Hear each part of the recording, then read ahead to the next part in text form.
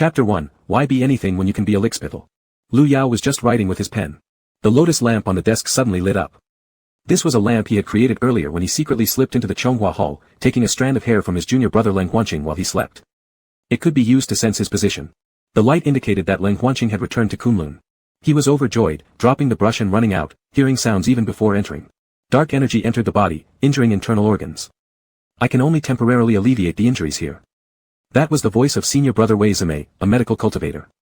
If he said this, it must be a difficult situation. Could it be, his junior brother is injured? Lu Yao hurried in and immediately saw Leng Huanqing covered in wounds, blood dripping down, while embracing an unconscious youth. Junior brother, what happened? His anxiety went unanswered. Wei Zimei glanced aside. Huanqing brought back a disciple but was ambushed along the way.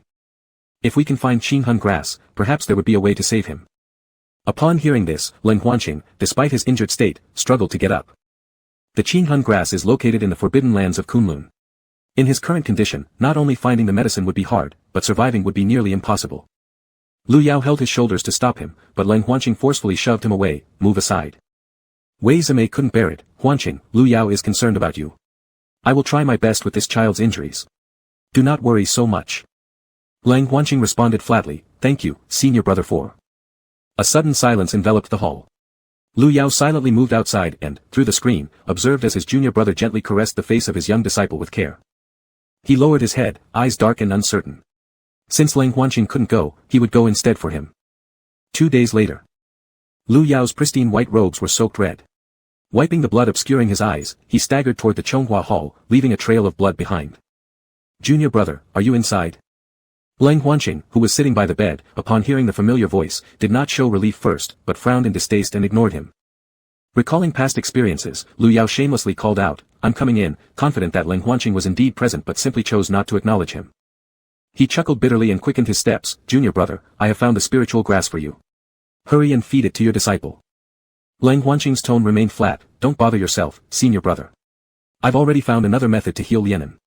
If you have nothing else, please leave. Heal. Hadn't he gone to retrieve the medicine? Sure enough, he noticed a Buddhist bead hovering above the child's head, continuously absorbing the dark energy. Still, treatment was necessary, junior brother, I've worked hard to gather this. It would be very beneficial for his injuries. At this point, realization dawned on Leng Huanqing, cracking his cold expression. He seized Lu Yao's wrist and demanded, where did you gather this? Did you enter the forbidden land? Lu Yao drew a sharp breath as the wound on his hand was tightly gripped, but dared not display any reaction in front of Leng Huanqing. He nodded faintly, too pained to speak. You're utterly beyond saving. Leng Huanqing snapped, releasing his hand, do you not know the sect rules? Intruding on the forbidden land, you deserve punishment according to law. Lu Yao hadn't expected such words, coughing up a mouthful of blood, wiping it off casually, paying no attention to it and only wanting to lift his hand, imploring, you disliking me doesn't matter, but now that I've fetched the medicine, hurry and give it to him. As Lu Yao extended his palm, revealing the holy herb speckled with blood droplets, Leng Huanqing pushed his hand away, retreating half a step with disdain, pulling out a silk handkerchief to wipe his stained fingers, not needed. I've already told you, do not come near me. The action stung Lu Yao deeply. He slightly bowed his head, masking the sadness in his eyes. I only didn't want you to worry, so I went. Before he could finish, he suddenly groaned, his body curling up, his fingers clutching the spirit grass tightly as he grasped his head in excruciating pain. A clear, cold sensation pierced his forehead, giving him a strange feeling as if the ropes binding him had loosened all at once. Memories flashed in his mind one by one, from childhood to adulthood, from another world to this one. Drenched in cold sweat, he slumped against the pillar, exhausted. How outrageous. He'd never felt more speechless in his life. What a terrible existence to have, why be anything but a lickspittle? Right at that moment, all his memories came flooding back. The continuous flow of fragments filled his mind, the more he recalled, the colder his heart became. Living here for decades, it turned out that Lu Yao was also from another world. This world was actually an ancient cultivation romance novel filled with master-apprentice abusive love stories, and the main characters were none other than Leng Huanqing and his young disciple Lianan. Lu Yao clutched at what little dignity he had left, lamenting silently in despair. Idiot, I am such an idiot. Chapter 2, Suffered Enough from Love. Lu Yao distinctly remembered that he had just finished working overtime, a humble office worker. He was content after eating a bowl of tomato soup noodles, and then went to bed to rest. Who would have thought he'd be so unlucky, inexplicably ending up in this place? In this world of martial arts and immortals, he grew up smoothly, joined the Kunlun Su sect as a disciple, diligently practiced his skills, methodically climbed the ranks, and finally became the master of Baihua Hall, a respected figure and the cherished seventh junior brother by the sect leader. Yet, fate twisted cruelly when he fell in love with the icy junior brother, Leng Huanqing. Once upon a time, the junior brothers were a loving family. Then one day, like a deer suddenly colliding into Lu Yao's heart at 80 miles per second, everything changed. From that point on, it was as if he were possessed. He became utterly devoted to the protagonist, determined enough to break down walls. But this Leng Huanqing was like a stone placed on the chest that never warmed up. Instead, it chilled the heart to its core. Yet Lu Yao feared nothing. From the moment he fell in love with him, he took it upon himself to become a faithful lickspittle without regret. No matter how humiliating or disgraceful it got, no matter how much he was belittled, he would only cry silently in his room and heal his psychological wounds, then wake up the next morning full of vigor to endure another humiliation from Leng Huanqing. Day after day, cheek slapped after cheek, he would ask with false concern, "Does your hand hurt? Let me blow on it for you." He continued licking until there was nothing left, disdained by 10,000 people. Because Leng Huanqing's officially recognized partner was his gentle, pure-hearted apprentice, Lianen. Leng Huanqing had once been helped by Lianen's parents and promised them that he would ensure Lianen lived a life of safety, peace, happiness, and joy. So Lianen became his first and last disciple. Over time, Lianen fell in love with his master, a man seemingly cold but actually warm-hearted inside. However, Leng Huanqing cultivated the path of non-attachment. Regardless of how much emotion Lu Yao poured out, it was all futile to the grand protagonist. In Leng Huanqing's eyes, there was no difference between a person and a blade of grass. They were all mere mortals in his sight. Thus began the heart-wrenching points of this book. Lianen unhesitatingly threw himself into the tide of an abusive romance. Lu Yao felt indignant, envious, and even hatred-filled. It was him who started obsessing over Leng Huanqing first. Why should this latecomer apprentice be able to leapfrog ahead and snatch away his beloved? Furthermore, with each blow and injury dealt by Leng Huanqing, his dignity as Hall Master crumbled under relentless insults and mockery from members of various sects. Therefore, during one session of cultivation, Lu Yao succumbed to mental derangement, deserted the Kunlun sect, and turned dark side. He attempted multiple schemes to harm Lianen, even going so far as attempting to kill him. In the end, he was mercilessly executed by the wife-guarding madman, Leng Huanqing, who could bear it no longer. Readers cheered and praised the protagonist's masculinity. Even without feelings, anyone daring to disrespect his wife was met with zero tolerance. At the end of the day, Lu Yao was nothing more than an insignificant cannon fodder. His total appearances in the story added up to less than 15 chapters. Lu Yao. Had he not regained his self-awareness and memories, he might still have been dragged along by the plot, death lurking dangerously near. Enough licking. There's no more power to keep doing it. The bitterness of this love, he has already endured it more than enough. Isn't living a good, peaceful life much more pleasant? Why must one engage in such cursed relationships? Chapter 3, You Deserve to Die in There.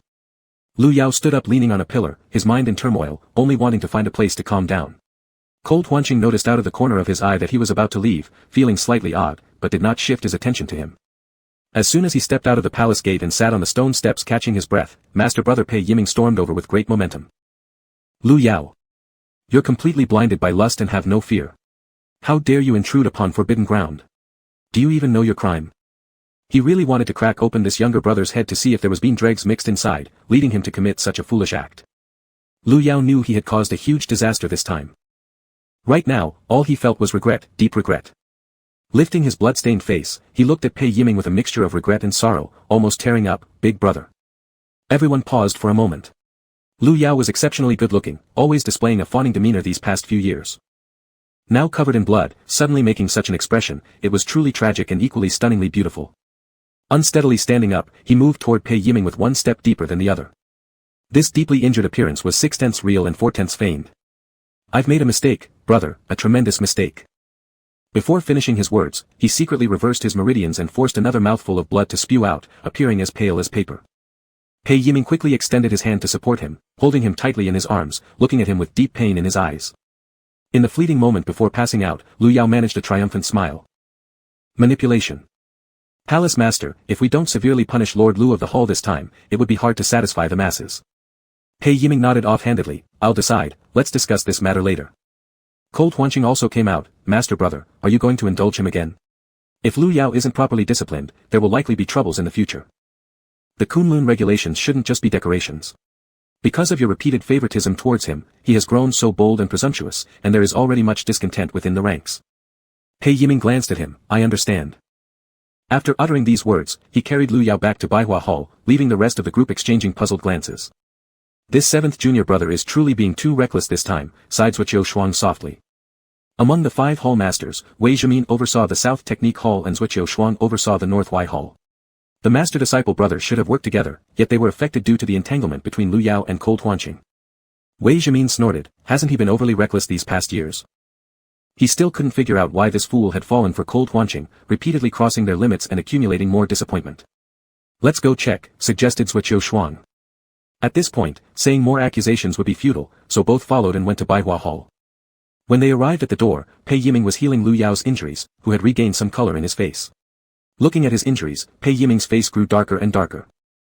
He vacillated between strangling this fool and continuing to feel pity for him. Then, Lu Yao woke up, trembling his lips to call him. Cough cough, big brother. Pei Yiming's anger dissipated immediately, holding his hand and whispering softly, meow meow. Lu Yao suddenly froze. Hearing this cry, some small details flashed through his mind. In another world, Lu Yao's pet name was also Meow Meow, while here it was his given name. It was given to him when he became a disciple by his respected teacher, saying that since his 5 elements lacked water, they conveniently gave him 6 waters. Even their appearances were almost identical, whether it was because of his arrival altering his look or simply because Lu Yao looked this way. Seeing someone furrow their brows, Pei Yiming worried, what's wrong? Does the wound still hurt a lot? He shook his head, nothing, thank you, brother. After speaking, he collapsed on the bed edge, coughing until his lungs almost ripped apart. Pei Yiming ordered, Zhimin, quickly take a look at little 7. Wei Zhimin coldly sniffed, but still stepped forward, take a look, take a look. I really want to give him a poison, killing this calamity once and for all. Upon hearing this, Lu Yao nervously touched his nose, not arguing back. The other 3 were somewhat surprised to see him accept the reprimand quietly. Wei Zhimin still couldn't hold back. Absolutely like a pig, what kind of medicine do you think you can grab for Lianen? What relation is he to you? Is it even your turn? You're meddling like a dog chasing mice, you deserve to die inside.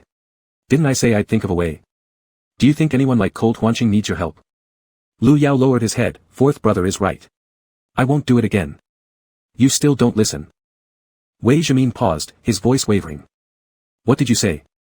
Chapter 4, the master won't leave you anymore. I was deluded and couldn't see my place. I've done many wrong things. From now on, it won't be like this anymore. After saying these heartfelt words of repentance, he noticed that a few people were staring at him as if they had seen a ghost, and the room became so quiet that you could hear a pin drop. Wei Ming took out a mirror with no expression, channeled spiritual energy into it, placed it in front of Lu Yao's face, and instantly, his voice and the dialogue scene echoed. So many people are pursuing him, yet why doesn't my junior brother talk to others but only me? He must also like me. Then came Wei Ming's furious roar, was he talking? He was humiliating you. You're always following him around like a stray dog. If you weren't his elder brother, Lin Huanqing would have struck you down long ago. Lu Yao snorted, passionately refuting, not some stray dog, I'm the one he likes. The dialogue ended there. Do you understand clearly? We know exactly what kind of person you are. Wei Ming wanted to continue playing the next video clip, but before he could, Lu Yao stopped him by holding his hand. Enough, 4th elder brother, please spare me a bit of dignity. How had he managed to say such shameful words back then?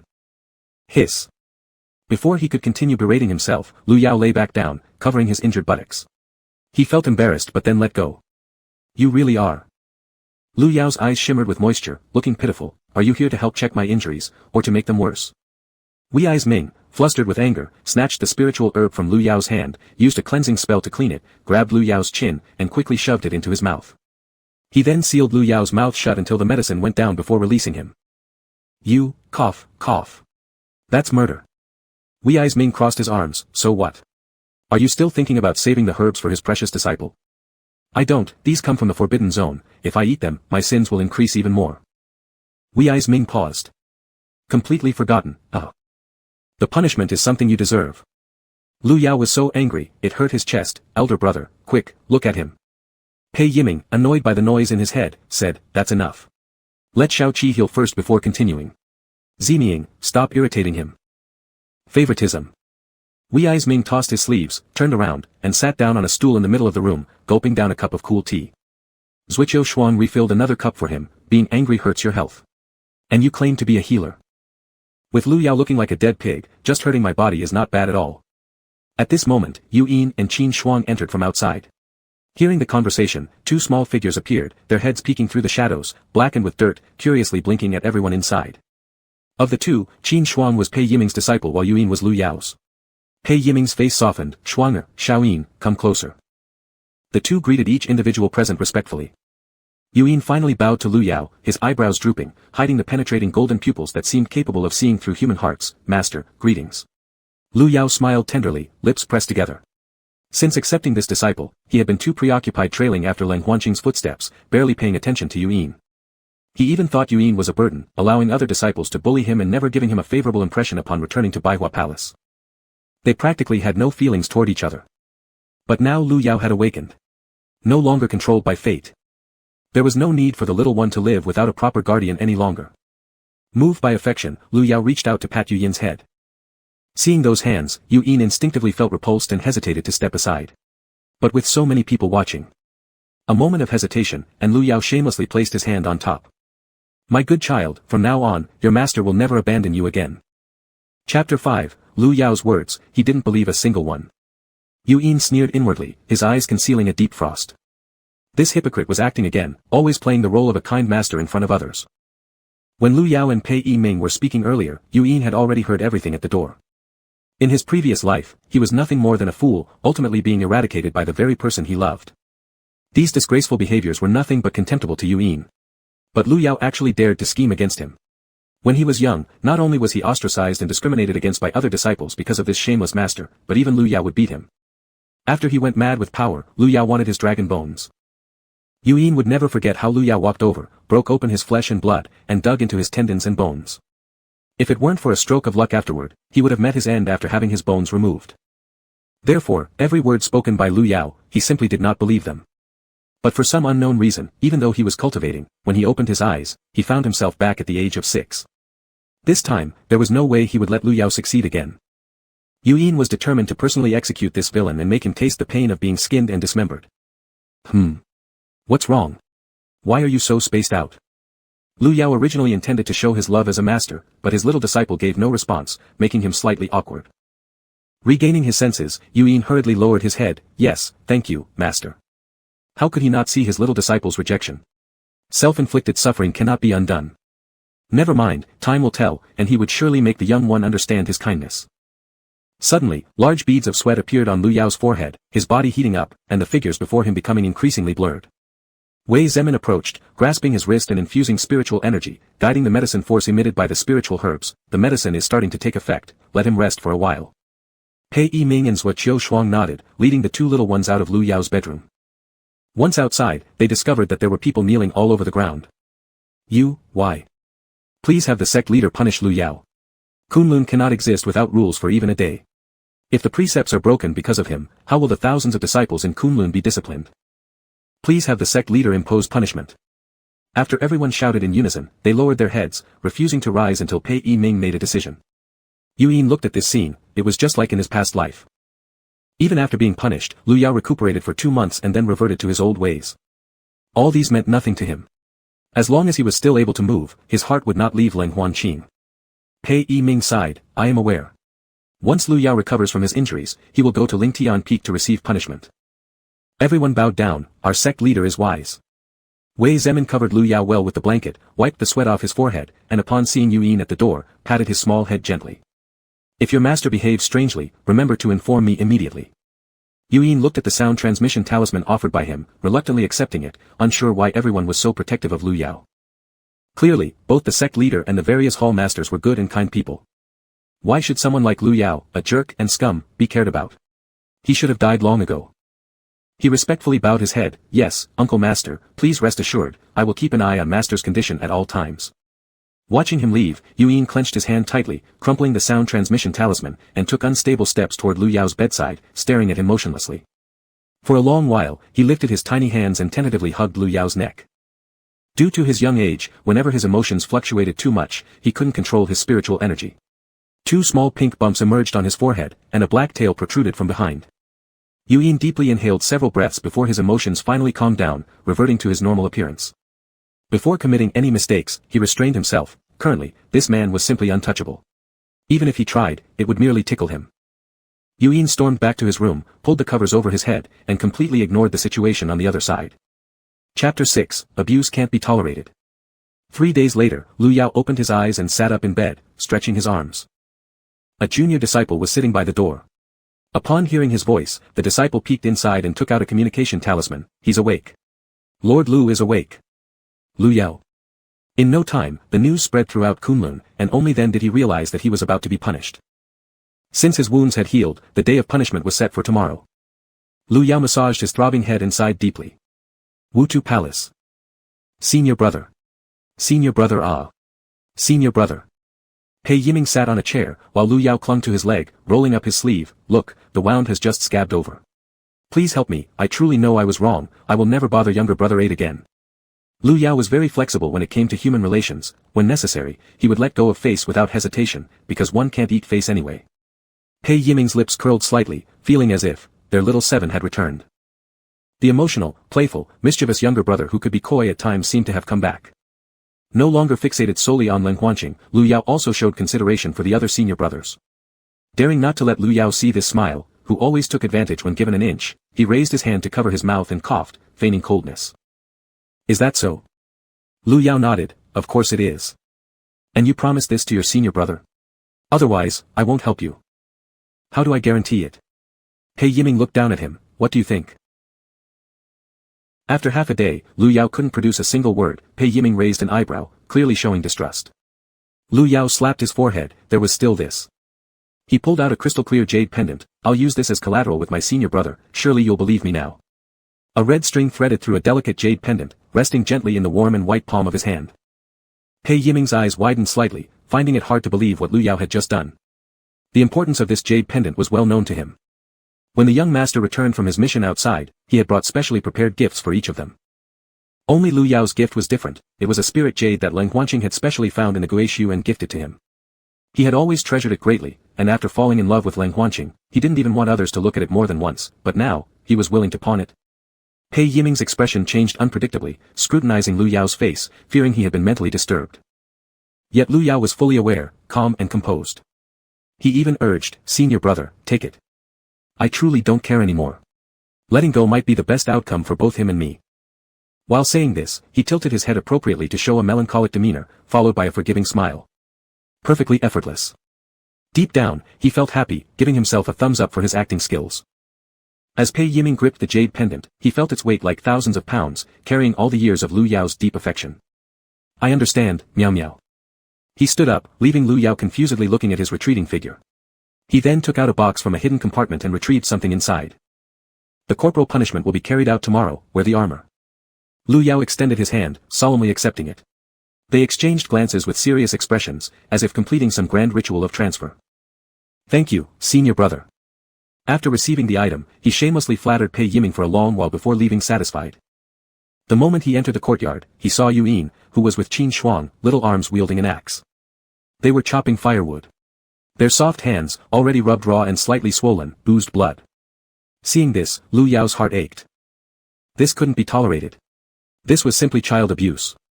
Chapter 7, The Dishonest Master. Stop, stop. When the 2 kids saw him, they stopped their actions. Their eyes were wide open, curiously staring at Lu Yao, almost melting his heart. However, seeing that Yuyin was clearly shorter than Qin Shuang and had less meat on his face made Lu Yao feel guilty. He realized how much of a scoundrel he used to be. As Lu Yao remained there, a few traces of caution appeared in the children's expressions, unsure about what had upset him this time. In particular, Yuyin kept a cold little face. He took their small hands, don't chop anymore. Look at what it has become. Yuyin didn't say anything, thinking that this person was just being sarcastic again. Qin Shuang, however, without so many thoughts, reminded Lu Yao with his tender baby voice, Uncle said we must do these things ourselves. The 2 of them were newly admitted disciples, and they were only 6 years old now.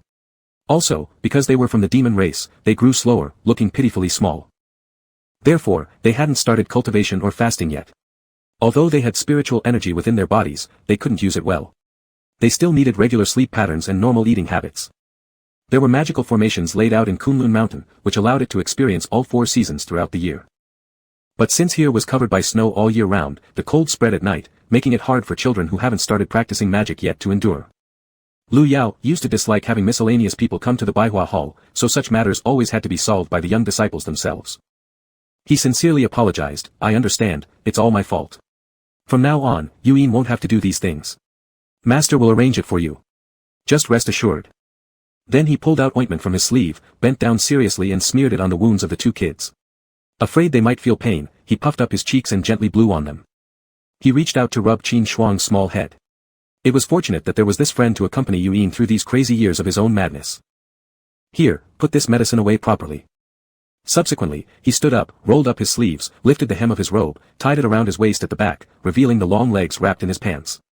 He then firmly raised the axe with both hands and chopped down decisively. He thought he looked incredibly cool, flicked his hair back, and met the blank stares of the two children.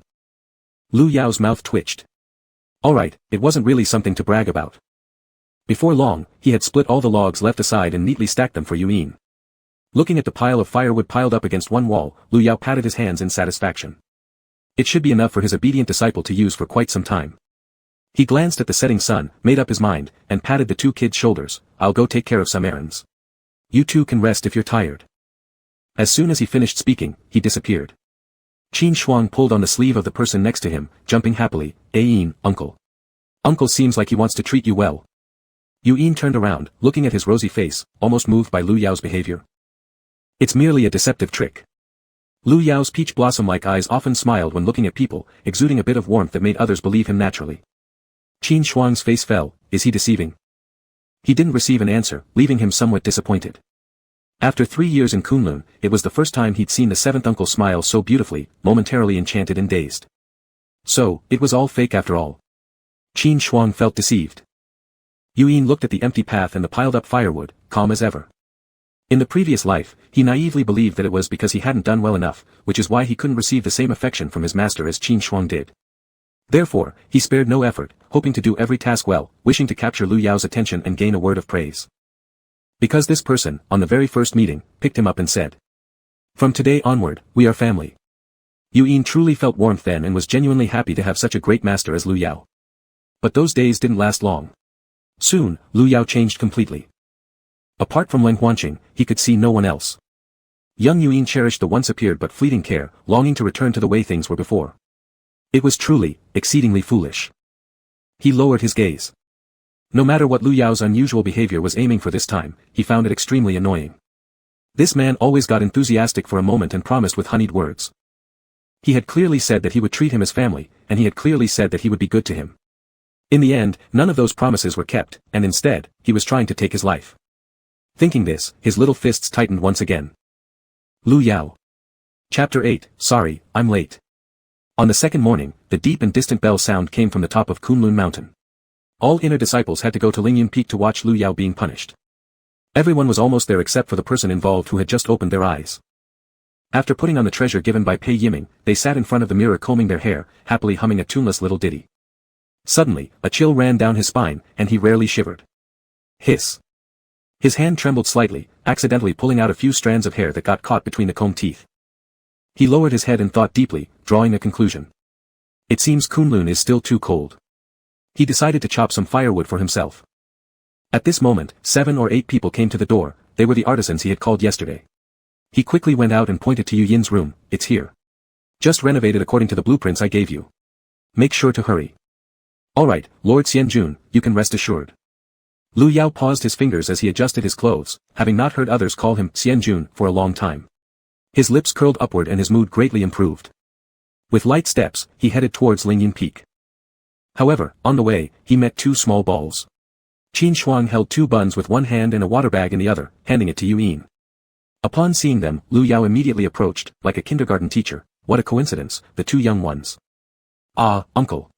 Qin Shuang seemed very surprised. Yuin slowly swallowed the bun in his mouth before calling him master. Yuin usually got up first every day to fetch water from the foot of the mountain so that he and Lu Yao would have water to use, thus missing breakfast every day. Qin Shuang always took care of it beforehand. The 2 ate while going to class. There was always food ready at Pei Yiming's place. They could even eat snacks if they returned hungry at night. If Yuin got hungry, he could only wait until dawn since Lu Yao wouldn't care about him. Looking at Qin Shuang's chubby and round face, Lu Yao felt increasingly uneasy inside. Are you 2 heading to school? Qin Shuang looked up. No, today all the people of Kunlun must witness uncle being punished to warn the disciples to obey the rules strictly. Lu Yao. Really? Not giving me any face at all. How am I supposed to be respected in front of these kids afterward? Master hasn't gone yet. It's already been a long time. Lu Yao snapped back to reality and resignedly sighed. When will the 2 of you little beans arrive if you keep walking like this? Saying this, he bent over, intending to pick them up.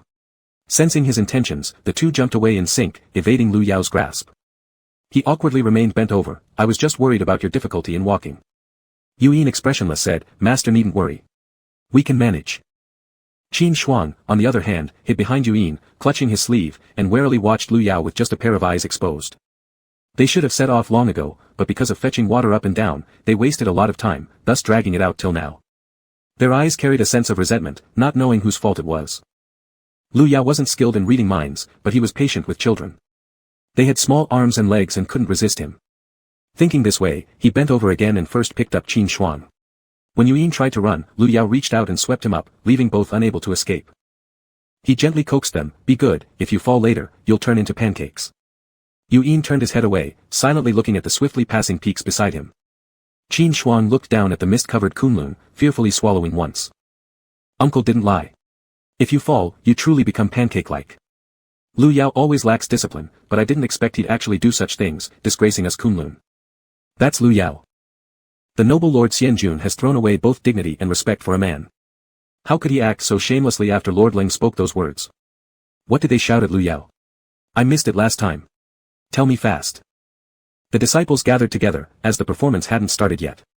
So they could only bring up Lu Yao's gossip as a topic of conversation to pass the time. The four hall lords sat at the upper seats, elders from various peaks occupied the lower seats, while the disciples stood neatly on the vast open ground. Could it be that he's afraid? Avoidance is never a good solution. Leng Huanqing took a sip of tea and put down the cup before speaking, his tone filled with blame aimed at both the sect leader and Lu Yao. Pei Yiming first sent a sound transmission talisman to Lu Yao, asking where he was, then replied, I trust Xiaoqi. Hearing his response, Leng Huanqing just smiled faintly and refrained from making any comments. Wei Zemin crushed the teacup in his hand out of anger, frustrated by Lu Yao's apparent lack of backbone. He worried that Lu Yao might be regretting his decision, and also resented Leng Huanqing's cold words and sarcastic tone. Suddenly, a clear but somewhat lazy voice echoed around them. Sorry, I'm late. Chapter 9, Master 7 Faints. Everyone raised their heads and saw Lu Yao walking in the morning light. His robes fluttered in the air, his black hair swaying slightly, as if a celestial being had descended from heaven. Yet, he oddly carried 2 children in his arms. All of them stood up, watching him with a smile as he gently placed the kids down, tenderly reminding them to walk slowly. The scene fell silent for a moment. The picture was bizarre. Lu Yao then looked up, and his gaze accidentally locked perfectly onto the calm eyes of Leng Huanqing, halting his movements momentarily. Everyone held their breath observing him. Had he really let go, or was he still scheming? Pei Yiming gripped his fists tightly, his palms growing moist with sweat. Lu Yao lifted his hand in greeting, Master Brother. To all my senior and junior brothers, apologies for being delayed by some matters. His face showed ease, and his words sounded like an invitation to a banquet, revealing not even a hint of someone who was about to be punished. In fact, on the way here, Lu Yao also felt somewhat anxious. After all, in the past, he had truly liked Leng Huanqing. But now facing each other, he didn't feel even a flicker of attraction, just like encountering a common colleague. Lu Yao was incredibly relieved, as he definitely did not want to get into some tragic romance where love meant silently guarding the other.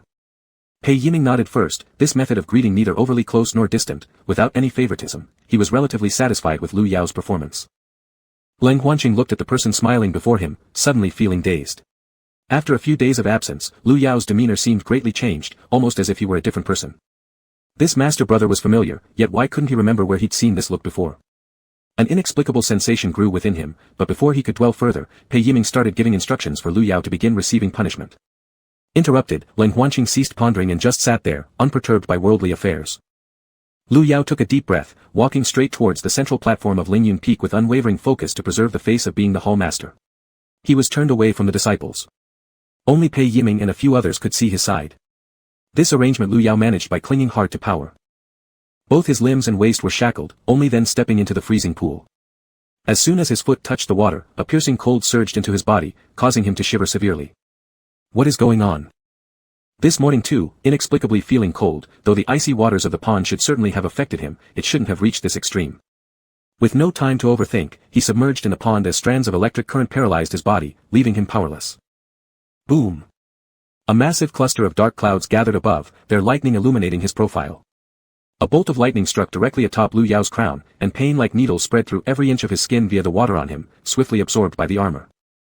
Blood that Pei Yiming had prepared for disguise flowed from his head and face, making him appear quite pitiful. Lu Yao faked some cries, ah. Ah. Drenched hair stuck to his lips, tickling. When he raised a hand to scratch, he noticed from the corner of his eye that Leng Huanqing was looking at him. He got a shock and began groaning painfully again. Surviving the lightning punishment, the color of the icy pond gradually turned fiery red, transforming into scalding magma, its heat making him unable to keep his eyes open. Above, the whip mercilessly lashed onto his body one blow after another. If it weren't for the armor, his skin would have surely split open.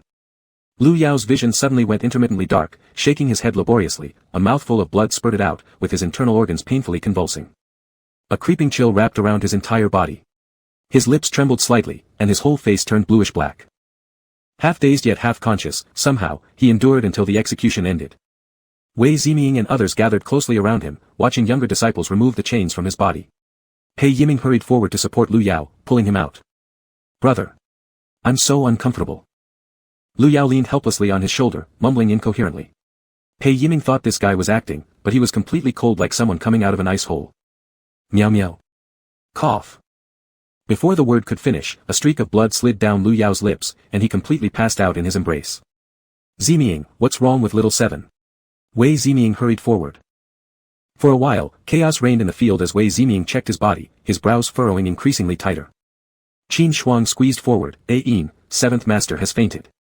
He pulled, but Yin remained motionless at his spot. "He'll be fine, no need to check." Chapter 10, How much longer do I have? The cacophony of incessant discussions filled Lu Yao's ears, each person carrying a tone of urgency as he lay in his daze, unable to discern where he was. How could this happen? I'm not sure.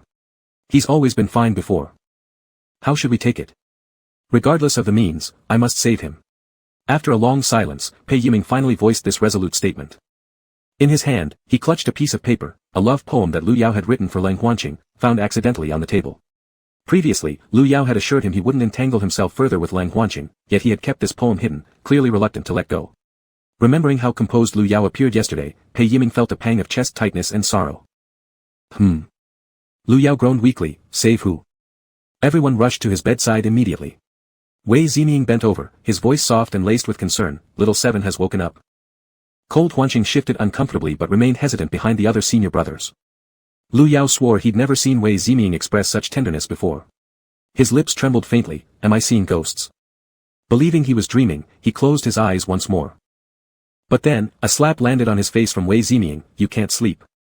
Lu Yao snapped fully awake, covering his face as he protested. Why are you bullying me again? Their expressions turned gloomy. Little Seven, don't worry, your seniors will help you. That's right, meow meow, Pei Yiming started, his voice choking halfway through. What's going on? Lu Yao finally panicked. Since the start, something seemed off with everyone around him. What happened during my brief unconsciousness? Wei Ziming sighed, sitting beside him and holding his hand firmly. You need to stay calm. Your body, for some unknown reason, is gradually deteriorating. Life is slipping away. Lu Yao froze completely, staring at them like stone, incapable of reacting. Why? He had just regained awareness and was now losing everything. Even speaking proved difficult, his throat dry and raspy. He feared death too. How much longer do I have? Lu Yao's heart pounded, already sketching out plans for the next few months. He needed to settle down his apprentice properly and arrange the secret manuals for him. Perhaps he could transfer these responsibilities directly to Pei Yiming, surely a better mentor than himself. Or maybe he should use this limited time to travel far and wide with Yin Tian, enjoying an untroubled period of life, making up for years of neglect. He had initially promised to be part of Yin Tian's family. A series of final affairs flashed through Lu Yao's mind. Wei Ziming took a deep breath. 3. Lu Yao's voice quivered slightly. 3 months. Wei Ziming paused abruptly.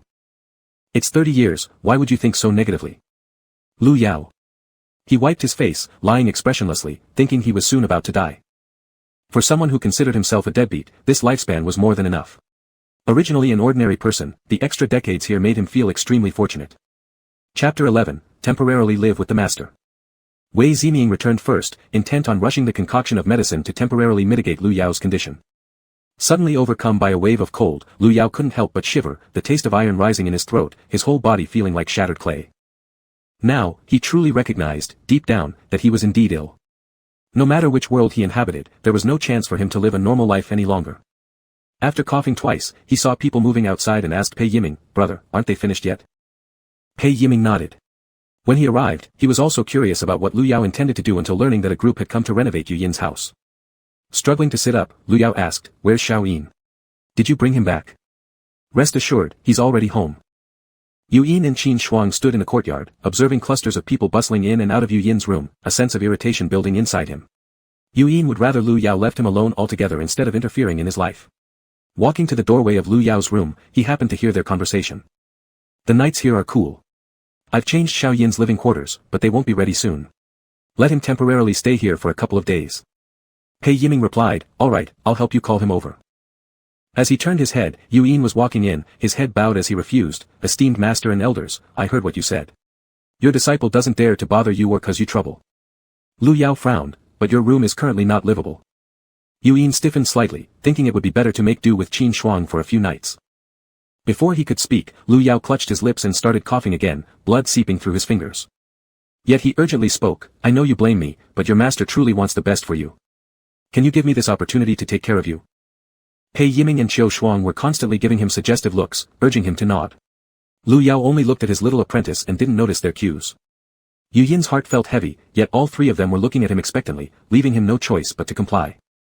Just helping Master Elder Pei out, he nodded, all right. Lu Yao's hand, which had been clutching the blanket corner tightly, finally loosened, good child. Now, what weighed most on his mind was this little apprentice of his. Looking at that familiar gaze, Yu Yin momentarily seemed to return to 3 years ago. Uncomfortably, he turned his head away, regretting why he had faltered due to Lu Yao's pretense. Inadvertently, his eyes caught the lotus lamp sitting on the desk. Noticing the stiffness in the young one's body, Lu Yao also followed his gaze over there. The focus of attention now shifted among the group. Lang Huanqing felt extremely embarrassed, recalling the origin of the lamp, his face turning as dark as the bottom of a pot. Lu Yao groaned painfully, covering his face. He had spent so much time recuperating that he hadn't thought about these things at all. Back then, he always sneaked into Lang Huanqing's quarters when the latter was resting.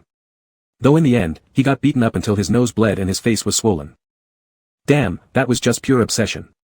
If someone pursued him like this, he'd certainly do the same as Lang Huanqing did, cut off the chaos decisively. Lu Yao stared at Lang Huanqing, hesitating to say anything further. Interrupting him, Pei Yiming commented, that lamp is indeed beautiful. If little drink likes it, I'll craft another one for you later.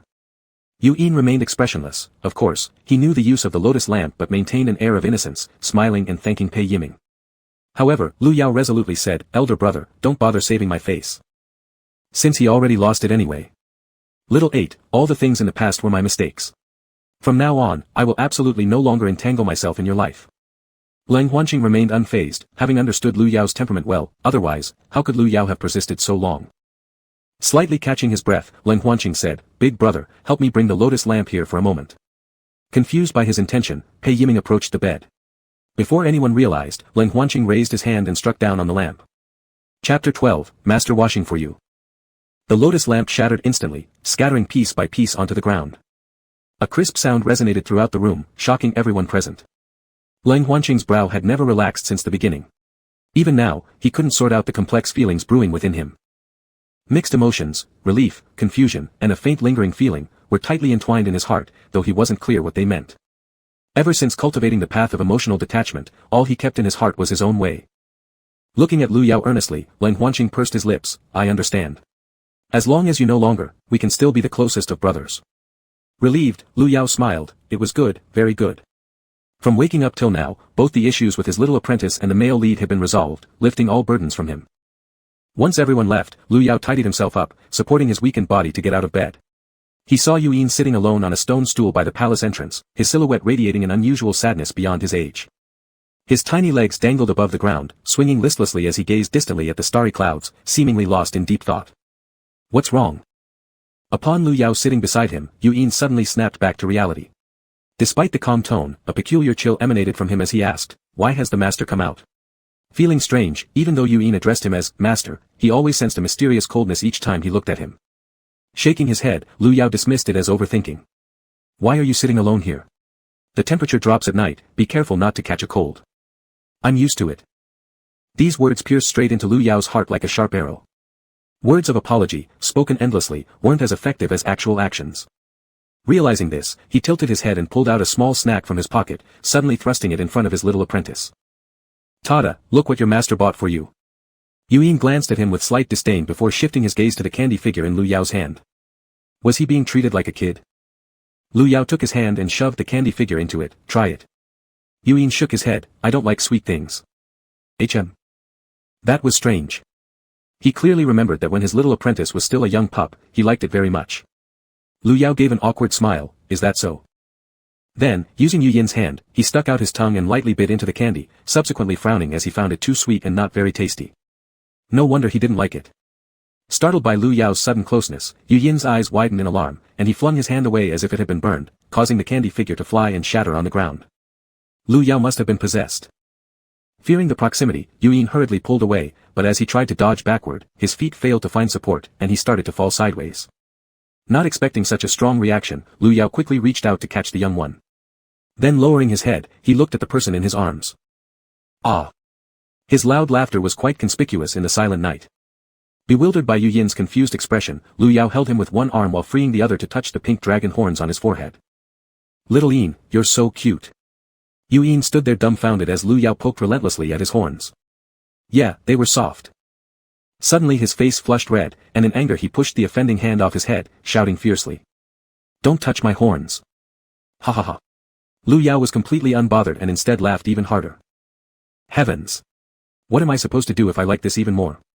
Yu Yin. From the past until now, the worst part was his powerlessness at times like these. It was true in his previous life and truer in this one. If only he were strong enough, how could Lu Yao dare to bully him like this? Lifting Yu Yin up under his armpits, he raised him high. Wow, there's even a little tail, little Yin, are you an angel sent from heaven to me? The black tail was plump, covered with soft and fluffy deep brown fur. Let go. Don't hold me. His voice, high-pitched and indignant, kept shrieking, yet he couldn't escape Lu Yao's grasp. He patted Yu Yin's little bottom. Be good, don't cause trouble. Your master has heated the water for you, let's take a bath. No. I won't bathe with you. Very obedient, your master will wash you nice and clean. They bickered all the way, bringing much liveliness to the otherwise desolate Baihua Palace. Chapter 13, Pink Ribbons. Yu Yin tossed and turned, feeling himself being tightly embraced. No matter which direction he tried to evade, he couldn't break free of his confinement. That's good, we're here. In the vast room was a bathtub, which Yu Yin had never entered before. Now, it was misty with steam rising, dampening the air slightly. Lu Yao placed him on the ground and, satisfied, stroked his little tail once again. As soon as his feet touched the ground, Yu Yin rushed towards the door.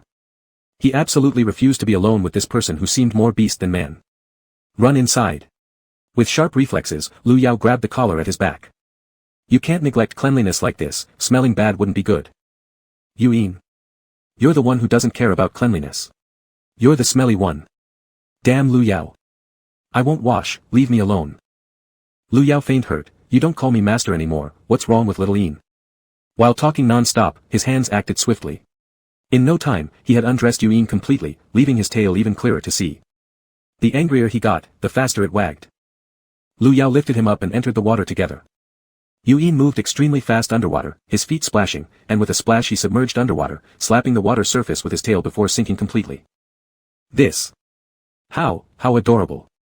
Lu Yao clasped his chest, astonished to witness such a scene in his lifetime. He hadn't undressed fully, wearing just a white inner robe. He quickly dived after Yu Yin, grabbed his hand to pull him up, and held him at the edge of the pool to wash him with a soft cloth. Unable to escape, Yu Yin deliberately flailed his head vigorously, splashing droplets onto Lu Yao's face. His apprentice was originally pale, but after being steamed by the hot water, his entire body became tender and pink, moist and inviting. Watching him, Lu Yao's smile grew increasingly benevolent.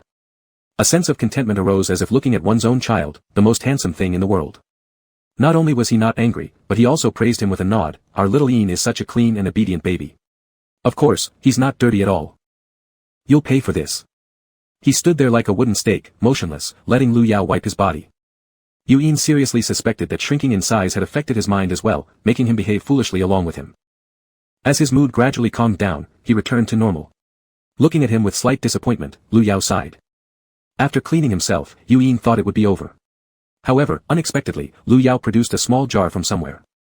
He took out a piece of pink substance and placed it on a soft cloth, then rubbed his hands together, producing many bubbles. With his index finger, he dipped some of the foam and mischievously smeared it on Yu Yin's nose. Let me give you a good scrub. Lu Yao realized that even as a burly man, he liked using reduplicated words. After much ado, they finally finished washing. Once again holding Yu Yin, Lu Yao used his spiritual energy to dry both their hair and bodies. His steps faltered slightly, and his vision started to go black. Using just a bit of spiritual power already left him weak, leaning half his body against the doorframe, breathing heavily through his mouth. A trail of blood ran down from his corner of the mouth. Lu Yao wiped it off with the soft cloth so as not to let it drip onto his little apprentice. Sensing something wasn't right, Yin recalled how last time Lu Yao lay in bed for several months before recovering. This time, moving around so soon was clearly too strenuous. But Yin couldn't figure out why he insisted on doing this. Meeting Yin's eyes, Lu Yao assumed his little disciple was worried about him. Pulling him closer, he smiled and said, "Don't worry, we'll go back and rest." With an inscrutable expression, Yin stared at him absent-mindedly. Laying him down inside the bed, Lu Yao slept on the outer side, facing his young disciple. He slowly patted his back. "Sleep now." Startled, Yin stared at this person in front of him in the dark. The consistent scent coming off both their bodies, interwoven together, made him feel dazed. Previously, Lu Yao would hug him and put him to sleep just like this. For a moment, a complex mix of emotions stirred within him. He wondered how long this new whimsical behavior could last, treating him like a little pet, teasing him whenever the fancy struck. This made him feel irrationally annoyed. Turning abruptly, his young disciple now presented his backside, which didn't bother Lu Yao, who kept gently patting him until hearing steady breaths, then revealing a satisfied smile. The night was sleepless. Suddenly, something nearby moved, startling Lu Yao. A faint blue glow emerged from his fingers, lighting up the bed. It was Yin's dragon form emerging again. His tail occasionally flapped every few seconds, looking very relaxed.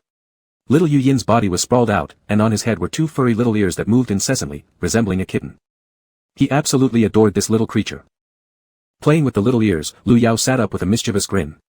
In a childish move, he braided the soft fur on Yin's tail and made a delicate pink bow tie, tying it neatly.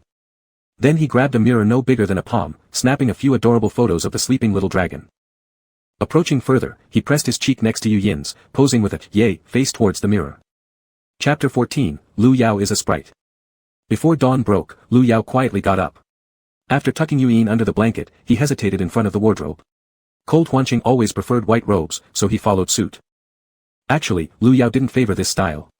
He was naturally exuberant and humorous, incapable of maintaining an aloof demeanor like those celestial beings. There were only a few red robes remaining on the other side. Thinking it over, he decided to wear one and then headed to the small kitchen nearby. The first thing he planned to do was fatten up his little disciple until he was plump and healthy. Long unseen, Lu Yao picked up the small pot, filled with endless nostalgia. Once upon a time, he was also a popular food YouTuber, with more than 10,000 fans. At first, he was a bit rusty, but later became increasingly proficient. Washing shiitake mushrooms and slicing them, chicken similarly cut into thin strips. Add a little salt, rice wine, and ginger threads, mixing in a bit of soy sauce for marination. Boil water and add rice. Until the mixture began to boil, add some sesame oil and ginger threads, then the mushrooms.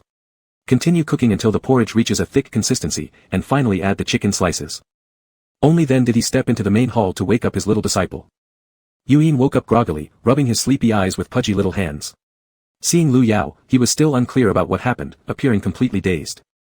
Lu Yao laughed softly, picking him up from the bed. The more he looked at him, the more he liked him. Unconsciously, he planted a kiss on the chubby cheek. Yin froze instantly, stiffening as he looked at him incredulously. "Kissed me? Lu Yao kissed me? How dare he?" Yin angrily wiped his face and said in a sinister tone, "What are you doing?" Lu Yao had already dressed him in his outer robe. Seeing his little disciple so upset, he couldn't help but slow down his actions. He condemned himself inwardly, their relationship wasn't that close yet. But he just couldn't help it. "Master apologizes. I won't do it next time, please don't be angry, alright?" Yin gripped his small fists, ultimately doing nothing, and jumped off the bed with a push of his hand, not looking back as he said, "I'll go wash up." Lu Yao smiled and muttered to himself, "Are you all this shy?" Thinking about it, Lu Yao walked out. Yin was squatting in the yard rinsing his mouth. He served the porridge and took it out along with a boiled egg. "Come over and have breakfast when you're done washing." Yin paused, slowly turning around to look at the porcelain white bowl on the stone table. Above the thick white porridge were some green scallions, steam curling up gently. Beside it sat a young man in red, head lowered, carefully peeling the eggshell with his slender fingers, his black hair hanging down like ink from his shoulders. Then he looked up and gave him a radiant smile, "Come over." Lu Yao is a sprite that consumes human intellect. Yin kept stepping back, his eyes full of fear. Before Lu Yao could make any further moves, he turned around and fled. "Huh? What's going on?" Lu Yao smelled the porridge in his hand. There was no problem, it was perfect in color, aroma, and taste. Nutritious, healthy, and delicious. Yin ran all the way until he stopped by the lotus pond, looking down at his reflection in the water. "Who is this? Is this me?" He held his head in agony, looking at the person with red-rimmed eyes in the reflection, then struck the water surface with a punch. Lu Yao is a thorough bastard. Why does he still let him touch his heartstrings? Yuan felt pathetic. Lu Yao wants his life. In the previous life, even with constantly increasing cultivation, after losing his dragon bone, he still suffered excruciating pain in countless sleepless nights. In this lifetime, did that person already start planning against him so soon? Yuan couldn't figure it out. There was no way they could coexist peacefully. Lu Yao is deluding himself. Qin Shuang had just come down from the wooded pavilion and saw him on her way to the dining hall, happily running over. Why are you here so early today?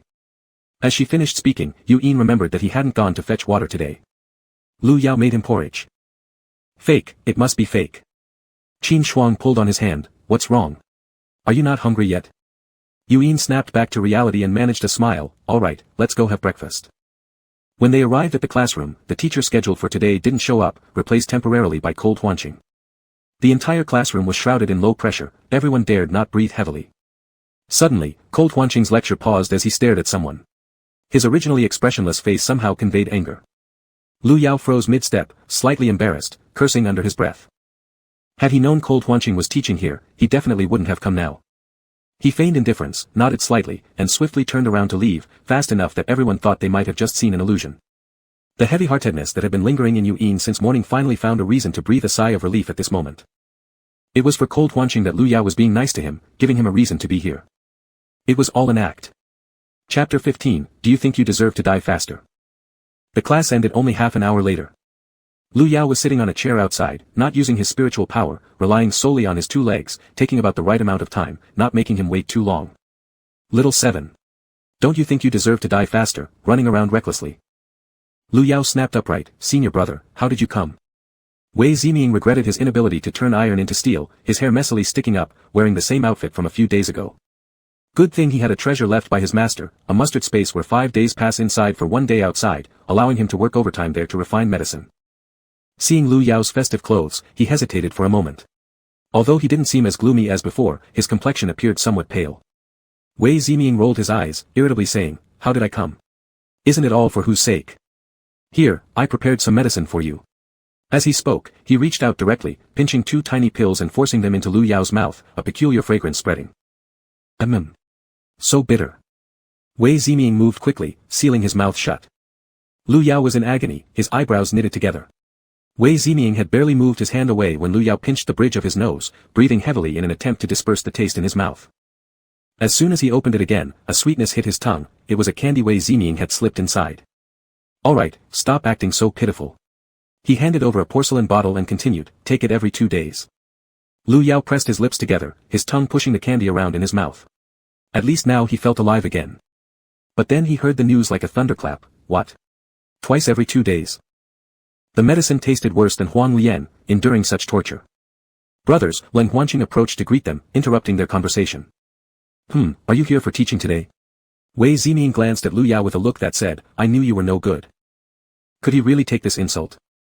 Lu Yao shook his head fiercely. No, I didn't do it, don't speculate. I just came to bring breakfast to little Yin. They still didn't believe him. In order to prove his innocence, Lu Yao pulled out his storage ring and walked into the dining hall where Yuan and Qin Shuang were sitting. With a bang, he placed a bowl of porridge on the table. Then another bang, and he gave one to Qin Shuang as well. Little Yin, little Frost, this is porridge I specially prepared, very fragrant and rich. Yuan lowered his head. We've already eaten, master. Lu Yao wagged his finger. That won't do. Kids should have nutritious food in the morning. You need to eat well to grow taller. Among thousands of new disciples, the canteen certainly wouldn't prepare delicacies. It's better to cook separately for them. He placed a small spoon next to the bowl. Come. Time stops in the storage ring, so the porridge looked exactly the same as what Yuan saw earlier, down to the position of the scallions. Qin Shuang couldn't resist looking at the shredded meat inside. Yin, let's try it. Before Yuan could answer, Qin Shuang already took a spoonful and ate it. It was fragrant, tender, and soft. The cooked rice grains dissolved instantly in the mouth and carried the rich aroma of chicken. The chicken shreds were both tender and fresh. Delicious. Uncle. He praised without reservation and encouraged his friend. Yin, come on, it's really delicious. Yuan had his sleeve tugged by Qin Shuang, reluctantly pulling on his shoulder clothing. I know. Under the gaze of both, he lightly sipped once. It indeed tasted great. Thinking so, he swallowed the rest of the half spoon. Lu Yao moved directly in front of him, slightly bending down, attempting to get Yin to notice his stare. Yin took another bite, discovering Lu Yao still watching intently. Uncertainly, he cautiously said, "It's quite tasty." Sure enough, those words made Lu Yao's eyes twinkle with delight, curving into little crescents.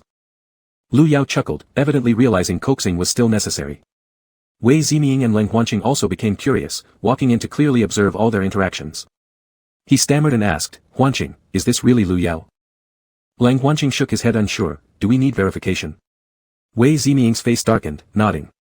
"This is too abnormal. I'll consult the elder brother about this." Even though Leng Huanqing was right there, Lu Yao didn't even spare him a glance. Although they were no longer entangled, how could one truly let go of someone genuinely loved before, so easily and indifferently? Wei Ziming didn't dare to think further, beads of cold sweat formed on his back. This was almost, as if he'd turned into someone else. Chapter 16, Lu Miao Miao, you heartless thief. Lu Yao stood up again, placing candies on each child's desk. The kids stared at the candies in front of them but dared not reach out. Afraid it might be poisoned. His reputation among young and old alike had long since fallen apart, but the party involved hadn't noticed. He smiled as he stepped forward, first offering Wei Ziming, then leaving more in Leng Huanqing's palm. Despite this person usually being very aloof and mature, deep down, he also had a sweet tooth. Lu Yao tapped his arm. "What are you daydreaming about? This is for you." Then he pulled out a small bag. "This is your apprentice's share." Word was that his young disciple was severely injured and was still recuperating. Lu Yao earnestly reminded, "Once you have a disciple, things aren't like before. Don't be too stern, always with that grim expression. Be nicer to them." He adored happy endings most.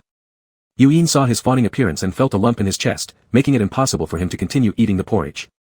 Lu Yao turned around, noticing that everyone remained motionless. He beckoned them, "Eat. Don't be shy." Wei Ziming sighed and placed one in his mouth, mumbling unclearly, "Everyone, eat it, then continue studying after you finish." Since he had spoken, the crowd decided to trust him and unwrapped the candies to place them into their mouths, the sweet fragrance slowly spreading out. Lu Yao was highly satisfied. He went back to collect the bowls of the two children. Qin Shuang had already finished his portion and was now holding an egg with both hands, taking tiny bites. There were even traces of egg yolk on both of his cheeks. Yin still had over half of his bowl remaining as he sat down. "What's wrong? Is the taste not suitable?" The little disciple shook his head. "I'm full." Lu Yao frowned, looking at Qin Shuang. "Tell uncle, did you and little Yin eat enough today?" Why did this little guy seem as if he hadn't eaten for days, while the other wouldn't even touch his food? Qin Shuang extended 3 plump fingers, but his pinky refused to straighten, making it look like he held up 4. I ate 3 small buns, Yin only had 1. Case solved. Lu Yao took away the half egg from his hand, fearing that overeating might cause indigestion. He sighed deeply, facing his child. For the first time showing an unfriendly face, "Eat quickly, don't waste food. Every grain is hard-won, do you understand that? You are wasting everyone's efforts and also my care by doing this." Yin opened his mouth to refuse, but Lu Yao slapped his palm against the table. "I won't leave unless you eat. Let everyone see that Yin is a baby who needs coaxing to eat. He is utterly disobedient." Yin. All gazes were fixed on the two of them, and Yin closed his eyes in shame. Why after cultivating for so many years, does he have to endure such hardships? What sin has he committed? Leng Huanqing sat above urging, "It's time to start teaching." Yin once again picked up the spoon, quickly devouring what was left in his bowl, grabbing the egg and taking a big bite. Lu Yao watched anxiously, having prepared the water pouch beforehand. Sure enough, the little one was trying hard to use saliva to dissolve the egg yolk, attempting to swallow it down. "Tsk, little dumb dragon." Lu Yao brought the pouch lip to his own lips. "Drink." Yin subconsciously opened his lips, gulping down several large sips, his face turning bright red from the effort, incredibly adorable. Lu Yao pinched his elastic cheek sneakily as he retracted the pouch, coughing lightly to suppress his accomplished smile, then giving strict instructions. "Little Shuang, wait here after class. I will pick you up to Baihua Palace. This afternoon I made some delicious dishes, got it?" Qin Shuang was ecstatic, how good 7th uncle truly is. Nodding continuously, "Understood, understood. I've understood." Yin. Only after that did Lu Yao prepare to leave, retreating step by step. Sorry, I've embarrassed all of you." Wei Ziming walked shoulder to shoulder with him. "When did you learn to cook?" Lu Yao's expression stiffened briefly before relaxing. "I always knew, just didn't have time back then. Now that I have little Yin, I need to feed him until he becomes a cherub." Wei Ziming watched him beaming happily, even subconsciously slowing down his breathing. With brilliant sunshine, Lu Yao's smile shone brighter. Like a joyful little sprite, leaving Wei Ziming afraid to disturb him. "Oh, by the way, senior brother. Wei Ziming smiled and nodded, Tomorrow, come to Baihua Palace, we'll eat hot pot. Hot pot? Lu Yao nodded, right. And remember to bring more spirit liquid tomorrow. After parting ways, Wei Ziming went to Wuda Pavilion first. Big brother. Pei Yiming raised his head from his busy work, what's up? Brother Huanqing and I think there's something off about young Master Qi. Do you have any thoughts? Before Pei Yiming could reply, they noticed a greenish, rather ugly grasshopper flying unsteadily inside, seemingly made of woven grass. Pei Yiming paused slightly, infusing it with spiritual energy, revealing Lu Yao's cheerful voice. Big brother, tomorrow when little Yin finishes school, come directly over, we'll have a meal together. He looked straight at Wei Ziming, who threw up his hands, see, would little Seven ever know how to cook? He couldn't tell a spatula from a ladle. What do you plan to do? Bring Mingtong over, check if someone else has taken over his body. Pei Yiming frowned, the feeling Lu Yao gave him was very familiar yet strangely unusual. He leaned more towards believing the former, yet he was afraid that this might not be their little Seven. After a while, Pei Yiming sighed lightly, you make the decision. Wei Ziming nodded, I've thought of a method to help little Seven reconstruct his spirit veins. If it fails, we will come up with another way and create a new body for him. Then he carefully explained his plan. Lu Yao had taken the medicine, feeling much lighter in his body compared to before. Wei Ziming's product truly worked wonders. He flew back on his sword to Baihua Palace and happily started preparing dinner for the two kids. 1 dish of carrot mashed potatoes, 1 cold mixed crucian carp. After finishing these dishes, he set up a small stove in the courtyard with a recliner and snacks nearby. He enjoyed eating while sipping the breeze, gazing comfortably at the distant scenery. The pot of braised spare ribs on the little stove bubbled gently, and he added some green beans into it. Then he completely relaxed, lying down hazily resting, almost entering dreamland when a thunderous shout came from the horizon. A flash of silver light appeared as the red-tasseled spear paused mid-air before pointing directly at his throat. Lu Miao Miao, you heartless thief, you're actually sleeping. Lu Yao suddenly woke up, raising his hand to shield his eyes from the sunlight, lazily squinting at the silhouette of the black-clad youth before him. Not showing an ounce of tension at the threat to his life. This was an old acquaintance indeed. Oh, princess. Chapter 17, I don't need it. The princess was actually the young palace master of Xiantian Palace. But her character was so much like a lovesick little girl. Plus, with her mother's reputation, every sect gave her some face, which is why she behaved like a spoiled princess all day.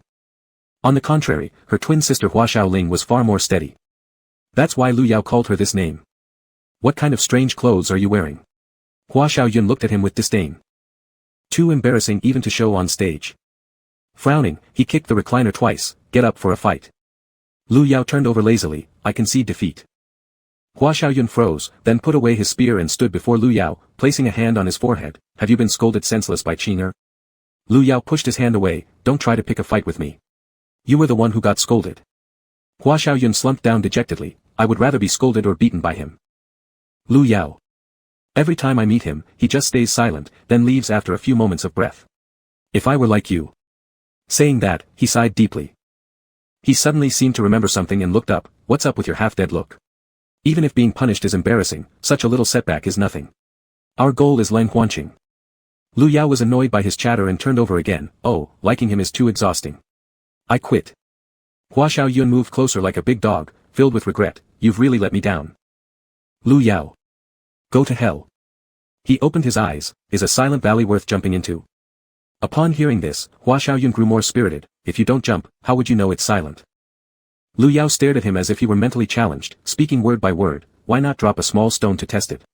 Why do I have to jump myself? Hua Xiaoyun hesitated, didn't you ask me if it's worth jumping? And you never mentioned the option of throwing a stone. Lu Yao took a deep breath, forget it. It's all my fault. I shouldn't discuss such profound questions with you. The spare rib soup was still bubbling, steam continuously drifting between them, blocking Hua Xiaoyun's view. He raised his hand and waved it, what is this stuff? Smells good. Spare ribs. Hua Xiaoling looked at him as if seeing a ghost and uncovered the clay pot lid. Indeed, there they were. Given Lu Yao's personality, concocting poison should match him better. Not possible. Are you really? Suddenly, a group of people arrived and greeted Lu Yao happily, Lord Lu, here's what you asked for. He happily got up from the recliner, thank you very much. Zhang Xian scratched his head, what are you talking about? These ingredients were bought from food cultivators, seasonal food all year round, plenty enough, please rest assured. Lu Yao nodded, probing into his storage bag with spiritual energy, roughly figuring out the contents inside, indeed finding everything necessary. No longer did the young dragon disciple need to worry about going hungry. Lu Yao stopped him. Would you mind adding some thermal-retaining stone walls for me as well? Can it be done today? Zhang Xian nodded. If it's only this, no problem, will be done in a moment. After giving the instructions, the soup was ready. He squatted down with a plate in hand and picked out some spare ribs. He placed a frying pan on the fire, putting the meat into it and frying until golden yellow. He sprinkled seasoning, then white sesame seeds. All done. Hua Xiaoyun. He thought Lu Yao was going to do something significant. And this was what he did. He got furious. Look at yourself. Where's your former vigor? You're not worthy of being my rival like this. Cheer up. Starting from now, I'll train you until you shape up. Lu Yao packed up the dishes, raising both hands in surrender. Please leave me alone. This is the life I've dreamt of, how hard it is to achieve. He issued an order to the young man before him. I'm very busy, go home. As he was speaking, Hua Xiaoyun followed closely. What's going on, where are you heading?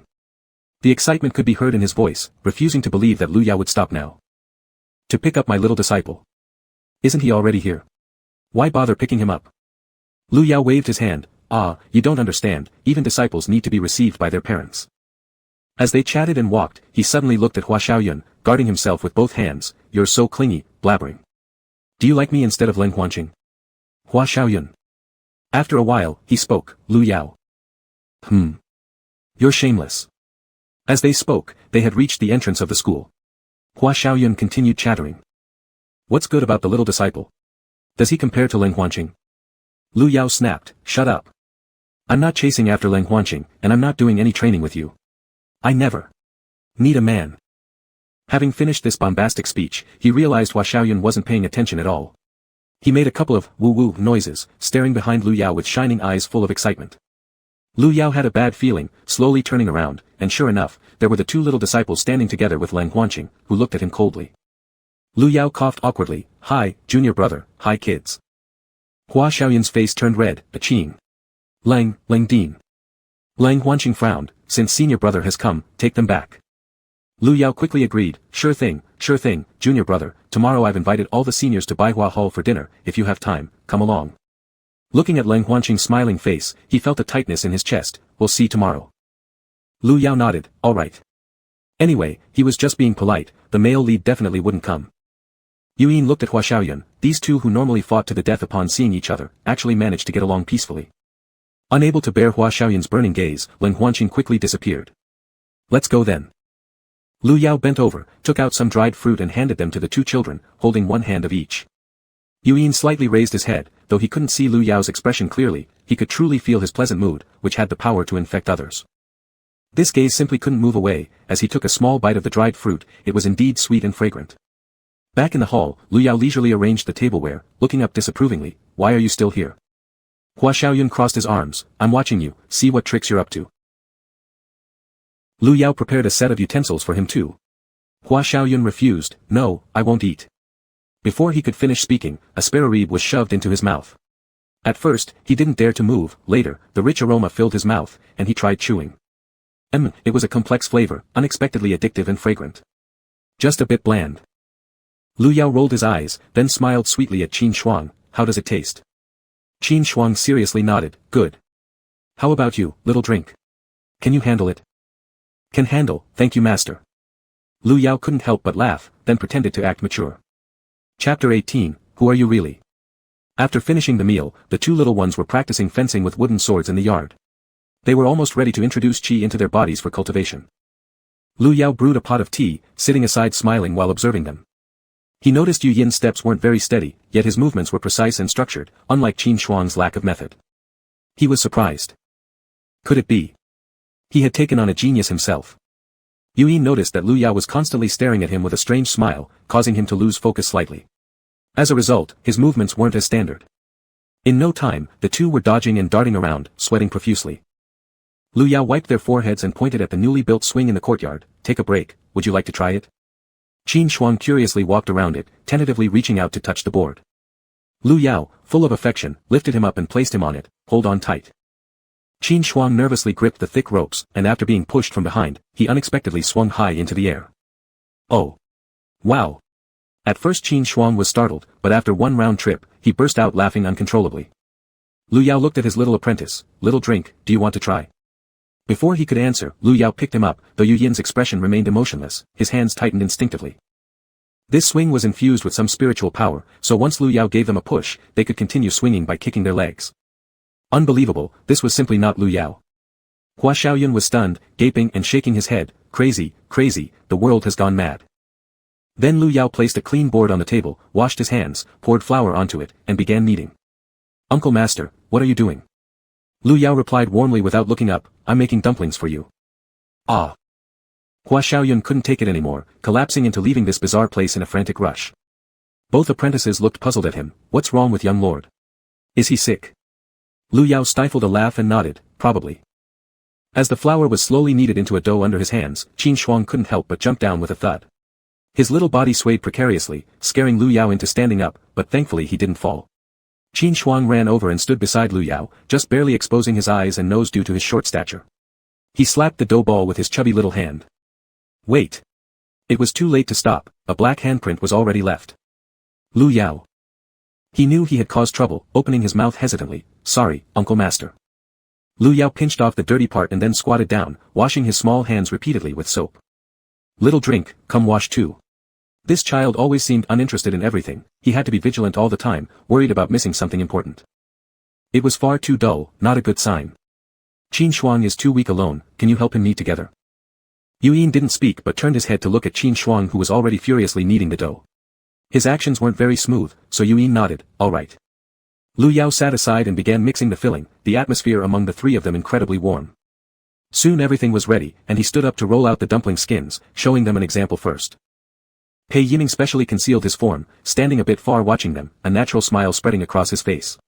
Yet suddenly the dialogue from the afternoon echoed in his mind. Ming Tong had passed him clear instructions. He rarely harbored feelings of retreating, yet now dared not personally come to verify. But, if it were false, he didn't know what would become of himself. Standing there like this, until night fell completely. Lu Yao stretched, gazing at the oddly shaped dumplings on the table, a few plump ones directly transformed from dumplings into tangyuan by Yu Yin's hand. He packed the items away. However, Qin Shuang caught his sleeve, Uncle Master, we want to eat now. Not possible, you ate too much in the afternoon. I'll cook for you guys tomorrow. Qin Shuang immediately said, then I won't go home, I want to stay here, okay, seventh uncle. Lu Yao lovingly lifted him up, tweaking his nose, of course it's fine, little treasure. Yu Yin glared at him, feeling Lu Yao's words becoming more and more frivolous day by day. I will inform your master. Subsequently, he took out a sound transmission talisman and informed the situation. The talisman flew out, pausing and circling at the edge of the courtyard for a few seconds before continuing its wobbly flight. Lu Yao scratched his head perplexed, can transmission talismans get lost? Looking at the dirty children, he resumed his great task of scrubbing them. Leaning against the pool edge for rest, the two splashed water doggy paddle style in the pool, which made him laugh heartily. He wondered from whom they'd learned this. Looking at the yellow tails in the water, only then did he realize that Qin Shuang was actually a little axolotl, truly hard to detect. When it was time to sleep, one of them lay on each side of him. Qin Shuang kept curling his buttocks towards him, so in order to get Yu Yin involved in this little game, Lu Yao reached out to tickle him. Finally, for the first time, he heard his young apprentice's laughter. Your body smells so nice. Qin Shuang sniffed and asked, Uncle Master, what is your true form? Is it a flower? Yu Yin also looked over curiously, they had spent so much time together, yet he didn't actually know what Lu Yao's true form was. Lu Yao tapped his forehead, I won't tell you. The room had a heated wall, even the bed was warm and cozy, making the whole body feel comfortable. In the darkness, Yu Yin propped himself up and faintly watched Lu Yao's silhouette, truly sensing something different about him. Who are you really? Yu Yin muttered quietly to himself, his brows furrowed tightly. This feeling was both familiar and strange, leaving him utterly confused. What could be the reason for someone to become so complex? Looking at the two who were sound asleep without a care in the world, Yu Yin laid back down and blankly stared at the ceiling, yet everything that happened today replayed involuntarily in his mind. Although he had been semi-forced by Lu Yao to do many things, surprisingly, it was quite fulfilling, and he found joy within it. It was the experiences and enjoyment he had lacked before. The next day, Lu Yao made 2 bamboo cups, carving a cute round-shaped dragon on one and a clumsy-looking little tiger on the other. He then added straps on the side so they could wear them diagonally across their backs. They contained fruit juice for convenience while going to school. How adorable. He also prepared lots of dried fruits, telling them to share with their classmates. Lu Yao clapped his hands, thinking that later he could make a small backpack for them to wear, which would make them look even more obedient. Chapter 19, The Elder Brother Has a Way to Discipline You. After sending off his little apprentices, Lu Yao looked at the bamboo forest beside the hall and waved his hand. In an instant, only patches of soil remained. He touched it approvingly, saying, "Such fertile land would be wasted if I don't grow vegetables here." Then he started preparing dinner. By noon, he felt increasingly lethargic and slept a bit before continuing again, repeating this cycle several times until almost everything was ready by afternoon. Little 7. Your elder brother has arrived. Wei's Ming held a jade bottle out to him. "Here, spirit elixir." Lu Yao thanked him as he took it and dripped a few drops into a nearby bucket. Normally, this liquid was used for watering spirit herbs. Wei's Ming curiously asked, "What are you going to do?" And just like that, Lu Yao picked up a bucket and basket, turning around and smiling at him. "Elder brother, you should have more experience with this." Wei's Ming didn't understand and looked over, seeing that the basket was divided into several sections holding fine seeds that gave off no trace of spiritual energy. "What are these?" Lu Yao pulled him over to the soil. "They're vegetable seeds. Could you help me plant them?" Wei's Ming roared angrily, "Lu Yao. Are you pushing your luck?" Cough, cough. As soon as Wei's Ming saw him cough, his voice softened instantly. All right, don't get so worked up." Lu Yao nodded weakly, acting like a sick beauty. Watching him holding a little hoe and crouching there loosening the soil, he raised his sleeve to cover his lips, hiding a sneaky smile. "Thanks, elder brother." Wei's Ming humphed quietly. Only then did Lu Yao start making the soup base and placing it on a small stove to slowly heat up. While Lu Yao cooked, Wei's Ming quietly took out a spirit talisman from his elbow, subtly using it to scan Lu Yao's figure. A pale white light flashed briefly, but it still revealed Lu Yao with absolutely no difference. He let out a heavy sigh of relief and finally focused on planting the vegetables. After all this was done, Lu Yao rolled up his sleeves and hem and squatted beside Wei's Ming. He stirred the water in the bucket with a dipper, pouring it over the tiny holes where the seeds were already buried. "You, go sit and rest." Lu Yao shook his head. "I'll help you, we're almost finished anyway." Wei's Ming glanced at the hot pot set up, surrounded by over 10 plates of vegetables and meat. He said seriously, "Your body isn't what it used to be, stop pushing yourself. What I mentioned before wasn't certain, perhaps, it will be shorter." Lu Yao paused while watering the plants but showed no sign of desolation. Instead, he seemed full of determination. "I know my own condition well. Besides, the more aware I am of my limited life, the less idle I can afford to be. These years have been hazy and aimless, and I've let down too many people. And little drink, he hasn't had a single good day since coming to Kunlun. I want, to the best of my ability, to treat him well. Sometimes, knowing that something precious is about to be lost makes us cherish it all the more. Why are you two sighing?" The two turned around and saw Pei Yiming and Zuoqiushuang had already arrived, each holding one person. When Pei Yiming's eyes met with Wei Ziming's, upon seeing him nod, his expression truly became natural. He walked to their side and without hesitation squatted down to help loosen the soil. With all of them gathered, it didn't take long to finish. Lu Yao called for everyone to wash their hands, but suddenly felt a chill on his back. Turning around, he saw a white corner of a robe. As his gaze moved upward, Huanqing. Why have you come?" Lang Huanqing looked down at him from a higher position. "Didn't master call me? Don't you welcome me?" Lu Yao chuckled nervously. Where? Very welcome." He was still holding Yu Yin's hand, leading the person to the room to dry off. Lu Yao was puzzled. In the past, Lang Huanqing avoided him like the plague. Why did he come on his own now? Seeing his distraction, Yu Yin suddenly spoke up. "Is master happy?" Lu Yao snapped back to reality. "Huh." Upon seeing Uncle Lang, "You are so lost." He laughed. "Nonsense, what do you know? Master doesn't like anyone now, only my little Ina." Yu Yin lowered his eyes and nodded expressionlessly. "Little 7, I have something to tell you." Pei Yiming suddenly came in. Lu Yao stood up and followed him into the inner room. "Little 7, your brother said before that no matter the cost, he would cure you." Lu Yao didn't understand. Why bring this up all of a sudden? "There is now a way to restore your body. That is, to dual cultivate with me." Lu Yao immediately froze, wanting to dig his ears to see if he had heard wrong. Pei Yiming's ear roots turned red, and he lightly coughed into his fist to cover his embarrassment. That's it. An extremely awkward atmosphere rose between the two. Lu Yao's fingers twitched. "Brother." Pei Yiming murmured like a mosquito, "Meow meow. I refuse." Pei Yiming was taken aback. Why? This is the way to help you live." Before, Wei Ziming said that both the dragon and phoenix clans could help Lu Yao, because phoenixes undergo rebirth and dragons transform into divine dragons. During this period, they can help their companions reshape their bones and meridians. Pei Yiming had already gone through rebirth. If he really wanted to use this method with Lu Yao, he would first have to lower his cultivation level and go through rebirth again. But as the leader of Kunlun, doing this would be very risky. Lu Yao was still racking his brain. "Brother, I've always seen you as my elder brother. You've been with me since I was young, suddenly doing this, no, I can't." Pei Yiming's feelings for him were also like those of a brother. But to save Lu Yao's life, he was really prepared to give everything. As to how their relationship should proceed after this, he dared not think. The current thought was solely to heal Lu Yao. Brother, we really can't do this. Besides, in his heart, such things could only be done with someone he liked. He got goosebumps all over, terrified. Brother, really don't need to do this for me. Hearing this, Pei Yiming, who had spent a long time building up courage, became angry. Lu Miao Miao. Do you want to die? If you dare to force me, I'll commit suicide immediately. Lu Yao.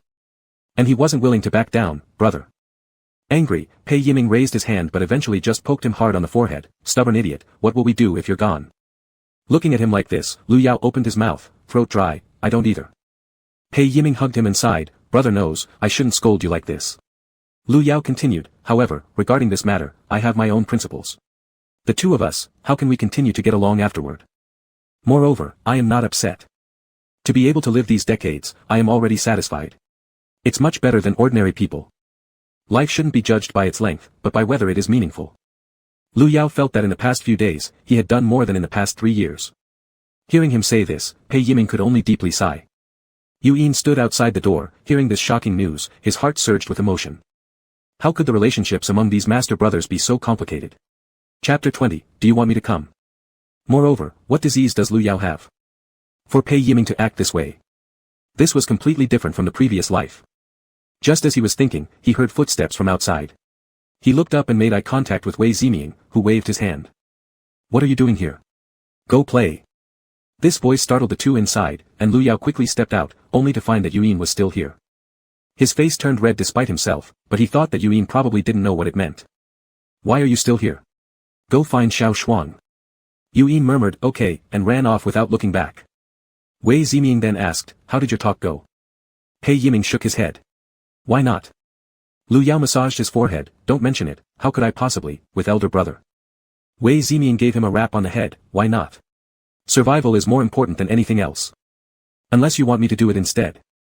Lu Yao, you must be joking. Then every day he's been having nightmares. I really can't. Elders, please don't force me. He didn't understand why he would get this kind of illness. It was truly baffling. Pei Yiming patted Wei Ziming's shoulder, don't say any more. Turning to look at Lu Yao, should we help you look for a suitable person? If it's someone you like, you will definitely agree. Isn't this just matchmaking? Elder brother, give me some time first. I'm currently taking care of my junior disciple.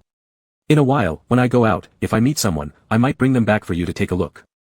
Wei Ziming worriedly said, don't bring just anyone. You haven't gone out much, there are a lot of bad people outside. Wherever you go, stay alert. Also, before confirming any relationship, ask if they belong to the Dragon or Phoenix clan. Lu Yao reluctantly agreed, I understand. He immediately changed the subject, inviting them out for a meal, focus on the present, focus on the present. Holding one arm of each person, pulling them along, what matters most in life is happiness. Lu Yao handed Pei Yiming a Qianyan pouch, and when Pei Yiming looked down, he saw it was full of bamboo shoots. Glancing at Wei Ziming, they shook their heads and sighed helplessly. Alright, just give him some time. If he really can't find anyone, anyway, there's still the two of them for Lu Yao to choose from. Worst case, from now on, he starts looking for ways to recreate his body. Triple safeguard. Lu Yao would eventually not die. As Zuoqiashuang sat on the swing playing, seeing them come out, she stood up to set the tableware. Shameless thief, die. Hua Xiaoyun suddenly appeared with a treasure sword in hand, dashing straight to Lu Yao. The blade flashed once toward Lu Yao's face. Once everyone realized it was him, they pulled back their killing moves and redirected to flick Hua Xiaoyun's sword away. Lang Huanqing had the highest martial strength, before anyone could react, his sword was already against Hua Xiaoyun's neck. Now paying no attention to Lu Yao, Hua Xiaoyun stared at the man in front of him, infatuated, aching. Lang Huanqing's gaze shifted, suddenly shuddering. He almost lost grip of the sword as goosebumps spread all over his body starting from his wrist.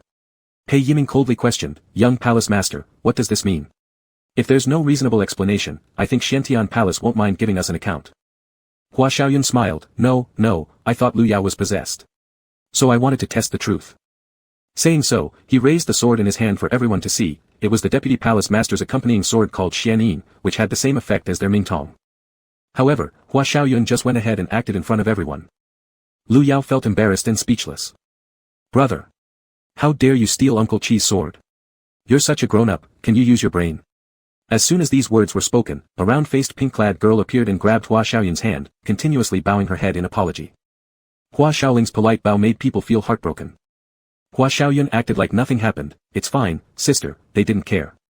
Lu Yao irritably said, only you don't care. What are you staying here for? Daydreaming all day. After these words were said, everyone silently stared at him.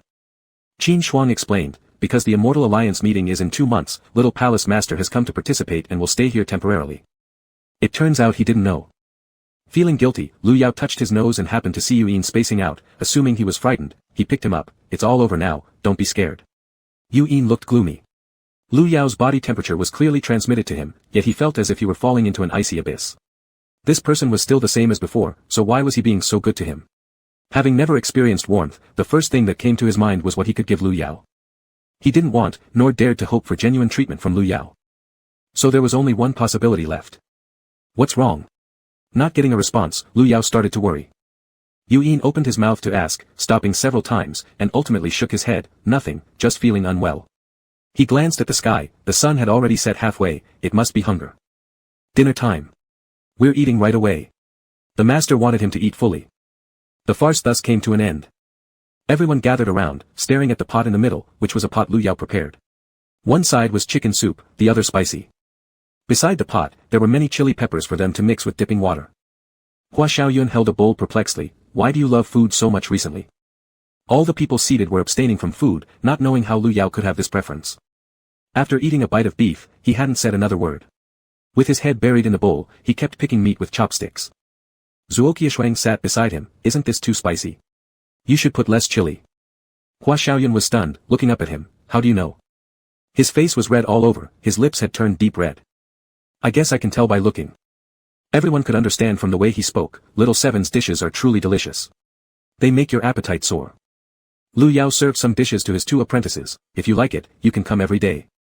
Yu Yin quietly drank water while holding a cup, stealing a lick of his lip corner with his tongue. Wei Zemin showed no tactfulness, breaking any topic without sensitivity. If only you'd been like this earlier, why think about Huan Qing all the time? Otherwise, we would have reached this state earlier. Instantly, the 2 pointed out froze. You always talk about things when they shouldn't be discussed. Well done. Lu Yao glanced at Leng Huanqing, seeing no expression on his face, hurriedly adding dishes to Wei Zemin's bowl to silence him. By the end of the meal, everything went smoothly. When everyone had left, after bathing, Lu Yao carried Yu Yin into his room. The lights suddenly turned on, making every corner of the room visible. Darling, come take a look. The new room arranged by Master, how does it look? Is it pretty? Yu Yin's gaze slowly scanned through every corner of the room. All daily necessities were present. There was even a wall of shelves filled with novel gadgets and books. The old, worn-out table was replaced with a new one matching his height, with a small stool beside it. Paper and pens were neatly placed on the desk. At the back of the wall stood a new large wardrobe. Lu Yao lowered him down and personally opened it for his apprentice to see. Clothes have been prepared for you. If you don't like anything, let Master know, and I'll prepare more for you. If you lack or need anything, don't hold back. Comfort is most important. Yu Yin held his hand, looking at everything in front of him, not knowing what expression to show. Hearing Lu Yao speak like this, he instinctively replied affirmatively. Seeing he approved, Lu Yao happily picked him up, both falling onto the big bed. The soft cotton immediately sank.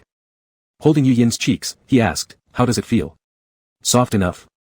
Comfortable enough? Yu Yin nodded vaguely. There were also a few little pillows on the bed, specially customized by Lu Yao.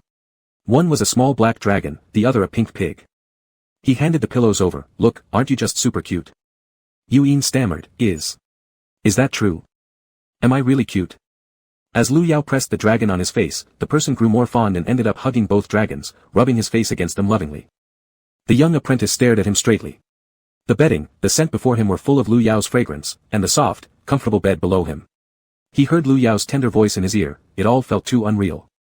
If this is a dream, could it please go on forever? Don't wake me up. Yu Yin buried his face in the quilt, unable to resist the natural drowsiness. Before long, his breathing became steady, his arms still encircling Lu Yao's neck, cradled in his embrace. Chapter 21, Is it soft? Is it comfortable? Lu Yao smiled at the sight of the dragon baby gradually falling asleep.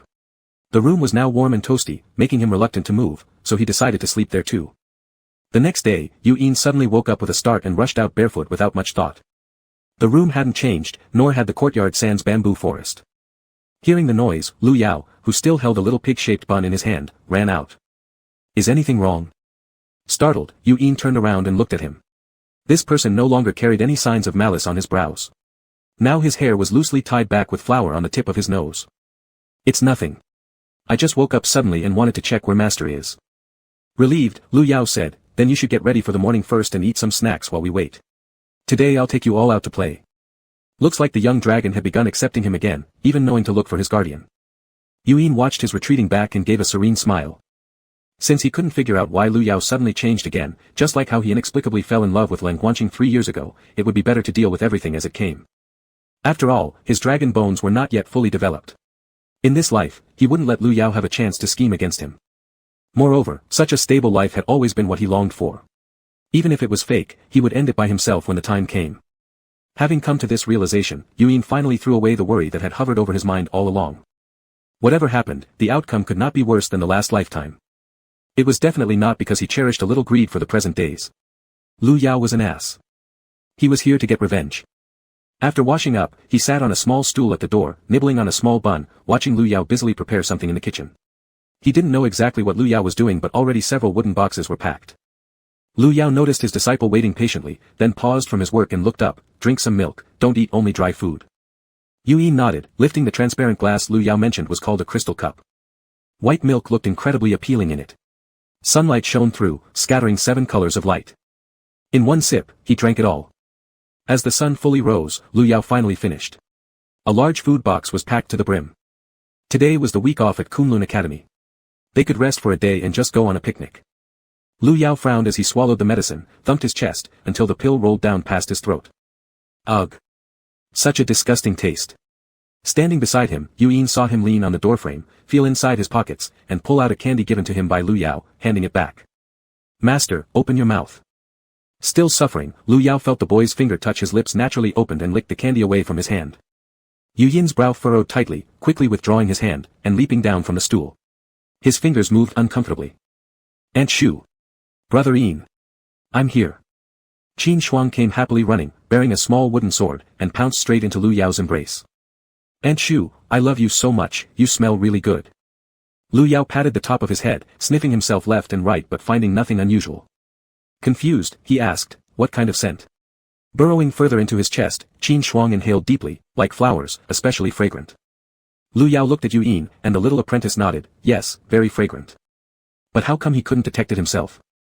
Logically speaking, he wasn't in his original form, so it shouldn't give off such a strong scent. Weird, really weird. He'd better ask fourth brother about this later.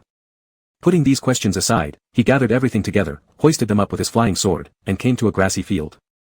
Kunlun Mountain was a hub of Earth's spiritual veins, more importantly, it was also a dragon vein. Based on its foundation, a great formation was built, which was almost perfect. Here, the 4 seasons were vividly distinct. By the side of the clear stream where fish swam, Lu Yao released their feet to run around. He took out mats to lay down and set out the food box. Beside it, he placed a pile of fruits and 2 large glasses filled with juice and water respectively. Leaning against a tree trunk, Lu Yao looked at the 2 chasing butterflies far and wide and sighed contentedly, this is life. He seriously suspected that in his previous life, he died suddenly from overwork. Being freed from social slavery truly was the best thing. Then he lay flat on his back, gazing lazily at the blue sky. Sunlight filtered through the dense foliage above, creating a pleasantly warm feeling. Uncle. Uncle. Let's eat hot pot. Qin Shuang's little face appeared directly above his line of sight. Lu Yao chuckled, who eats hot pot on an outing? Today he had prepared egg rolls, chestnut cakes, red date cakes, small rice balls, steamed beef, and 2 chicken legs.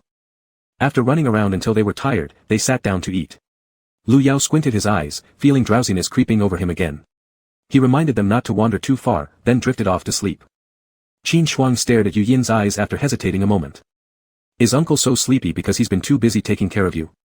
Yuyin was left speechless by the question. Looking helplessly at Lu Yao's sleeping face, he indeed knew how carefully Lu Yao took care of him every day.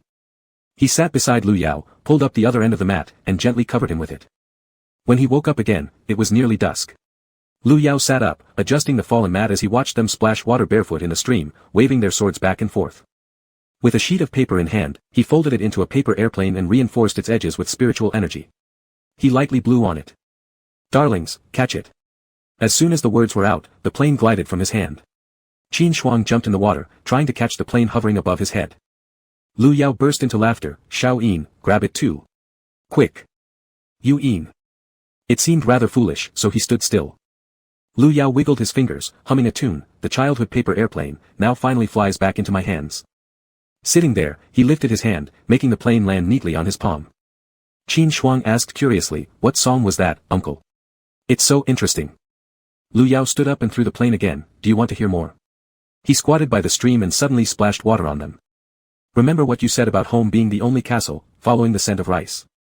The sound of laughter mixed with singing as they splashed in the water. Time seemed to freeze the figures of the three. Chapter 22, Whatever it is, Master will give it to you. Until the sun set, exhausted, each leaning against one of Lu Yao's shoulders as he carried them in his arms back to Baihua Hall, where they both fell sound asleep. Once they started cultivating and gained more strength, such peaceful slumber would become rare.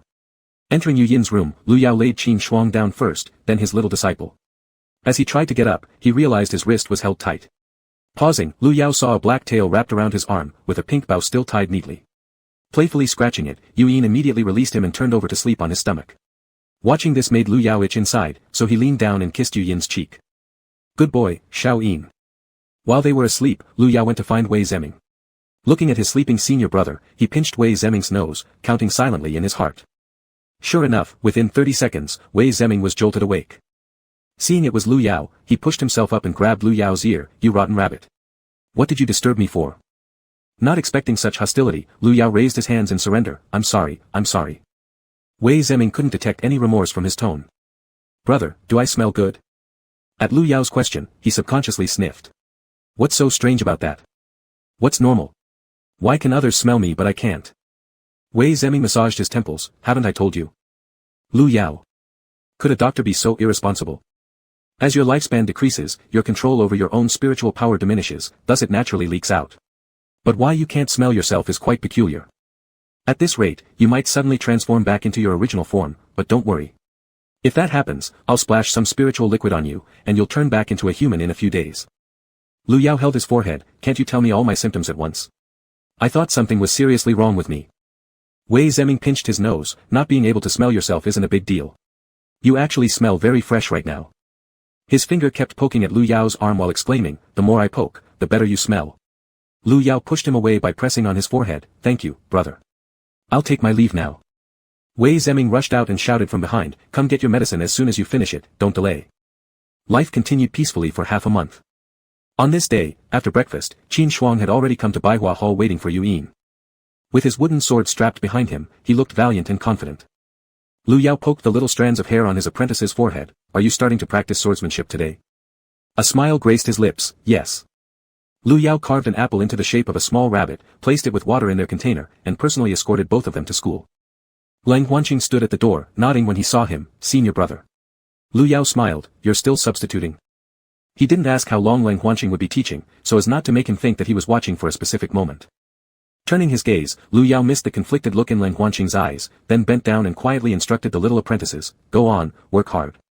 Yu Yin adjusted his clothes. "Master, I'm leaving." Lu Yao felt an itch inside looking at the little bundle, really wanting to kiss that soft, fluffy cheek. Waving his hand, he happily thought to himself that his apprentice was no longer as cold as he had been just a few days before. Apparently, his sincerity had worked. Returning alone to his residence, he brought out the reclining chair and set up some needlework, placing a mirror in front of him. Inside the mirror was a tutorial video that he had asked Zhang Xian to get for him. A red-clad woman was giving step-by-step instructions while speaking. Lowering his head, he moistened the thread end and held the needle in front of his eyes, concentrating as he tried to thread it through the tiny hole. After 5 or 6 attempts, he still couldn't manage it. Suddenly slapping his head, he realized how being sick could lower one's intelligence. He could use spiritual energy. Wrapping the thread in energy, he easily threaded it through and began cutting the fabric, sewing it alongside the woman in the mirror. Ouch! Lu Yao sucked on his pricked finger. So, getting poked by a needle is real. TV shows don't lie. After a day of toil, he looked at the strangely ugly cloth in his hands and felt utterly drained. When Yu Yin returned, he saw Lu Yao sleeping soundly in the reclining chair. When had this man ever let his guard down? Approaching quietly, his breath touched Lu Yao's face. "What happened to you?" Reaching out gently, he tickled Lu Yao's eyelashes. Feeling itchy in his dream, Lu Yao thought it was a mosquito and waved his hand instinctively. Then he blinked open his sleepy eyes, seeing Yu Yin there, smiling as he pulled him onto his legs and rubbed his cheek against his head. "Sweetie." Yu Yin stiffened instantly, breathing rapidly, but his hand hesitated and finally didn't push Lu Yao away. Realizing all of a sudden, this isn't a dream. Startled, Lu Yao looked at Yu Yin whose hair he'd messed up. "You've already come back." Why are you here so early today? Seeing this foolish appearance of his, Yuyin couldn't help but laugh. It's not early, master. The sun is about to set. Ah, is that so? Hearing this from his apprentice, he realized how quickly time passed. Yuyin picked up the bundle of fabric next to him, observing the patterns on it which resembled countless centipedes. Lu Yao quickly snatched it back and shoved it into his storage ring. Just joking, he could never allow others to know about this embarrassing thing. Looking at Yuyin from left to right, something seemed off. Where's your wooden sword? This morning, he'd left so cherishing it on his back, yet now it was nowhere to be seen. Yuyin's eyes grew cold for a second, swiftly hiding his emotions and shaking his head. He then changed the subject. I'm hungry. Lu Yao noticed he wasn't too happy but said nothing more, making considerations in his mind. Students who were practicing cultivation were separated from those who weren't. Now that they had advanced grades, they would surely meet more people, perhaps something unpleasant had occurred at school. Or maybe it was slow progress causing him to feel low. Standing up, he said, all right, master will cook something for little Ina. Then he placed a milk pudding on the table, originally thinking it would turn out coarse, only to discover its taste was actually decent, rich with creamy flavor. Wash your hands and have some snacks, dinner will be ready soon. Yuyin remained outside alone, curiously poking at the pudding with the little fork Lu Yao had carved for him. The tender pudding swayed softly under his prodding. Cutting off a small piece and putting it in his mouth, the sweet taste spread throughout. His mood slightly improved, puckering his lips and continuing to eat. Lu Yao observed secretly from the doorway behind him, finally setting his heart at ease. However, judging by Yuyin's expression, it seemed he hadn't eaten enough. Bringing out the prepared meal, he sat beside Yuyin. Did you like the snacks earlier? The little apprentice nodded. Would you like some more? Yuyin hesitated, unsure what Lu Yao meant. Seeing his lack of response, Lu Yao felt slightly disappointed and prompted him, since you think it's delicious, you can always ask me for more. Whatever it is, Shizhuan will give it to you. Chapter 23, even his sword broke. Will you, give me anything? Lu Yao nodded with a beaming smile, of course. Whether in daily life or food, you can always tell me what you need. After finishing his words, he looked at the boy expectantly. Yuyin lowered his eyes, then raised his little face and smiled brightly, I understand. After saying that, there was nothing more. Lu Yao. Now that you understand, why don't you tell me? What a brat, even learning to fob people off. So why were you not happy today? Yuyin shook his head, I wasn't unhappy. Why does Shizhuan ask like this? Lu Yao suddenly felt something block his chest. Was his own child too cold? Hadn't their relationship improved? Why didn't he want to talk heart to heart with him? With a blank expression, he sulked silently, but a piece of braised pork suddenly appeared in his bowl. Surprised, he looked up, and Yuyin said, Shizhuan, have some. This way, the easily placated Lu Yao calmed down. He felt somewhat embarrassed. Thank you, you should also eat more so you can grow tall. Yuyin frowned slightly, probably guessing what grow tall meant, and took a bite of his vegetable while pretending to ask casually, Shizhuan, why have you been using such strange words and singing that song lately? We've never heard these before. It's just the dialect and folk tune from Shizhuan's hometown. Many people know them. Yuyin nodded indifferently, is that so? It was unclear whether he believed this explanation, but Lu Yao was fearless. Since he had come over from another time, basking in the sunlight underground, he was the real deal. As long as he was still himself, he had no fear of being suspected. Lu Yao actually hadn't intended to hide much either. Except for the fact that he came from another time, being an anomaly anywhere was never good. For now, he was merely an unusual Shizhuan. After it got dark, Lu Yao went to Wutu Palace once. Pei Yiming stood in the courtyard, troubled by the same problem. Lu Yao asked where Qin Shuang was, and Pei Yiming pointed inside the room. Eventually, he found a gloomy Qin Shuang sitting in the corner. Crouching behind the little guy, he lightly patted his shoulder, Shizhuanger, why are you so sad? Qin Shuang jumped up in fright, Shu Shu. How did you come here? Smiling, Lu Yao sat on the ground next to him. Little Enir seemed upset when he went home today. I wanted to ask you about the situation, since it seems you're not feeling great either. Qin Shuang's face fell immediately upon hearing this. His gaze carried sympathy toward Lu Yao, followed by anger, and finally sorrow. Expressing so many layers of emotions already made him quite accomplished. Lu Yao hugged him into his arms. Qin Shuang leaned his head against Lu Yao's chest, wrapped his arms around Lu Yao's waist, and called out mournfully, Shu Shu. I'm here, Lu Yao responded. But Qin Shuang fell silent. Lu Yao lifted his chin, why can't you tell Shu Shu? Not that I can't say it. It's a matter concerning the dignity of Ayin and me as men. And also Shu Shu's dignity as a man. Lu Yao. Since it concerns you, shouldn't you let me know? Can't the three of us discuss it together? Qin Shuang firmly shook his head, no. So. He tried to make do, then what about Yu Yin's sword? Why didn't he bring it back? Qin Shuang guiltily glanced at him, deliberating, Ayin's sword broke during a match. A really despicable bully did it intentionally. So that was the reason. Shoo shoo, don't worry. Ayin and I are men, we won't be afraid of such things.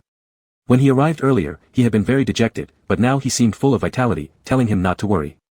Seeing his clenched fists, Lu Yao gave up on prying further. Since both of the boys were so insistent, it must not be a big deal. Lu Yao pinched his cheek. All right then, Shu Shu believes in you too. You must work hard. Qin Shuang nodded vigorously. Standing up, Lu Yao patted his clothes, bid farewell to Pei Yiming and his disciple, and went down the mountain alone. Wandering through the forest, his fingers brushed past the leaves, his steps light and swift, until he finally stopped in front of the spirit tree. The spirit tree, seeing Lu Yao staring at him, rustled his branches and cursed loudly, "You little punk, what are you looking at?" Lu Yao grinned mischievously, exaggerating his gestures as he said, "Wow, look at this tree, so tall, so majestic, and so beautifully grown." After finishing his sentence, he reached out to clap the trunk vigorously, clearly satisfied. The spirit tree trembled even more violently, goosebumps rising all over its bark, and its leaves clustered protectively in front of it. Whenever Lu Yao spoke words like these, it was never a good sign. In an instant, it seemed as if that mischievous teenage boy was standing before it again. "What do you care about beauty? Get lost already. Hey, no need to be so mad. Stay away from me." Lu Yao paid no heed and summoned Frostbite's sword with a flick of his hand. "Let me do you a favor and trim your branches. You son of a..." Lu Yao. The spirit tree resisted desperately. "Stay far away from me. Can't you understand human speech?" However it tried to evade, its roots were firmly planted there, it had no way of escaping. With 2 swift strokes of the sword, Lu Yao chopped off some branches. "Shameless dog thing. You're just as much of an idiot now as when you were little." Lu Yao massaged his ears. "Alright, let me pour some spiritual liquid for you, alright? Don't be angry, you'll grow back in half a month." As he spoke, he unscrewed the jade bottle's cap and poured the entire contents down. "Oh, feels nice," muttered the spirit tree as it sighed in comfort. The flow of the spiritual liquid was like running water, soaking into it, abruptly cutting short its stream of curses. Squatting on the ground, Lu Yao shrunk his sword into the size of a dagger and started whittling wood. Yuin stepped out after his bath and sat outside, letting the breeze cool him while glancing incessantly at the small road. Since this period began, Lu Yao hadn't been gone this long. Where had he gone? By the time his eyelids became heavy with drowsiness and he couldn't resist any longer, Lu Yao still hadn't returned. Slowly retreating to the room, he saw a glass of milk Lu Yao had left on the bedside table. Without uttering a word, Yuin slumped onto the bed face down, his tail flailing restlessly back and forth.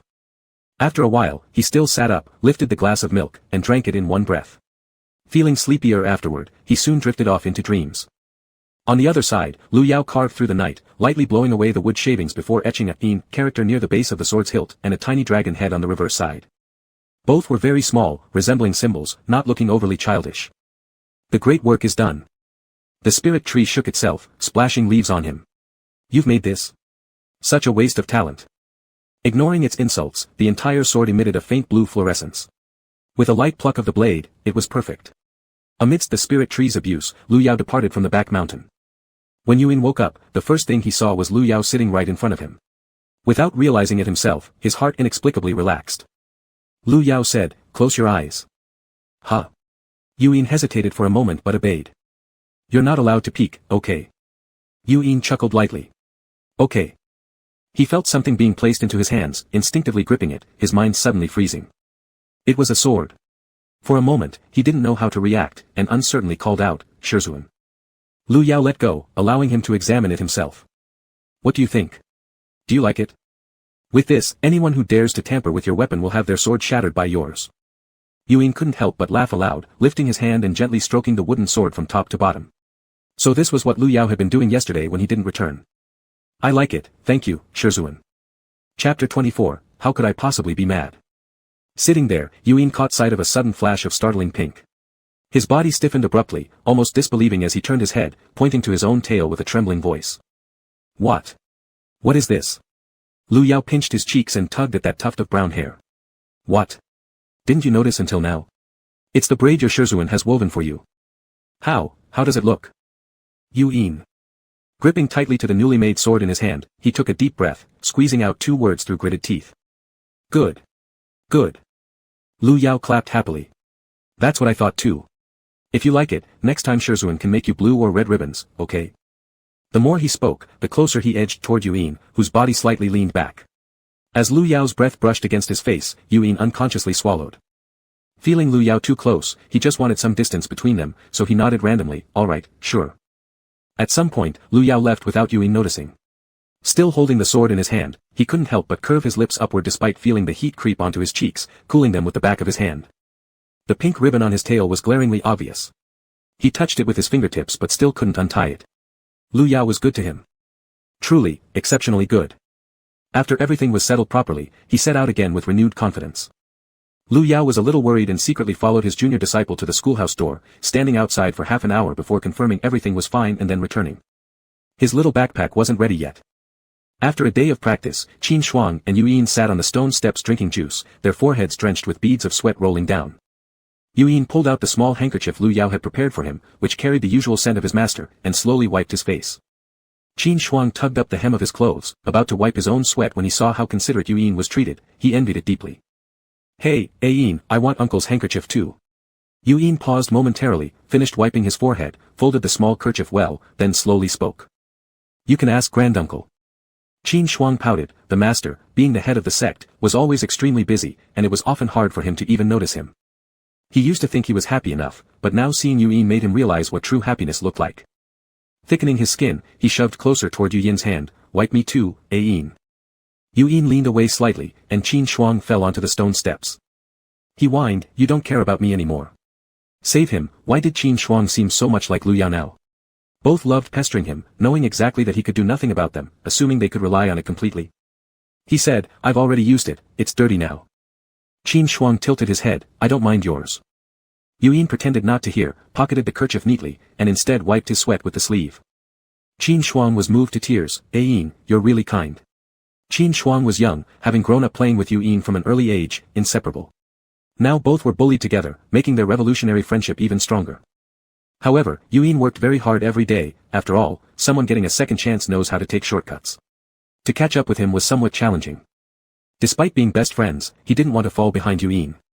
Being served by such a close friend, Qin Shuang felt all his weariness fade. How sweet. An unpleasant voice interrupted the two's harmony. Qin Shuang's face turned red with anger, and he stood up at once. What do you want to do now?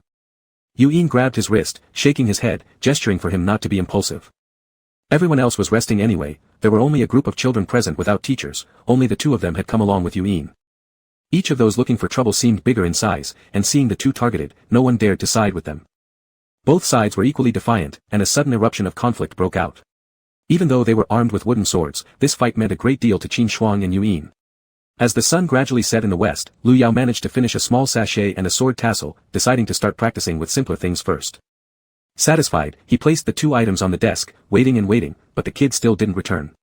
Recalling yesterday's events, he simply couldn't shake off the uneasiness. Summoning his sword, he rushed to their schoolhouse. Not long after starting, he spotted the two children leaning against each other. Alarmed, he quickly lowered the sword and jumped right in front of them. Seeing him, the tension in their faces eased immediately. Lu Yao noticed the bruises on their faces, and blood on Yu's arms and thighs, his expression turning colder than ice. Still silent, the mounting pressure grew increasingly unbearable until finally, he broke the silence. Master. Uncle. Lu Yao said nothing, bent down, lifted them up, sent Qin Shuang to Wood Hall first, and then returned with Yue to the bedroom. Directly entering the bath in the back hall, he covered the boy's wounds with spiritual energy so water wouldn't harm them. With a cloth, he wiped his body tenderly, cradling his disciple's hands with deep concern. His arm had a ghastly wound that looked terrible. Yet Yue appeared unfeeling towards the pain. Master. Yue didn't know what had gone wrong. The reasons behind Master's dark expression scared him, fearing that he mightn't hold the importance in Master's heart as he thought. Lu Yao still said nothing, silently washing him, holding him to go to his room where medicine was retrieved carefully applied. Eating dinner before bathing isn't good for the body, endure a bit longer while we apply the medicine, and then we'll have a meal. Yue hadn't expected him to consider such matters. He sat on the bed, and Lu Yao, head lowered, gently applied medicine to him, hiding his expression from view. You said you would handle it yourselves. I gave you the power to choose, but... Master, I realize my mistake. Lu Yao looked up. You realize your mistake. What was it? The child guiltily kept his head down. I shouldn't have fought with them. Lu Yao continued applying medicine, speaking through gritted teeth. Your mistake was not informing me of the situation, and more so in sustaining such serious injuries, making me worry. Worry? Yu's lips slightly trembled, looking at Lu Yao in astonishment. Seeing this expression, he got even angrier, poking Yu's head. What, don't you believe me? I raised a white-eyed wolf, didn't I? Yuyin vigorously shook his head, no. I admit, I used to be a real bastard, but Master has already apologized to you and genuinely wants to be good to you. Can't you, trust me a little more? At first, he also thought it normal for children to be mischievous and have some friction. But the wound on Yuyin's arm clearly came from spiritual force. Whatever the circumstances, it should have ended there. Lu Yao was truly furious. Yuyin was scared by Lu Yao's appearance. To him, his master's voice carried a slightly sobbing tone, and his face visibly reddened. Quickly propping himself up, he embraced Lu Yao. Sorry, master. We just didn't want you to worry. Suddenly kneeling, disregarding the wound on his leg, he yanked at it and couldn't help inhaling sharply. Lu Yao immediately picked him up and placed him on his lap. Are you stupid? Moving around while injured. Yet Yuyin felt inexplicably flustered. Master, please don't be angry with me, alright? Lu Yao. He sighed helplessly. How could I bear to stay angry seeing you like this? Chapter 25, Master will rub you down. Though softened inside, Lu Yao still maintained a cold exterior, blowing on his wound and carefully wrapping it with bandages. From now on, whatever happens, promise me to discuss it with Master. Yuyin hesitated for a moment, then nodded seriously. Lu Yao became slightly more satisfied, patting his head, that's a good boy. Then he held him to the table, took out the food, and picked up the bowl intending to feed him. Yuyin was startled, let me do it myself. Lu Yao raised an eyebrow, pointing at his right hand, how do you plan to eat? Can you pick up the food? To be honest, he doubted how nimble his left hand could be. Come on, eat sooner to rest sooner. Yuyin thought he was losing patience and didn't say anything more, obediently letting Lu Yao feed him bite by bite. They blew some wind in the courtyard, drinking milk under Lu Yao's watchful eye before going back inside to sleep. Good apprentice, after all these years Master has raised you, isn't it time for you to repay me? Time flies so fast, look at how tall you've grown, what a fine posture. Yuyin frowned and stepped back, while Lu Yao showed a radiant smile, much like their first meeting, yet full of malice in his brows. Seeing his disciple get nervous, he soothingly whispered, why are you dodging? It's been ages since we've had a proper chat. Don't you miss Master? Yuyin positioned his sword in front of him, warily watching, what do you intend to do? Without a word, Lu Yao pointed the frost coagulate, directly at his throat. Yuyin quickly defended, both swords colliding as they held their ground. In an instant, the situation turned dire, Lu Yao's eyes turned bloodshot, demonic aura continuously emitting from his body. It coiled around Yuyin's sword and slowly slithered up his wrist.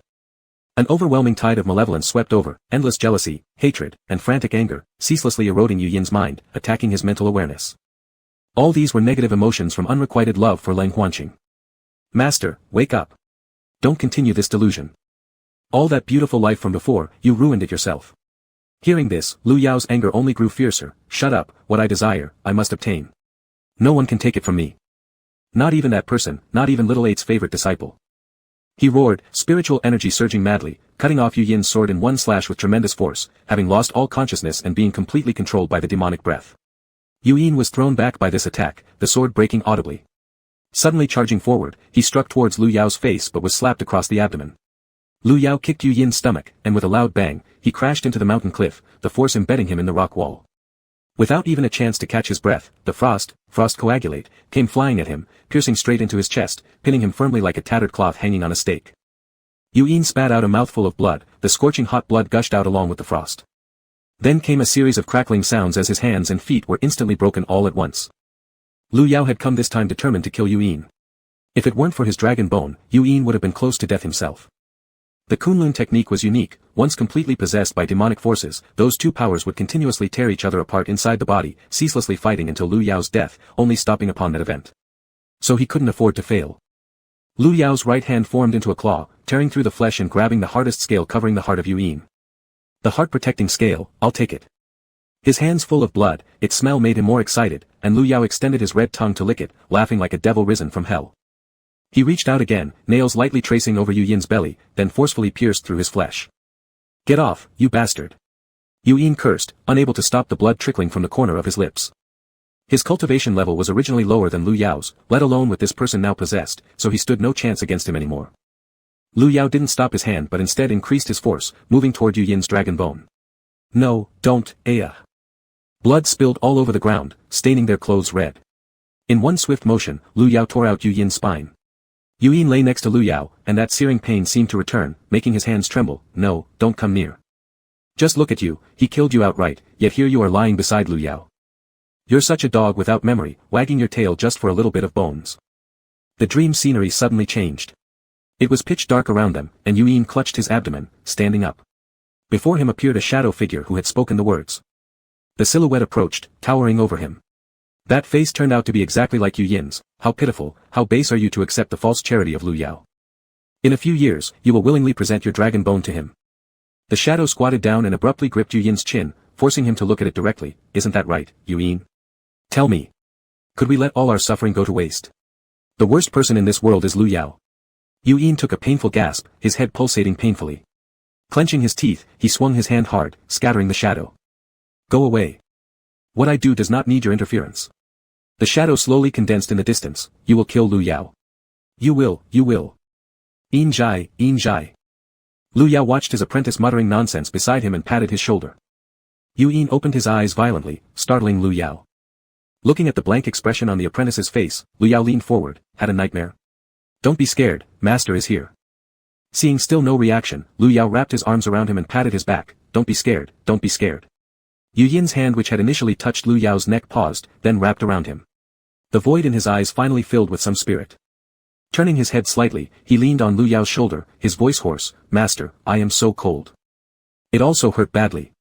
Let master embrace you. Lu Yao frowned in confusion, feeling especially warm in bed. If it wasn't for his young disciple babbling incoherently, he could still have been enjoying the soft comforter. He squeezed Yuyin's bottom, tilting his head to see if the boy had wet himself. Yuyin looked up, somewhat aggrieved. Master. Lu Yao nervously chuckled. Ha. No, master trusts you. I'm just curious. Lu Yao immediately lied down, extending his arm and tightly wrapping the person in his embrace. Good baby. At this moment, the icy chill emanating from within Yuyin's bones finally disappeared. Chapter 26, Can't Attract Boys' Attention. Yuyin shrank into Lu Yao's embrace, his forehead touching Lu Yao's chest. Why be good to me? Why be good to me only now? But really, he loved it so much right now. Yuyin deeply inhaled Lu Yao's scent and pressed closer to his chest. As he heard Yuyin's breathing gradually become stable, Lu Yao lowered his head to look at his apprentice's face.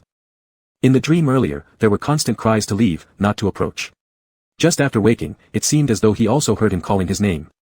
His fingers gently kneaded the small pink bump on Yuyin's forehead while his gaze drifted absent-mindedly toward the wall.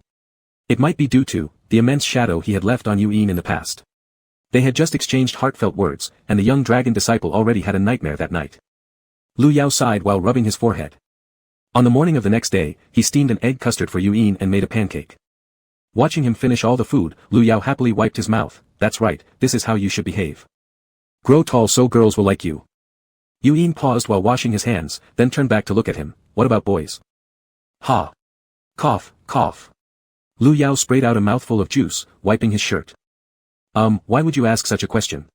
But if you grow big and tall, I guess boys would like you too. Yuyin nodded, so that's why master likes Uncle Cold. Lu Yao. He had just said it casually. Don't talk about your uncle anymore. I haven't seen him for quite a long time. Does master miss him? No, not even a little. Yuyin's lips curved slightly. The reason why Lu Yao attacked him in their past life, traced back to his unwavering feelings for Cold Wanching. Upon hearing him speak like this, Yuyin found some comfort within his heart. Afterward, Lu Yao quickly picked him up and set off for school with sword flight.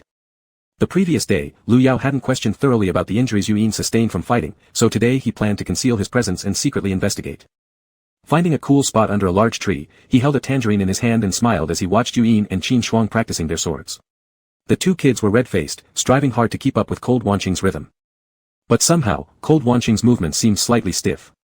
After finishing the whole tangerine, Lu Yao started feeling lazy and rested his head on his arms to drift off into a light sleep. Cold Wanching noticed his closed eyes from the corner of his sight and relaxed, his moves beginning to flow naturally. Even though he could sense Lu Yao's deliberate concealment, he inexplicably still saw him. Thinking that he could finally relax, before long, his gaze unconsciously strayed back, and upon seeing Lu Yao's serene sleeping face, it felt as if his heart had found its home. Like a fallen leaf, eventually landing where it belonged. He must have been bewitched. In the past when Lu Yao chased after him relentlessly, he found it annoying, even hateful. Now, with Lu Yao obviously acting like he wanted nothing more to do with him, he suddenly wasn't so calm either. Cold Wanching thought to himself, he wasn't the kind of person who would feel this way. He was clear about his emotions, liking meant liking, disliking meant disliking. So, what was going on now? Uncle, what's wrong? Qin Shuang stood behind him, scrutinizing every action clearly, sensing that this man was distracted today. Yuyin looked in the direction they were watching, but only saw a tall tree. Cold Wanching stopped and placed his sword behind his back. That's enough for now. Did you see everything clearly? He went aside to sit, letting them practice autonomously. Qin Shuang pouted her small mouth. How could little eighth uncle ignore her? Lu Yao woke up, seeing the young ones taking a break, sitting on short stools drinking water, munching on snacks. The more he looked, the more he liked them, taking out a mirror to snap a picture from every angle. Cold Wanqing stared at him. Lu Yao returned to his original spot, satisfied with reviewing his works. Senior brother. Lu Yao blinked and looked at Cold Wanqing, saying nothing. Cold Wanqing spoke again. Senior brother, what are you doing here? Lu Yao stood up abruptly and waved his hand in front of him. Cold Wanqing immediately grasped his hand. Stop waving. I can see you. So sleeping soundly with his face tilted toward the sky and nervously snapping photos were all seen by him. Cold Wanqing looked at his expression and nodded slightly. Lu Yao's lips twitched. I came to check on my disciples. They are very safe here, you don't need to worry. Safe? Lu Yao frowned as he gestured, but yesterday, both of them got injured. Little Yin had such a big cut on his hand. Cold Wanqing fell silent. After teaching the previous day, he had called everyone to leave. They were perfectly fine then. How could anyone get hurt? So, Lu Yao came to check the situation. He replied, if anything really did happen, then it's my responsibility. Let me stay and wait with you. Saying this, he sat beside Lu Yao naturally, pulling out a dogtail grass. The moment he held it in his hand, a few fleeting images flashed through his mind. But they disappeared as quickly as they came, leaving him unable to grasp anything. Yet, the scene of sitting together with Lu Yao felt incredibly familiar to him. Brother. Lu Yao lazily responded with a sound. Brother. Lang Wanqing turned his head and earnestly called out once more, brother. Lu Yao slapped his forehead. What are you doing? Messing with me? Lang Wanqing. How strange, the more he called, the more familiar it felt, and the happier he became inside. Little brother, what are you doing? Lu Yao fumbled, looking at his slightly red eyes, not knowing what was wrong. Don't cry, he pleaded. He was always terrible at comforting others. Lang Wanqing instinctively raised his hand to wipe his eyes, which were indeed damp, then stared blankly at the moisture on his fingertips. He felt both happy and distressed inside. He thought he must be sick. Lang Wanqing dumbly stared at Lu Yao's hair fluttering in the breeze, and stupidly smiled again. Lu Yao shifted his bottom back fearfully. Afraid, he muttered. Little eighth, don't scare me. Or let's go find fourth brother instead. Lang Wanqing also thought he should take a look. But not with Lu Yao. If brother found out about these feelings, he would surely laugh at him, Lang Wanqing reckoned. He only caused harm when Lang Wanqing liked him, but now that he let go, inexplicable emotions arose. Lang Wanqing didn't speak anymore. Lu Yao secretly observed for a while. Seeing him restored to his usual indifference, Lu Yao finally relaxed. A month ago, he couldn't have imagined Cold Wanqing chatting with him so calmly. As the sun gradually sank westward, Lang Wanqing finished his guidance, allowing them to return to their quarters first, then stayed beside Lu Yao, concealing himself. They watched as Yu Yin and Qin Shuang packed up their belongings and started walking down the forest path before being stopped by a group of people. Chapter 27, Master, my hand hurts. Yu Yin glanced indifferently. What? Still not satisfied from yesterday? Lu Yao inwardly gasped. By the tone of it, could it really be those guys, who suffered greater losses than his own disciples? Lang Wanqing also frowned and turned to look at him. Lu Yao absolutely believed that neither of his two disciples had initiated any trouble. Let's wait and see. Lu Xing, if you lack skill, learn to keep your tail tucked between your legs. Strutting around like this is embarrassing. When you've gained real abilities, then come out. Lu Xing was the leading child. Yesterday, they came looking for trouble. With one slash of Lu Xing's sword, Yu Yin defended without even much use of spirit energy. Surprisingly, Lu Xing's sword snapped cleanly into two halves. Lu Xing erupted in anger. He originally disliked Lu Yao and thus hated Yu Yin too. Seeing Yu Yin's sword yesterday ignited an inferno of jealousy inside him. Why did Yu Yin deserve such a spiritual sword? And how could someone as shameless as Lu Yao be so generous? Most people trained under the academy teacher, but only a small part, including Qin Shuang and Yu Yin, were chosen at the beginning and taken in as disciples. Though everyone looked down on Lu Yao, he was still the hall master after all. Amidst the mix of envy, resentment, and disdain, their attitude toward Lu Yao and Yu Yin remained consistently antagonistic. After Lu Xing's sword broke yesterday, the children behind him swarmed forward. Fighting against Yu Yin and Qin Shuang, they clearly had the upper hand. Everyone wielded ordinary wooden swords, so why should only he get special treatment? Based on Yu Yin, who just entered cultivation, how could he deserve such a fine weapon? Lu Xing questioned loudly, Yu Yin, where did you steal this sword from? Yu Yin sneered, realizing his intention. Given by the master. Lu Xing shouted angrily, you're lying. Would Lu Yao give you something? You used to look like a beggar because he didn't care for you. Who are you trying to fool with this nonsense? Lu Yao has no decency, and you, as his disciple, truly follow in his footsteps, also utterly shameless. Qin Shuang rushed forward, you're not allowed to say such things about uncle. He's now the best master in the world. Peng Yiming was hiding and just happened to pass by along the same path, hearing this sentence. He suddenly stopped, slightly bowing his head to reflect on whether there was something he hadn't taken good care of regarding Qin Shuang. Then, he saw Lu Yao standing nearby and walked over, letting himself be seen. Miao Miao, what are you doing here? Lu Yao. Was he invisibly isolated? How come everyone could see him? Lang Wanqing also revealed himself before him, big brother. Wanqing is here too. You too. Lu Yao hushed them with a gesture, pointing to the group of children who were all bristling over there. The three fell silent, watching for further developments. Lu Xing snorted disdainfully, forget it, Lu Yao has already disgraced Kunlun entirely. And you're still praising him here? A person like him does not deserve to be in Kunlun. Cold Master is truly the greatest person and mustn't have his reputation sullied by Lu Yao. Ask anyone present, who would willingly take Lu Yao as their teacher. We are all here for Cold Master.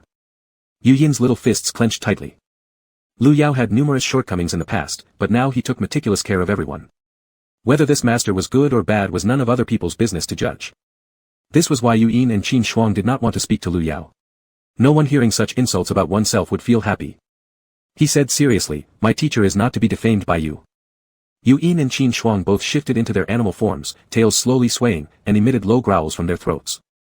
This was a warning from animals before they launched an attack. But in Lu Yao's ears, the Aowa Aowa sounded incredibly adorable.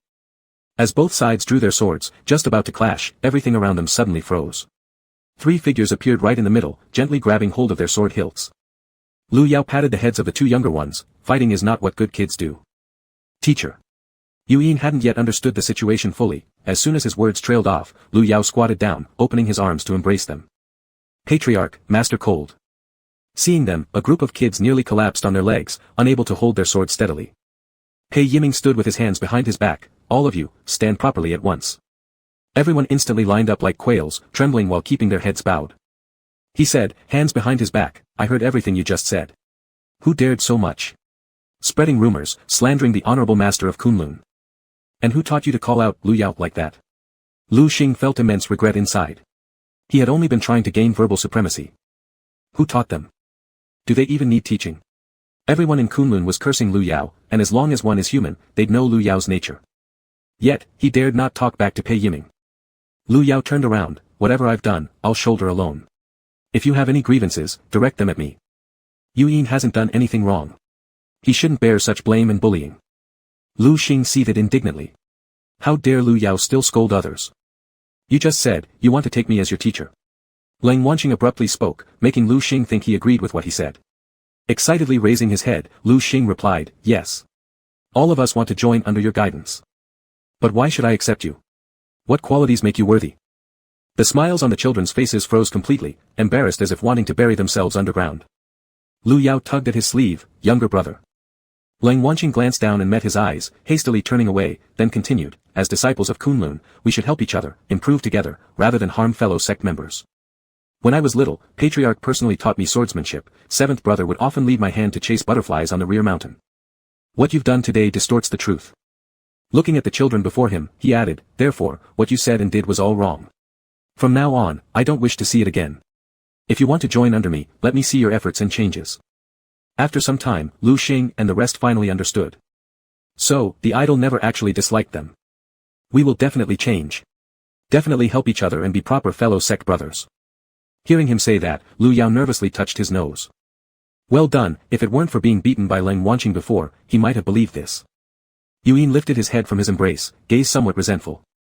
Why did teacher always go chasing butterflies with everyone else? Then, a crowd surrounded Lu Yao and his group. Master Lu, it was our mistake before, we're sorry. Qin Shuang, Yu Yin, we're sorry. Lu Yao looked at the two young ones in his arms, asking for their thoughts. Yu Yin shook his head lightly, as long as they apologized, it wasn't worth arguing over. They were blank slates, learning however the adults instructed them. Apparently, he still needed to gradually alter the impressions held by the higher-ups. Master Lu, we truly know we've made mistakes, please don't be angry. They bowed at a 90-degree angle, and Lu Yao patted the back of Lu Xing's head. Since you've acknowledged your mistake, then it's settled. Just remember, there must never be a next time. His little Yu Yin had been quite hurt, which broke his heart. Yuyin frowned as he looked at his hand, rubbing against Lu Yao's shoulder. Master, my hand hurts. Sure enough, Master's attention was entirely drawn over. He quietly asked if it pulled at the wound. Chapter 28, I was just basking in the sun. Let's go back first, I'll change your medicine. Lu Yao stood up, about to bid farewell to a few people. Reasonably speaking, that ointment should have cleared things up by today, but since Yuyin said it hurt, he feared the wound might get infected. Hey, how lively. Hua Xiaoyun sprinted over, smacking a hand on Lu Yao's shoulder while covertly exchanging glances. What are you doing? Didn't you say you wouldn't chase Lang Wanqing anymore? Yet you're still sneaking here behind my back. Lu Yao rolled his eyes. Is all you think about just romance? I'm not as idle as you. You. I'll take young Yuyin home first. He waved goodbye to Pei Yiming and Lang Wanqing before leaving. Hua Xiaoyun approached with an elegant smile. Director Lang. If there's nothing more from Lord Hua, then I shall take my leave. Hua Xiaoyun still had his hand raised when Lang Wanqing vanished already. How infuriating. Seeing this situation, Pei Yiming left with Qin Shuang too, leaving only Hua Xiaoyun standing amidst the crowd. Thinking for a moment where he was, he walked towards Baihua Hall. Upon arrival, Lu Yao was cooling off with his disciple in the courtyard. Hua Xiaoyun pointed at the green vegetable patch. What is this ghostly thing? Lu Yao didn't even lift his eyelids. Vegetables. Lu Yao. Suddenly roaring, both Yuyin and Lu Yao turned around with furrowed brows. What are you doing? Hua Xiaoyun rushed forward. Why are you growing vegetables? Shouldn't you be chasing Lang Wanqing? You're neglecting what's important. Yu Yin's gaze instantly turned cold, his golden pupils fixed unblinkingly on him. Hua Xiaoyun felt an icy chill run down his spine. So eerie. Lu Yao set his small apprentice down. I'm not only planting vegetables, I plan to plant trees as well. Pointing, he showed Hua Xiaoyun the pile of trees nearby. See, these 5 are peach trees, those are cherry trees, this area holds walnut trees, beside them are apple trees. Finally, I want to build a grape arbor beside the yard. Initially, I thought of raising some chickens or sheep for drinkling, but since I lack experience, and it would stink horribly, let's skip it for now. Hua Xiaoyun. Staring at each sapling and at Lu Yao standing beside Yuyin, he truly realized perhaps Lu Yao had indeed given up. But what? He certainly couldn't force Lu Yao to chase after Lang Wanqing. Lu Yao said, in the past, I liked Junior Brother 8, and you always went against me everywhere. So why now do you force me to compete with you? Hua Xiaoyun slumped in dejection. At that time, you were the one contesting with me, being shameless yourself. Lu Yao. A Qin always scolded you severely, and I got less heat when he did. I always thought, compared to you, I was 100 times better and would attract him more. But after living in Kunlun so long, the number of words I exchanged with him wasn't even half of what you did. Hua Xiaoyun thought he could also fully immerse himself in pursuing Lang Wanqing, but now he discovered he couldn't lower himself to the same level as Lu Yao. He liked Lang Wanqing very much, but he couldn't abandon his self-respect to openly pursue someone. After all, he was still lord of the prestigious Shantian Palace. Lu Yao consoled him, you'd best give up soon, Lang Wanqing will absolutely never fancy people like us. Hua Xiaoyun's eyes reddened slightly, looking for help. How did you get over it? So this would take a bit longer to explain. Lu Yao spoke resolutely, a profound realization, reining myself in, preserving my dignity, and cherishing life. You're talking nonsense. Hua Xiaoyun was almost in tears. Or better yet, do something else, divert your attention, alright? They say you should turn the tears from a breakup into sweat. Turn into sweat. Lu Yao nodded, exactly. He pulled him off the ground, take care of these tree seedlings for me. If you still have energy left, help me build the grape trellis as well. Lu Yao. Insulting people isn't a good habit. Hurry up and finish, then stay for dinner. Hua Xiaoyun's voice got quieter, hesitating as he asked, what are we eating? Barbecue. He suddenly turned his back and muttered under his breath, you're about to come to Baihua Hall, there's good food here. Lu Yao took out some chestnut cakes and a milk pudding and placed them on the table, saying to Yuyin, eat some sweets first. Hua Xiaoyun asked, what's that? I want some too. Yuyin jumped down from the stool, this is something my master made just for me. If young lord wants something, eat the chestnut cakes.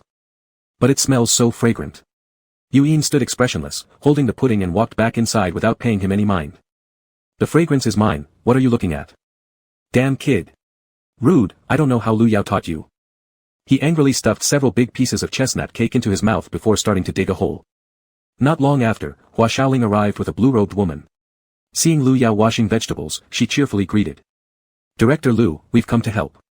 Then she pointed to the person beside her, this is Rua, my close sister. Lu Yao smiled, long heard of you, long heard of you. It's almost ready, we'll be eating soon. Hua Xiaoling volunteered, let me start the fire. Hua Xiaoyun yelled, what fire? First come help me plant these trees, the trellis hasn't been set up yet. I can do it myself, if we don't finish, we'll just eat while waiting for you. No rush.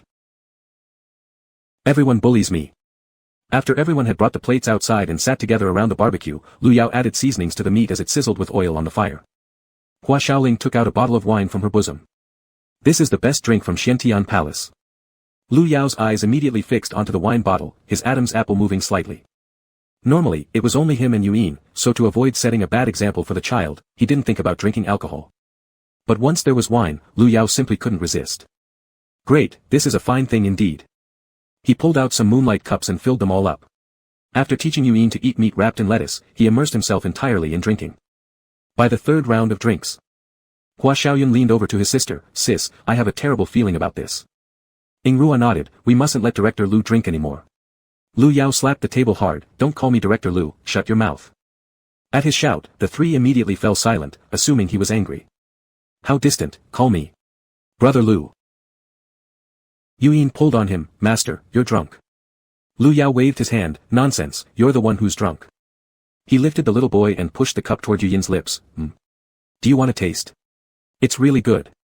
Hua Xiaoyun gaped wide. Oh, Lu Yao gets like this when drunk.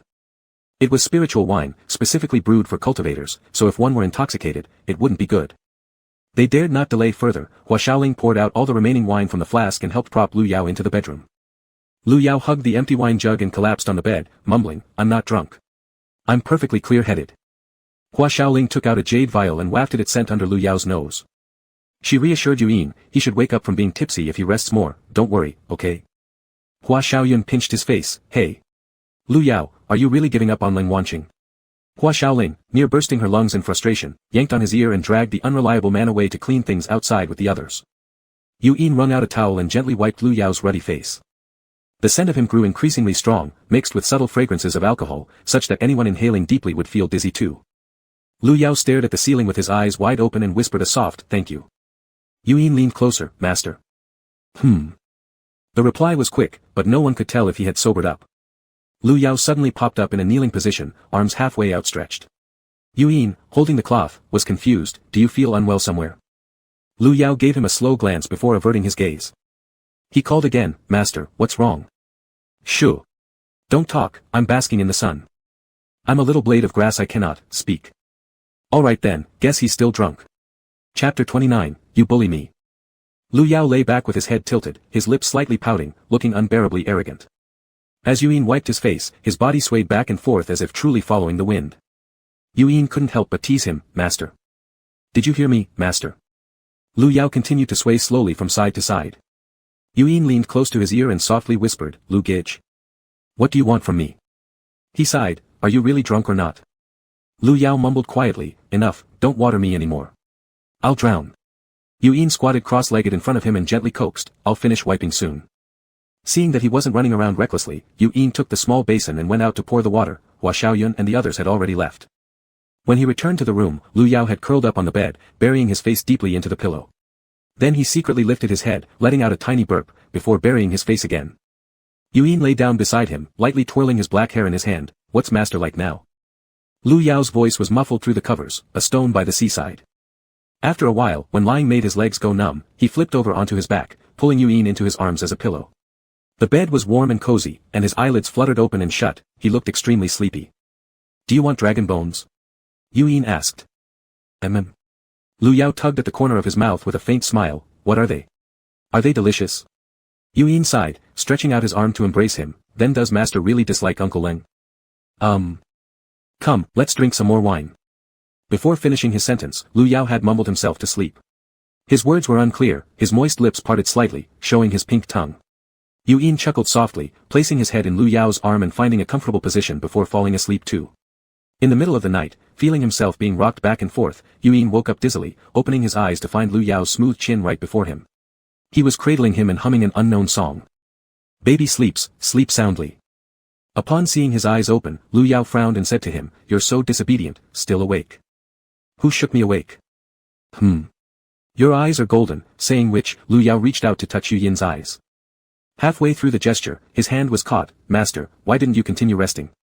Lu Yao pointed incredulously at himself. Master. Me. Yuyin nodded. Unbelieving, Lu Yao cried out loud. How could I be called master? No, no, I have overtime work tomorrow. Saying this, he climbed out of bed to look for his computer. While stepping off the bed, his legs went weak, and he began tilting unsteadily towards the floor. Yuen quickly got up to support him. The moment their hands joined, Lu Yao lost balance and pulled Yuen towards him, colliding head-on against his chest.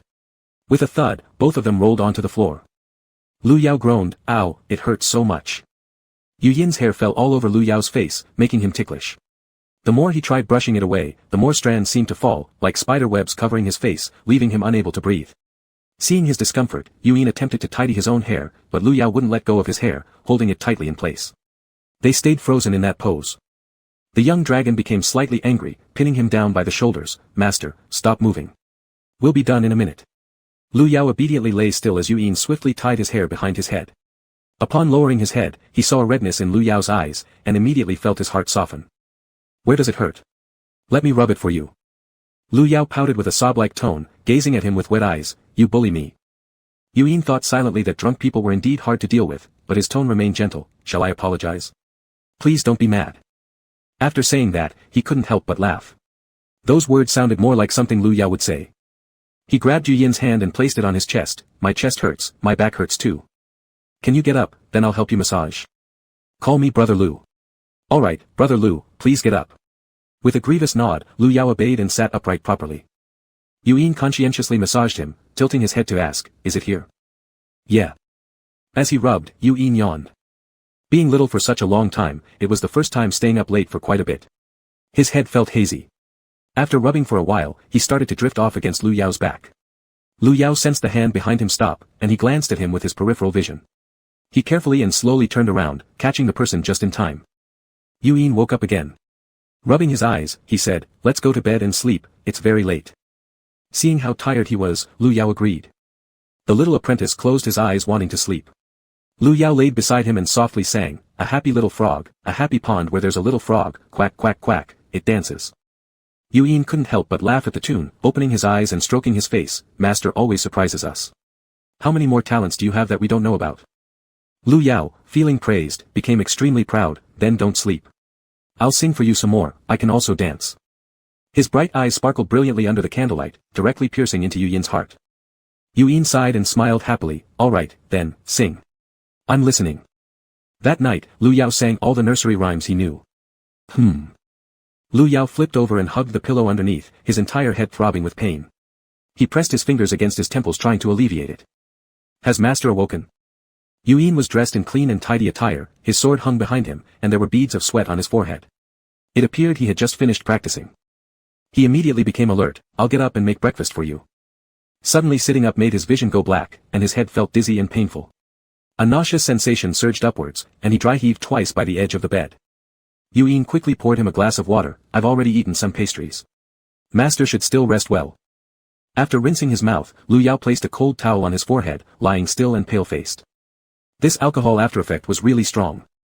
As soon as he closed his eyes, all the scenes from last night came rushing back. Feeling awkward, goosebumps broke out all over him. Crying and saying things like, "You bully me." Oh. Lord Swans. Were these words appropriate for a teacher? Were they expressions fit for a mature man? Massaging his chest and singing songs until his throat was painfully dry. No, this wouldn't do. As soon as he calmed down, all those disgraceful images filled his mind, singing nursery songs and doing 16-step square dancing. In his mind, Brother Lu and the dance steps kept overlapping, tormenting his nerves. Ah. He suddenly flipped over and faced the wall, repeatedly slapping his hand. "I can't help it. Can't help yourself, can't forget your lesson. Will you die if you don't drink?" Yuen walked in holding the porridge he cooked and heard him muttering. His heart warmed up pleasantly. Such a master was real and tangible. Likingable. Chapter 30, He abandoned you again. Lu Yao wanted to bite a handkerchief and sob pitifully. "I've cooked porridge. Master, rest well and get up to drink some." His body stiffened instantly, and only then did he turn his head to look at Yuen. Why didn't you go to school?" "I took leave from Uncle Leng. If Master is like this, how could one manage alone? I was also thinking that if today's hangover hasn't passed yet, we'll invite the fourth uncle over." Upon hearing Ming Wei Ji, Lu Yao shuddered with discomfort. Yuen sat by the bedside holding a small bowl. Lu Yao grabbed his hand. "How could you go to the kitchen alone? So dangerous, were you scalded?" He couldn't even imagine how to start a fire or boil water and cook porridge. Checking Yu Yin's hands everywhere, only after confirming there were no wounds did he relax. Just thinking about the reason for his disciples' independence choked his chest. Yu Yin moved the bowl closer to his lips. Eat a bit. Lu Yao looked into the bowl. It was plain white porridge with nothing added. Just looking at it gave a sense of freshness, perfectly suitable for someone suffering from a hangover. Sitting up, he took the bowl and started drinking. Suddenly raising his head from the porridge, by the way, I still have some steamed beef. You can eat it with the porridge. As he spoke, he handed over a storage ring full of food and random trinkets. There were still some instant foods stored here, which he used to be concerned about Yu Yin losing control like Qin Shuang and eating too much sweets. Now it seemed his kid was quite obedient. You can take whatever you want. Yu Yin nodded, while putting the beef onto a plate and said, it's fine, I still have dried fruits and pastries given by master. Then sprinkled some chili powder and cumin. Lu Yao widened his eyes. Drink Z, have your tastes gotten so heavy? The roasted meat prepared like this yesterday tasted good, so I wanted to eat it again. Yesterday. Fragments of his drunken antics started replaying in his mind again. Exhausted. After breakfast, the two lay in the courtyard basking in the sun. Lu Yao covered his face with a silk handkerchief. After much last night, both master and apprentice began to drift back to sleep. In his dream, Lu Yao was resting leisurely on the beach when suddenly, the surrounding area became noisy. The buzzing sound, like mosquitoes circling around his ears, was making his brain ache. Can you be quiet for a moment? He woke up instantly to see Wei Zemin's face. Why is it you again? Is this even a dream or not? Hua Xiaoyun squeezed into his view and slapped his left cheek. Finally awake, we thought you'd stay drunk for 10 days or half a month. Who gets drunk for that long? He brushed away Hua Xiaoyun's pig-like hooves. Wei Zemin poked Lu Yao's forehead forcefully. Why wouldn't you? That was the celestial wine from Shantian Palace. Luckily, Shaoling gave you a fragrance to sober up. That wine is specially made for cultivators, like your alcohol tolerance. How dare you even try it? Hua Shaoling approached apologetically. Truly sorry, Master Lu, we knew your tolerance was small, but we didn't think it would be this bad. Lu Yao. Have you had enough cursing yet? He crossed his arms and examined them. What brings all of you here? Hua Xiaoyun sat next to him looking smug. Of course, it's to make fun of you. Hua Xiaoling shook her head. No, we're here to apologize. Wei Zemin placed a small jade vial in his palm. We've brought medicine. It's been so long since you last came to find me, you don't care about your health at all. Lu Yao sighed with relief. Finally someone doing something normal. Yu Yin was carrying a large tray with a few cups of hot tea. Lu Yao quickly stood up and took the tea. What's wrong with all of you, making him boil water? Hua Xiaoyun casually picked up a cup and blew on it. The guy works fast, nothing as precious as you think. Pfft. What kind of tea is this? It smells moldy and weird. Wei Zemin and others sipped a bit. Not really, it smells very fresh. Hua Xiaoyun insisted, taking another sip, then spat it all out. Ugh, what the heck is this thing? Yu Yin hid the tray behind his back. How come? It's the same tea. Young palace master must have damaged his tongue from eating roasted meat yesterday. Hua Xiaoyun was rinsing his mouth, hearing this remark, felt somewhat sarcastic, but after pondering, found nothing wrong. He never expected they would prank him. Speaking of which, what illness does Master Lu have? Hua Xiaoling looked at him curiously. Recently, Lu Yao seemed radiant without any sign of sickness. Wei Zemin answered for him first. Nothing serious, just restless lately, can't sleep well, overthinking things. These words paired with Lu Yao's new dark circles under his eyes were quite convincing. Yu Yin lowered his eyelids. Lu Yao was indeed ill. He was getting colder more easily and fell asleep during the day frequently. Once in the middle of the night, he woke up to see Lu Yao covering his mouth while coughing blood. Even when escorting him to the academy, there were only a few instances where he used his flying sword. This situation was truly strange. Ha ha ha, ho ho ho. A strange laugh rang out. Lu Yao frowned at Hua Xiaoyun but said nothing. Ha ha ha. Ho ho. He couldn't bear it anymore. Would you go laugh somewhere else? You're driving me crazy. Hua Xiaoyun ignored him, expressionless as he kept laughing, holding an exquisite ruby mirror in his hand. Lu Yao had a premonition of foreboding. Why did the voice inside sound so familiar, like his own? What are you looking at? He lunged forward, trying to see the mirror, but Hua Xiaoyun twisted and turned, preventing him from succeeding. Still, Lu Yao clearly heard the dialogue inside. Master Lu really shouldn't drink anymore. Didn't I tell you to call me brother? In the video, Lu Yao clutched the wine jar, singing and shouting, claiming he wasn't drunk, and urged everyone to continue having fun, not stopping. It was utterly speechless. This thing absolutely cannot be kept. Placing his hands under Hua Xiaoyun's armpits, he kept tickling him, making it hard for him to hold on to the mirror. Lu Yao swiftly grabbed it and infused it with all his spiritual energy, erasing this mortifying evidence. No! Hua Xiaoyun cried out in anguish. Since he stopped pursuing Leng Huanqing, he hadn't embarrassed himself until now.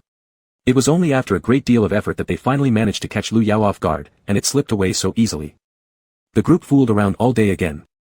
The next day, when Yuyin woke up from bed, he sensed something was wrong. It felt so quiet without Lu Yao around. After searching through the yard and kitchen but finding no one, he eventually arrived at Lu Yao's bedroom and touched the bed. The sheets were already ice cold as if he had been gone for quite some time. His legs felt heavy, like weights anchoring him to the spot, staring blankly at the vast, empty Baihua palace. It had been exactly this way when Lu Yao became infatuated with Leng Huanqing in the past. Sudden disappearance, sudden changes in personality. Yuyin stood with his head bowed low, the energy radiating from his body fluctuating constantly. TSK, how pitiful. He left you behind. Abandoned you again, Yuyin Yuyin. Why are you so naive? I've always said, killing him would bring peace to the world. The look on your face, lying there in Lu Yao's arms, makes me sick to my stomach every day. Yuyin closed his eyes tightly, trembling lightly as he tried to suppress these negative emotions. If it were the current master, surely he would leave a note or send a message. But Lu Yao was gone, truly gone. As he struggled against his inner demons, a familiar scent reached his nose. It was Lu Yao.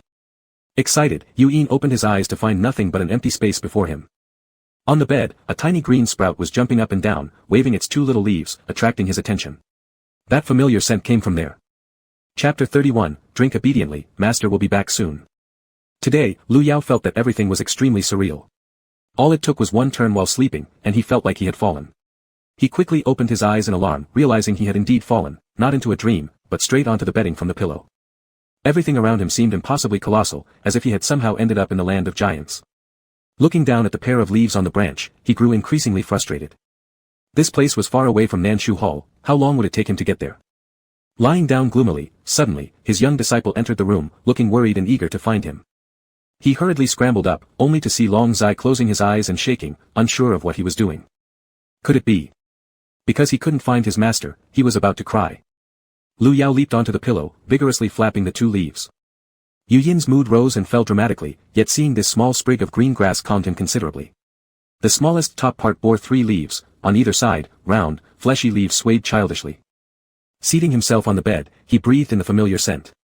Picking it up carefully in both hands, he softly asked, Master. Lu Yao hesitated, irritated by being questioned about his true form, even more annoyed when others saw it. Every time someone learned the answer, their expressions changed instantly, as if they had just discovered something groundbreaking. Oh, a plant. To him, it sounded like an insult. As a child practicing cultivation, other kids deliberately teased him daily by calling him plant, over and over. Plant, just a plant. These words became the ones Lu Yao hated most ever since coming to Kunlun. He didn't feel ashamed about his origin, but he despised others mocking him because of it. And everyone else, elder brother was the vermilion bird, fourth brother the azure dragon, fifth brother the white beast, eighth little brother, a real human being. Only him, a puny, insignificant little blade of grass, stuck among them. Later, whenever someone asked, he would simply reply, guess. That response exuded a mysterious depth, leaving plenty to ponder. Now, however, he felt slightly embarrassed admitting his true form and decided to let it pass. Would little disciple think less of him, a teacher who lacked any kind of majesty, if he knew he was just this faint whiff? Then Yuyin observed the 3 leaves at the top wave together. He immediately felt disheartened, asking, but your fragrance is the same as Master's, do you know him? Lu Yao nodded, indicating recognition. And where has he gone? Has he gone to see elder cousin Leng? How should he answer? Unable to speak now, how could he explain clearly? Yuyin sighed, alright, will he return? No. He definitely did not go to see elder cousin Leng. Lu Yao frantically shook his head in denial. Then where did he go? The little sprout nodded again. This time, he indeed noticed that his junior disciple's mood had brightened considerably. Lu Yao let out a sigh of relief. Even though the dragon child didn't usually seem attached to him, it appeared he actually cared quite a bit. He needed to transform back as soon as possible. Pointing outside, he signaled for the junior disciple to take him out. Even though Yuyin was confused, he still carefully carried him out to the courtyard, whereupon Lu Yao jumped and landed into the soil where vegetables were planted. You need to be in the soil. The little grass nodded again. Then it wiggled its body around, the 2 leaves flapping high and low like someone rubbing soap on their body, indicating it wanted Yuyin to pour some spiritual liquid for him. But instead, Yuyin scooped up an ordinary bucket of well water. Lu Yao frantically shook his head, pouring this would mean it would take eons before he could change back. Suddenly, his memories surged back. Spiritual liquids were all given to the spirit tree before he even got around to asking fourth master for more. Instantly, all his leaves drooped down, the whole plant wilting. He needed spiritual liquid, he had to have spiritual liquid. What's wrong? Why are you not happy? Lu Yao pointed at the bucket of water, shaking his leaves. You don't want this water. Then what do you need? Yu Yin wasn't stupid either. If this water wouldn't work, then there was only one option, the spiritual liquid. He'd have to go to the Southern Techniques Hall and ask for Thunkel. As soon as Lu Yao heard this, he immediately agreed, go ahead and find it. Climbing out of the dirt, he wriggled up near Yu Yin's collar, just showing the tip of his head as he patted it, signaling it was time to set off, an expedition about to begin. Seeing this, Yu Yin couldn't help but smile. This fragrant little thing actually had some sense of connection. Could it be that when the master kept it, he also brought the scent upon himself? He went first to the Southern Techniques Hall to get the spiritual liquid before heading to class. Seeing Lang Huanqing's sour face and realizing why Yu Yin was late, Lu Yao felt guilty and hid closer to Yu Yin's clothes. Instead, the dragon child showed no fear at all, speaking loudly and firmly in confession to his uncle. Lang Huanqing waved his sleeve and said, catch up with everything you've missed these last few days or else, you aren't allowed to go back. Yu Yin nodded politely, understood. Feeling the little sprout burrowing further into his clothing, he furrowed his brow and pressed against his chest, stopping it from going any deeper. Naturally, Yu Yin ended up being the last one to leave. Lang Huanqing remained nearby watching over him, though occasionally glancing down the path. With Lu Yao absent, neither could focus fully on what they were doing. As night fell, Yu Yin slowly made his way back to Baihua Palace. No candlelight flickered, no savory food aroma wafted through the air. Silently, he took out a small earthen pot, filled it with loose pine soil, transplanted the little grass inside, and then slowly poured the spiritual liquid onto it. Lu Yao shivered in delight, the blades completely unfurling. Spiritual energy suddenly coursed through the veins in his leaves, making his entire body warm and comfortable. So refreshing. Yu Yin placed him on the well-ventilated windowsill and sat in the courtyard alone. His silhouette seemed exceptionally solitary as he began to eat the food Lu Yao had left for him before. What once tasted incredibly delicious now lacked any flavor. Lu Yao won't come back. Snap out of it. How could anyone fall twice in the same place? Is there something wrong with your brain? Yu Yin swallowed a piece of the vegetable unhurriedly. It's none of your business. It's none of my business. When he kills you again, I'll die too. Annoyed by the noise, Yu Yin lost his appetite entirely and returned to his room, lying in bed idly. If Lu Yao ignored him forever, it wouldn't matter so much. But after being so good to him and then disappearing again, Yu Yin couldn't help but ponder. Once entering his world, without his permission, Lu Yao absolutely must not leave on his own. He got up and moved the little sprout to the bedside. The refreshing fragrance quickly enveloped the room. Touching his fleshy leaves made the aroma stronger, and soon both hands were covered with its essence. Ticklish to death. Lu Yao really couldn't stand it anymore, squirming back and forth in Yu Yin's hands. After playing for a while, the dragon child eventually grew drowsy, allowing Lu Yao a chance to rest. In the middle of the night, Yu Yin woke up hearing someone calling his name, puzzled as he saw the faint light emitting from the little sprout. Its top leaves swayed softly as if muttering in a dream. Inzi, don't be scared. Your master will return very soon. Chapter 32, Good morning, little fragrant one. Yu Yin's eyes widened in shock, staring fixedly at this fragrant little plant. This voice, it was unmistakably Lu Yao's. No wonder his body always had this smell. No wonder he refused to disclose his true form. No wonder this plant turned up on Lu Yao's bed. All the strangeness from before seemed to now have an explanation. But, why didn't Master want to talk about it? He held his breath and approached step by step, carefully examining every detail, even the small soft hairs. Master. Oh, so you really didn't leave. He was afraid Lu Yao would wake up, so he dared not keep staring or touch him anymore. The next day, while Lu Yao was still half asleep, stretching lazily, Wait. What was that sound just now? He could speak. His 2 leaves quickly covered his non-existent mouth as he panically stared at his junior disciple's calm sleeping face. After a long moment of silence, he finally relaxed. As Yu Yin woke up, he looked at Lu Yao, poked his leaves with his fingertips, and teasingly called out, "Good morning, little fragrant one." Lu Yao was instantly covered in goosebumps at this absurd nickname. Was this really his usually quiet and unassuming apprentice? Their current interactions were far too strange. He hurriedly pointed at the jade bottle holding the spiritual liquid, instructing Yu Yin to water him, desperate to return to normal as soon as possible. While watering, Yu Yin suddenly sighed, alas, master still hasn't come back. The movement in Lu Yao's leaves abruptly stopped as he tilted his head upward to look at him, unsure why his junior disciple had fallen into melancholy again. Yu Yin saw him freeze in place, smiled slightly but quickly hid it, then said, "Are you fooling me? It's because master thinks I'm troublesome and doesn't want me anymore. I know, I'm nothing more than a burden." As he spoke, he hung his head and quietly grieved. Seeing out of the corner of his eye that Lu Yao's leaves were flailing in panic, he kept his head down and did not move, though suddenly a cool sensation passed through his hand. It was Lu Yao emerging from the clay pot, dripping wet, his damp leaves brushing against the back of his hand. He knew the answer all along, it was just his twisted sense of humor to make Lu Yao repeat himself over and over, as if only then could he feel Lu Yao's heart was on him. You said no, right? How do you know? Can you communicate with him? Lu Yao. Why does it feel like my apprentice knows something? Yin teased enough when he noticed this. For now, I'll believe you, since you and master both smell the same. Hearing the second half of that sentence, Lu Yao's heart leapt again. Weird, Yin is truly weird. But he can't quite put his finger on where things are off.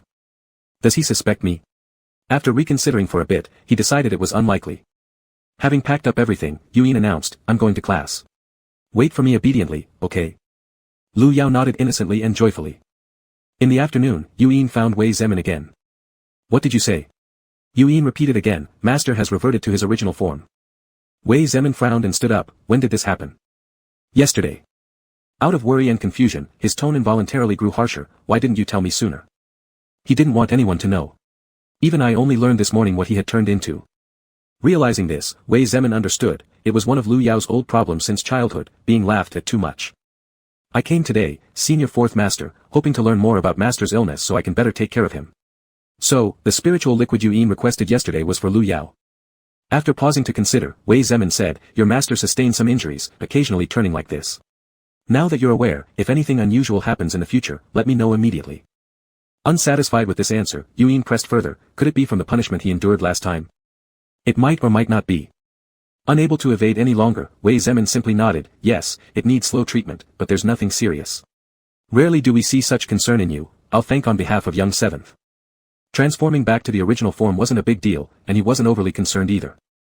As Yin left, Wei Zemin gave him plenty of spirit springs, yet ultimately revealed no concrete details about Lu Yao's condition. However, one thing was confirmed, that plant really was him. Since Wei Zemin said it was fine, it should pose no significant issue. Tightly gripping the jade bottle in his hand, he hurried back to water Lu Yao. Under Yin's generous irrigation, by the third morning, Lu Yao finally transformed back. He was sprawled on the edge of the bed, snoring deeply. As he rolled over with a thud, he fell from the bedside to the ground. Yin was rinsing his mouth outside and rushed in upon hearing the sound, witnessing exactly the moment Lu Yao lay on the ground rubbing his waist. Master. Only then did Lu Yao wake fully from sleep. He hastily tidied his hair and robe, then rose from the ground looking as dignified and ethereal as ever. Yin, your master is back. Where did master go these past few days? Why are you suddenly in my room? Yin forced down his laughter, waiting for Lu Yao to fabricate an excuse. Oh, I have a good friend who ran into trouble and needed my help. It happened at midnight, so your master rushed out without having the chance to inform you. Is that so? Yin glanced at the bedside where only soil remained in the clay pot. Lu Yao felt uneasy and tried to block his view. What about, a fragrant one? Lu Yao walked over and pulled him with a forced laugh, that's something the master specially left behind so he could always keep an eye on you. Now that I'm back, I've taken it back. Oh, is that so? Yes, it is. Yin looked disappointed, I really liked it. Can't the master bring it out again? Lu Yao internally regretted reverting now. Why couldn't this happen quietly during the night? So troublesome. This, later, I'll replant it for you. You'll see it when you get home from school. Yin smiled as he watched, alright, then thank the master. It's not a bother, not a bother. After Yin left for school, Lu Yao crouched in the yard covering his face. As expected, one lie needs countless others to cover it up. But if he admitted it now, Yin would surely ask why he shook his head earlier, and there'd be even more questions about the past. This made him even more annoyed. When he returned to his sleeping quarters to change clothes, he noticed the sound transmission talisman lying on the table. It was sent by Wei Zemin yesterday. He opened it to listen. The Immortal Alliance meeting is about to begin, and your condition mustn't be known by the crowd. Ignore central matters for now, this year you'll be at the gate to receive guests. Fine, welcoming guests it will be. He quickly wrote back to Wei Zemin and hurriedly left Kunlun. He had to find a plant similar to himself at the market. After searching for half a day, he managed to buy a suitable one and brought it home. Just as he finished watering it, Yin returned. He lifted the clay pot, turned around, and happily said, Yin Zai, take a look. Your master has planted it well for you. Looking down at the little disciple stroking the leaves, it feels different than before. Lu Yao blinked innocently, nope, it's still the same. Maybe when I planted it, I accidentally tugged at it a bit. Yin magnanimously nodded, reaching out to accept the pot, thank the master. Seeing how happy his apprentice was, Lu Yao concluded he had believed his words. Let this issue fade quickly. While preparing dinner outside, Lu Yao failed to notice that after Yin returned indoors, he replaced the newly bought, fragrant one with another jar. The plant the master had used recently was placed safely in a cabinet corner. He still adored the unique fragrance on Lu Yao's body the most. Chapter 33, Twin-Tails Butterfly Ribbon. After eating, Yuin watered the new sapling with spiritual liquid while Lu Yao sat in the courtyard holding the small wooden sword of his young disciple, tying onto it a personally handcrafted tassel. A lotus-colored pouch lay on the stone table, it had been refined into a massive storage bag. With all the busyness lately, he completely forgot to give it to Yuin. Waving his hand, Zai, come over. Practice a couple of moves and see if this tassel gets in the way. Yuin obediently approached and performed all the moves he had learned during the recent period.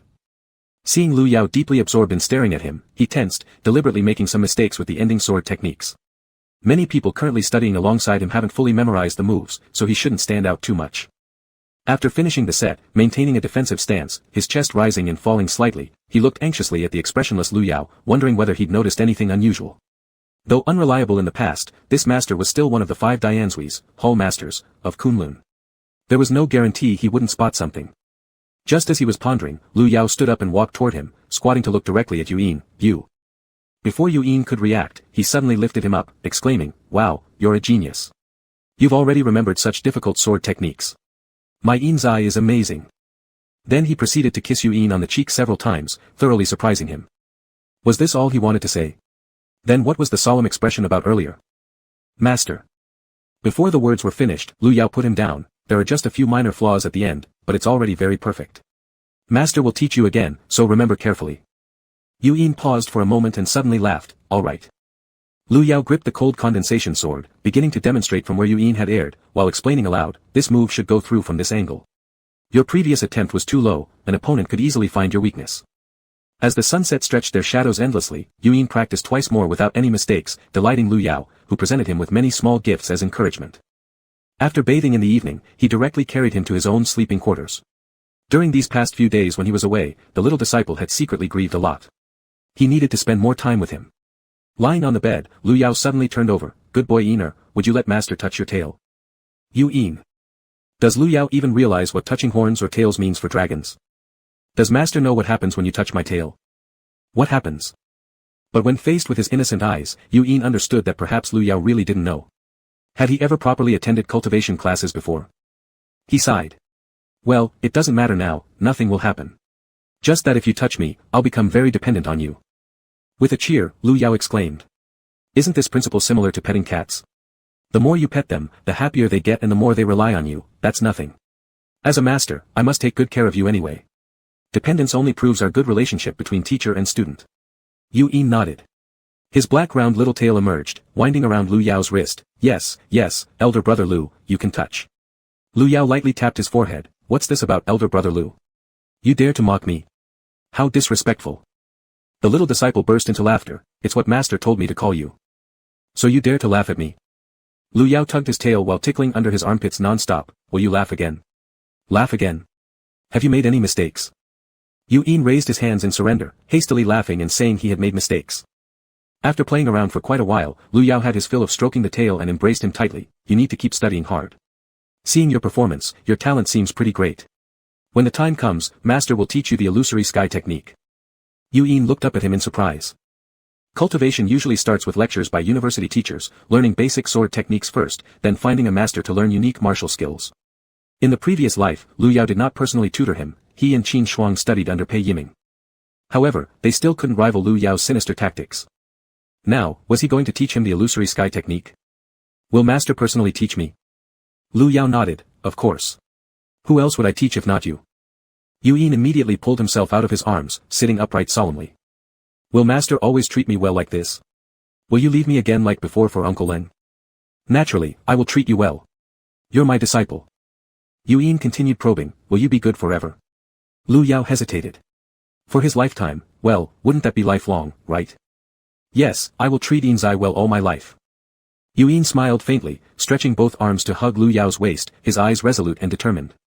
Fine, since master has spoken, you must remember this and not break your word again.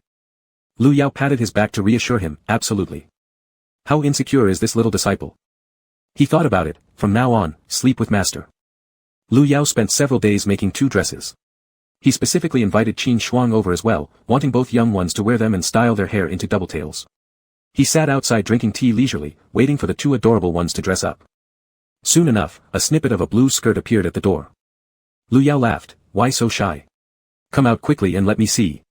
You must look absolutely stunning. Pushed by Qin Shuang, Yuyin stepped forward first.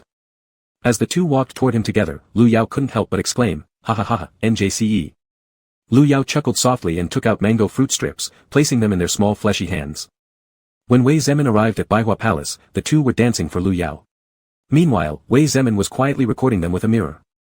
Seeing this, Wei Zemin's veins bulged with frustration. "Lu Yao, what are you doing?" Wei Zemin pointed at him and said, "You have nothing better to do than mess around all day." Lu Yao hesitated for a moment, then got up stiffly from the reclining chair. "Senior brother, how did you come? Would I have discovered that you're so unreliable if I didn't come?" Turning his head, Wei Zemin continued, "The two of you." Wei Zemin coughed lightly to cover up his embarrassment and spoke gently, "How could you follow him and act so recklessly?" Lu Yao stepped in front of them and said, "Senior brother, I know what I did was wrong." He leaned closer quietly and whispered, "But they are just too cute. I can't help it, my heart melts every time I see them. Can't you see, wouldn't you like it as well?" Wei Zemin's lips tightened, and his eyes glanced at the two youngsters again, giving a slight nod. There's no denying that he liked them more and more with each look, but it's too unruly. Wei Zemin issued an order, "Since the two of you followed him to be reckless, go change your clothes first." "Yes, uncle." Then both turned their big eyes towards Lu Yao, who also relented, "Go ahead." Fearful of being punished by Wei Zemin, the two quickly darted into the bedroom upon receiving the command. Wei Zemin shook his head, "You, still acting like a child, even though you're already a master, you still don't behave properly." Qin Shuang began unbuttoning his clothes first, hesitating slightly when looking down. "Yin, this dress feels rather light and comfortable." Yuyin paused his quick button unfastening and also glanced under his own skirt. "It is indeed cooler." Both neatly folded their clothes, and Qin Shuang thought about it before putting it into his storage ring. Since his uncle likes watching them dance, perhaps his master does too. Lu Yao carefully poured tea for Wei Zemin. "Senior brother, is there anything special you need me to do today?" He handed over the notebook in his hands. "Didn't we assign you to receive our fairy friends? This is their accommodation arrangements. When the time comes, find a few disciples to lead them to their rooms. You must remember everything." Lu Yao accepted it solemnly, looked through it carefully, went through the entire list once, leaving a general impression. "Is there anything else I need to assist with?" Wei Zemin took a sip of tea. "With your condition, you should rest properly. Let us handle the rest." Just as Yuyin and Qin Shuang walked out together, they happened to catch the last sentence, which made them somewhat restless because of concern for Lu Yao's illness. As they were about to leave, Wei Zemin pulled Lu Yao aside. "Have you met anyone new lately?" Lu Yao was puzzled. "What do you mean?" "Right on cue, elder brother's home has a cousin. He's handsome and makes extremely fragrant dishes. Why don't the two of you get acquainted? This one has been personally selected by elder brother.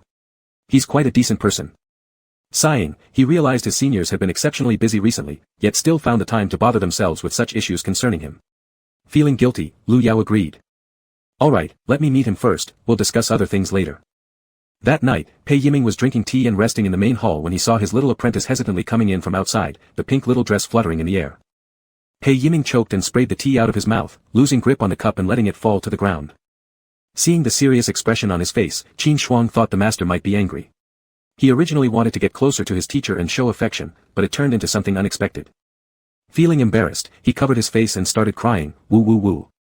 Pei Yiming felt awkward. This was his first time encountering such a situation. Flustered, he struggled to calm him down after half a day of coaxing.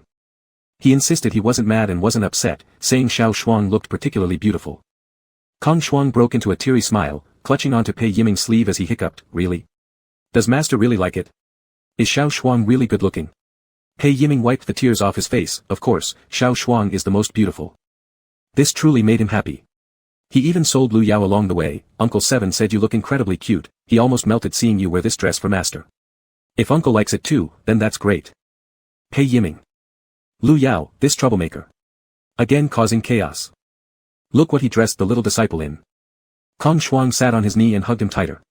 In his heart, he felt relieved because of Uncle Seven. His master had embraced him for so long now and was consoling him. How wonderful. He no longer envied Yuyin.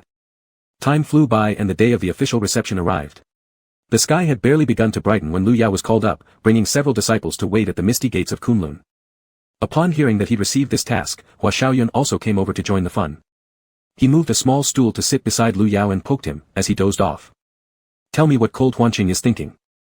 How could such an impressive person volunteer to teach martial arts? Are all these experts so peculiar and inscrutable?" Lu Yao squinted his eyes.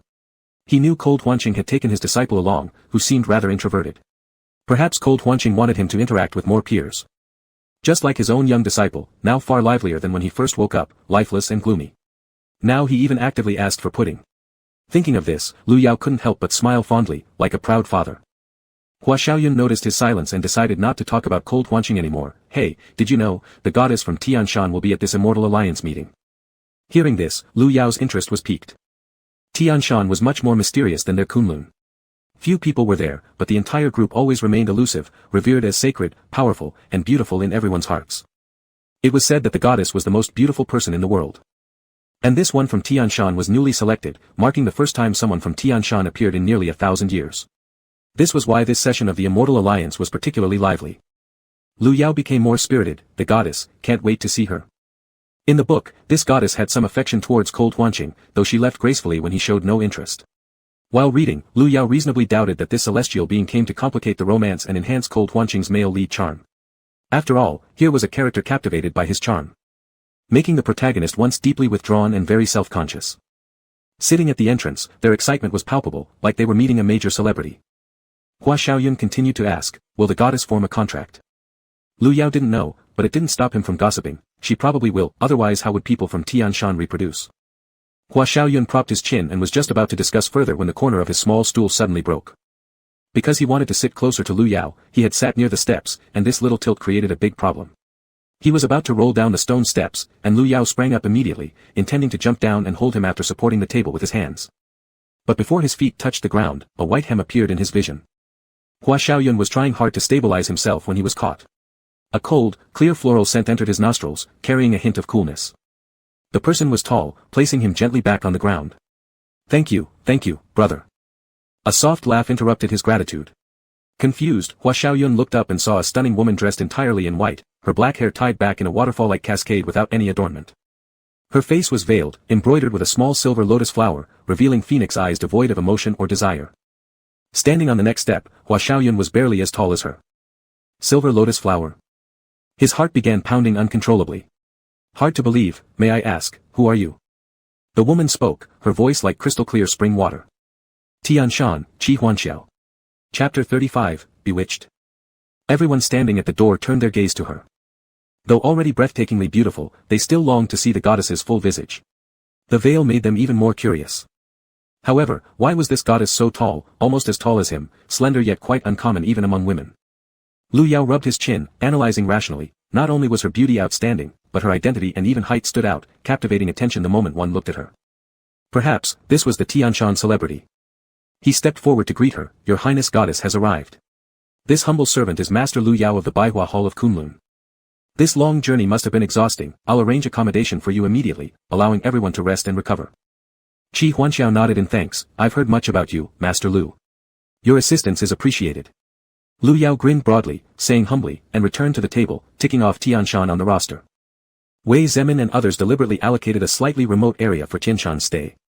Otherwise, everyone wanting to see the goddess might disturb them, leading to chaos. Lu Yao waved his hand in front of Hua Xiaoyun. Hey, time to snap out of it. Hua Xiaoyun obliviously raised his hand, placing his fingertip under his nose to smell. So fragrant. He gazed blankly at Qi Huanxiao's retreating figure. The goddess held me, I was held by the goddess, oh goddess. Lu Yao glanced sideways at him and said leisurely, you're gone, your soul has been stolen. Hua Xiaoyun suddenly snapped back to reality, feigning a loud voice out of guilt, nonsense. I just admire the goddess. Before he finished speaking, a streak of nosebleed rushed down. He had no choice but to close his mouth tightly, fumbling to take out a handkerchief to wipe it. Lu Yao burst out laughing, still being stubborn here. Didn't you say you liked cold Huanqing? You've fallen so quickly. Hua Xiaoyun frowned, mumbling indecisively, unsure what to defend himself with. At the mere thought of the goddess, her touch came back to his mind instantly. He even touched Qi Huanxiao's arm. At this recollection, another surge of blood rushed out of his nose. His face turned bright red. Damn it, wasn't he just like a pervert now? He shook his head hard, trying to discard all those visions.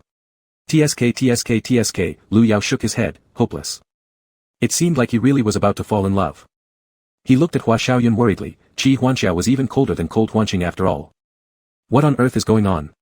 Everyone in this book seems to be into tragic romances. The Tianshan people had just left when the Jinyu Valley group arrived.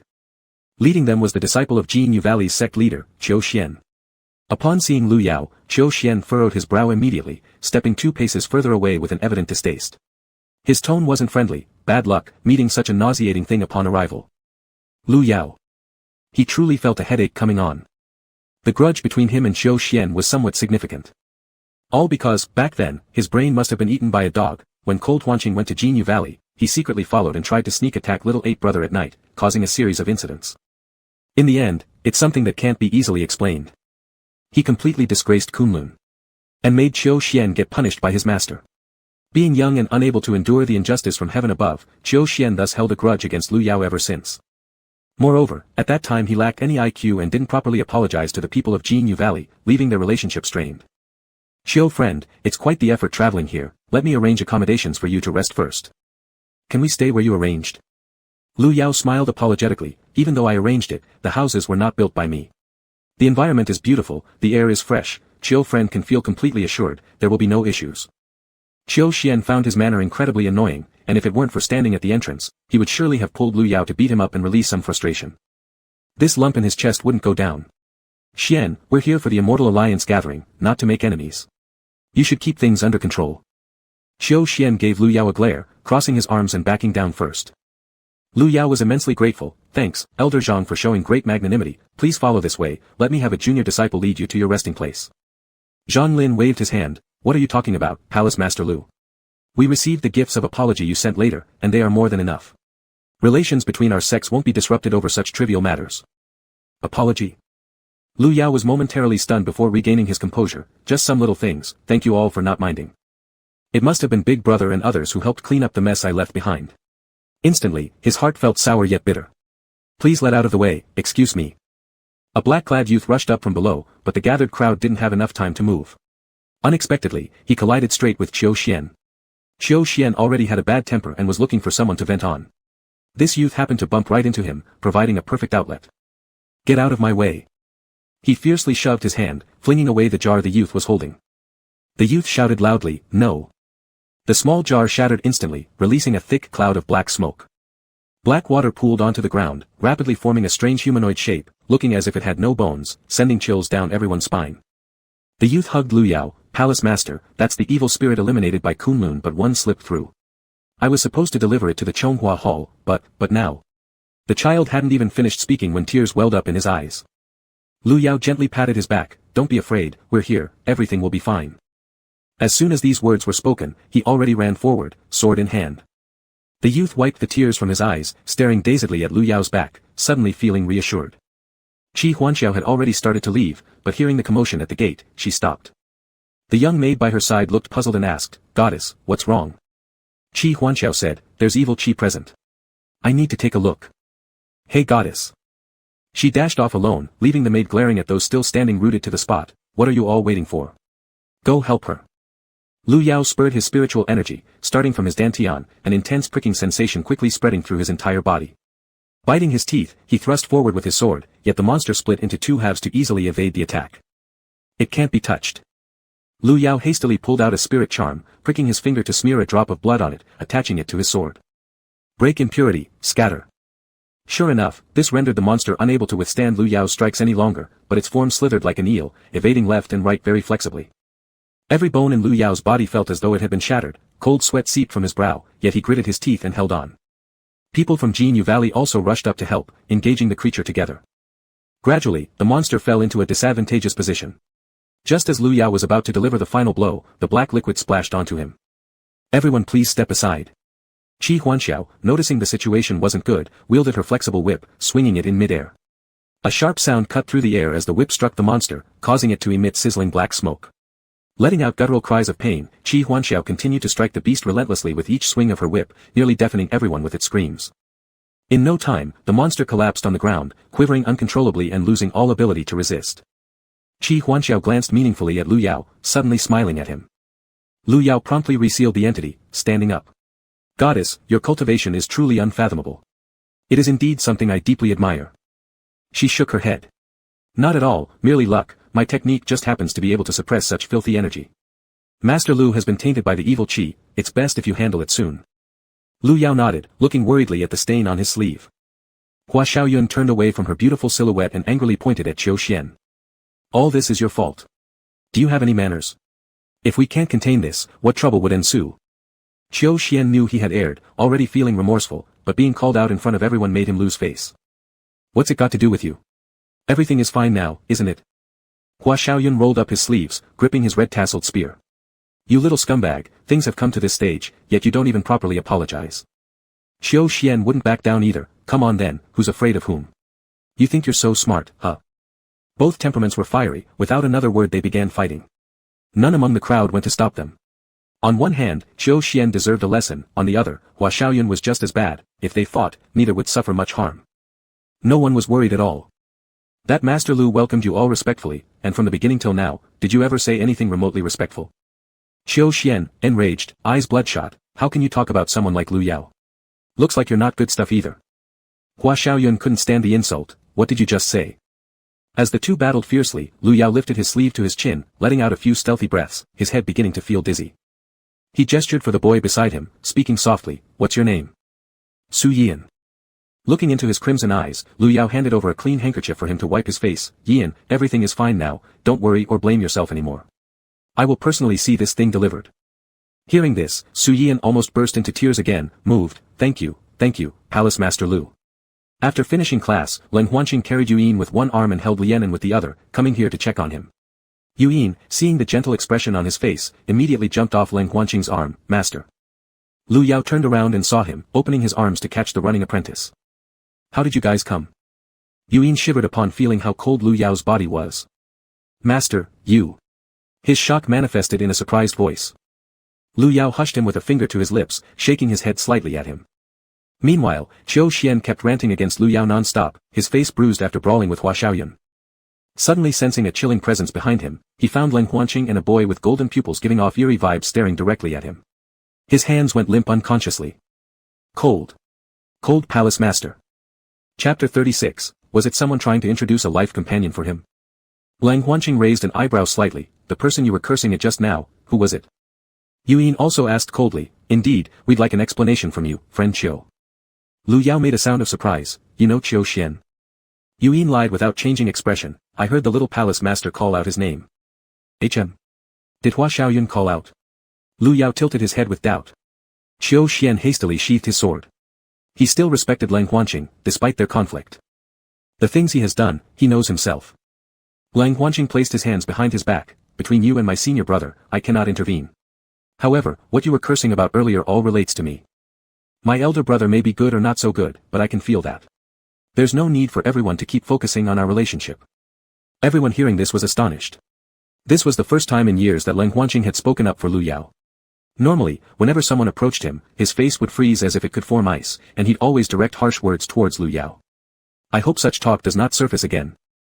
If anyone insults my senior brother, they will oppose me personally. This is a matter within the Kunlun sect, I ask everyone to allow us to handle it ourselves. Yuyin frowned while looking at him. Why had Leng Huanqing changed so strangely?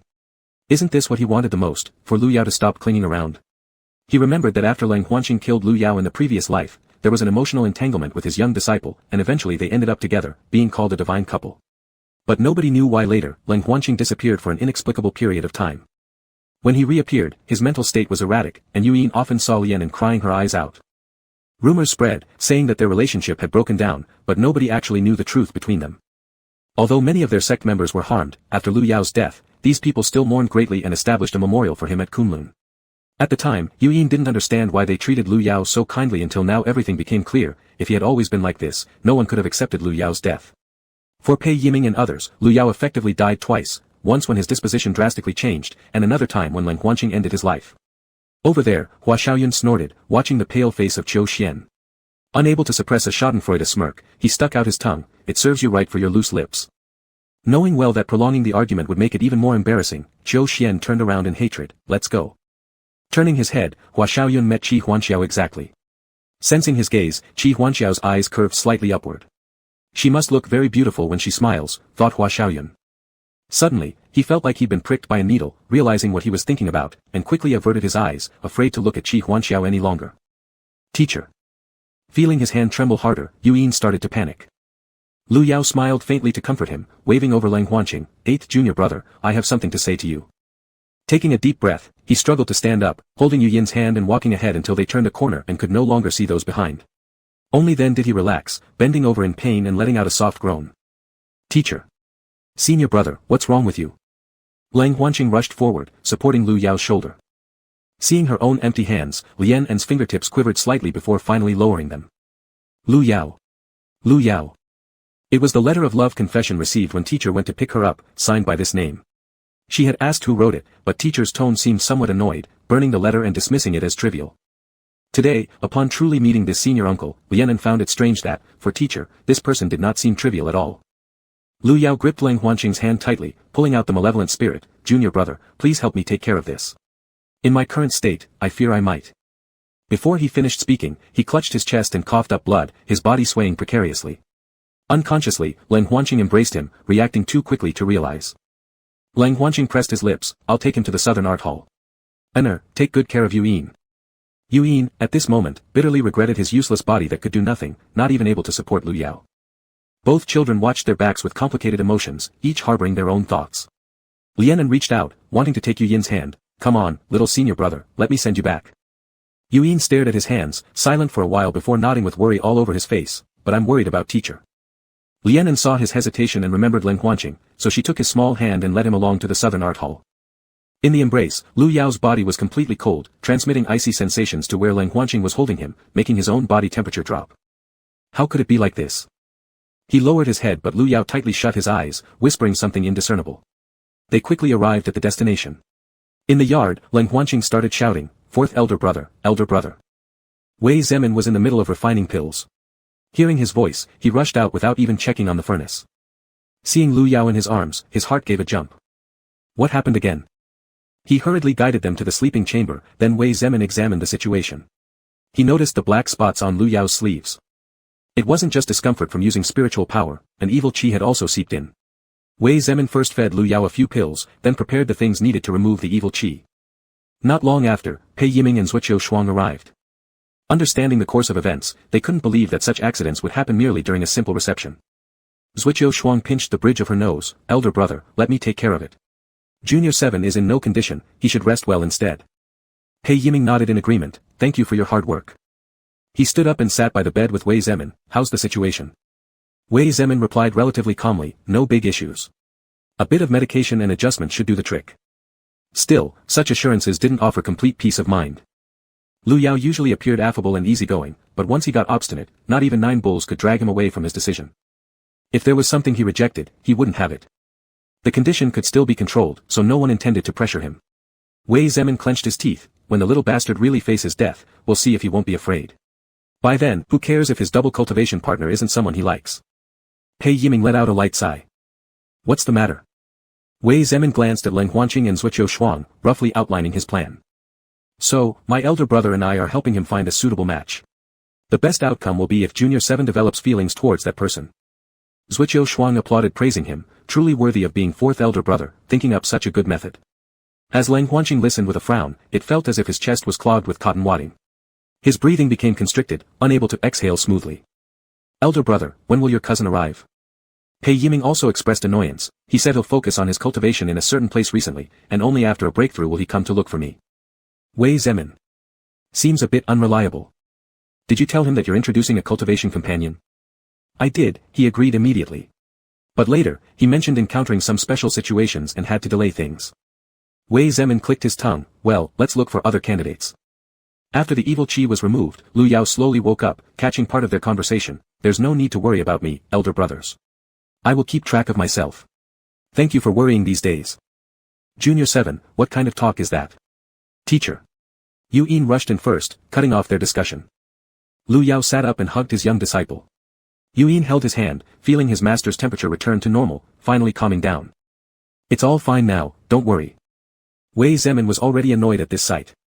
He grabbed several medicine boxes and shoved them toward Lu Yao, then hurried back to guard the pill refining furnace. Lu Yao rose from the bed. Thank you, 8th junior brother, for causing our senior brother's concern. Then he handed over the malevolent spirit to Pei Yiming. Meow meow, you'd better rest. Let 5th elder brother handle the reception affairs. Lu Yao was shocked. That won't do. Elder brother 5 has his own tasks to manage. Today was just an accident, I can handle such trivial matters. If I use spiritual power, a bit of rest will suffice. It's not a problem. After some disputes, Lu Yao resorted to cajoling and acting childishly. Eventually, he picked up Yuan and ran outside, shouting from afar. Elder brothers, rest assured, I'll definitely show up on time tomorrow. Pei Yiming. After running for a distance, Lu Yao's heart thudded slightly. Yuan pressed his cheek against Lu Yao's chest, listening to the strong heartbeat. Teacher, what's wrong with your body? Lu Yao lowered his head, it's not a serious illness. Look at me now, am I not full of energy? Yuan lowered his eyelids and leaned against him listlessly, letting out a muffled hum. Back at the Baihua Hall, two maidens in white stood by the door. Lu Yao put down his young disciple and approached them to pay respects. Divine messengers, is there anything urgent? The little girl shook her head. We were sent by the goddess to deliver snow lotus to Lord Lu. She said your body is slightly cold, and consuming this snow lotus will help you feel much better. Coldness. Lu Yao furrowed his brow. Could it be that Qi Huanyao noticed something? Chapter 37 Meow Red Heart Red Heart Red Heart. This story isn't long. From the beginning, it was planned to write about romantic daily lives without much plot. Engsub possesses obsessive possessiveness, believing stubbornly that the master should only care for him. Gradually, he realizes that what he feels for his master is love. On the other hand, Lu Xiaoqiao, who is slow-witted and funny, will surely make their relationship develop sweetly. I hope everyone continues to support. Chapter 38 I must protect my master. Many thanks to the goddess for her thoughtfulness. One day, I will visit to express my gratitude. With that, he accepted the box containing the snow lotus. Please stay for a while, have some tea. He then wanted to find something valuable as a gift in return. The two girls declined gracefully, telling Lu Yao not to bother, they needed to quickly return to report. They couldn't be detained. Lu Yao held the wooden box and sat with Yuan at the door. Engsub, come over. Let's see what this is all about. Engsub slowly turned around, watching him mysteriously pry at the edges of the box. Are you ready? Witness the miracle. With a clang, he opened the lid, and a thick surge of spiritual energy rushed out, gently stirring their hair. Lu Yao drew in a sharp breath. Oh no, this gift is too heavy. Judging by the spiritual power, this snow lotus must be an exquisite specimen. Why did Qi Huanyao send such a precious item? He slowly closed the lid. One day, master should personally visit the goddess to return it. Lu Yao nodded, marveling at him, so young, yet already understands social nuances. Yuan touched his nose, of course, because I love reading books. Lu Yao. Why does it sound like he's mocking me? What do you mean? Yuan patted his pants. What I mean is, master is adorable. He took the snow lotus from Lu Yao's hands and went into his bedroom to store it properly. Then he turned around, the bathwater is ready, master. Let's take a bath. Lu Yao grinned and stood up, sure, your doggy paddle style looks very cute. Yuan frowned, clearly it wasn't a compliment. What does doggy paddle mean?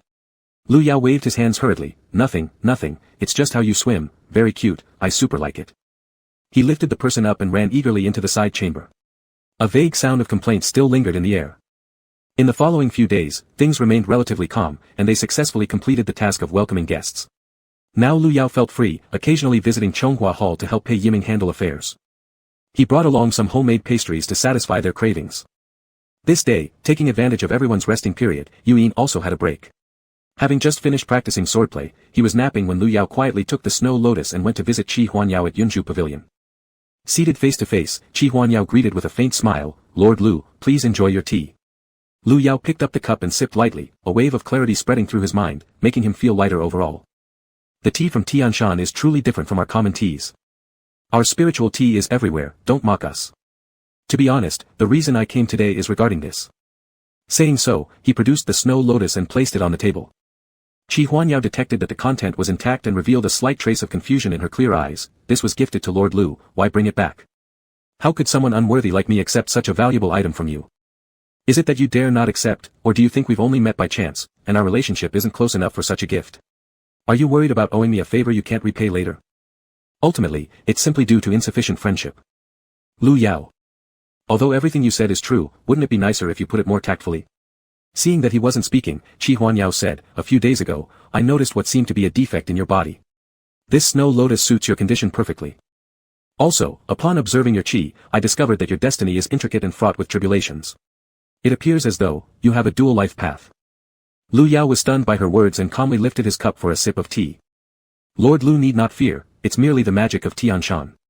Now that you've had the chance to alter things, hold steadfast to your true self and do not look back. Lu Yao asked directly, did the goddess see anything else? Please guide me further.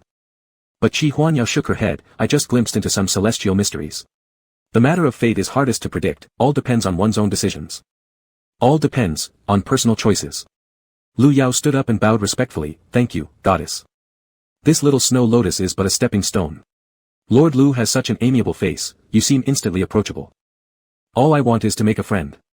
In that case, I have nothing special to offer either, so, how about inviting the goddess to Baihua Hall? I will personally cook and serve you. Qi Huanyao had never heard such a simple invitation before. She hesitated, then chuckled softly, even winking at Lu Yao playfully with her left eye.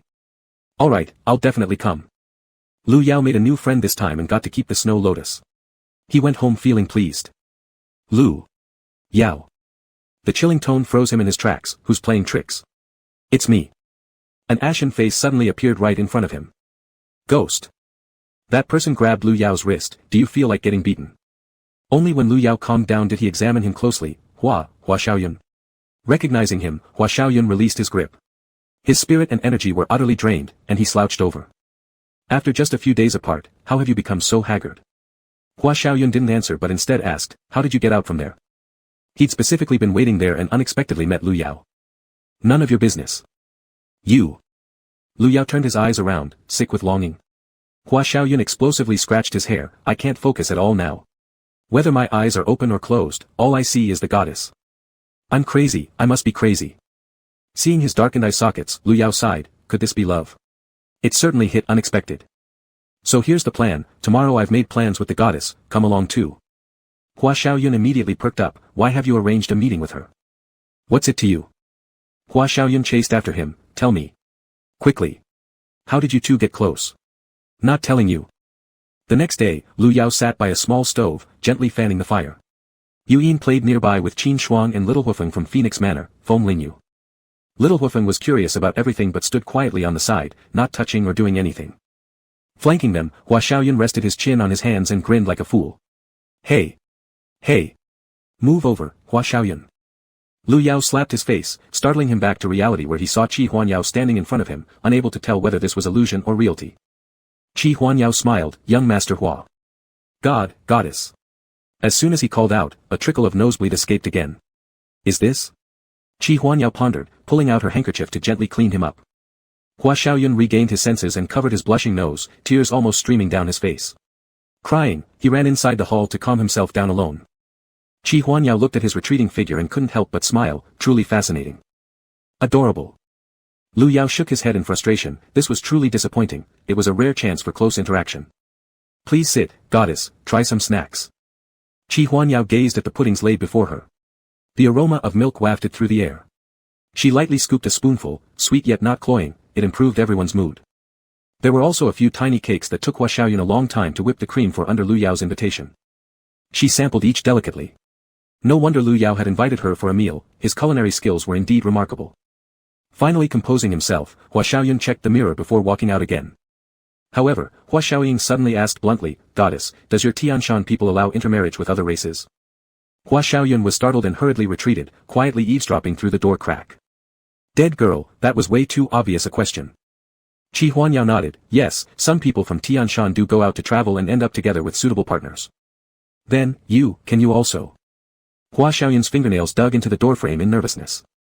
Qi Huanyao paused, her gaze catching sight of the black robe corner, as if she understood something. Of course I can, too. Yay! Everyone inwardly cheered. The first step had succeeded already. Next, it depended on Hua Xiaoyun's performance. Lu Yao brought out all the dishes, holding Yu Yin by his side. Qi Huanyao only then carefully looked at him. Both master and disciple had double destinies. God, goddess, please try this. Qi Huanyao looked at the flushed person beside her, thank you, young palace master. No. No. Not at all. Everyone. What's wrong with the young palace master? Are you feeling unwell? Hua Xiaoyun kept his head down, Qi Huanyao staring intently at him, he couldn't catch his breath anymore. Suddenly, he felt a cool touch, it was her hand laid upon him. Hua Xiaoyun looked up in shock, suddenly gaining courage, I want to tell you something. Goddess, I like. He didn't even finish one full sentence before fainting, completely humiliated. Lu Yao and Hua Xiaoling slowly tidied up the plates, when Hua Xiaoyun came running out barefoot, seeing that the dinner gathering had already dispersed, his eyes were moist. Would the goddess think he's crazy? He doesn't even know what kind of type she likes. Lu Yao stopped his actions, hey, you're awake. Lucky for you. What's lucky about it? Lu Yao mysteriously sat down and waved him over, come here, let me show you something good. Hua Xiaoyun drifted over like a soul. Prospect. Look at this. In Lu Yao's palm lay a piece of pure white warm jade, distinctly shaped like a silver lotus. He seemed to be hit by fortune from above, barely believing it, his voice trembling slightly. This? You're right, it's left for you by the goddess. If you have anything to say, tell her. Lu Yao also shared his experience. Even if you don't have important things, you can still find her. Talk about interesting things. Goddess hasn't been outside Tianshan, she is curious about everything. Share curiosities with her. Hua Xiaoyun was so moved that tears streamed down his face as he carefully took the jade pendant. Thank you, Lu Yao. You are truly my benefactor. Yu Yin stood next to him. At this rate, will he actually be able to pursue Qi Huanyao? Lu Yao wiped his small hands. Who knows, such matters of fate can't be figured out. In the following few months, everyone spent their time in tense competitions and exchanges, except for Lu Yao. Every day after watching the competition, he would return to Baihua Hall to start cooking, and people like Hua Xiaoyun and Qi Huanya would always come over, spending each day happily and fulfilled. However joyful, the alliance meeting had to eventually conclude. He stood at the entrance, bidding farewell to various companions he had played with for several months. If the goddess has free time, remember to come see us. Qi Huanyao nodded. Tianshan is also open to your visits anytime. Hua Xiaoyun couldn't contain his excitement. Alright, we'll definitely visit. Qi Huanyao couldn't help but smile. Okay, I'll be waiting for you. Lu Yao thought there was something different in the atmosphere between them two. Master. Yu Yin woke up and didn't see anyone else, hurriedly chasing out, fortunately still managing to catch up. Lu Yao picked him up. Say goodbye to the goddess. Hearing the sweet, soft voice, Qi Huanyao patted his head. Remember to take care of your master well later. After exchanging pleasantries, everyone was ready to leave. Standing together, they lightly waved at her. Hua Xiaoyun's eyes were damp. Lu Yao and Yu Yin were preparing to return home when he tapped his little apprentice's nose. You really are a sticky little caramel, so clingy. It's not that, master suddenly disappeared, I was worried. What if an accident happened again like last time? I am determined to protect my master. Lu Yao exaggeratedly exclaimed, wow, young drink wants to protect me. Yu Yin grunted, leaning against his shoulder, I've said it, I'm going to protect you. Alright, master will wait. What are you doing? Go back to your room and sleep. Lu Yao pushed Long Zai's head. All he does is grow taller, but his mind doesn't mature. How many times has this happened now? No, you're an adult already. How can you still sleep with your master? Lu Yao even doubted if his posture was incorrect, which made Yu Yin so dependent on him. He had braced himself for the transition from an obedient boy to a rebellious one, yet this phenomenon didn't appear at all. Instead, Yu Yin became more clingy. He grabbed Long Zai's hand and pushed him out, shutting the door with a bang. Yu Yin patted the door, then turned to sit on the stone stool, full of resentment. Does master no longer care about me? Doesn't want to get close to his apprentice anymore? No response. I see, master must find me annoying. Disciple understands. Lu Yao stood inside the hall, angry with his hands balled into fists. Goodness. The title has changed from apprentice to disciple. Humph, if I opened the door today, my last name wouldn't be Lu. What kind of behavior is this for a boy? It's time for independence. He angrily pulled the quilt over and covered his head, immediately falling asleep. When he woke up the next day, he felt as though a heavy stone pressed against his chest, making it hard to breathe. It was ghost paralysis. He abruptly opened his eyes, only to look up and see a mass of dark hair. Yu Yin was hugging him like an octopus. Seeing his apprentice sleeping peacefully in his arms, he helplessly lay back down. Little rabbit. But what he didn't notice was the faint curve at the corner of Yu Yin's lips after he'd conceded. Chapter 39, Meeting Late. Lu Yao lounged leisurely on the reclining chair, the autumn wind blowing softly, carrying a touch of chill. Yu Yin came over and gently held the fishing rod that kept shaking beside him. The fish was already hooked, yet the person who was supposed to be fishing was sound asleep instead. Helping put the fish into the bucket, Yu Yin sat beside Lu Yao, looking at his profile. A strand of hair playfully stuck to his cheek. He lightly flicked it away, but as soon as the wind blew, it returned to its original position. As if challenging fate, Yu Yin persisted in trying to keep the strand of hair in place. Suddenly, Lu Yao chuckled softly and woke up, raising his hand to shield his eyes from the bright light. Squinting, he turned his head to look at him. You're really strange, why are you arguing with a lifeless object? How could master's hair be considered lifeless? Lu Yao. What I mean is, hair has no thoughts, it can't talk either. And you've been playing with it for so long.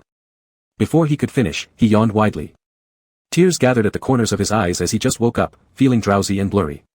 Gazing lazily at his apprentice, it's about time we go back, let me cook you some fish soup. That single glance, so soft and filled with emotion, made Yu Yin's heart skip a beat. Slowly lifting his hand, he placed it over his chest. Such a peculiar feeling. Seeing he was pressing his chest, Lu Yao bent down with concern, asking, "Do you feel unwell?" Yu Yin snapped back to reality and smiled. "No, I was just thinking. Why hasn't Master practiced cultivation these past years?" Lu Yao shook his head mysteriously. "Fate cannot be defied. Aren't we cultivators meant to defy the heavens? Though I said it cannot be defied, I didn't say it applies universally. You actually doubt what your master says?" Yu Yin lowered his head. "Disciple dares not." Lu Yao snorted. "Is that a dare not expression? Little dragon, daring to lecture me. It's getting late, let's go back." Yu Yin stood up and skillfully released 2 small fish back into the water, keeping only the larger one, then picked up the bucket. Lu Yao packed up the fishing rod, walking by his side while speaking tenderly. "How was your practice today? When we return, I will thoroughly check. If you haven't mastered the illusion heaven decree properly, I'll drink the fish soup alone." Yu Yin couldn't help but laugh. "I'll accept any disposition from master." 3 years ago, Yu Yin had already started learning the illusion heaven decree, consisting of 9 levels. His current progress at the 4th level was already considered fast. There were 9 levels in total. The first 8 levels were all the same, whereas the 9th level was particularly special and depended on individual enlightenment based on their own circumstances. Countless people got stuck at the 9th level. In fact, regarding every aspect of Yu Yin, Lu Yao was extremely satisfied. What a good apprentice. However, Lu Yao would never let Yu Yin know this. He shouldn't reveal being entirely satisfied in front of him, or what if little Yu Yin became complacent? But the result was evident, Yu Yin trained well. At night, Lu Yao leaned on the edge of the bathtub, resting his chin on his folded arms. Yu Yin slowly approached, helping him wet his hair and applying soap nuts, gently massaging his scalp in circles, which soon produced foamy bubbles. Yu Yin's voice carried a warm allure as he asked, "Master, would you like to drink some wine?" "Wine? Wine?" Lu Yao immediately opened his eyes, turning around with bright eyes looking at him. "Is that possible?" Yu Yin nodded. "A bit of fruit wine should still be fine. A little drink for joy. As long as it's not excessive, it won't harm the body." Lu Yao nodded like a little hamster. "Alright, then you bring it to me." Over the years, to avoid drinking too much and damaging his image as the hall master and master, all the wine was handed over to Yu Yin for safekeeping. Occasionally, he would drink a little to satisfy his craving, living quite comfortably. Yu Yin poured half a cup, the gemstone red wine lightly swaying in the cup, extremely enticing. All of this was brewed from the grapes he planted in the yard, watered with spiritual liquid, so the flavor was extraordinarily fragrant. Lu Yao took a small sip of the wine, while his young disciple continued washing his hair. He sighed, "Ah, our home Yin has grown up. Not only does he take good care of himself, but he also helps master." Lately, Lu Yao often had such sighs, but Yu Yin didn't like hearing them, always feeling something strange about his tone. It was as if he couldn't wash his hair anymore in the future. "It's just washing hair." Lu Yao hummed contently from the massage, the wine coursing through him, the hot water further increasing the intoxication. With his eyes closed, he let Yu Yin wipe his body. Then suddenly, he turned around, looking through the thin mist. His tongue heavy, seems tired. These past years, although he hadn't continued cultivating, his figure compared to Yu Yin seemed more slender and lean yet not weak. Yu Yin hesitated for a few seconds before extending his hand to support him. Lu Yao felt warm all over. He chuckled and shook his head. After so many years, his alcohol tolerance hadn't increased even a bit, which was indeed peculiar. In fact, he wasn't very drunk, but his head felt drowsy, as if stuck in cotton, comfortable yet struggling to breathe. As they rose from the water, Yu Yin used his spiritual power to envelop their bodies, warming them slightly so that the water evaporated instantly. Lu Yao hugged Yu Yin's neck, leaning on his shoulder, ready to drift off to sleep with his eyes closed. "Master. I don't want to go back and sleep alone. Can I sleep with master from now on? This time he hesitated slightly but still agreed. Yu Yin's scheme involving the wine had succeeded. Only when Lu Yao's mind was cloudy did he respond with nothing but agreement. Lying on the soft bed, Lu Yao rolled over, touching the pillow and breathing steadily. Using Yu Yin as a pillow, half of his body leaned against him. Yu Yin sniffed the scent from his neck, finally closing his eyes in peace. Having lived together for many years, they were both familiar with each other's scents. In truth, neither of them was accustomed to sleeping separately. But Yu Yin had indeed grown up. If word got out, wouldn't others mock him? He always thought that although his apprentice was sensible, his nature seemed too soft. Boys like this wouldn't fare well when venturing out into the world later. The scene from the bath before sleeping reappeared. Lu Yao's voice was like a kitten's, making one's heart itch. When Yu Yin lowered his head again, his master was right there before his eyes slightly squinted, filled with drunken haze, gaze unwaveringly fixed on him.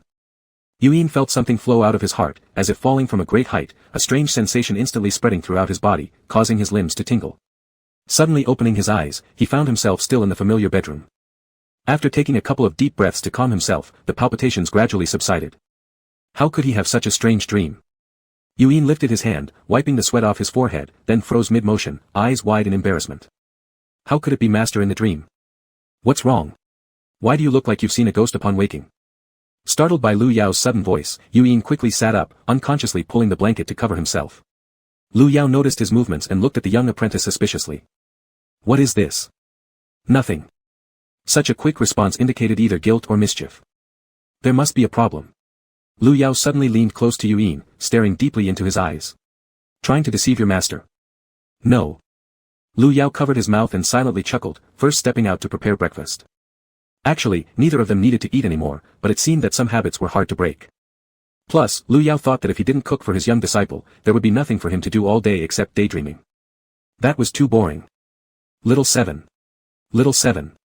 Ming Wei's voice carried in. Lu Yao was still wearing a blue apron and holding a spatula as he rushed out. Not only Ming Wei was outside, but also Pei Yiming, Qin Shuang, and a pale-faced youth. Senior brother. What are you all doing here? Uncle. I miss you. Qin Shuang immediately ran into Lu Yao's arms. He hadn't shown up for 3 months due to cultivation practice and almost suffocated inside. Pei Yiming's eyes flickered. Why did both Xiao Shuang and Yuyin seem so close to Lu Yao? Ever since his young disciple grew up, he hadn't hugged like this. Whenever he got closer, Qin Shuang appeared somewhat nervous and rejected him, always dodging. Pei Yiming silently consoled his wounded heart. So annoying. Lu Yao returned the hug tightly. Your uncle missed you too. Yuyin was washing pants in the courtyard when he saw this scene, and the strength in his hands lessened considerably. Lu Yao had always been gentle, he knew that. But why was he so gentle with everyone? Turns out Master Lu is interested in cooking too. My cousin mentioned it before, but I didn't believe him until now. At last, their attention shifted to him. Cousin. Lu Yao carefully inspected the man. This person smiled openly as Lu Yao looked at him, dressed strangely in black attire that looked somewhat like ethnic minority clothing. His hair was tied into numerous thin braids that were gathered at the back of his head. There were strands of red, green, and black threads interwoven within, appearing extremely fashionable. Lu Yao felt that this person could burst into freestyle verse anytime they opened their mouth. A very distinctive character, but no impression. Wu Xiang gave a hint. Pei Yiming is my cousin. Lu Yao suddenly realized, oh. Now, there was a faint recollection. He smiled, ah, so it's you. Wu Xiang nodded, happily rubbing his hands. We finally meet, truly regretting not meeting sooner. Lu Yao scratched his head. To be honest, this person had already disappeared from his memory long ago. Yuyin finally lowered his hand. Chapter 40, Do you fancy Senior Uncle 7? Lu Yao invited them to sit down first and went back inside to add a few more dishes. Wu Xiang curiously peeked into the kitchen. What are you cooking? A dark-clothed youth stood in front of him, blocking the view of what was happening inside the kitchen. This person had been introduced just moments ago. He was Lu Yao's disciple. He wasn't sure what the situation was now, so he greeted him first. Hello, little disciple. Yuyin showed no expression. Hello. The master is busy, I'll go help him, please return to your seat and rest, friend. Then he turned around and closed the door. Wu Xiang felt puzzled, sitting down with Pei Yiming and the others. Why does this young disciple seem so strange? All those present, being single dogs with no dating experience, shook their heads upon hearing this. Pei Yiming even consoled him. Young Ian has always been closest to Senior Uncle 7, that's perfectly reasonable. You should treat him well if you two get along. Wu Xiang nodded, naturally. Wei Zemin also chimed in. These years, many people have been introduced, and they all seem to get along well with Lu Yao, but something always went wrong. They all ended up saying they were merely good friends. Without romantic interest. Perhaps, he was waiting for you. Qin Shuang glanced slightly questioningly at the closed door, feeling a bit worried about Yuyin. He wondered whether Yuyin harbored different feelings toward Senior Uncle 7. If he did, then they both might share the same goal, and secretly, he observed Pei Yiming. At least the two of them could encourage each other. In the kitchen, Lu Yao saw the young disciple closing the door and laughed helplessly. My child, why do you hide shyly like this? Be more generous. Yuyin didn't explain how or why he was actually annoyed rather than shy. He enjoyed living a fulfilling life with Lu Yao, and over these years, Pei Yiming and others often brought various kinds of people to Baihua Palace. He hadn't really figured out the specifics yet. Anyway, after staying for some time, those people would leave. However, Yuyin disliked someone coming in to disrupt the already balanced life he shared with Lu Yao. He smiled as he helped Lu Yao serve the dishes, casually asking, that guy called Wu Xiang, according to what Master mentioned earlier, it seems like they've met before. When did that happen? Lu Yao replied, he's the cousin of your first elder uncle, he should be a pretty decent person. Regarding his romantic life, he didn't feel it was appropriate to explain all this yet. Besides, meeting Wuxiang just now was the start and things were far from certain. Let's wait until everything settles down before we say anything more. By then, their child would find out how many times the master has failed at arranged meetings these years.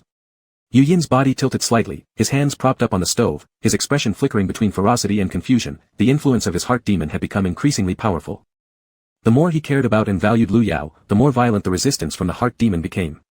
Yet his mind wasn't so fragile, and for these many years, both forces have been locked in a prolonged tug-of-war. This person needs to leave. Yu Yin now harbored only this one thought. Carrying out the dishes, Wuxiang looked at the unfamiliar array of dishes and was greatly surprised. These are all created by you. Lu Yao shook his head, making up an excuse. Not really, I learned them from a neighbor lady during 2 past trips outside. Then he picked up a small bowl beside him, looking at the white and purple balls mixed with various fruits soaked in milk, with a pile of red beans next to it. Curious about everything, I've never seen anything like this. What exactly are these dishes? Yu Yin, frowning, handed out chopsticks to everyone, snorting softly. It was just too strange. Lu Yao invited Wuxiang to try it. It's called taro ball fruit soup. Give it a try and see how it tastes. Hearing that this person was a food cultivator who advanced by cooking, his skills must be quite formidable. Wuxiang cautiously took a spoonful, like a food critic at a cooking competition, carefully putting it into his mouth. Sweet but not greasy, fragrant, smooth, tender, and chewy, the fresh scent of fruit mixing with the rich milk flavor combined with the taste of taro and sweet potato. Every bite offered a different experience. A wondrous and delicious feeling. He happily praised, delicious. You could actually come up with such an interesting way to eat. I deeply admire you. Pei Yiming lightly coughed twice, reminding him, you're here to meet potential partners, not here to practice cooking. This person was at it again. Whenever it came to issues about food, he'd ignore everything else. Wuxiang slowly snapped back to reality, nodding apologetically at Pei Yiming. But after trying Lu Yao's century egg and lean meat porridge, he was completely captivated and kept following him around, asking non-stop how he knew such a peculiar yet scrumptious way to cook. What a genius! After decades of cultivation, this was the first time Wuxiang encountered a chef like Lu Yao. Qin Shuang worriedly observed the scene. Do you think this will work? Pei Yiming also shook his head. We need to give it a try. Now that the people were already here, the rest depended on what the two wanted. They should take their leave soon. Pei Yiming sent everyone away, and had a private discussion with Lu Yao in a corner. Xiao Shuang doesn't know why, always avoids me. I wonder if I've done something wrong. Can you give me some advice? Lu Yao exclaimed in surprise. Not possible. As far as I know, Xiao Shuang likes you a lot. There's no reason for her to act like that. Maybe you're overthinking it. Likes me? How do you know? He remembers to bring you a share whenever he comes here, addressing you as master every time. Could you be mistaken? Pei Yiming was perplexed. How could the person Lu Yao described be different from the Xiao Shuang he saw? Lu Yao said, then talk to him more. He's the same age as Yu Yin, possibly entering the rebellious phase, unwilling to let adults control him. There are bound to be his own troubles and secrets. Don't worry too much. Our job is to show more care, love, and understanding. Pei Yiming, after hearing him speak, felt like it made perfect sense. When he returned, his interaction with Qin Shuang would certainly be more gentle. Meanwhile, Qin Shuang was also discussing her suspicions with Yu Yin. A drink? Tell me, do you like Senior Uncle 7? Yu Yin frowned. Why ask such absurd questions? Absurd? That wasn't the answer he expected to hear. But just now, the way you acted toward Uncle Wuxiang, I knew you disliked him. Isn't it obviously because you're jealous for the sake of Senior Uncle 7? Yu Yin shook his head. Master said he would always treat me well. Naturally I wouldn't want anyone to disrupt our lives. What exactly is liking someone?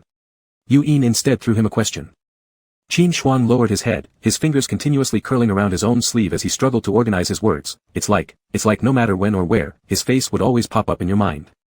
Talking to him makes you nervous, being close to him makes you feel out of breath, and every time he talks to others for too long, you feel restless. You secretly wish for his proximity but fear that if he discovers your feelings, your relationship might freeze. Mostly, you're terrified he will like someone else, always feeling anxious and uncertain. After hearing this, Yu Yin decisively stated, I don't have those feelings. He was quite dependent on Lu Yao, but it was more of a habit. There wasn't any shyness or anxiety, nor that kind of uncertainty over affection. Besides, the master had said that if he wanted anything, all he needed to do was ask, and he would get it. Regarding these emotions, Yu Yin only felt them naturally. His biggest annoyance now was the occasional interruptions by others in their master-disciple life. Qin Shuang, after listening, sighed disappointedly with an oh. So, it was only himself troubled by love. He felt like he didn't even have anyone to consult anymore. Seeing his low spirits, Yu Yin gave his advice, you keep worrying here about whether he'll like others. Why not take initiative so that he has no chance to like anyone else? Qin Shuang worried, what if he doesn't really like me? If you don't say it, how would he know? Qin Shuang's eyes sparkled, admiringly looking at him. Ah, Yin, you're really brave. Yin pursed his lips, encouraging him again. If I were you, I'd make my intentions crystal clear, making him fall for me. Whether or not he likes me back wouldn't matter much because I'd find other ways. Then, he also teased a bit, but who exactly made you so nervous anyway?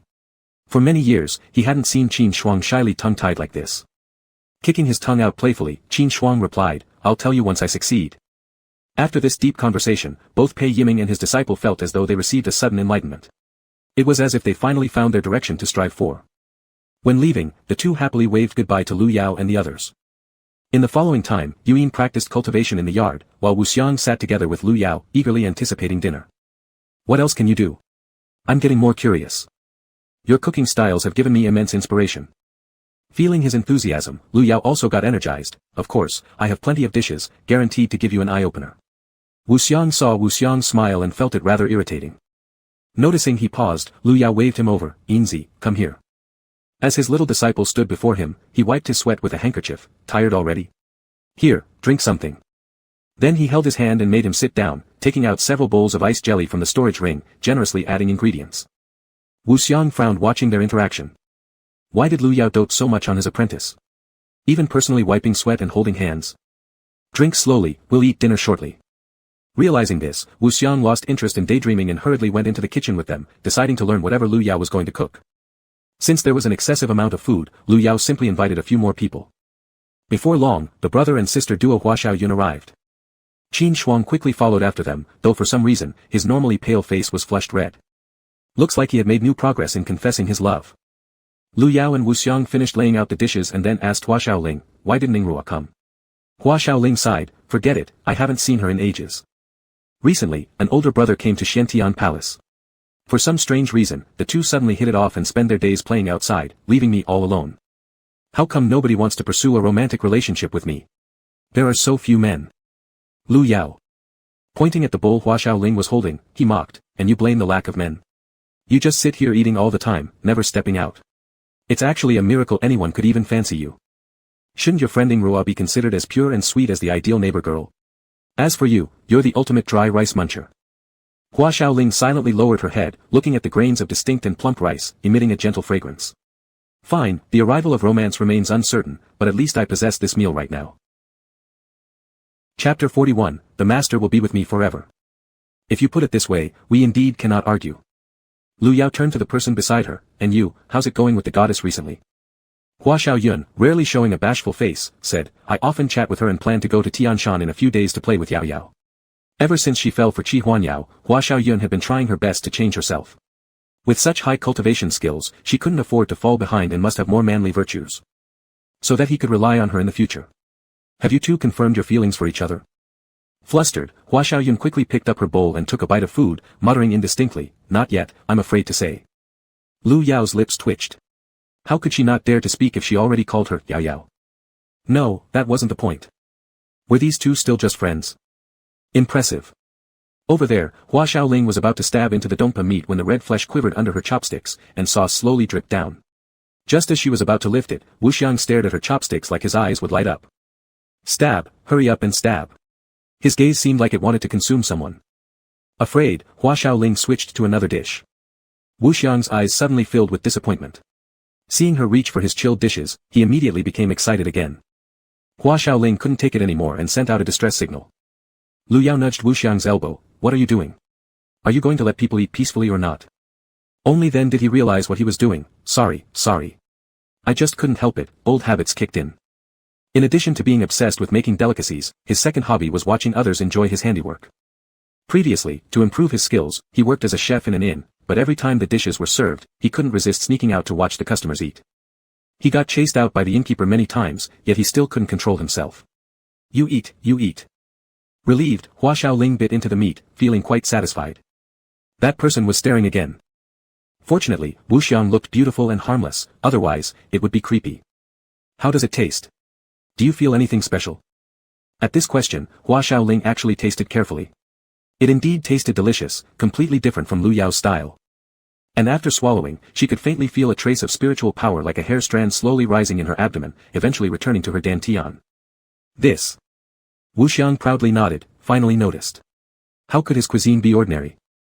Lu Yao also wondered, according to this, what if there's a big eater who doesn't need to cultivate and can just improve their cultivation by eating daily? But Wu Xiang shook his head, it's not that simple. He cultivated through cooking and making others eat his dishes. The more delicious they found it, the faster his cultivation advanced, though it was still negligible. He didn't know when he'd be able to progress. After dinner came fruits and tea. Wu Xiang wanted to sit next to Lu Yao, but before he could do so, Yin pushed him aside and took the seat first. Master, I want to eat grapes. Sure. Lu Yao handed over a bunch of big and round grapes, but unexpectedly, his little disciple fed him first. Pleasantly surprised, he opened his mouth, thank you, Yingzi, you're really good. Leaning over, Wu Xiang asked Hua Xiaoling, the atmosphere between them, why do I feel left out? Hua Xiaoling calmly took a sip of tea, well I've known them for years, and I can't blend in either. Why must you barge in? Sitting beside is fine, that's the most comfortable. Wu Xiang sighed. Was it like that? However, he really wanted to have a heart-to-heart talk with Lu Yao, look at the stars, and discuss life. As night fell, Wu Xiang knocked on Lu Yao's door, only for Yin to open it. His hair was messy, as if he'd already gone to bed. But it was still early, so he was puzzled. Little Yin, where's your master? Hearing his voice, Lu Yao walked out holding some clothes. Is there anything? Are you two going to sleep? Lu Yao nodded. Yinzi isn't feeling well, now his mood is a bit restless, so he needs to rest early. Wu Xiang. Why doesn't he just sleep alone? Yu Yin's face grew darker, being the first one to invite Lu Yao out at night. Sorry, we don't have time. Bang! The door shut instantly. If Wu Xiang hadn't acted fast, his nose would have been squashed. Uncle Wu shouldn't be treated like this. Yu Yin grew increasingly agitated, hugging Lu Yao tightly, burying his nose in his neck. Master, my head hurts so much, I feel itchy and uncomfortable. Then Lu Yao's apologetic voice came through the door. Sorry, cousin, I really don't have time right now. We'll make it up later. Wu Xiang found it unbelievable. Don't you think you're too lenient with your disciple? He's already able to take care of himself. Lu Yao's hand patting Yu Yin's back hesitated for a moment. People introduced by his seniors had said similar things before. They all mentioned how important Yu Yin was to him, and that he would set aside everything for this little disciple. Yet when he saw Yu Yin in distress, he simply couldn't let go. He felt he should be stricter. But still, he couldn't bring himself to do so. Who could blame him? It was Yu Yin after all. Master. Alright, good boy Yinzi, let's go to sleep, Master will scratch for you. The dragon horns on the child had automatically appeared. Comparing them to the small bumps from his childhood, they now grew about 5 or 6 centimeters long, their color a faint light brown. It felt somewhat like growing wisdom teeth. Every so often, Yu Yin would feel uncomfortable. Initially, he'd unconsciously claw at himself while sleeping. When he woke up, blood covered his forehead, terrifying Lu Yao, who then understood the horns were beginning to grow. Yu Yin hugged his waist, unable to help but rub against Lu Yao. Lu Yao quickly extended his hands and grasped the 2 horns. Yu Yin emitted a muffled groan, as the pain decreased significantly. Master, it's so itchy. Okay, I'll scratch for you, go to sleep now. His fingers skillfully moved around the horns, relaxing the dragon child. Do you still feel unwell? I don't when Master helps me. Lu Yao pinched his nose, such a spoilt brat. Yu Yin chuckled softly before answering, indeed. The next morning, Lu Yao woke up first, took out ointment, and gently applied it on both sides of Yu Yin's forehead. Only then did he quietly step outside, finding Wu Xiang already seated in the courtyard. Seeing him, Wu Xiang immediately stood up, grabbing Lu Yao's wrist to pull him closer. Try this, my preserved duck egg porridge. Lu Yao smiled, this man really had an endless obsession with food. Where's little disciple? He's still resting. Every few days, his energy gets worse. No one would disturb them now. Wu Xiang secretly rejoiced. When Lu Yao finished his porridge, he took deep breaths and grabbed both Lu Yao's hands, enveloping them within his own. Yao.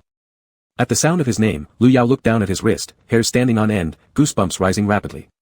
Just say what you want, stop with these antics. Wu Xiang shushed him, cutting off his mood-ruining words and re-establishing the atmosphere. Yao. All my life, I thought the most important thing was cooking, until I met you yesterday. At this moment, I realize there truly can be someone in this world who makes me put everything down, just to be with them. Would you agree to become my Dao partner? Lu Yao sighed, you didn't fancy me, you fancied my style of cooking. Wu Xiang nervously laughed twice, ha, nonsense. I genuinely like you. A clear voice cut in, though its tone was gloomy, what are you two talking about? To form a Dao bond. Another deeper mature voice followed. Lu Yao hurriedly pulled away from Wu Xiang's grip and ran over to Yu Yin, patting his head, how did you wake up? Rest more. Yu Yin hugged Lu Yao tightly and gave Wu Xiang a mocking laugh, if I had slept a little longer, Master would have run off with someone. Lu Yao quietly scolded him, nonsense again. Then he turned to look at the white-clad figure across the room. Little eighth brother, why have you come? Lang Huanqing noticed Lu Yao finally shifted his attention to him, and his face slightly softened. Hearing that senior brother's cousin had arrived, I came to take a look. Walking to the palace entrance, he frowned at Lu Yao. Senior brother, do you truly like him? This question made Lu Yao choke. Yuyin spoke in refusal. My master will never make a Dao bond with anyone, I will stay with him forever. Lang Huanqing thought his words sounded strange. Wuxian wouldn't back down either, staying with him forever. Then why not form the bond with him? Are you such a selfish disciple that you deny senior brother the right to love and spend his life with someone he cares about? Yu Yin's face instantly turned pale, loosening the grip around Lu Yao's waist. He stared into Lu Yao's eyes. Master, do you think so too? Do you also think I'm selfish? Do you think I'm making a fuss over nothing? Do you really like Wuxian? Lu Yao waved his hand. No, you've misunderstood. Currently, one of his hands was being held by Lang Huanqing, and his waist was hugged by Yu Yin. This scene was awkward no matter how it was viewed. Lu Yao couldn't figure out why things had suddenly turned this way. Lang Huanqing insisted on an answer. Senior brother, have you truly decided to agree with him? Lu Yao coaxed. Little eighth brother, be good. Now isn't the time for this. Yu Yin's body was already going limp, enveloped in low pressure. He had to calm down the young dragon first, his emotions were extremely volatile now. Thinking that Lu Yao was blushing and hadn't denied it, after hearing their conversation about forming a Dao bond earlier, Lang Huanqing asked, all those people who came before, senior brother didn't like any of them, so why are you interested in Wuxian all of a sudden? Yu Yin's body swayed slightly. Before. There was nothing left unclear, those people all wanted to form a contract with Lu Yao. He immediately clutched his chest and spat out a mouthful of blood. Lu Yao turned ashen-faced. Yinzai. Threads of malevolent energy spread out, winding around Yu Yin's body. Just as he relaxed for a moment, the heart demon took advantage of the situation, subduing Yu Yin easily. Lang Huanqing didn't know why but covered his own head where it hurt, struggling to reach out and grab Lu Yao's hand. Sinful. In complete chaos, Lu Yao screamed, Wuxian, come over quickly, carry little eighth brother, we're going to the South Arts Hall. Chapter 42, coming back crying again. I'll ignore you. Lu Yao mounted his sword and carried Yu Yin on his back. He could feel the wickedly cold demonic energy wrapping tightly around their necks. Sweat rolled down from Lu Yao's face, this whole thing made no sense. When did his apprentice get entangled with something sinister? Why hadn't he noticed it earlier? These questions overwhelmed him, his brain muddled like porridge. Yu Yin looked at his shadow and tried to prop himself up. Suddenly, the hand clasped around Lu Yao's neck let go, and his claw shot toward Lu Yao's chest. Lu Yao sensed the killing intent coming from behind and swiftly spun the young dragon around, pinning him down to the ground by his shoulders. Yu Yin desperately grasped his right hand. Master, stay away from me, I don't want to hurt you. Wuxian also stopped, as Lang Huanqing was already unconscious, which relieved some burden on his side. Lu Yao, I'll help you. The two of them held each of Yu Yin's hands, and Lu Yao frowned while watching him. Be gentle. Wuxian. Deadpan laughter, they weren't even using force. During the time when Yu Yin cooperated obediently, Lu Yao tapped a point on his forehead, rendering him completely still and unable to move. The two rushed hastily to the Southern Arts Hall. Wei Zemin was drying herbs in the courtyard, turning around upon hearing footsteps. How is it you guys are here again? Lu Yao said, you still have the heart to joke around, my disciple has been tainted by demon qi, also there's little eighth brother, he has become strange for some unknown reason. As he spoke, Lang Huanqing opened his eyes abruptly, tears sliding silently down his face as he held his splitting head. Senior brother. Senior brother. Leaning against Wuxian, he shook his head filled with too many fragments and fixed his gaze unwaveringly on Lu Yao. Wei Zemin came over, examining the situation carefully. I remember, long ago Master 6 once mentioned, if little 8 shows any such mysterious symptoms, we can use the medicine he left behind. Little 7, stabilize him first. Over the years, Lang Huanqing frequently visited Baihua Palace, deepening his relationship with others dramatically. Wei Zemin thought nothing more of it, only assuming that the warm aura Lu Yao emitted made little 8 wish to be closer. Curling up in pain, Lang Huanqing kept murmuring, I'm sorry, and, senior brother, repeatedly. Only upon catching a whiff of Lu Yao's scent did he calm down for a moment before throwing himself onto Lu Yao. Senior brother. Clueless, Lu Yao patted the clinging Lang Huanqing. Senior brother is here, senior brother is here. Be good, little 8, stop crying. With hollow eyes, Lang Huanqing smiled stupidly at these words and then suddenly buried his head into Lu Yao's shoulder, trembling in pain all over. While getting the medicine, they also notified Pei Yiming and others. As they arrived, they just happened to hear Lu Yao comforting Lang Huanqing. Soon after, Lianen followed suit. Leaping off the sword, he hesitated briefly seeing his master nestled in Lu Yao's arms before rushing forward to squat beside them. Master. Lianen had never seen Lang Huanqing show such vulnerability. He reached out to touch him but pulled back, lacking the courage. Coming. Wei Zemin ran out with a small bottle held high, its contents sealed by a strip of paper. The red pill rolled around in his palm as both Lang Huanqing and Lu Yao shivered involuntarily. However, none of them noticed this, not even Lu Yao himself. With his mouth tightly shut, Lang Huanqing wouldn't let the medicine in. Wei Zemin gestured helplessly at Lu Yao, who began to softly coo at Lang Huanqing. As soon as he managed to distract him, Lu Yao pinched open his jaw, allowing Wei Zemin to quickly slide the pill into his mouth. Instantly upon touching his tongue, it melted into water, leaving no chance for it to be spat back out. Lang Huanqing abruptly calmed down, his body ceasing its trembling. Wei Zemin then picked him up and carried him to the side hall to rest until he awoke. Now only Yu Yin remained. Pei Yiming questioned Lu Yao about the situation. Did he hurt anyone? Lu Yao nodded. This was similar to a secretly infiltrated demon race accidentally exposing their identity. However, Yu Yin had grown up before their very eyes, it was impossible for him to have been one. Yet there had never been any sign that he harbored traces of demon qi. Did he attempt harm against anyone? Lu Yao nodded, yes, against me. Noticing Pei Yiming's expression turning grave, Lu Yao quickly explained, but Ener had full control over himself, preventing any harm from coming to me. He even urged me to leave quickly. Pei Yiming stood up, enough chatter. We need to bring him to the fan pool before he succumbs fully to the demonic energy. Lu Yao tightened his grip on Yu Yin, agreeing. When Pei Yiming tried to take Yu Yin from him, Lu Yao shook his head, brother, don't worry.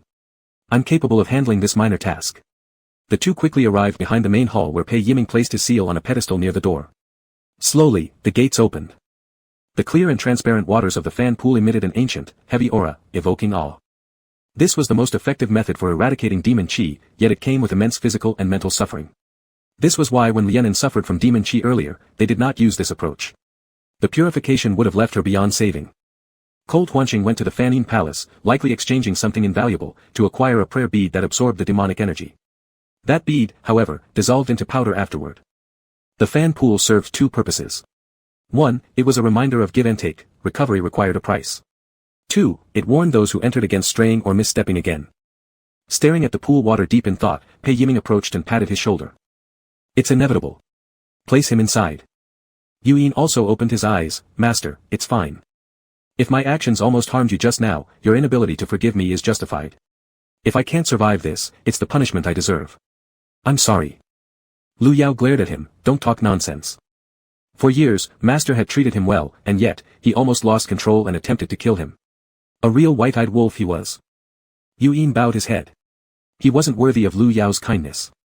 Slowly, Lu Yao lowered his young disciple into the water, locking chains onto his body. As soon as he entered, the water bubbled like it was boiling, releasing white steam. Yu Yin's veins bulged and contracted repeatedly, blood and flesh rising and falling with his pain, causing him to grit his teeth tightly. There was a soft popping sound as his skin cracked open, blood flowing and mixing with the water, dyeing it red. As the flesh peeled away, revealing bony structures, it began to corrode as well. Unable to bear it any longer, Yu Yin screamed hoarsely, the chains jingling as he struggled fiercely. A trace of demonic energy escaped from his chest, absorbed by the fan pool. Watching this, Lu Yao's heart was wrenched with anguish. Then, as the flesh grew along the bones once more, restoring him to normal, he had no time to sigh in relief before the skin broke again. This cycle repeated endlessly. Yin. Awe. The heart demon writhed in agony on the dark ground. You're insane.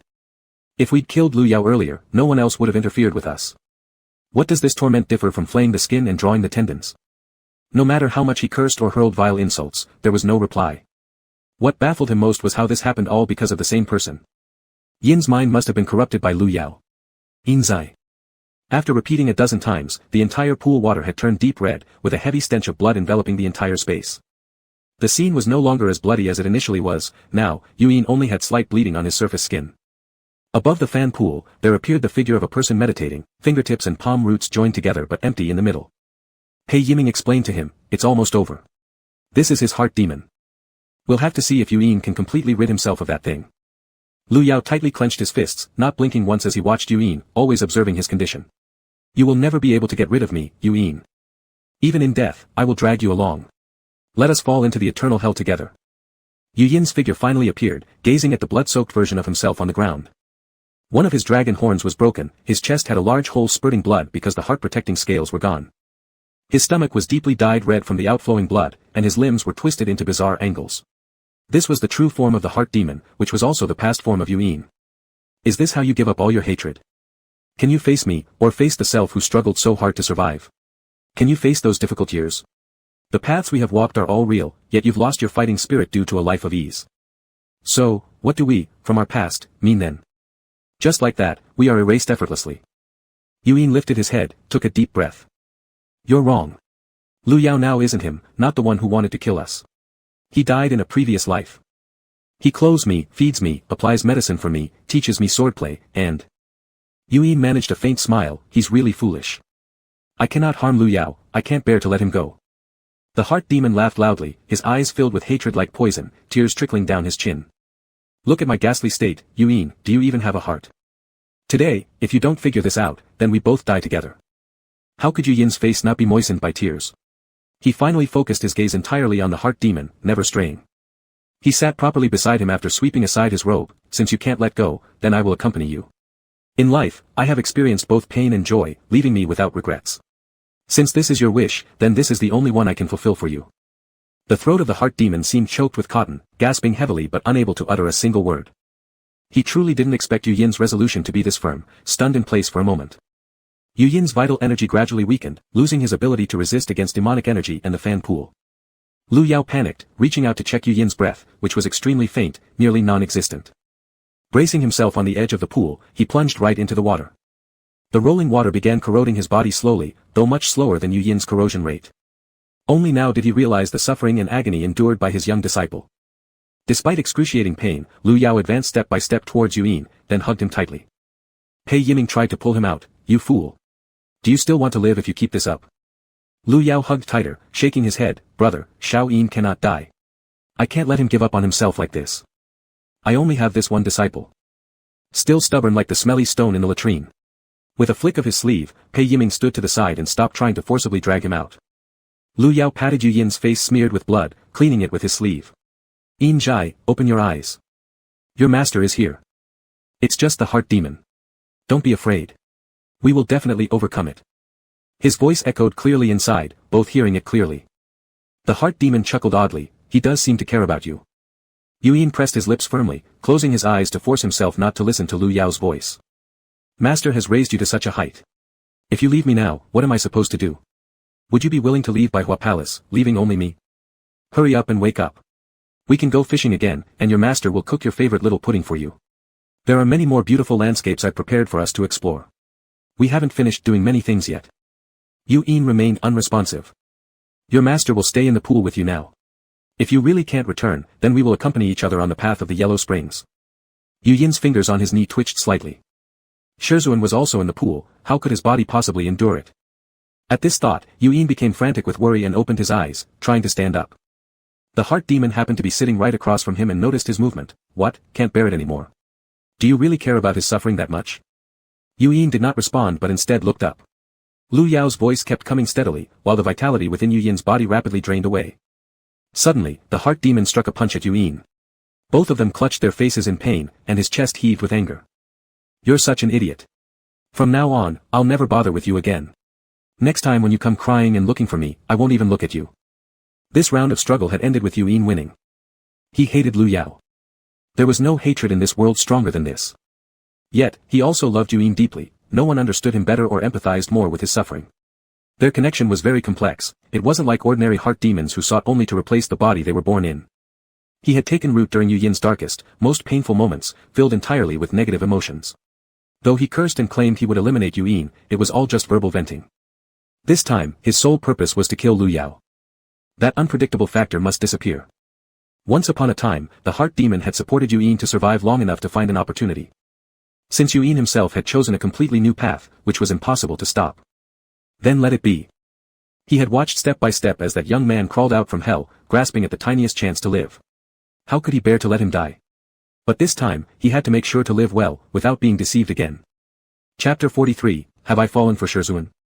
The heart demon paused for a moment, closed his eyes, and appeared profoundly relieved as his entire body was enveloped by Buddhist light. Yuyin stared in shock. You. He snorted haughtily, do you think I'm afraid of death?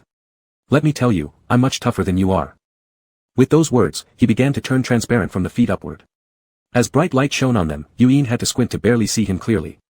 In his final moments, the heart demon smiled faintly and waved goodbye to him. A fist-sized wisp of demonic energy flew out from Yuyin's chest and was instantly absorbed into the palm of the Buddha meditating above them. Even though he had been captured, he remained defiant, bouncing around in both hands and trying to break through the barrier formed by the Buddha light, acting like a mischievous child. The water in the fan pool became crystal clear in an instant. The flow swirled into a vortex, lifting Lu Yao and Yu Yin onto the shore and simultaneously cleaning the blood off their bodies. Lu Yao tightly embraced him. "Yinzai, can you hear me?" Yu Yin struggled to open his eyes, seeing Lu Yao, forcing a smile, then turned his gaze toward the Buddha's palm. The heart demon noticed his glance and stopped thrashing around, retreating to Nestle in the corner. Yu Yin couldn't hold on any longer and fainted in Lu Yao's arms. When they opened the gate, morning light was already visible outside. They still decided to take him directly to the Nanshu pavilion so that Wei Ming could sense any issues immediately. Lu Yao walked to the yard to fetch some water and just happened to meet Leng Huanqing and Lianan walking side by side. He put down what he was holding. "Little 8, are you feeling okay? Maybe you should rest a little longer." Leng Huanqing furrowed his brows, unsure when his relationship with Lu Yao had become so close. He gave a slight nod. "Thank you, brother, I'm fine, we will take our leave now." Lu Yao found his coldness confusing. Lianan stood there hesitantly, but Leng Huanqing stopped and looked at his apprentice. "What's wrong? Is there something you want to say to brother?" He quickly shook his head. Leng Huanqing, expressionless, turned around. "Let's go." Wei Ming sighed standing at the door. Lu Yao approached him. "Why is little 8 acting strangely? He showed signs yesterday that his Taoist heart was on the verge of collapsing. I fed him a pill left by 6th Master. The situation has stabilized, but he seems colder than before. I thought after all these years of familiarity with you, he would have developed more human warmth." Lu Yao shook his head in confusion. Since there was nothing seriously wrong with him, it was understandable that Leng Huanqing's nature tended to keep people at a distance. However, his sudden recovery left them all a bit uncomfortable. After wiping Yu Yin clean, Lu Yao yawned widely, lying down on the bed's edge, hugging his young disciple and falling asleep. Lu Yao drew out frost condensation, and Yu Yin's broken body fell down, hitting the ground and was kicked aside by Lu Yao, colliding violently with a large rock. Yu Yin's entire body throbbed with pain, his vision blurred in patches. He felt himself continuously falling. Was he about to die? It should be that he was about to die. A burst of hatred surged within him as he looked at the white-clad figure atop the cliff. That was his Shizuan, the one who had claimed to be his family. This was the most ridiculous joke under the heavens. In this moment, his body changed, intense hatred birthed a heart demon, and with this last breath, Yu Yin stubbornly held on. Once again, he returned to Kunlun. The scenes in his dreams intertwined, alternating between the heart demon's curses, its smiling farewell, and Lu Yao's voice filled with worry. Yu Yin felt like he had fallen into a tumultuous sea, seawater incessantly filling his chest and ears. The discomfort made him yearn for death. Just before suffocating, he suddenly opened his eyes.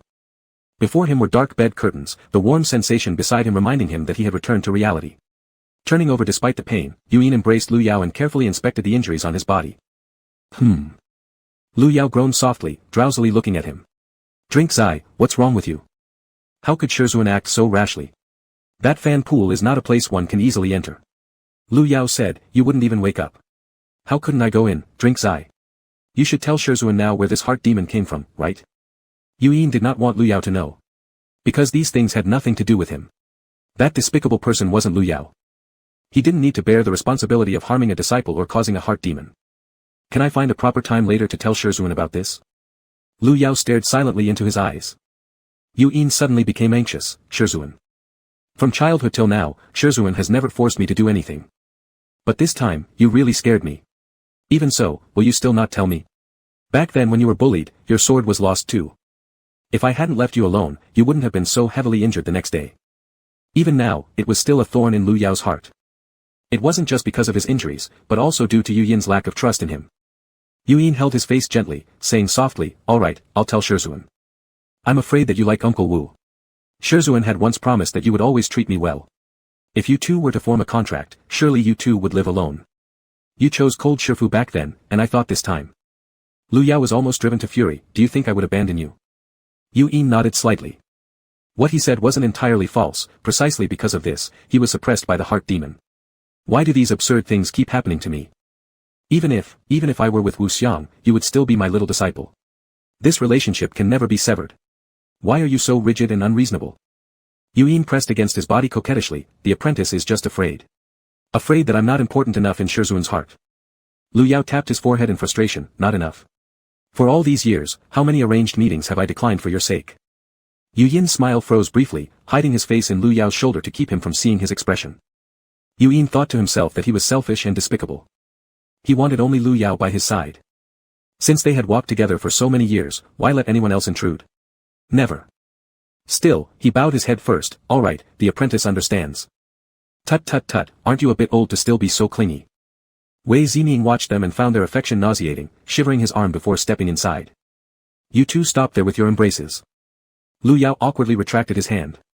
He had always hugged Yuyin like this since young, never finding anything amiss. Wei Ziming cooked some soup for the two of them which could accelerate the healing of their injuries from the band pool, leaving behind several bottles of medicine before hurrying away. Wu Xiang followed behind, wearing a flattering smile as he entered. Little drink, good morning. Good morning, Yao Yao. Lu Yao quickly raised his hand. No, stop right there. Don't make people misunderstand us again. Your mention of forming a contract, I refuse. Wu Xiang rubbed his hands. We've barely spent a day together. How can you say we're unsuitable? Yuyin involuntarily gasped, leaning against Lu Yao's shoulder. Lu Yao issued an expulsion order. You'd better leave.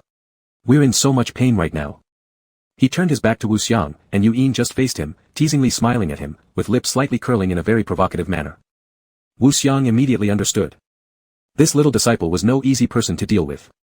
It was likely that the predecessors before were driven away by this theater-loving guy.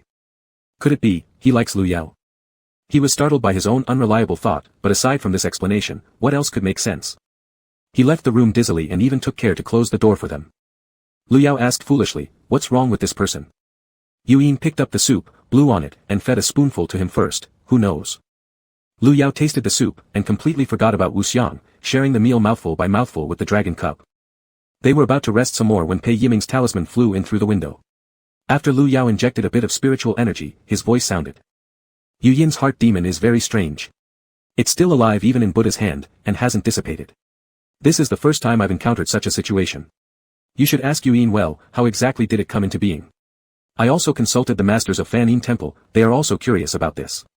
It seems that this heart demon has retained some benevolent thoughts. If its demonic aura can be purified completely, it would be good for it as well. Yu Yin, hearing that the heart demon still had a chance of survival, finally let out a sigh of relief after keeping his heart in suspense for so long. Lu Yao laughed and teased him, wow, my little Yin seems too unique. Even the heart demon is special.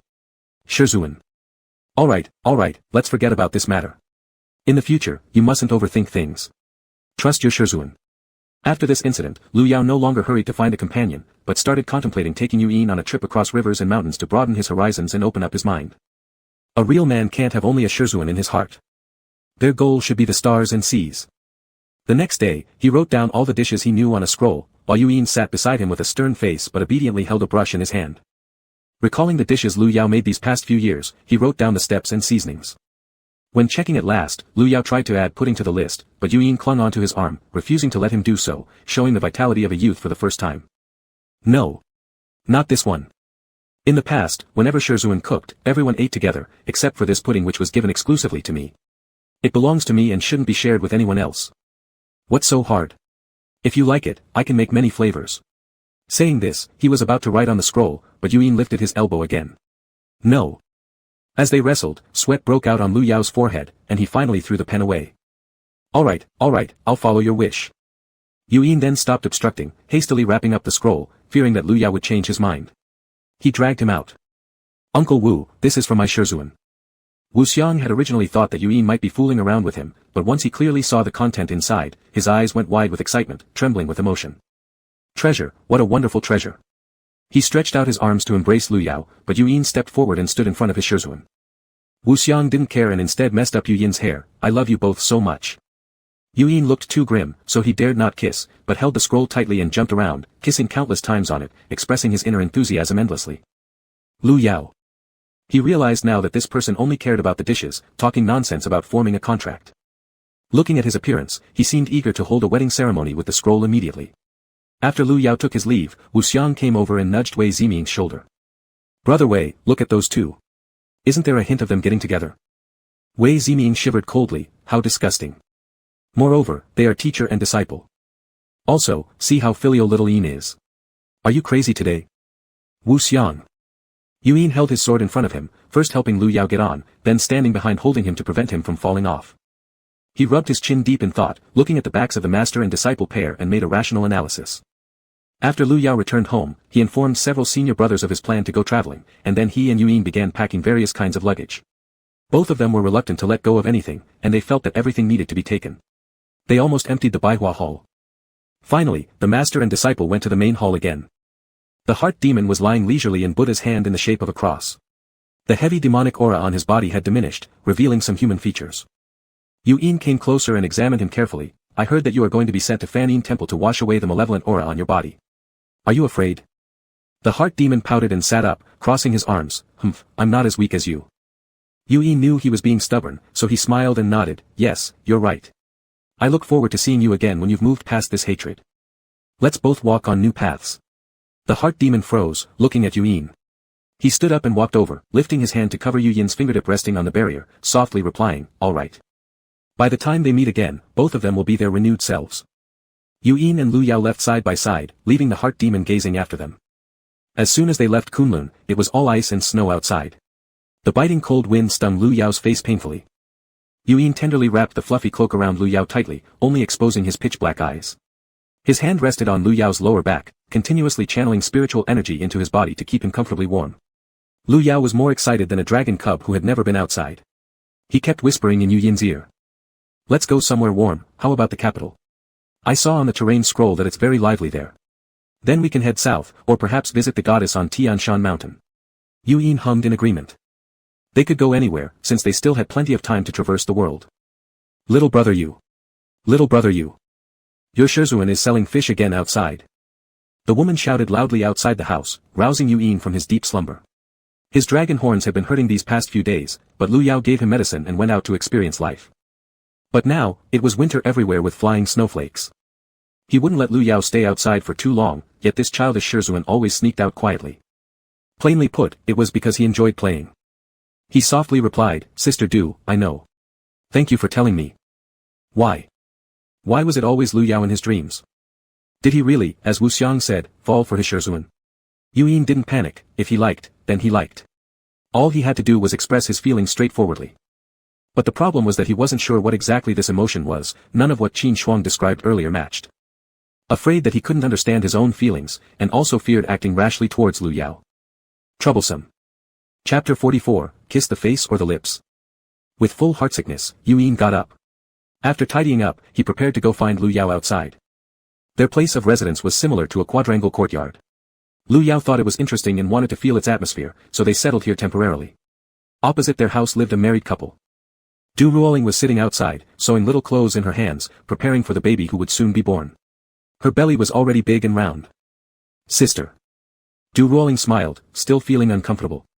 Lu Yao is over at Lingyuan Alley. I see. Yu'in stopped walking and suddenly turned to sit next to her. I have a question. Du Ruoling smiled and nodded, encouraging him to ask. Do you ever feel shy when you're with Elder Yen, and worry that he'll be taken away by someone else? Ha ha ha. Du Ruoling laughed uncontrollably while holding her belly. I did when we first met, but now I don't worry at all. Who else could fancy him except me? Why are you interested in someone? Before the young man could answer, she whispered quietly, I thought you would like Lu Yao. Yu'in was struck as if by lightning.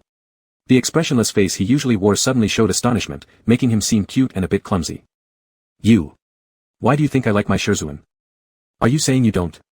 Usually, I see how meticulous you are taking care of him, worried he might get hurt. That sword cultivator outside the yard talks to Lu Yao just a little bit more, and your face looks sour as if you have an irreconcilable enmity with him. Yu'in stammered, recounting his thoughts and constantly reflecting, fearing he missed something, because Shizuan is very kind to me, so I should treat him the same way. He said he would take care of me forever. I don't want him to give that kindness to others as well. Du Ruoling. It sounds like it's pretty complicated. She leaned in, then is the person you're asking about Lu Yao? Yu'in hesitated for a moment, then nodded. Du Ruoling immediately wore an expression of as expected, and whispered her advice, otherwise, try this, get closer to him or even kiss him. If your heart starts racing and you feel extremely satisfied inside, then it's very likely that's the case. And if after kissing him once, you want to do it again, then it's absolutely confirmed. Kiss Shizuan. Yu'in immediately straightened his body, not knowing where to put his hands. Just imagining the scene had already caused him to lose control, with blood rushing through his entire body. Yet, he felt rather uneasy inside. With a slight flush on his face, he thanked Du Ruoling and hurriedly left the yard. Du Ruoling saw the hint of panic in his retreating figure and smirked with lips pressed together. Even now, he still doesn't know if he likes someone. Idiot. However, judging from their interactions over the past 2 months, Lu Yao was kind to everyone, good at empathizing, and considerate of others' feelings. Hopefully, the little apprentice won't misunderstand and start having one-sided feelings. As snowflakes began drifting down from the sky again, Yuyin quickened his steps, crossing the street just in time to see Lu Yao coming towards him, carrying a fish basket. Next to him was an uncle, and they were chatting happily. Seeing Yuyin, Lu Yao bid farewell quickly and ran over. Yuyin called out, "Shizuan, be careful." No sooner had the words left his mouth than Lu Yao slipped and fell forward, caught by his little apprentice. Holding onto Yuyin's shoulders, he looked down into the snow and noticed a piece of red wood, which was actually a tambourine, completely covered in ice. No wonder it was so slippery. Lu Yao cheerfully picked it up. "Inzi, look, isn't this like the one you play with?" Yuyin took all the things in Lu Yao's hands first before looking. The color was similar, but his had drawings made by Lu Yao, making it much prettier than this one. His lips curved slightly. Still, the one made by Shizuan looks better. Being praised by his little apprentice, Lu Yao got somewhat smug. "That's because it's filled with my endless love." Walking next to Lu Yao, Yuyin sneaked glances at his master's side profile. His lips were moving non-stop, yet his voice seemed to drift further away. He and Shizuan were already close, so did that mean it only remained to be seen whether he would kiss him? Kiss. Should he kiss the face or the lips? He started sweating in his palms, licking his lips nervously. "Inzi. Inzi. What's wrong?" They suddenly stopped. Yuyin turned back to reality, his face flushed bright red, and avoided looking directly into Lu Yao's eyes. It's nothing." Lu Yao held him, tilting his head while examining his flushed face. "Is your head hurting again?" The warm breath brushed against Yuyin, carrying the familiar scent. All Yuyin could focus on were his Shizuan's lips, and he nervously nodded in confusion. When Yuyin came back to his senses, they had already returned to the room, lying comfortably on Lu Yao's thigh as he scratched him. "Are you still uncomfortable?" Yuyin blinked. "It feels good." "When will the pain stop?" "It seems, around 18 years old." He wasn't sure himself, he hadn't paid much attention to it in his previous life. In this life, being coddled by Lu Yao made these sensations unbearable. After being rubbed for a while, Yuyin fell asleep, completely forgetting his plan. In his dream, he imagined himself as brave, grabbing Lu Yao's shoulders and kissing him repeatedly. When he sensed this feeling, he knew trouble was coming. Sure enough, he abruptly woke up from a dream. Turning over, he hugged the blanket tightly and gave it a few punches. This calmed him down significantly. Sitting by the window, Lu Yao was also sewing something. Suddenly seeing the dragon cub wake up and throw a tantrum. He walked over and sat by the bed. "What's wrong?" Yuyin's earlobes were completely red. He softly made a sound of agreement, burying his face in the blanket and reluctant to lift it. Lu Yao pulled him up, and Yuyin hung limply on his Shizuan. Yuyin rubbed himself further against his chest, and his lips lightly grazed Lu Yao's ear, shocking him as if struck by an electric current. He went numb.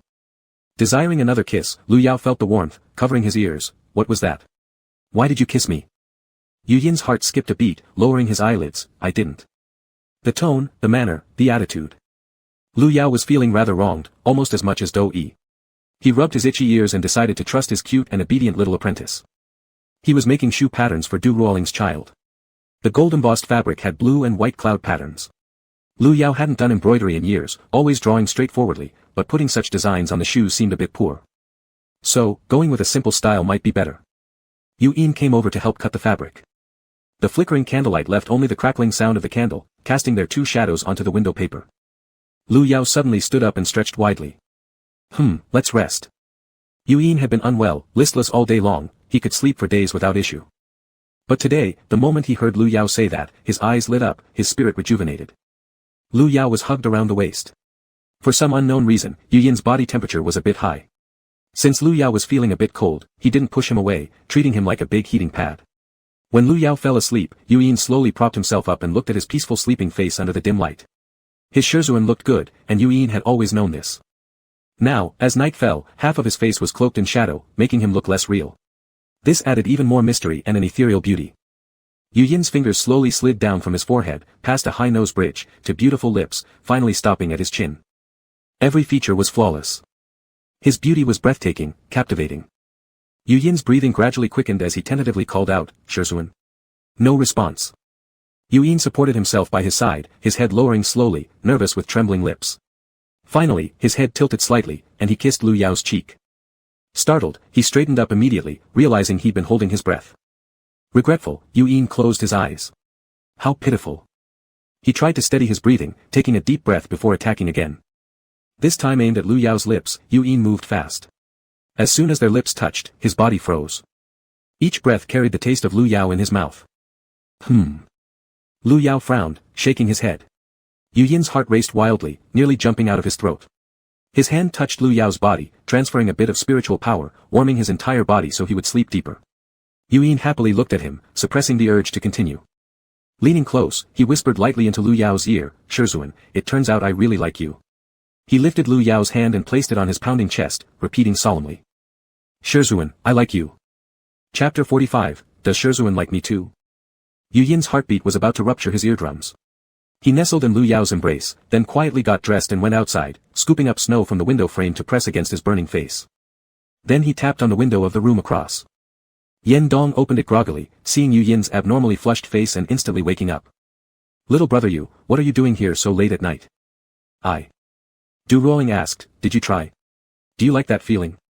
Yen Dong moved aside confused, leaving space for them to talk. Yu Yin nodded slightly. Du Ruoling covered her mouth and smiled behind her sleeve, she knew it. "Did you express your feelings yet?" The dragon cub shyly shook his head. Originally, he just wanted to verify, but when it came time to act, he became overly excited, fearing Lu Yao would find out. He secretly acted, which wasn't proper, so he didn't dare speak. "I'll tell Shizhuan tomorrow." "Hey, don't." Du Ruoling held him back, "Don't rush, silly brother. What if he doesn't feel the same way?" Yu Yin hadn't truly thought about it deeply. In his mind, no matter what, the relationship between them wouldn't split. "I think, you need to give Lu Yao time to prepare and adapt." Yu Yin's eyes were filled with doubts. Du Ruoling glanced at her husband beside her, her face full of happy smiles. "First, you need to try shifting from the identity of a disciple. You can't allow Lu Yao to still view you through the eyes of a master to a disciple." Yu Yin also felt that made sense. If Lu Yao liked him, then over these years, Baihua Palace wouldn't have welcomed so many men. "Thank you, sister, do I understand?" After discussing further, the three finally retired to rest. Yu Yin returned to the room quietly, getting into bed. Breathing deeply, he snuggled against Lu Yao, sniffing the scent on his body until he finally calmed down. "I will treat you well for the rest of my life, Shizhuan." Lu Yao felt something was off. He lightly stroked his lower lip, remembering a dream in which he kissed someone else. Could it be, that deep inside, he yearned to fall in love? However, that sensation seemed rather pleasant. Soft and sweet. For these years, he had always lived a life devoid of worldly desires. He should probably be the hardest steel plate in the world right now. Could he have been influenced by Yu Yin? "Shizhuan, I've made breakfast, let's go eat together outside." Interrupted like this, Lu Yao lost interest in pondering further. He looked at his disciple standing behind him. "What are you doing?" "Helping Shizhuan dress." Yu Yin held up the clothes, revealing just his nose and mouth. Lu Yao instinctively pressed his lips together, recalling last night's dream. He quickly turned away guiltily. Oh no. Why was he looking at Yu Yin? Lu Yao covered his face, wanting to find a corner to confess. "Shizhuan, where are you going?" Not knowing what suddenly came over him, Yu Yin reached out and pulled on his sleeve, causing the ribbon around Lu Yao's chest to loosen slightly, exposing his rounded shoulders. Confused, Lu Yao turned back. "Why are you pulling my clothes? Why is Shizhuan wandering around? Aren't we going to get dressed?" Lu Yao. He took the outer robe himself, put it on, and then both tidied themselves up before heading out. Du Ruoling and Yen Dong were chatting happily outside. Lu Yao sat down and picked up the porcelain white bowl passed by Yu Yin. "What are you talking about? That sounds so interesting." Du Ruoling glanced at Yu Yin. "It seems we have some good news. My little junior apprentice sent word saying he wants to form a binding contract." "That's wonderful, congratulations. Then you must go back to attend the ceremony." After speaking, Lu Yao bowed his head and drank some soup. Du Ruoling nodded but seemed somewhat worried. "However, he wants to enter a binding contract with my Shizhuan. What should I call him afterward, my mother-in-law or still my junior brother?" Pfft. Yu Yin handed him a handkerchief to wipe his mouth, and Lu Yao accepted it to press against his lips. "This is indeed quite complicated. Otherwise, maybe we can each address each other based on our relationship. Let him call me senior sister, while I call him mother-in-law." Du Ruoling. She forced a dry smile. "You're smarter. But, I see how great your feelings are as master and apprentice, better than my Shizhuan and junior brother. You two aren't already engaged for life, are you?" Lu Yao coughed again, incredulous, and pointed at himself. "Us? You're just joking around." As soon as he said that, Yu Yin's eyes dropped. Du Ruoling was still probing, "But, I've never seen such an affectionate relationship between a master and disciple as yours." Lu Yao put down what he had in his hands and looked suspiciously at the three people opposite. "What's wrong with all of you today? All this talk about master-disciple relationships, binding contracts, and finally comes back to us. We can't be making random assumptions. Yu Yin is my beloved little disciple, and I am his master. Are you shipping the wrong pair? Can't just throw any two together randomly." Lu Yao has deep affection for Yuyin, but essentially, it's no different from what he feels toward Pei Yiming. They are all family to him. He refused Pei Yiming's advances back then, and now he wouldn't even entertain such thoughts about Yuyin. Too familiar. There's nothing special, I was just curious, isn't it? Yes, yes. Yen Dong agreed, then stepped on Yu Yin's foot hard under the table, signaling him not to give it away. Yuyin got the spoons and added more porridge for everyone. Yes, it's just a casual chat. After the meal, Lu Yao took Yuyin to the medicine hall. Lu Yao nodded, I have the medicine prepared by Elder Master for you. He also takes it himself, so it won't cause much discomfort. You might as well try it first. If it doesn't work, perhaps you could meet others, and who knows, it might lead to love at first sight. Yuyin smiled and nodded at whatever Lu Yao said. But in reality, he realized he didn't have the chance to fall in love at first sight anymore. Over these years, he had given all his feelings and attentions to his dearest Shizhuan. Lu Yao prepared dinner, scrambled eggs with chives, lotus root soup, steamed yam cake, and a few other dishes. Yen Dong stepped out to take a look at the food on the table. Ho! Immortal Lu, what's gotten into you? He didn't dare to pick up his chopsticks for those dishes. Since Du Ruoling was pregnant, they both ate vegetarian food for the sake of the child. Lu Yao's sudden display made Yen Dong hesitate to eat. He feared he might die from a nosebleed tonight. It's nothing, just nourishing the fetus, it's for growth. Yen Dong's eyes immediately softened into a smile as he sympathetically glanced at Yuyin. How pitiful. After dinner, they chatted in the courtyard while cracking sunflower seeds when Hua Xiaoyun sent over a transmission talisman. His voice fluctuated between loud and soft, sounding rather nervous. Ah, you two are so lucky, traveling all around. Do you understand? Recently, I've been extremely bored, so I thought about going out for a stroll. How about we join forces? Although many places I've already visited, perhaps Tian Mountain. Lu Yao. Why don't you just say you miss Qi Huanxiao? Another transmission talisman arrived, don't get me wrong, I'm not trying to bother the goddess. It's just that we haven't seen each other in so long, and we're all friends. There would likely be even more meaningless explanations after that. Lu Yao no longer cared to listen and withdrew his spiritual energy. Turning to look at his young disciple, what do you think, interested in taking a trip? Yuyin nonchalantly replied, sure, wasn't Shizhuan interested before too? Lu Yao sent a response asking Hua Xiaoyun when they would depart. Du Ruoling suggested, let's set off after the New Year celebration, isn't Lord Lu the one who enjoys festivity? In this area, most of the people were cultivators but there still remained a small portion of ordinary people incapable of cultivation, thus retaining these traditional holidays. Lu Yao thought about it and agreed, it would be fine to enjoy some festivities for a few more days. So, they postponed the departure date by several more days. As night fell, Yuyin stood by the bed, slowly removing his clothes. Seeing this, Lu Yao couldn't help but ask, does your hand hurt? Need me to help? Yuyin. Although Shizhuan hadn't succumbed to his seduction, it felt like a win nonetheless. He leaned into Lu Yao's embrace, sure, Shizhuan can help me. Lu Yao gave no second thought and started loosening his belt. Yuyin stifled a laugh, watching Lu Yao lie down with a faint grin on his face. Perhaps, it wasn't entirely useless. With little reservation, the youth harbored his emotions and his mood slightly dropped. Yuyin bowed his head and tenderly kissed his Shizhuan's lips. Shizhuan, would you like me as well? Chapter 46, Shizhuan is all mine. In the blink of an eye, the world seemed draped in pure white snow intertwined with blazing red, the beams adorned with long strips of red silk. Lu Yao and Yuyin were pasting the door couplets outside the door with flower glue. Everything looked lively and festive, extremely beautiful. Yuyin suddenly remarked, feels like a wedding. That statement was so conspicuous that Du Ruoling and her husband both turned to look at him. Lu Yao also smiled knowingly, have you decided to find a companion?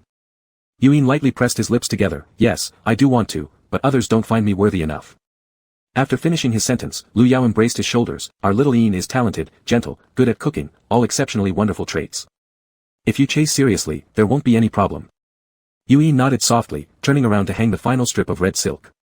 Then, seeing only half of the snowman built, Lu Yao rolled up his sleeves and began rolling a large snowball on the snowy ground. Yuyin noticed and went into the kitchen first to keep the rib and radish soup warm, waiting for Lu Yao to play until he warmed himself later on. He squatted down and pushed the snowball, from left to right, then from right back to left. His fingertips were frozen red, and he beckoned to his apprentice, Yingzi, come help. We're almost done.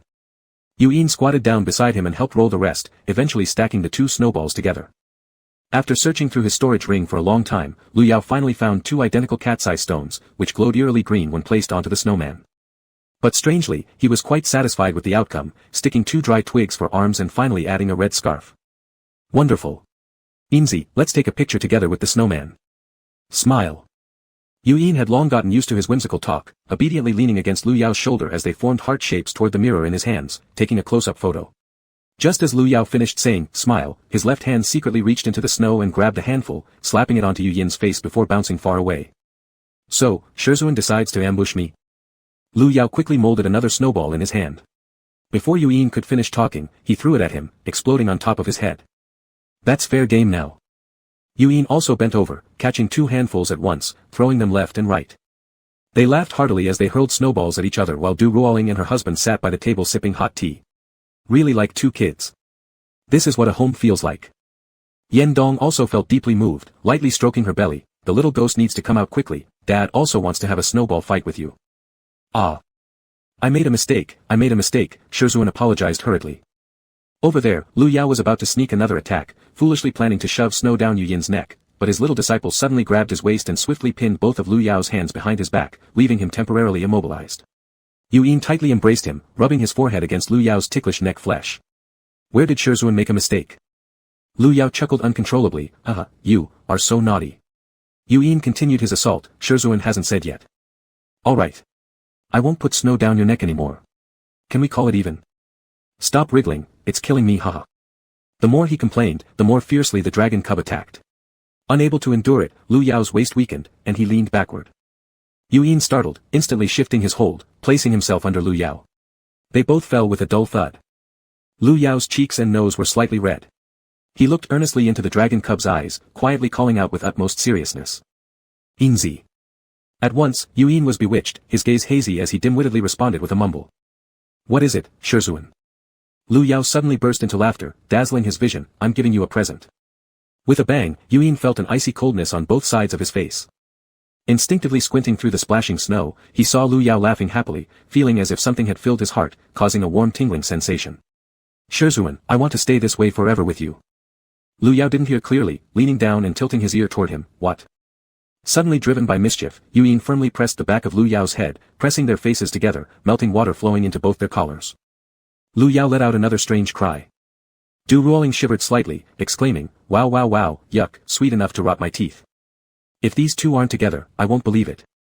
Yen Dong poured her more tea. "My lady speaks truly." Suddenly, several transmission talismans flew in, stopping before Lu Yao. He gently pushed Yu Yin's face aside. Pause. "No need to guess who it was, Hua Xiaoyun. Did you already celebrate the new year today?" "I've set off. We'll meet you at noon the day after tomorrow by Wang River. See you then." Yu Yin silently helped Lu Yao wipe the water droplets from his cheek, tidying his hair carefully. Then Lu Yao heard another voice. Love you, waiting for you, come quick, don't be late. He'd waited for days already, which was really hard for Hua Xiaoyun. Every sentence expressed his eagerness. Du Ruoling laughed. "This friend of yours is really entertaining." Lu Yao chuckled, entertaining in a silly way. Turning back, he said, "Then let's pack our things." Yu Yin shook his head, rubbing his hands around Lu Yao's. "We'll pack later, Shizun should go take a bath first." He headed to the kitchen to bring out some hot soup. Soaking in the water relaxed both their bodies thoroughly. After drinking 2 big bowls, Lu Yao finally felt satisfied, his body warming up quickly. Finally eating dinner with Du Ruoling and the others, they prepared to set off leisurely. "When the great ceremony of marriage happens, remember to inform us." She held the transmission talisman in her hand, waving it at the two of them. Yu Yin smiled and nodded. Within 100 li radius of the capital city, sword flying was forbidden, so they simply bought a regular-looking carriage that didn't require horses, with specially embedded firestones in the carriage compartment so Lu Yao wouldn't feel cold. The door was specially designed to give a clear view outside. He watched Yu Yin expertly maneuver the carriage and wanted to try himself. With one touch on the frame, he linked it to his spiritual energy. A slight flick of Lu Yao's index finger caused the carriage to sway left. After several adjustments, he just got used to the motion. Suddenly, a bend appeared ahead, and Lu Yao began to panic a bit. The carriage managed to turn with difficulty, and on the ground, lying there, was a person.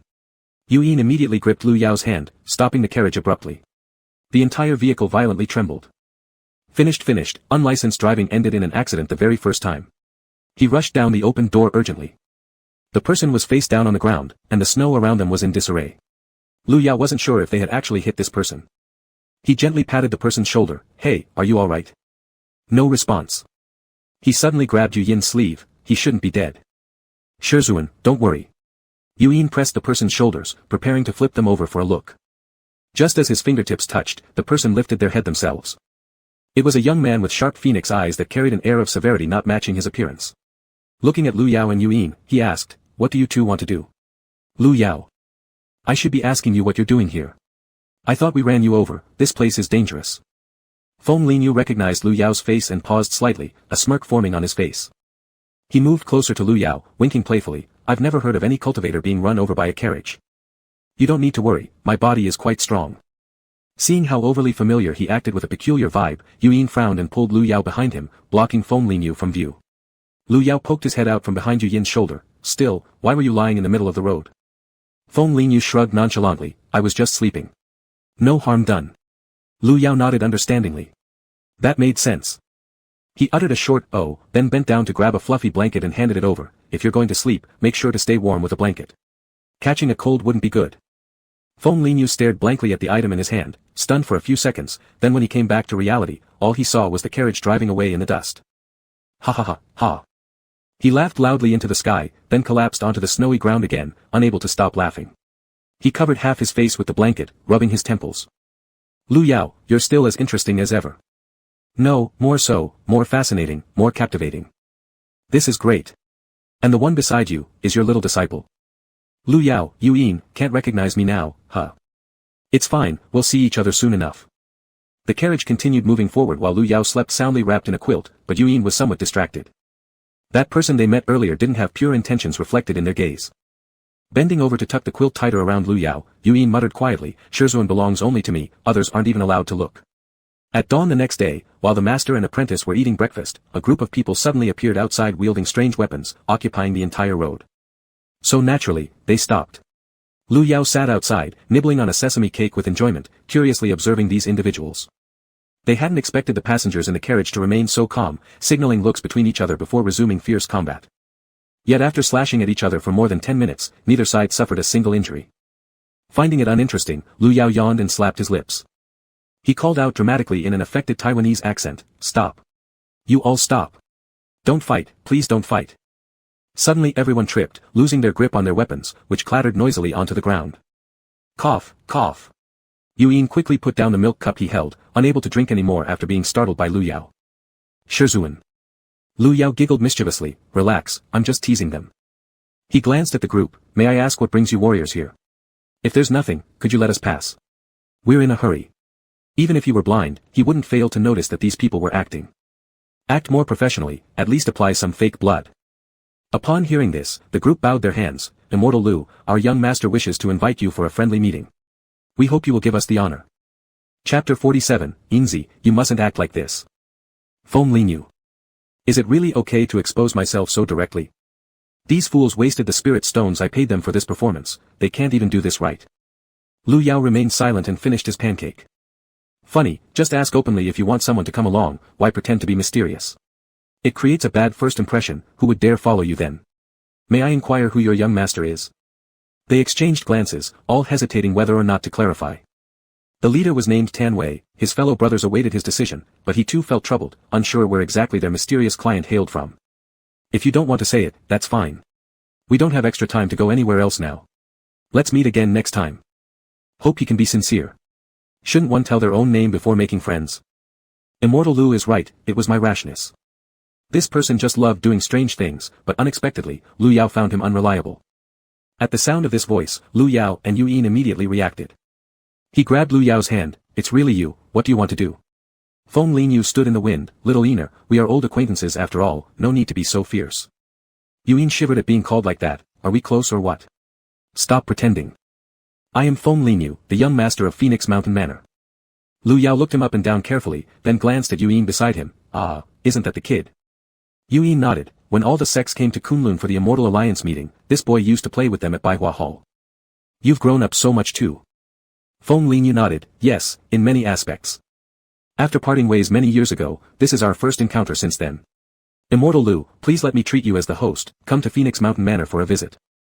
Lu Yao shook his head, "Thank you for your kindness, but we have an appointment with Little Palace Master. He's waiting for us."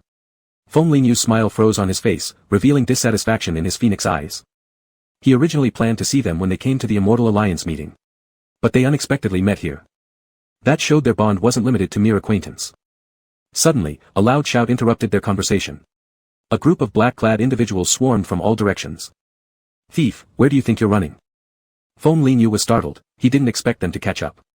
The leader was a black-clad woman, drawing her sword at him, return the 4 symbols pearl. Feng Linyu snorted, return.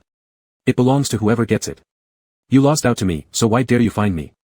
Both sides were after this treasure, there were more than 10 of them, and this caused quite some anger. They had waited 2 full months, only to be pipped at the post. No one would swallow that pill without resentment.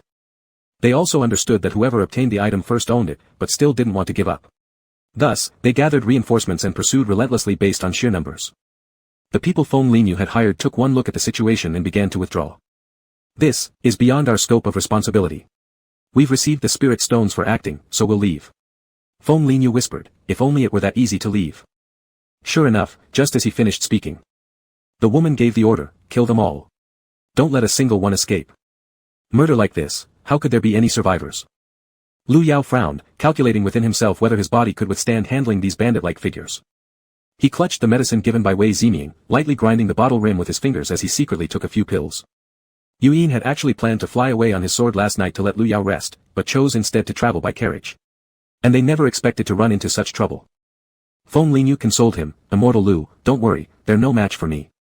Dying until the end yet still talking big. Inwardly, Lu Yao agreed with the woman's mockery.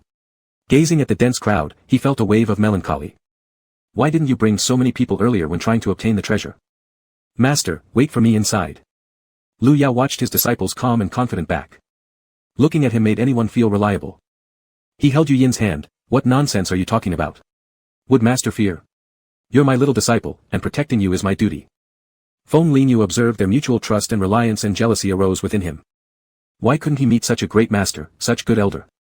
With this stimulation, he wanted Lu Yao even more. You all stop pretending to be deeply emotional. No hurry, we'll keep each other company on the way to the netherworld. Ah! Tan Wei and the others were surrounded, cries of agony echoing non-stop. Feng Linyu jumped in, holding off the attackers temporarily, while Lu Yao and Yu Yin moved to the rear to ensure those weaker in combat could leave first. But the group became disoriented. Feng Linyu rolled his eyes, why aren't you running already? Do you want to die? Tan Wei wiped the blood from his face and led the group in retreat. The woman had been prepared, during the pursuit, they had specifically brought along aphrodisiac powder. Taking advantage of their fierce battle, the black-clad woman quickly opened her bag and sprinkled the powder toward the group. Feng Linyu and Yu Yin had incredibly sensitive noses, and as soon as they smelled it, they immediately raised their sleeves to cover their mouths and noses. However, the drug dosage was too strong. In just a few moments, their bodies began to heat up, and sweat started pouring down their foreheads in large drops. Yu Yin's breathing became rapid, his hands slightly trembling, making it hard for him to hold his sword. Lu Yao quickly supported him, Ina. The black-clad woman laughed haughtily, I didn't expect this to be an unexpected bonus. Lu Yao looked at his young disciple and understood everything. Feng Linyu, you're. He nodded slightly. However, since he had already taken some medicine earlier, the powder affected him less than Yu Yin. This move was extremely despicable. Such drugs were usually used to exploit loopholes and were not very effective in battle. The group fought while retreating, and Lu Yao desperately tried to retrieve counteracting medicine but couldn't find the right moment. Yu Yin's vision began to blur with white spots, barely able to make out Lu Yao's figure. Master! Stay back, Ina. Lu Yao did not turn around, focusing all his spiritual energy.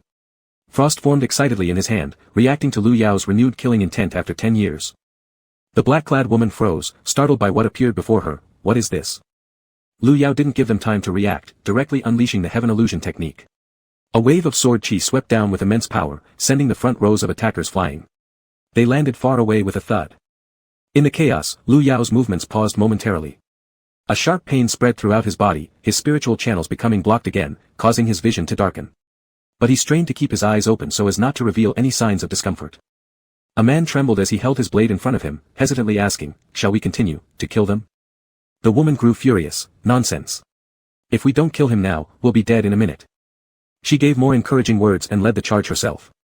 Lu Yao frowned, originally hoping to scare them off. His plan had failed again. Seeing the wall of people rushing forward, he prepared for a final struggle. The heir of Phoenix Manor here, who dares be so impudent? A soft female voice echoed, freezing everyone in place. How could it be? Phoenix Manor.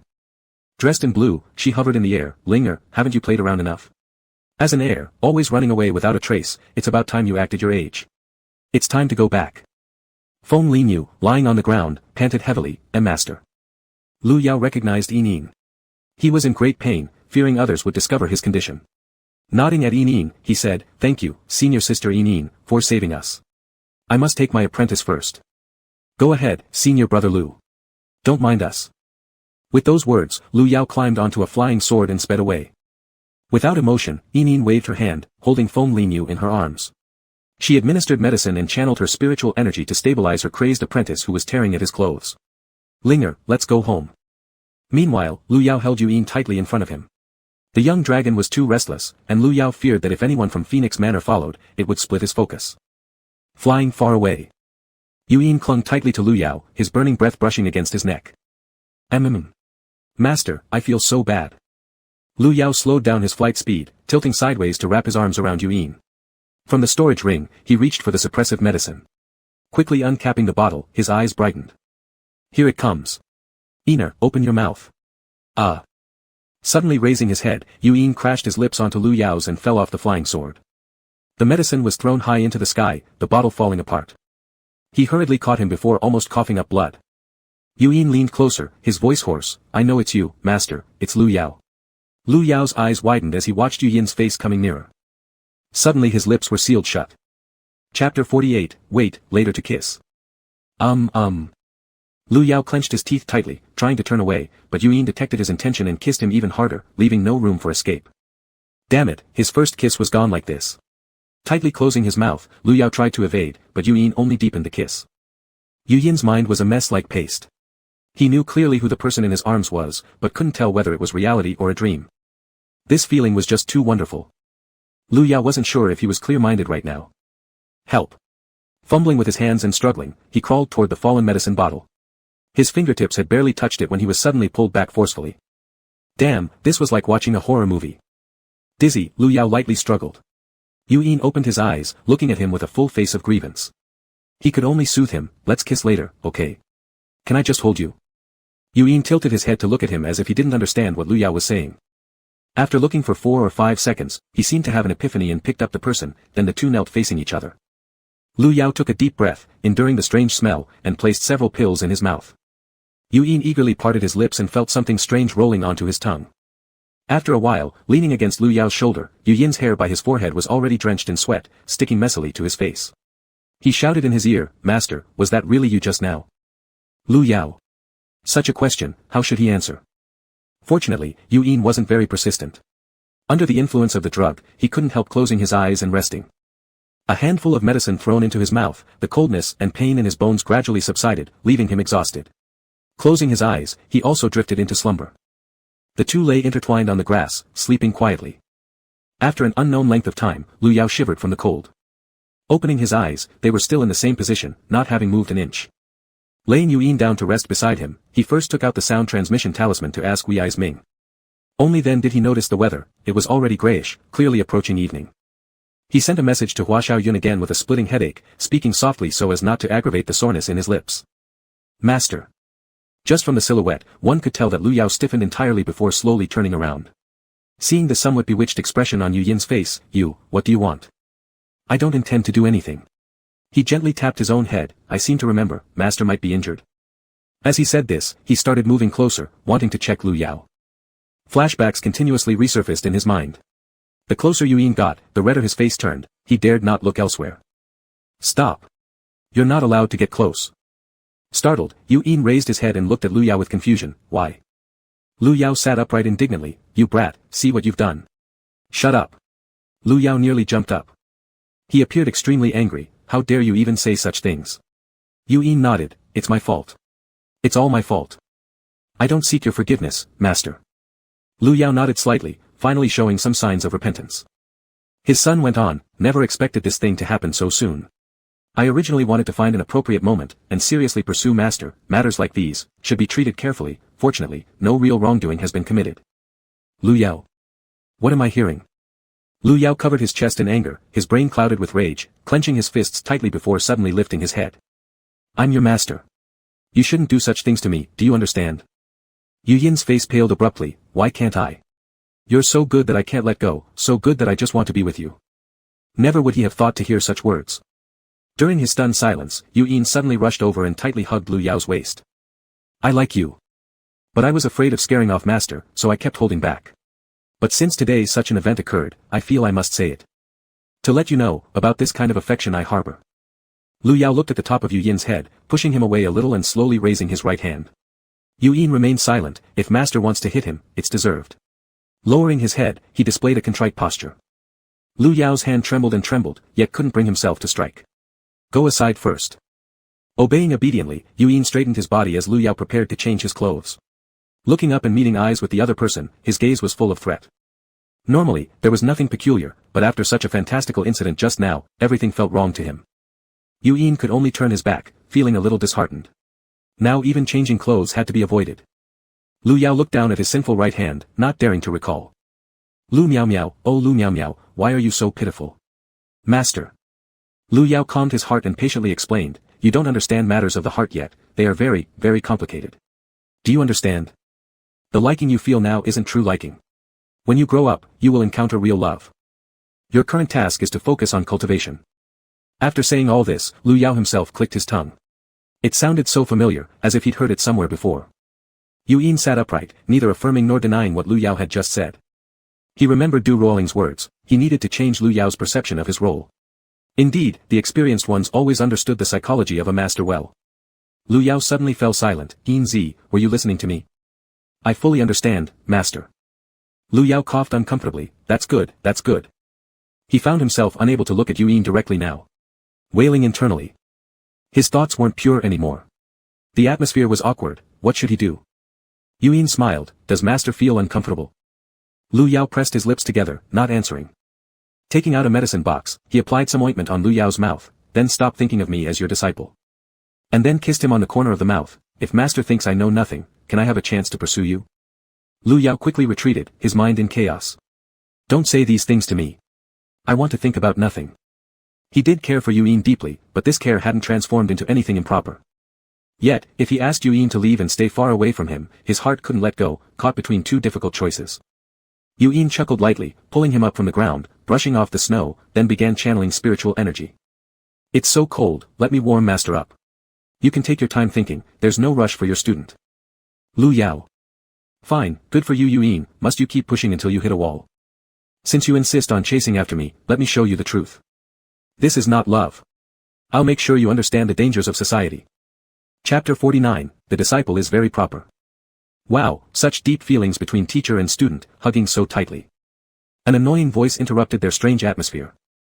Lu Yao quickly pulled away from Yu Yin's embrace, looking at Hua Xiaoyun, why are you here? Seeing his flustered state, Yu Yin couldn't help but curve his lips. Hua Xiaoyun suspiciously eyed them, his gaze moving back and forth. Something felt off. He pointed at Lu Yao's mouth, what happened here? Lu Yao pushed his hand away, bitten by a little mad dog. Dog? Hua Xiaoyun felt he was being misled, turning to Yu Yin for the truth. Yu Yin laughed even more heartily. Since he had already kissed enough, whether master thought him human or dog made no difference. So he cheerfully nodded. Lu Yao. Hua Xiaoyun also didn't bother with further meaningless inquiries, are either of you injured? Both shook their heads. Can we still continue on the road? Yu Yin's condition wasn't entirely stable yet, his face and neck were still a bit red. At the sight of Lu Yao, his eyes turned glassy, almost drooling. He had to explain, Yin Zi doesn't feel well, we may not be able to move forward now. Once his condition improves, we'll set out immediately. Though anxious inside, Hua Xiaoyun didn't mind waiting another day or two since they had gathered anyway. He received Lu Yao's transmission sound talisman, mainly worried that something dangerous might happen to the two, so he hurried over following the transmission talisman, hoping to offer some assistance. Very decisively agreeing, alright, I'll wait for you too. Lu Yao's body pain had mostly eased, but exhaustion swept through him, drowsiness starting to rise. He yawned, then I'll sleep a little longer, you entertain yourself.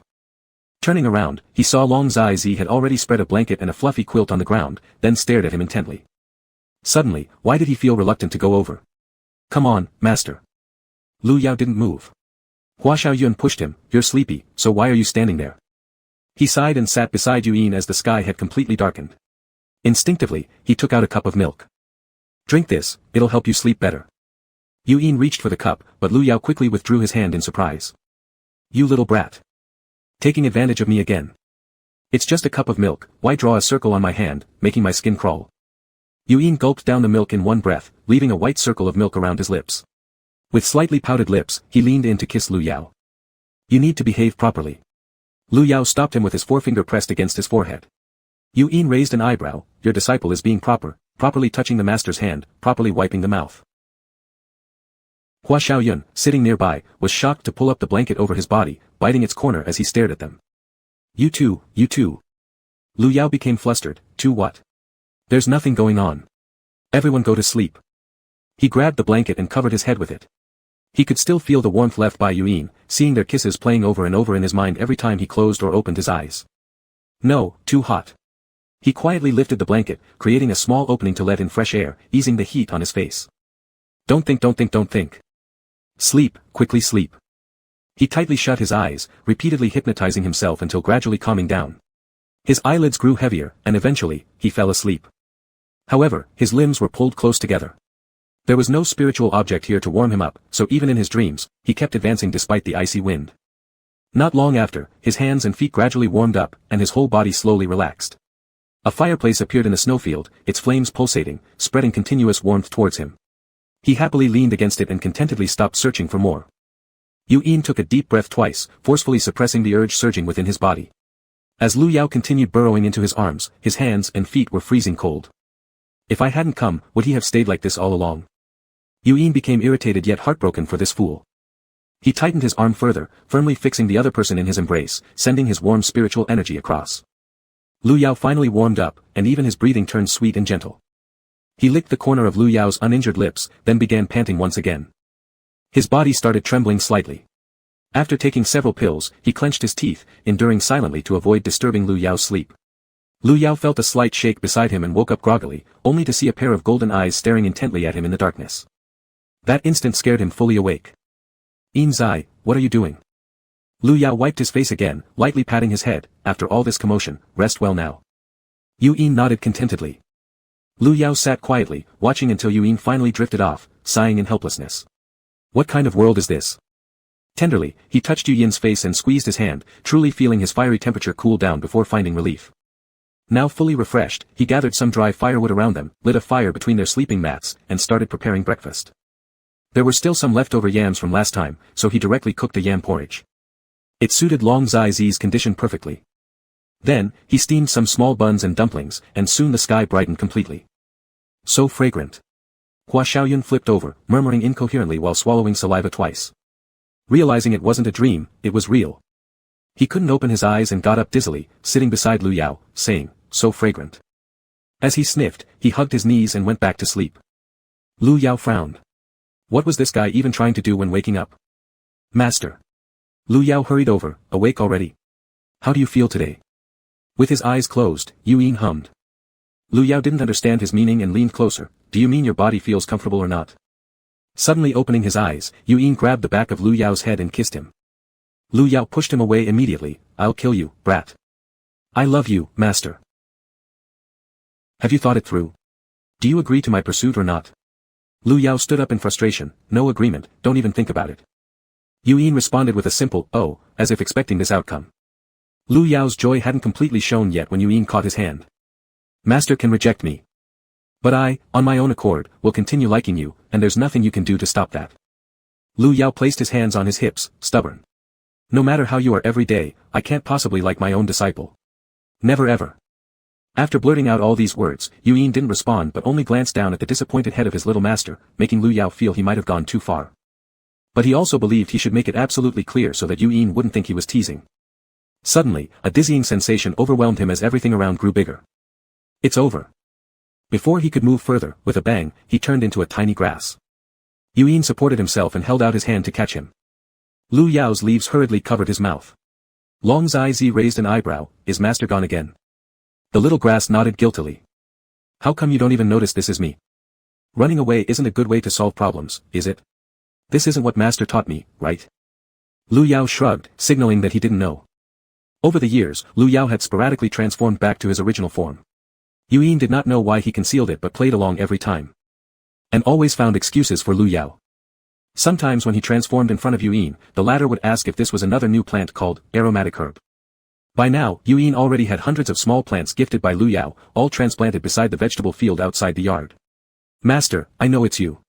Your aromatic herb.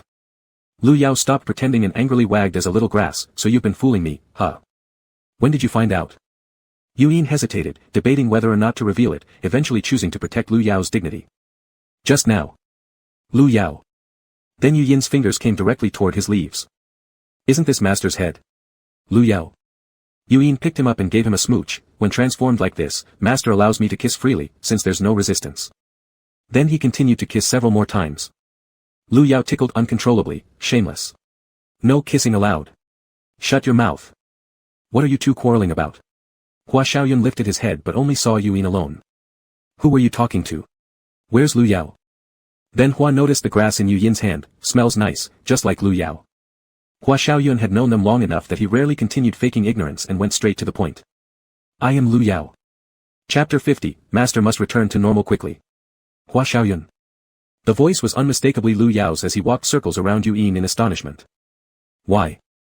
He pointed at the 3 leaves atop the fragrant herb. Ha ha ha. Little grass. Lu Yao jumped from Yu Yin's hand, flapping his meaty leaves at his face. Stop laughing. Hua Xiaoyun nonchalantly took the little plant in his hand. It's not bad, quite cute actually. Look, such a cute and chubby little grass, who would have thought it could transform into a beautiful person? So amazing. Lu Yao. For a moment it was unclear whether Hua Xiaoyun was complimenting or mocking him. Hua tried poking it again, but Yu Yin had already extended his hand to take back the tiny grass. Lu Yao swayed his body without a word. Yu Yin knew he was upset with him and feeling embarrassed. Squatting down, he considerately took out the prepared small earthen jar, allowing Lu Yao to jump in by himself. Yu Yin covered the soil around it. Then started pouring spiritual liquid. Master needs to grow fast. Lu Yao. Humph. Turning around, Lu Yao gazed at the scenery in another direction, leaving a proud back view, ignoring him. Yu Yin was speaking too frivolously now. Too intimate. After finishing their porridge with Hua Xiaoyun, they slowly began tidying up. Yu Yin held the pot in front while stepping onto his sword. Hua Xiaoyun couldn't help but get excited. Let's go. To find the god. No, to Mount Tian. Why pretend? Kunlun. Master, what on earth is wrong with you? Leng Huanqing had been sitting inside the room for 7 days and nights. He felt uneasy, though he didn't know why, and couldn't muster up the energy for anything. Leng Huanqing felt as if he were searching for something. Lian knelt beside him and finally mustered the courage to grasp Leng Huanqing's hand. Master, you rarely appear so disoriented. What has happened? I am truly worried about you. Leng Huanqing's gaze lowered as he coldly looked at Lian En's hand. Master. Leng Huanqing shook his head and pulled his hand away. You needn't worry, I'm fine. Then he realized his tone had been too harsh and tried to soften his expression by moving his facial muscles. He pulled his little disciple up and patted his head. Focus on your cultivation. Recently, you've made much progress, which makes your master proud. Lian nodded earnestly. I will continue working hard. I also want to share your worries. If there's anything troubling you, master, you should talk it out with someone. It's not good to keep it all inside. Leng Huanqing nodded. Your master understands. Seeing his gentleness, Lian felt a flutter in his heart. Those eyes were like a deep pool, rippling faintly, causing anyone to willingly sink into them. When he came back to his senses, Leng Huanqing was no longer in the hall. Lian felt an overwhelming sense of loss. But thinking that his master would finally take a walk outside, it seemed like a good thing. Leng Huanqing himself didn't know where he was heading. Walking down the path, young disciples passed by to greet him with bright smiles. Seeing their cheerful faces only deepened the void inside him. Without direction, he eventually arrived at the entrance of Baihua Hall. There were significant changes here. The once serene and elegant surroundings now hosted a large vegetable garden. And around the soil were all Yimo herbs. He squatted down and touched them lightly. Hadn't his 7th master brother been this kind of Yimo herb? An unwitting smile graced Leng Huanqing's face. The yard was desolate, so he pushed the swing next to him, breaking the tranquil silence of Baihua Hall. He then walked to the stone table, his fingers unconsciously brushing against it. It was familiar, very familiar. He felt as if he had sat here before, eating delicious meals. Suddenly, Leng Huanqing burst into tears, finally realizing what was missing from his life. It was Lu Yao. Lu Yao wasn't here anymore. The person who had chased after him every day, finding ways to seek him out, this person was gone. Brother. What is wrong with me? Leng Huanqing clutched his chest but didn't know what to do. Huanqing, what are you doing here? Wei Zemin carried a basket in one hand and a small hoe in the other. He had come to help Lu Yao harvest the vegetables. Seeing Leng Huanqing's distracted state, he approached with concern and wiped his tears away. Why are you crying? Did someone make you upset? Tell your elder brother. Leng Huanqing didn't know how to start. It just feels like something is missing. Wei Zemin smiled knowingly. Is it Lu Yao? Hearing the guess, he looked up hurriedly, surprised. Wei Zemin sighed, I thought your face could only remain emotionless forever. You child, you've always followed behind Lu Yao since you were little. When elder brother 7 expressed his feelings for you, I thought you'd be overjoyed. But never did I imagine you'd get so angry. All those hateful words you spat at Lu Yao over these past 3 years, have they run their course? I used to get so worked up during those days, yelling at both you and Lu Yao. I wanted nothing more than to drag the two of you together, force you to apologize to each other, and finally embrace. All grievances would dissipate like fleeting clouds. Wei Zemin shook his head, laughing at his own naivety. In Leng Huanqing's mind were vivid images of his sarcastic ridicule and Lu Yao's forced smiles. No matter how hurtful Leng Huanqing's words became, Lu Yao always maintained a smile. He remembered one time when, in front of numerous fellow disciples, he cursed Lu Yao for being shameless. Lu Yao's face turned red with embarrassment as he stood right in the center of the crowd. He didn't falter, holding his ground, his back straight throughout, but his hands tightly grasped his sleeves while his eyes slightly reddened. Even then, he still said he liked him. Back then, Leng Huanqing found Lu Yao utterly disgraceful. How could anyone be so audacious, not understanding human emotions? Why must he repeatedly provoke me? Leng Huanqing only knew that he despised Lu Yao's love, hating it with every fiber of his being. But after cursing him, he hadn't felt any relief either. Instead, it weighed heavily on his heart, though refraining from scolding brought even more discomfort. Leng Huanqing opened his mouth but found his voice raspy and weak. Wei Zemin tried to persuade him. The other day, when I went to Chonghua Hall to look for the eldest master, I accidentally saw the jade pendant you gave to Master 7 while looking for things. That thing was never far from his body in the past, but now he's handed it over to the eldest master. Leng Huanqing interrupted him, jade pendant? When did I ever give one? Wei Zemin had yet to realize the severity of the issue. It was the one you brought back from Goei-Su initially. Wait, how could you forget a gift you personally gave someone? Leng Huanqing shook his head, unable to imagine it. Shaking, he stood up unsteadily. Impossible, how could I have given him a gift? Wei Zemin tightly grabbed him by the arm. Huanqing. What's wrong with you? After thinking for a moment, Wei Zemin grabbed Leng Huanqing's hand and took him back to Nanshu Hall. Afterward, Leng Huanqing sat in the middle of the room. Pei Yiming, Wei Zemin, and Zuoqiushuang all stood before him, surrounding him tightly, staring at his face and not missing a single detail. Pei Yiming held the string from the jade pendant in his hand, and as he opened his palm, the jade came into view right in front of Leng Huanqing. You personally detoured after your mission to Goei-Su and searched for 10 days and nights to bring this back. Leng Huanqing carefully examined it thoroughly, leaving no detail unchecked. It was somewhat familiar, but this jade was not given by me. In the past, Lu Yao would often wear this jade around his neck, showing it off to people and boasting that it was the token of their love that Leng Huanqing had given him. Leng Huanqing always looked at him like a fool. And he had absolutely no memory or impression of the jade. The three exchanged uneasy glances. Wei Zemin stroked his chin. There's an issue, there is definitely an issue. Zuoqiushuang nodded, a serious one. They took turns asking about events from his childhood, and Leng Huanqing almost knew everything they asked, with nothing too different from what they already knew. But regarding anything concerning Lu Yao, discrepancies arose between the four of them. Wei Zemin slammed the table. No, it wasn't right. Back then, when little 7 snuck alcohol, he was just a 13 or 14-year-old kid, and both the eldest master and I disapproved. We penalized him every time. You were even worse. At 7 or 8 years old, you'd secretly buy him alcohol outside without telling us. What's worse, you two would drink secretly behind Lu Yao's back, ending up completely drunk together. In the end, both of you got your pants pulled down and spanked by the eldest master. Pei Yiming nodded, confirming this incident. Lu Yao wasn't much older than Leng Huanqing and always took this little junior disciple around to play everywhere. Their relationship was very good. Later, when Leng Huanqing grew up, his nature became more restrained, becoming cold and distant. But toward Lu Yao, he had always been affectionate. Until Lu Yao couldn't figure things out, attempting to disrupt this balance by confessing outright. From that point onward, the relationship between the two became tense. But Leng Huanqing was utterly baffled. What are you talking about? That can't possibly be my reaction. At this point, the expressions of everyone grew heavy. Back then, something felt off about the two of them, but no substantial evidence was ever found. Because neither Leng Huanqing nor Lu Yao showed any abnormality in front of them, they both seemed normal. Back then, they all spent a lot of effort trying to counsel these two disobedient juniors. But Leng Huanqing fiercely rejected Lu Yao. And Lu Yao's lowly demeanor, devoid of self-respect, remained impossible to change no matter what. Finally, the situation escalated to the level of hostility we witnessed earlier. The elder brothers all treated him with disappointment, frustrated by his inability to meet expectations. Pei Yiming said, let's do some investigating first. This matter has been concealed from us for so long. Speaking of which, what benefit could come from making Leng Huanqing hate Lu Yao? What purpose could such actions serve? None of this was clear. If the target was Kunlun, even if the two palace masters turned against each other, it wouldn't make any sense. Let's keep an eye on Xiao Ba. Let Miao Miao return before the Immortal Alliance conference. This issue needs to be addressed face to face, perhaps revealing new clues. The Immortal Alliance meeting occurred every decade, and it was about to convene soon. Lu Yao should be back around this time as well. In their minds, Lu Yao had returned to normal, while Leng Huanqing was the one who had changed abnormally. Leng Huanqing's eyes darkened, he didn't believe he could possibly be as they described. Yet upon hearing Pei Yiming suggest bringing Lu Yao back, a sense of inexplicable anticipation arose within him. Lu Yao's head bobbed up and down. Now free from the jar, his body brimmed with spiritual energy, and he rested against Yu Yin's collar, waiting to transform back into human form. Then he was shaken awake. "Master," its Grandmaster's transmission voice. Still half asleep, Lu Yao instructed, "Just play it for me to listen." Yu Yin nodded and took him out first, then kissed the topmost leaf. "Alright, I'll play it right away."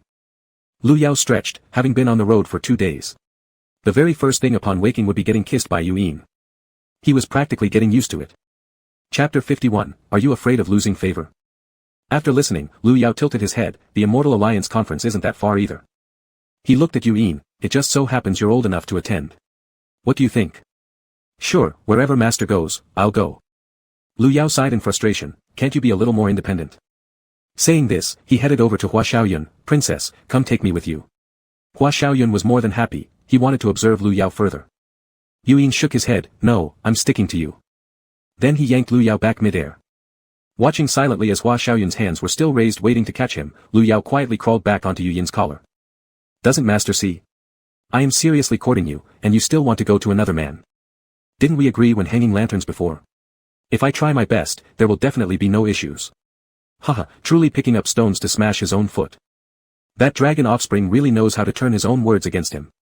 Is that what I meant? You're such a bad person, setting traps with my words. No wonder earlier, Du Ruoling asked so many odd questions. It was all about probing military intelligence for this scoundrel. After 3 days of travel, Lu Yao was still sleeping on this early morning when his body began to change. Yu Yin quickly held him carefully in both hands. In a blink, he turned into a human, landing right on top of him. Now awake, Lu Yao found himself holding his junior disciple with all 4 limbs. He hastily pulled his hands back, but Yu Yin caught his waist, not letting him retreat. "Master, don't move recklessly. What if we fall?" Lu Yao looked up and said, "Are you fooling me? If we really fell, all these years of cultivation have been wasted on you." Yu Yin's eyes twinkled, and he changed direction, pinching Lu Yao's earlobe. Realizing this, Lu Yao completely snapped. "Yu Yin." Yu Yin kissed his cheek. "Disciple is here." This was the first time Lu Yao called him by both name and surname like this, even though it came with a fierce tone. But Yu Yin felt happy nonetheless. No matter what kind of master, he loved him. Lu Yao shoved the scheming kid aside and jumped off onto Hua Xiaoyun's back. "You fly by yourself. If I stay with you any longer, I might as well be a pig." Yu Yin said nothing, only gazing at him with an aggrieved look filled with accusation. Lu Yao. It made him feel like a heartless guy, so he resolutely turned away, looking only at the passing clouds beside him. Hua Xiaoyun was completely stunned, his body stiff and unmoving, shocked beyond belief, and only his eyeballs kept circling rapidly, showing the turbulence in his thoughts. What did he just witness? Wow! So bold. But then, when did these two start? There weren't any signs earlier. He recalled Lu Yao's flushed ears just now and couldn't help but laugh. What's so funny? Why are you laughing like an idiot?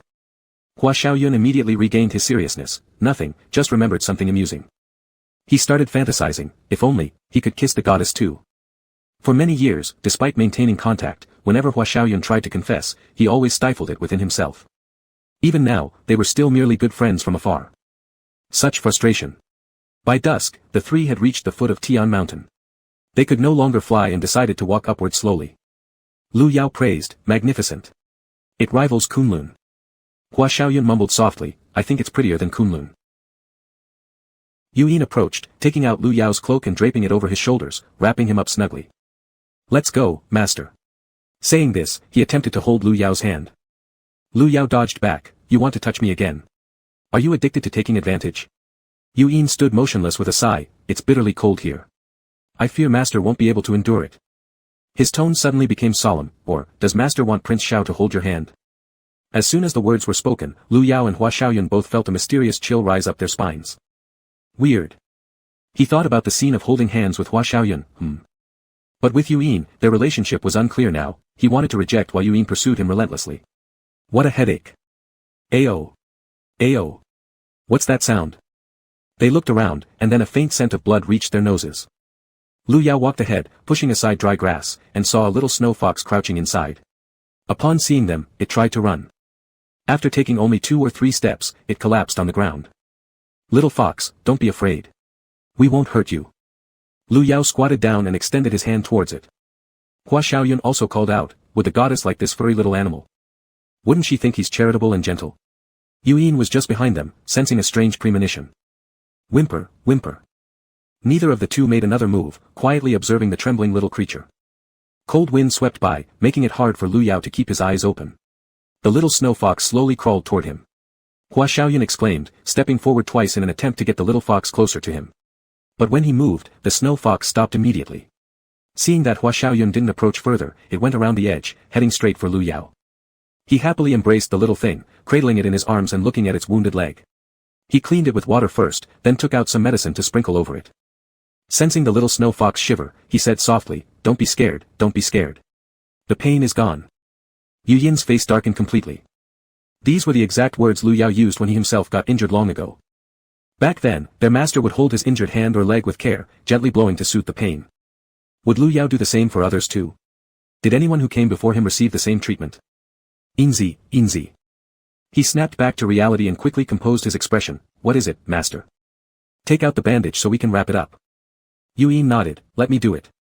He tried to take over the little snow fox, but the little one started whining and burrowed itself deeper into Lu Yao's embrace at the sight of his hand. Yu Yin let out a cold laugh. So clever in causing trouble, huh? Lu Yao patted it comfortingly, nothing to worry about, Inzi is a good child and won't hurt you. Don't be afraid. Upon hearing this, Yu Yin's tightly clenched heart relaxed slightly. He obediently took out the supplies, with Lu Yao still holding the snow fox while he wrapped the wound. Just as the knot was tied, the little snow fox pulled its legs back like lightning, fearing any touch from Yu Yin. This reaction even made Yu Yin chuckle, albeit irritably. Lu Yao paid no mind to these nuances, thinking it simply feared strangers. Lifting the snow fox, he asked softly, nod if you understand what I'm saying. The little guy hesitated before nodding cautiously at the sincerity in Lu Yao's eyes. Do you have an owner? Any brothers or sisters? The little snow fox shook its head, indicating none. Yu Yin instinctively tried to intervene, Master, are you planning to take it along? Lu Yao nodded, yes, it's so cute. I already want to bring it home. No. Lu Yao paused, why not? Yu Yin choked, but it was just that, he didn't want. Master already had him, how could he possibly cuddle other small animals and speak to them so tenderly? Shouldn't all of this belong solely to him? Lu Yao persisted, what exactly is the problem? It will be inconvenient for Master to carry it around, and besides. This snow fox belongs to Tian Mountain. Taking it elsewhere might make it uncomfortable. Hua Xiaoyun burst into laughter, little Inzi, aren't you jealous? Afraid of losing favor? Yu Yin turned to him without expression, and suddenly Hua Xiaoyun couldn't laugh anymore, joking.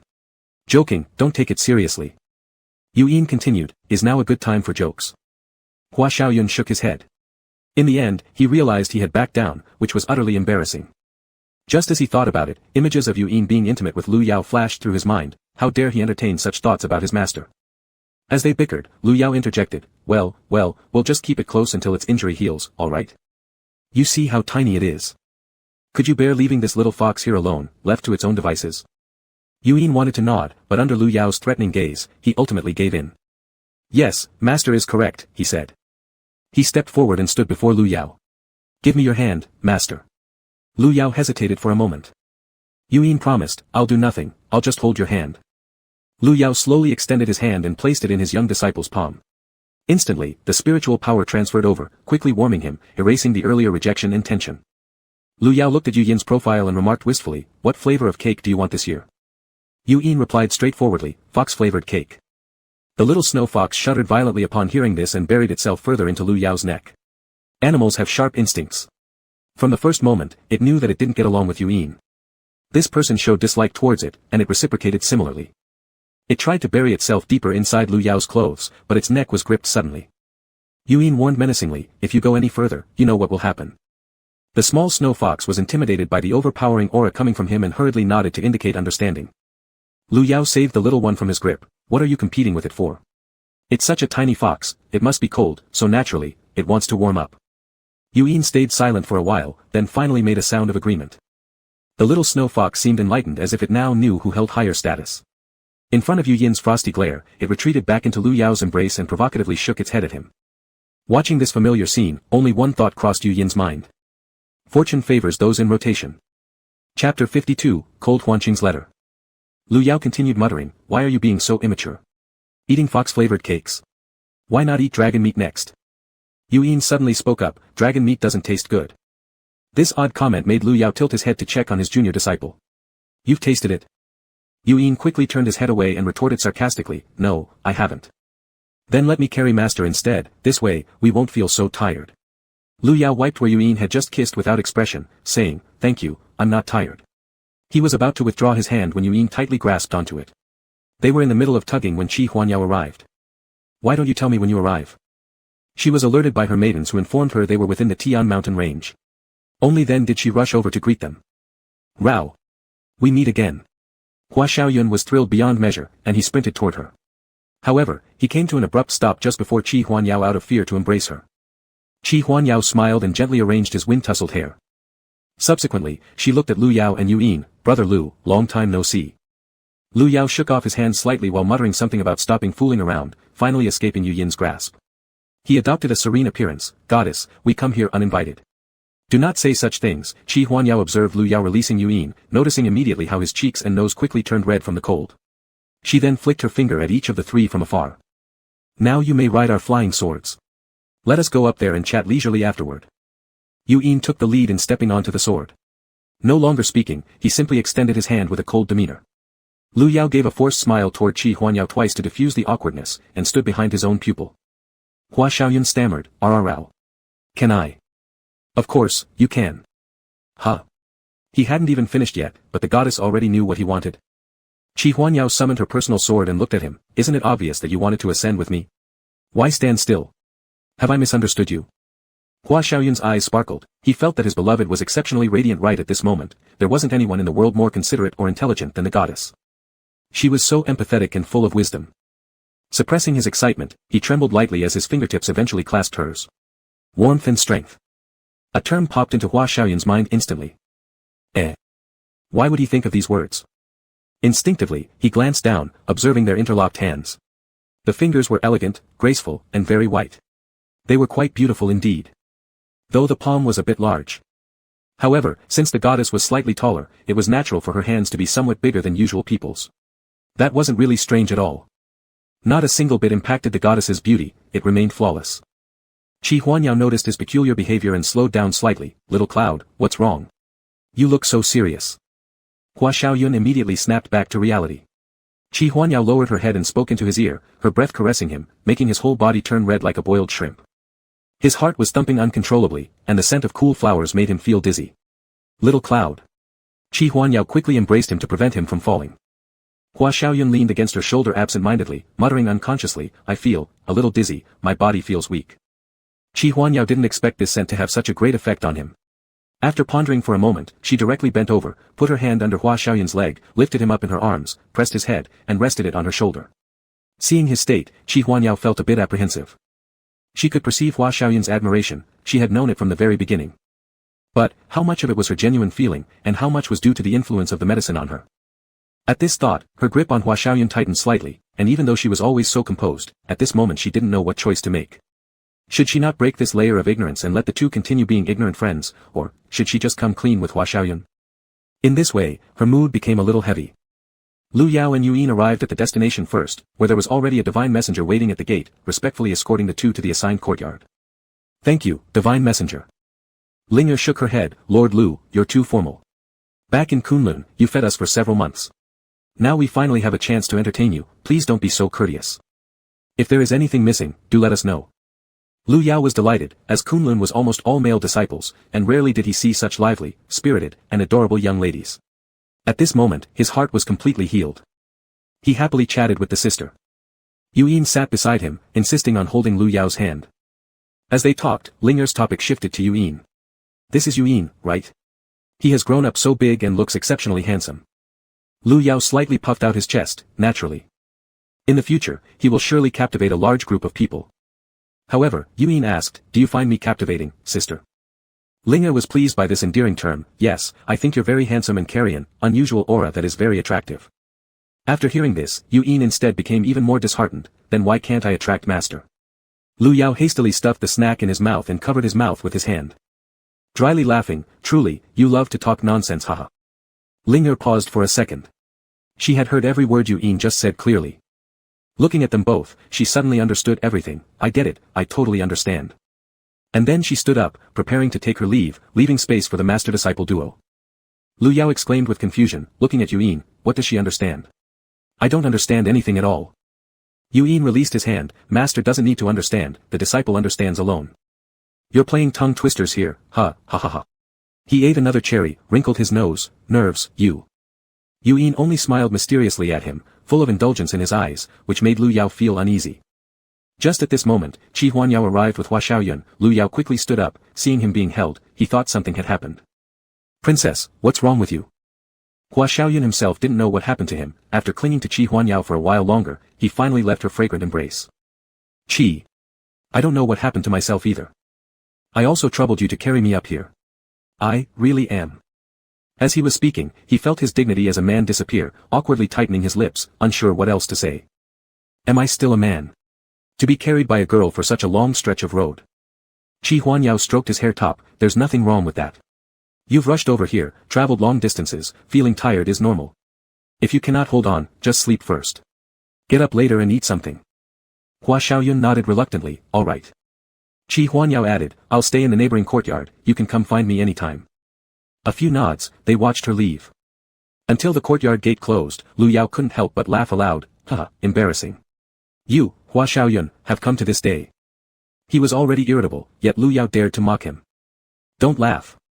You were carried by your disciple too. And even kissed by him. For a moment, the scene fell silent. A gentle breeze suddenly blew by, causing their strands of hair to playfully graze their faces. Lu Yao raised his hand to scratch, and then palely explained. It was because I was sick that Yue carried me. Hua Xiaoyun. Is it wrong for me to be tired? The more they spoke, the less confident they became, as if neither had the right to mock the other. Have some fruit. Let's rest first. They both spoke at the same time, looking at each other, and couldn't help but laugh. Initially, they were still reserved, but later, their laughter became increasingly unrestrained, pointing at each other and laughing heartily. It became harder and harder to stop, and tears even came out. Lu Yao could no longer stand it, holding his stomach. I'll go back to my room first. Hua Xiaoyun hadn't caught his breath evenly yet, he could only nod silently. Qi Huanyao stood outside the courtyard, hearing them bicker inside, her eyes full of tender light and satisfaction. She shook her head and returned to her courtyard. Lu Yao entered the left room, stifled a soft chuckle twice, and suddenly thought how foolish he was. Yue followed behind, carrying a bucket of water inside. Placing his hand on the edge, the water soon grew scalding hot. Lu Yao stood in the room, watching him bustling about. In the past, he brought water for Yue, wiped his face, gave him baths. Now, it seemed all had reversed. He took the soft cloth to wipe himself, tidied up, and then comfortably lay down on the bed. Holding the injured little fox close, he placed it on his chest, idly scratching its chin. The little thing closed its eyes contentedly. Yue looked at it with a belly full of anger, quickly taking off his outer robe and preparing to get into bed. Lu Yao stopped him, wait. Why are you sleeping with me? Did master not notice? There are only 2 rooms here. Where else can I sleep? Hey. Lu Yao didn't believe it and got up to check outside. Sure enough, there were only 2 bedrooms, another room was sealed off by talismanic spells, its door unopenable. It really was. Yue smiled mischievously, leaning against the doorframe, come on, master. That tone made Lu Yao shiver with discomfort. I don't want to talk to you. You've made me look foolish in front of Hua Xiaoyun. He placed his storage ring for food on the table, drink it yourself. Yue understood what he meant, took out 2 cups, poured milk into them, and sat on the bed, master, come, drink the lovingly prepared milk I've made. Lu Yao held the little snow fox, coldly sitting up, gulping it down all at once, and then turned his back to him and lay down again. Yue sighed, opening up with a sorrowful tone mimicking Lu Yao's usual voice, Yue, hurry up and drink your milk so you can sleep well. Yes, thank you, master. I love you most. Then he acted himself giving a pat on the head, Yue is such a good boy. Pooh. Stinking brat. Lu Yao instantly broke through his defenses and couldn't help laughing aloud. Seeing that he had cheered the person up, Yue also thickened his skin, lying down next to Lu Yao's back. Suddenly, a letter trembled and flew in from the door crack. Yue reached out to take it, noticing the signature. For the older brother's eyes only. Below were 3 small words, Leng Wansing. Chapter 53, not successful just like that. Little uncle. Lu Yao also curiously leaned over, wanting to confirm if it was really sent by Leng Wanxing. This was too strange. He reached out to grab it, but Yuyin held it away from him, not letting him touch it. Lu Yao propped himself up. What are you doing now? Yuyin held the letter between two fingers, turning it over repeatedly examining it. Is master missing him? Lu Yao. You're talking nonsense. Do I miss him or not, isn't that clear? Moreover, I didn't even reach out to little 8 either. Yuyin raised an eyebrow, so, if he reached out to you, would you be okay with it? I won't talk to you. He stormed off angrily. Are you questioning me now? Questioning your master. Yuyin lowered his head. Your disciple is not. Lu Yao hummed once, extending his hand waiting for Yuyin to place it in, then pulled out the letter paper, unsure of what expression to make as he read its contents. Big brother, have you been doing well recently? He pulled the paper completely out, reading it carefully from both sides, fearing that he might have missed even a single word. What's little 8 trying to do? Just asking if he's alright. Unfathomable. Yuyin leaned over. He said he misses master. Frowning as he glanced at it, don't interpret it like that. That's too far-fetched. Yu drank and smiled as he said, it's better if the master doesn't understand. Then I guess I was wrong. Lu Yao inexplicably got up to reply to Leng Huanqing. Traveling around, very happy, everything is fine. After putting pen to paper and thinking about it, he added another sentence to reassure him and told him to take care of his health. No matter how he wrote it, it felt strange and dry. Drinking child, do you want to add anything else?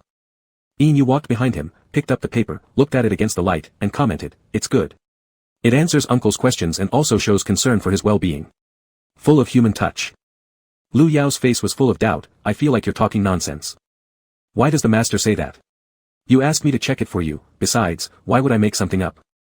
Moreover, uncle is naturally cold-hearted anyway, he might not be saying anything specific, just casually asking master. After this analysis, Lu Yao thought it made sense. Cold Huanqing was indeed such a person, it was hard to imagine that he would take the initiative to write to him. Moreover, from the look of it, the letter seemed like a casual inquiry.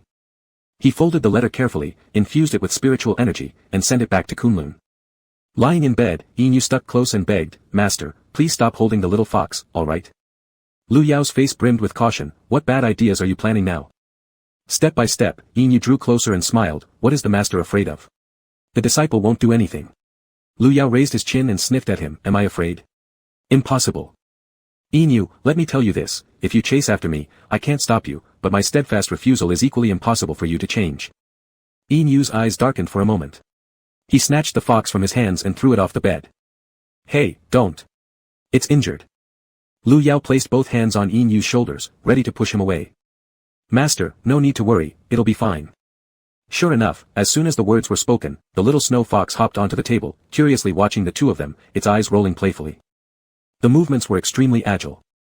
Lu Yao was shocked, this medicine really works well. The little snow fox was completely scared of Yu. It didn't dare go back. Even that immortal lord couldn't protect it, its fate was truly bitter. Master used to love stroking my tail the most, can't master only do that for me? Don't pet the little fox, alright? Drinker. I'm not saying I dislike you, it's just that I don't have the kind of feelings you do, understand? How could the apprentice not know? Otherwise, how would I be so restless, fearing that in master's heart, I am merely someone who can easily be replaced? Yu lacked security, and Lu Yao had always known this. This kid kept surprising him time and again with unexpected behavior, reinforcing this knowledge. His tone softened a bit. Alright, master will comb it for you, okay? Yu hugged him, and his tail came out from behind him, already very different from the round, cute one when he was young. The black tail was now as thick as Lu Yao's thigh. He took a sharp breath. Looking at the tail covered in hard scales, he hesitated to touch it. As a former modern person, seeing such creatures still filled him with a little fear. Feeling his emotional fluctuation, Yu asked sensitively, does master detest me? It's not disdain, it's fear. Growing up changed things, this was quite different from the cute version of him when he was younger. Seeing how hurt he was, Lu Yao hurriedly explained, no. Look, how mighty you are now. This respect for master, do you understand it? Yu did not understand, why should you revere me? I am your disciple. Lu Yao ran out of words. Whatever, the more he described, the darker it got. He was just afraid. What's wrong with that?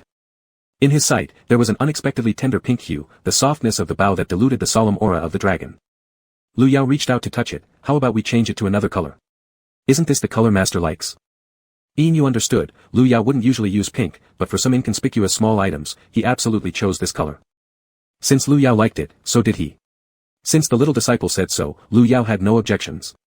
Just like when he was young, his fingers inserted into the soft hair, which was very smooth, contrasting greatly with the tail.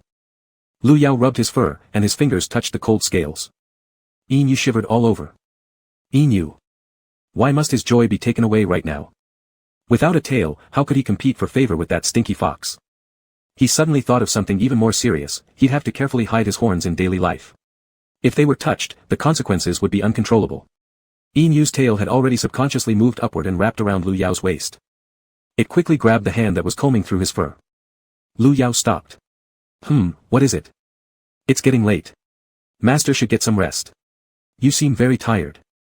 After saying this, he clenched his teeth and used every ounce of his self-restraint to loosen the tail that had tightened around Lu Yao. Lu Yao. If you know I'm tired, why did you create so much trouble? Really, ideas keep popping up every second. As an elder, he couldn't keep up with the young people's pace anymore. He lay down directly, looking at his little disciple who had moved far away from him. He didn't understand what was wrong with him, but shook his head and pushed all worries aside. After confirming that Lu Yao was asleep, Yinu quietly sat up and tapped on his master's brow center. Then he fled out of the room like he'd been caught stealing, rushing into the courtyard and scooping icy water to pour over himself. 3 days ago, Kunlun. Leng Huanqing sat by the table, pen in hand but then putting it down again, slightly frowning. He wanted to write a letter to Lu Yao. But the two of them had never corresponded before. He remembered how Lu Yao always used to send him love letters in the past, so he stood up and searched through the bookshelf, wanting to see examples of how to write such a letter. After going through everything, there wasn't a single thing related to Lu Yao. Those love letters, it seemed, had been burned immediately after reading. Leng Huanqing had never kept any of Lu Yao's belongings. Leng Huanqing slumped back into his seat. He didn't know what he wanted to say, but deep inside, he desperately needed to contact his senior brother. Sitting there for the whole afternoon, thinking repeatedly and racking his brain, he managed to come up with only 2 sentences. Elder brother, are you well lately? It seemed that was all he could ask. In the past, his attitude had been terrible, so if his elder brother even acknowledged his message, that was already very generous. And then he decided it was fine, at least he made initial contact with Lu Yao, so he sent the letter off. Master. Lianen came out early in the morning and saw Leng Huanqing standing under the eaves, gazing constantly into the distance. For 3 consecutive days, he looked lost in thought. Are you waiting for something? Leng Huanqing's pupils contracted, turning his face away as if avoiding something. No. Lianen tilted his head, not believing a word of what he said. Recently, he felt like the distance between him and Leng Huanqing was growing wider and wider. It was as if there was an uncrossable gap between them. Even when Leng Huanqing spoke, his mind was always wandering, thoughts floating somewhere else entirely. But Lianen found contentment in this. As long as he could stay by Leng Huanqing's side, everything else didn't matter. The two stood side by side, overlooking the mountains. A yellow envelope appeared in their sight, and Leng Huanqing lifted his hand, pulling it towards him telepathically. He then said to Lianen, I have some matters to deal with. If you encounter any doubts, find me anytime. Okay. Looking at the tightly closed door, Lianen stood there in a daze for a long while. That handwriting, he had seen it before, it belonged to the 7th granduncle. The relationship between them was extremely complicated. Over the last 10 years, it had eased considerably. Each time he followed Leng Huanqing to Baihua Hall, he could feel the unusual changes in Leng Huanqing's inner emotions. It was complete relaxation and faint joy. Thinking about it, he lowered his head. As long as Master feels happy, no matter with whom, he would offer his blessings. But just why couldn't he stop his tears? Inside the room, Leng Huanqing took a few deep breaths, looking at the letter lying quietly on the desk. His fingertips slowly pressed against Lu Yao's name, lightly rubbing it as if this way, he could sense Lu Yao's warmth. Only after calming down did he carefully tear open the seal. Even though it was only a short message, it filled him with immense satisfaction. Holding the thin paper, he paced back and forth in the room, filled with excitement at first. Then, he busied himself walking over to the desk, standing and lost in thought. What should he write to Lu Yao this time? Chapter 54, Will he end up with Yinyu? The next morning, before either of them had woken up, they heard Hua Xiaoyun pounding on the door outside. Lu Yao, Lu Miao Miao. The sun is up. Hurry up and wake up. You improper teacher-student pair, how much longer do you plan to sleep? Stop being lazy. Did you rest well yesterday? Hua Xiaoyun's loud voice suddenly stopped, his hands still in the motion of knocking before he awkwardly turned around to greet someone. Yao Yao, you're here. Qi Huanqi nodded, I've prepared some food for you too. Come and try if Tianshan's dishes suit your taste. He replied tensely, yet with excitement lacing his tone, sure. They must be delicious. Qi Huanqin gestured with a wave of his hand and took a seat at the table first, taking out everything from the lunchbox. Meanwhile, Hua Xiaoyun sat shyly by his side like a little housewife. Who are you shouting at? Hearing Hua Xiaoyun's voice, Lu Yao turned over in bed and threw off the blanket. Yun instantly hugged him coquettishly, lazily murmuring, Master. Lu Yao looked through the window, the sky was indeed already bright. It's time to get up. Do you plan on sleeping more? Yun hugged his waist, then rested his head on Lu Yao's thigh, cooing affectionately for a while before speaking, alright, let's get up then. After they had tidied themselves and came out, Hua Xiaoyun and Qi Huanqin were already sitting outside. The latter had his head lowered, occasionally raising his eyes to steal a glance at the goddess, then quickly hiding his face again. Lu Yao shook his head repeatedly, thinking that at this rate, when would Qi Huanqin and Hua Xiaoyun ever come together? This little prince certainly lacked half the boldness and initiative that his own pupil, Yun, possessed. Their relationship definitely wasn't anything similar. Lu Yao paused his steps. Even the current relationship between himself and Yun wasn't going well. Hopefully Hua Xiaoyun will succeed. Brother Lu, good morning. Young Drink, good morning. Hua Xiaoyun suddenly felt a bit more relaxed. Without waiting for their reply, he stood up happily, you're finally here. He showed obvious anticipation for their arrival. Qi Huanqin paused slightly in serving the food, looking at Hua Xiaoyun who excitedly ran to Lu Yao's side, his smile dimming slightly. Finally arrived, what should I do now? The goddess is alone with me, and I'm all jittery not knowing what to do, help. Lu Yao. You have achieved nothing. He forced a comforting smile, you talk big insulting me normally, where has that arrogance gone? You'll just keep quiet, and if you manage to charm the goddess this way, I'll eat my words upside down. Hua Xiaoyun retorted, can I compare with you and Yao Yao? He chuckled, alright, then I'll take drink out to play. The two of you can enjoy your private moment. Hey, no. Hua Xiaoyun instinctively reached out to grab Lu Yao's hand for rescue. Yun intercepted him halfway, young palace lord. Hua Xiaoyun immediately raised his hands, signaling he didn't want to touch Lu Yao, no, I'm sorry. Can you both just help ease the atmosphere? I'm really scared. Lu Yao broke into sweat. Pulling him aside to a corner, when you liked Leng Huanqing before, you also pushed me to not give up on him. Now encountering the goddess, after 10 years, you haven't improved one bit. Can you act like a man, show some masculinity, and enchant your Yao Yao at once? Really? These words struck a nerve precisely.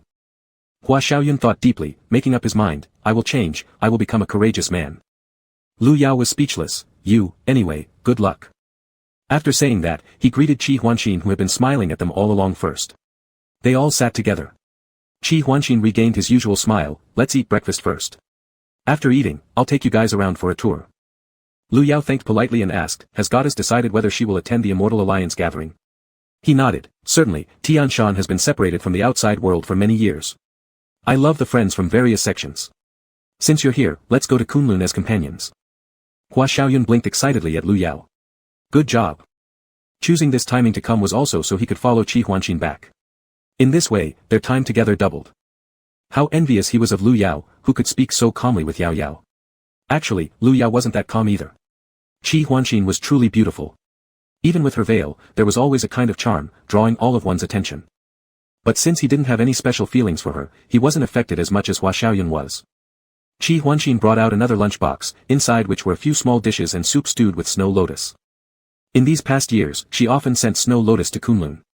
To summarize, Lu Yao's health was fine now, but the use of spiritual power had to be controlled.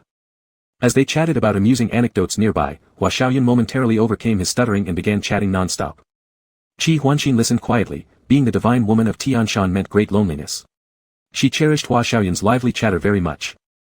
She cherished more how his eyes sparkled, fixed only on her. Only on her. Let's set off once you're rested. Qi Huanqin led ahead, venturing deep into the mountains. Like Kunlun, here there were also arrays established upon spiritual veins. Unlike the previous icy mountain, various kinds of plants thrived here. The narrow paths were winding, but spiritual power flight was prohibited, forcing reliance on their legs. The slope became increasingly steep, almost 90 degrees vertical. Qi Huanqin suddenly turned around and stood below, looking up at Hua Xiaoyun, it's difficult to walk here. Should I carry you again? Hearing this, Hua Xiaoyun felt an overwhelming urge to rush into her arms and agree. But as he was about to nod, he noticed Lu Yao and Yun pulling each other teasingly down from the corner of his eye. He immediately came to his senses. No, Yao Yao. Qi Huanqin looked surprised, not understanding why he had declined. Hua Xiaoyun climbed down from a pit himself and grasped her hand, I am a man, I should protect you instead. How about letting me carry you? Qi Huanqin realized what he meant and smiled, alright, then it's in your care. Carrying is unnecessary.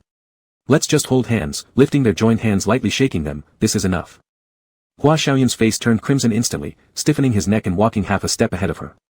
Qi Huanqin observed that even his silhouette exuded shyness and couldn't help but break into a cheerful smile. As they walked on, the surroundings gradually darkened, glowing with deep blue hues, altering the color of the tree trunks and dry grass. Little Cloud, you're flailing your arms and legs like a baby learning to walk. Are you okay? Should I just carry you? Ah. Hua Xiaoyun was startled back to reality, unconsciously glancing at his own legs. Lu Yao stood ahead, far away, yet his uninhibited laughter resonated close by as if mocking him directly. The hateful Lu Yao. His focus was completely on their intertwined hands, leaving no room for awareness of his gait. No problem, sometimes I walk like this. This comment made Lu Yao laugh even louder. Infuriated and embarrassed, Hua Xiaoyun attempted to chase after him. Pulling Qi Huanqin along for a few steps, his haste caused him to trip over a stone embedded in the soil. As the dirt slipped, he stumbled forward. Reacting swiftly, Qi Huanqin tugged him towards her, causing Hua Xiaoyun to fall straight into her embrace. His back pressed tightly against her chest. Realizing where he was, Hua Xiaoyun sprang back as if scorched, resembling a fish leaping away reflexively. I'm sorry. It wasn't intentional. Qi Huanqin hadn't thought much of it since she was a man herself, lacking breasts. Yao, I didn't mean to offend you. I know women must dislike such men, but... Never mind, I don't mind. The word stuck in Hua Xiaoyun's throat. He wanted to say, he would take responsibility. Yao showed no reaction. Did she consider it insignificant to be touched by him? Didn't see him as a man. All these years of chatting and getting along, all these efforts resulted in him becoming nothing more than Yao's close friend. A mere platonic companion. Hua Xiaoyun could not accept this. But I do. Do you realize, actually these years I've been thinking about you every day. Every day wanting to visit you, wishing I could be by your side forever. You shouldn't just brush it off as nothing. Because I really like you, I can't stand you treating it as nothing. You can scold me, hit me, but please don't treat it like nothing. Qi Huanqin hadn't expected him to blurt out these feelings. With complicated emotions, she embraced Hua Xiaoyun into her arms. Fool, I like you too, how could I possibly blame you? Liking me too. His brain swirled from the sudden declaration, unsure whether it was all real or a dream. Dazed, he was led forward by Qi Huanqin, 1 foot deeper and another shallower. After an unknown length of time, he finally regained his senses. And realized he hadn't clarified anything. Yao, like you mentioned. We're here. Hua Xiaoyun's hand was released as Qi Huanqin stepped ahead, standing before a verdant wall of lush, thriving leaves. She clasped her hands together, and from her palms slowly emerged a transparent snow lotus, its petals tipped with translucent pale blue, sacred and mysterious. The snow lotus took flight, and the green wall gradually spread apart on either side. Intense blue light shone forth from within, prompting everyone to lift their hands to shield their eyes. Subsequently, the entire view inside was revealed. This was a massive cavern, likely inside Tianshan Mountain. Its interior was arched, towering at approximately 100 meters high, with only a single opening at the very top letting in light that beamed down onto an area about as wide as a wooden barrel. It was originally pitch black all around, but scattered across the ground were clusters of little blue flowers with pointed petals, emitting all the light. Beside them wound a shallow stream descending gracefully. The sea of flowers stretched endlessly into the distance, seemingly without end. Standing within it, one felt overwhelmingly insignificant. They seemed immersed in a starry sky, each star within reach. A faint fragrance wafted to their noses, and for a time, all four stood silent. After a while, Lu Yao and Hua Xiaoyun murmured softly, so beautiful, so grand. Yuyin held his hand, both etching this moment forever. Qi Huanqin squatted down, gently caressing these windless yet swaying flowers. This is Tianshan's sacred abyss. Initially, my parents came here to offer prayers to Tianshan, wishing for eternal devotion and everlasting companionship. You can express your wishes to it. Lu Yao noticed something. This place is specifically for lovers to make vows. Qi Huanqin nodded. No wonder it was so romantic. Lu Yao. Then why had she brought them along? Thinking about it, he suddenly became serious. Qi Huanqin could perceive the future. So by bringing him and Yuyin here. He urgently looked into Qi Huanqin's eyes but got nothing. Divine woman, I. Qi Huanqin nodded, high probability. Then she pointed up, and Lu Yao calmed down.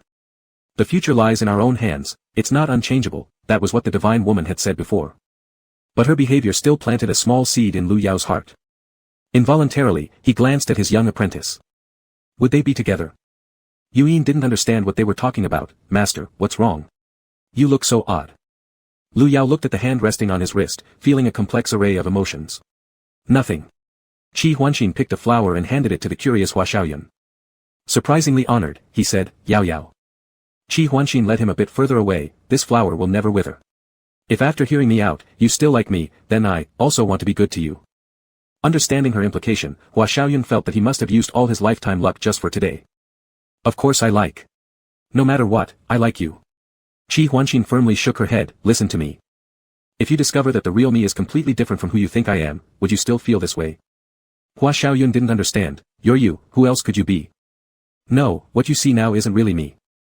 He had his reasons too, the secrets of Tianshan couldn't be easily disclosed, so she could only explain to this extent. Qi Huanqin wasn't sure if Hua Xiaoyun would feel the same after knowing the truth. He couldn't wager the whole of Tianshan on uncertainty. If Hua Xiaoyun remained steadfastly devoted to her, then she would spare no effort. Will you take the flower first? Hua Xiaoyun nodded. Though confused, Yao Yao was someone he liked regardless of how she was.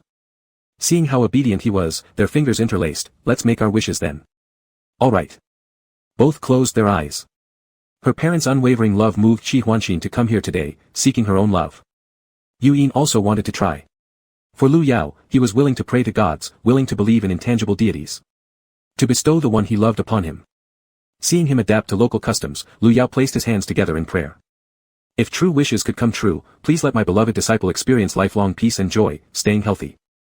He paused briefly, adding, to be together with the one they love forever. Opening their eyes simultaneously, they were filled solely with each other. Today, the four of them made their individual wishes, all ordinary yet beautiful. The master and apprentice lay down among the sea of flowers, the glow lighting up their faces clearly. Lu Yao asked, what did you wish for? Yu Yin came to lie beside him, facing each other side by side. I'll tell you when it comes true. Lu Yao smiled without speaking, then casually said, this place is very beautiful. Yu Yin propped himself up with his hand beside Lu Yao, leaning down, his black hair falling over Lu Yao's ear. Not as beautiful as you, master. Whenever you appear, you are the most beautiful scenery. You make me unable to look away, wanting nothing more than to serve you forever willingly. Chapter 55, Are you happy? Yu Yin's eyes seemed to hide a galaxy, brimming with tenderness. Lu Yao couldn't resist lifting his hand, gently stroking his eyes. Inzi. Both were influenced by the atmosphere. Yu Yin hovered above him, staring intently at his lips. Their gazes gradually met, and Yu Yin slowly leaned down. Just as their lips were about to touch, Lu Yao suddenly regained clarity and awkwardly turned his head away. In the charged air, something felt like it had exploded. It was the first time that in front of Yu Yin, Lu Yao's heart began to race slightly.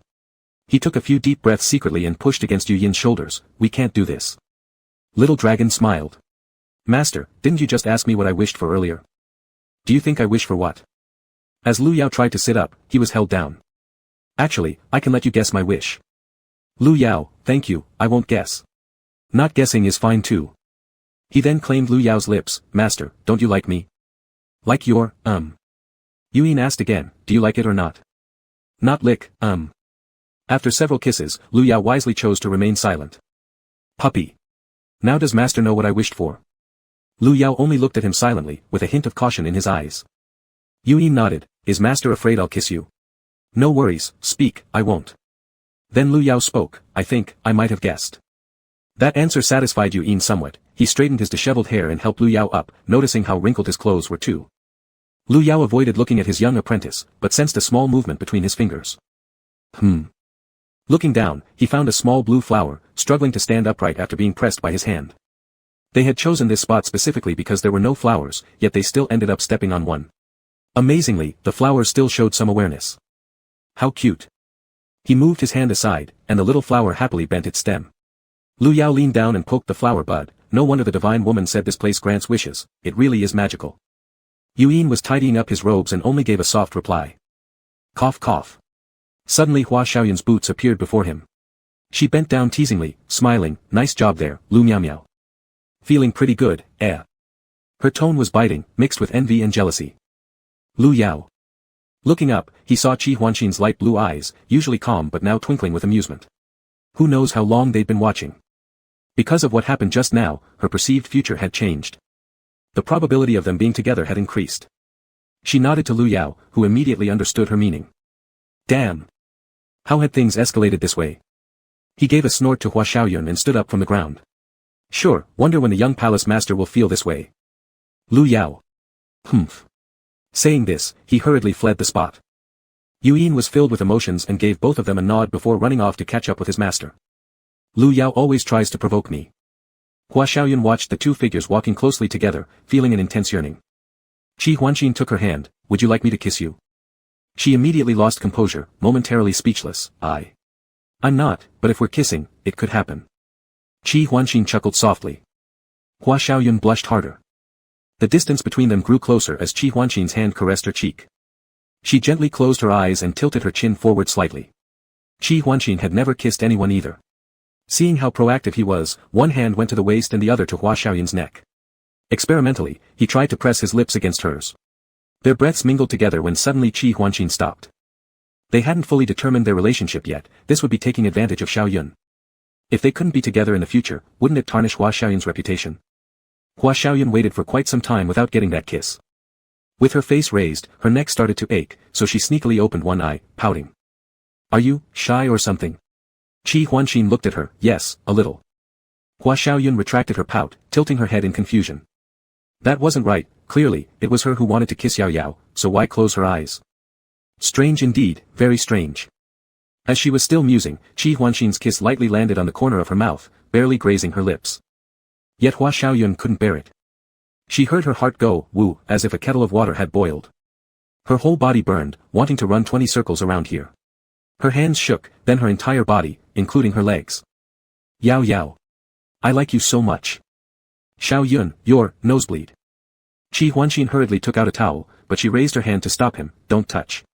Hua Xiaoyun didn't even notice herself calling out until it was done. Dazedly, she wiped her nose and found it covered with blood. She immediately lifted her head, trying to make the blood flow back inside. Qi Huanxin shook his head helplessly. You. He led her hand toward the stream, cleaning her face first, then holding Hua Xiaoyun's hand to rinse it under the water. Hua Xiaoyun whispered softly, You're really nice. Qi Huanxin kept her head down, carefully washing every part of her fingers. She leaned closer cautiously, looking at him sideways. Goddess. The goddess only nodded with her head bowed. Hua Xiaoyun quickly stole a peck on her lips, successfully capturing her fragrance. Drip, drip. Red drops of blood fell again, splashing into the brook. Hua Xiaoyun rolled her eyes and fainted again. Qi Huanxin caught her, looking somewhat flustered. After a while, she lifted her hand, touching her own lips. Then, tightly hugging Hua Xiaoyun, she rubbed his scalp gently. Sorry, once I return to normal, I won't make you faint like this anymore. Master, don't walk so fast. Why are you running? Master. Lu Yao continued walking quickly and even covered his ears. Nope, nope, turtle chanting. Lu Yao suddenly stopped and stared at him. Yuyin was confused, so he stood there. What's wrong? Lu Yao inspected the young dragon from top to bottom, circling around him twice. It's not right. From head to toe, there is nothing about you that I like. It doesn't move me at all. Yuyin felt aggrieved. Master. Where exactly was he falling short? Why couldn't he win Lu Yao's heart? If you think there's something about me that's unacceptable, I can change. I can become the kind of person Master likes. Lu Yao sighed. It wasn't that Yu Yin's looks were bad, rather, he was exceptionally handsome, with sharp features, already showing signs of determination despite being a boy. It was that masculinity that exuded dominance. Strikingly attractive. Not just his appearance, but his personality too, considerate and caring. Good at speaking. There was nothing truly wrong with him, yet Lu Yao simply couldn't accept it. It was really hard to shift this mindset. Why was Yu Yin so open-hearted, loving him so easily? Master. Lu Yao interrupted him. There's nothing wrong with you. You are the most obedient disciple in the world. Yu Yin still didn't understand what Lu Yao meant, so. Let's go back. As night fell, after bathing, Lu Yao sat cross-legged on the bed in a clean white shirt, cradling the little snow fox in his arms, watching Yu Yin busy himself around the room. Wherever the youngster went, his gaze followed. Yu Yin stood in the middle of the room wringing out a washcloth. Catching sight of Master watching him, he gave him a bright smile. Then he fetched water, wiped the table clean, put everything back in its place before coming over to the bed. Lu Yao rested his chin on his hand. He was affected. After Qi Huanxin said he would end up with Yu Yin. First came restlessness, his heart pounding wildly. Then his eyes involuntarily kept darting towards the lad. In the end, he thought. There was actually a hint of, the feeling that being with him wouldn't be bad either. He's doomed. His mind couldn't help but constantly ponder how suitable he and Yu Yin were for each other. The more he thought about it, the more he felt it would be okay. Ah shit. Master, what's wrong? You've been acting strange today, always looking at me with this expression. When Lu Yao saw him sit down, he lied down first. Feeling the boy snuggle up to his back, he got up again. Yu Yin thought he was upset, so he sat upright as well. But Lu Yao was stroking his chin, occasionally hissing. Inzi, I have a question for you. Master, please ask. After much deliberation, when did you start liking me, and why? Upon hearing this question, Yuan relaxed a little, because master has been good to me, you are the only one in the world who treats me this way. Gentle, amiable, can cook, interesting, and always considerate of others. This stream of flattery made Lu Yao feel completely at ease, putting him in a great mood. What followed was rather improper. You smell so good, making me unable to let go. Lu Yao. He had just wasted his emotions. This wasn't a well-behaved disciple, this was a full-fledged pervert. He lay down again, pulling all the covers over himself, hogging them all. Yuan looked affectionately from the side. Then, shamelessly whining, "Ah, it's so cold. Master needs to hug me to keep me warm." Lu Yao found it both annoying and amusing, but since Yuan usually provided him with spiritual energy to keep him warm, being so considerate to him, he released his hand, letting the lad slip in and tightly hugged his waist. Master is the best, the most perfect person. Lu Yao tapped his forehead, slick talker. On the other side, Hua Xiaoyun woke up, blushing red as he sent Qi Huanqin off. Back inside, he held the little blue flower in his hand, tossing and turning on the bed, unable to settle. Today's words, he didn't understand their meaning. But he truly liked the goddess immensely. Clearly, Yao Yao also had feelings for him. Since there were feelings, no matter what, the two should work things out together. No matter what happened, his love would never change. He even wanted to kiss the goddess every day. Thinking of this, Hua Xiaoyun suddenly sat up like a carp leaping out of water, not even bothering to put on shoes, and ran to the neighboring courtyard with a slap-slap sound. Gently knocking on Qi Huanqin's door, he found that the gate was not closed, it opened with just a touch. Encouraging himself, he pushed the gate open. There were small mountains and lakes inside, and he stepped onto the stone path. At first, his steps were cautious and hesitant, but the closer he got, the more excited and eager he became to see Qi Huanqin. Finally, he started jogging all the way to the innermost building. "Yao Yao. I came to find you." Hua Xiaoyun's voice abruptly stopped, his steps halting when he noticed someone sitting in front of the house. A man. He quickly bent down and apologized, "Sorry, I didn't mean to disturb." The man spoke, his voice deep and magnetic. "No, it's fine. Chapter 56, If you like me, you should hold my hand." Hua Xiaoyun awkwardly contracted his toes, wondering why there was a strange man here. He had never heard Yao Yao mention this man. "Sorry, I'm looking for the goddess. Is she not here?"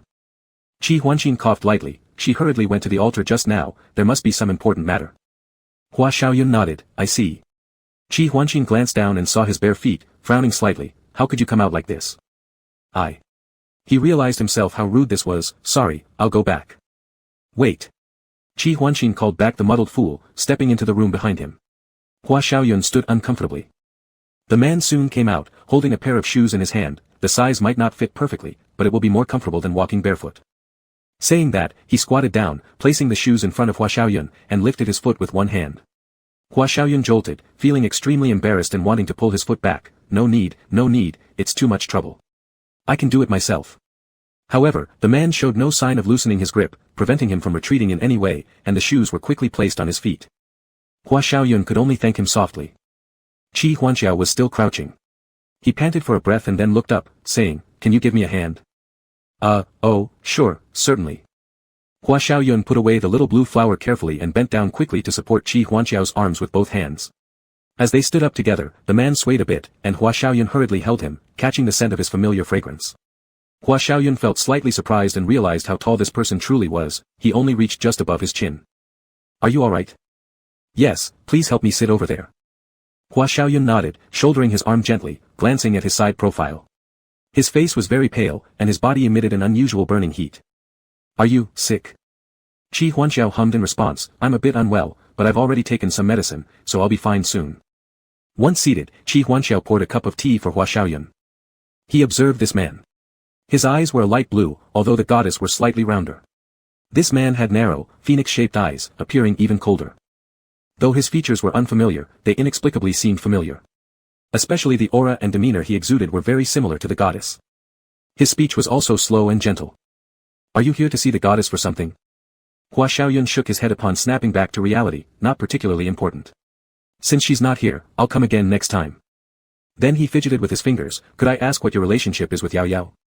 It was already completely dark outside, yet this person was alone in the girls' quarters, it seemed off no matter how you thought about it. Still, Hua Xiaoyun didn't feel that the goddess was deceiving his feelings. "I am her brother." Hua Xiaoyun blinked dazedly as he stared. "Brother? Brother? So Yao Yao must have one too." He quickly stood up, letting his hands hang by his sides, introducing himself proudly, "Oh, so you're the older brother. My name is Hua Xiaoyun. I am the. Before he could finish, Qi Huanxiao already nodded. I know who you are, she has mentioned you to me. Hua Xiaoyun immediately became bashful, with a slightly embarrassed expression on his face. Why hadn't Yao Yao told him she had a brother? Qi Huanxiao said, since she isn't here, we can chat another time. Hua Xiaoyun replied affirmatively, taking 2 steps before turning back. Brother, could you tell me your name?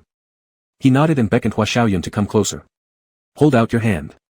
Then he carefully wrote his name on Hua Xiaoyun's palm. My name is Qi Huanxiao. After he left, Ling appeared from afar, holding a wooden box which she handed over to Qi Huanxiao.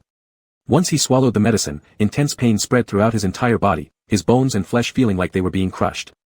Clenching his teeth and stifling groans, he leaned against the table, and half a joss stick later, his form began to change. His shoulders, waist, and abdomen grew narrower than before, making him look more delicate and frail. But Qi Huanxiao was originally tall, and even with the use of drugs to alter his appearance, he still remained taller than most women. When he finally recovered, Ling spoke up, Goddess, can we really trust young Master Hua? If the secret about the false goddess leaks, chaos would ensue in Tianshan. Sweat covered Qi Huanxiao's body, dripping from his nose, and his complexion grew paler than before. He took a sip of tea first and did not answer whether or not Hua Xiaoyun could be trusted. Instead, he muttered softly, his voice becoming gentler, losing much of its original magnetism. I really like him. Thinking of Hua Xiaoyun's dazed expression earlier, Qi Huanxiao couldn't help but smile. Ling froze at the sight of this expression, feeling somewhat worried. He lacked experience in these matters. What if he gets deceived outside? Qi Huanxiao asked, how is Yaoi doing recently? Ling responded, everything is going smoothly, she should awaken soon. Hua Xiaoyun walked alone back on the path, lifting his left hand. Qi Huanxiao. When he heard it, he got quite a scare. So the last character is different. What unique names for these siblings. Help. So terrifying. In his dream, Lu Yao kept running endlessly, followed closely by a black python. It hissed, swiftly spitting its forked tongue, speeding up until it coiled around his ankle. He fell to the ground with a thud. His eyes snapped open to meet Yu Yin's golden pupils. He started putting on his clothes by the bedside when his young apprentice snuggled up from behind, resting his chin on his shoulder. I'm perfectly normal, it's Master who is thinking dirty thoughts. Lu Yao, so I'm the one with impure intentions. Humph, ridiculous. I feel like Master has changed a little. He paused for a moment. In what way? You don't repel me as much. It must be because. Lu Yao guiltily glanced at him. Yu Yin said, isn't it because yesterday was so beautiful that Master now finds me more charming too? A real show-off. Though Lu Yao still wasn't used to it, he remembered Qi Huanxiao's words. So, loosen up a bit and try accepting this kind of feeling.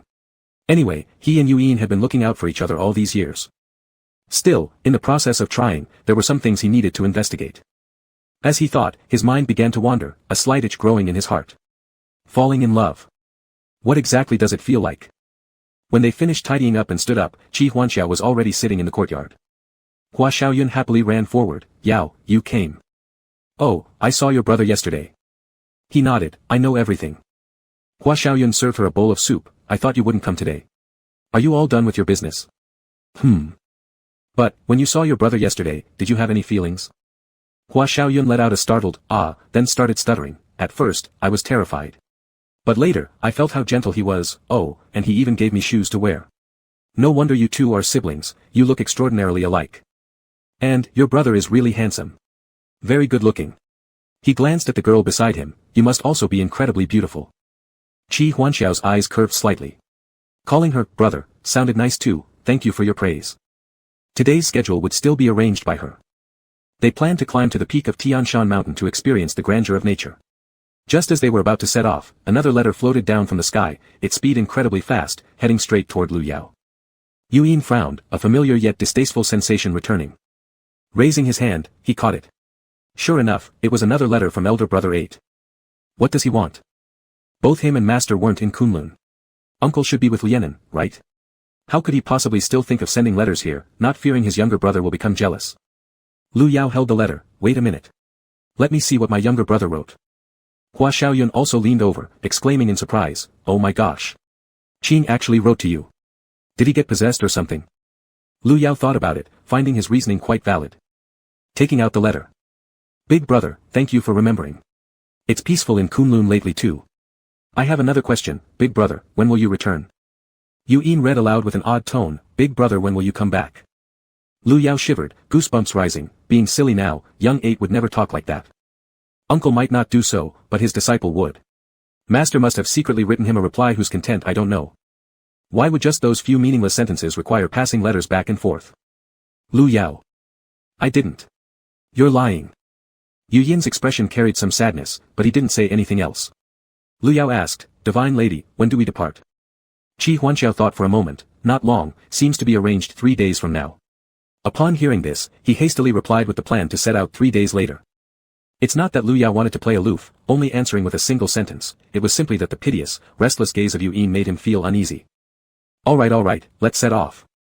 The dragon cub finally showed a hint of a smile, holding Lu Yao's hand.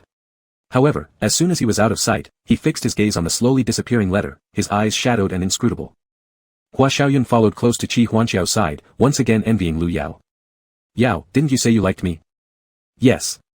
Qi Huanxiao stopped, looking at him in confusion. Hua Xiaoyun raised his left hand towards her, then, if you like me, you should hold my hand.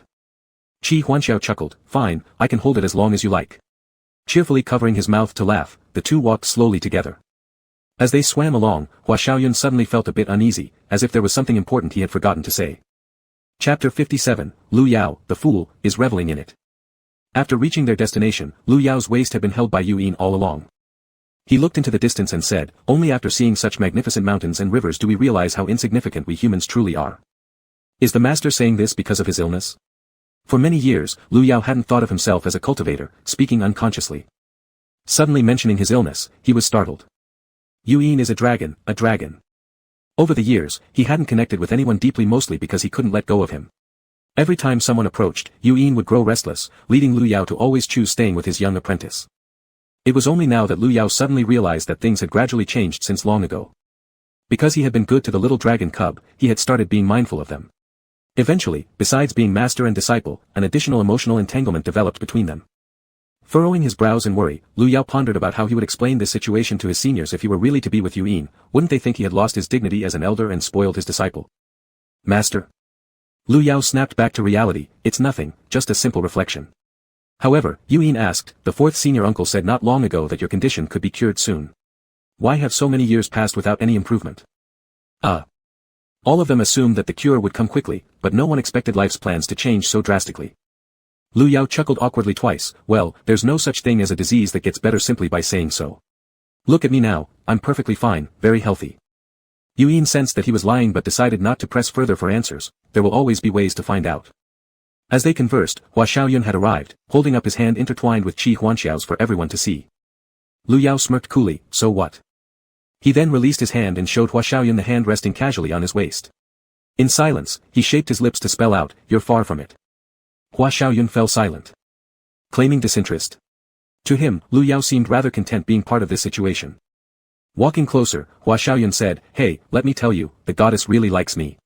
Remember what you said earlier? What? If I manage to win over the goddess, you'll eat poop. Hua Xiaoyun grinned slyly, alright, what kind?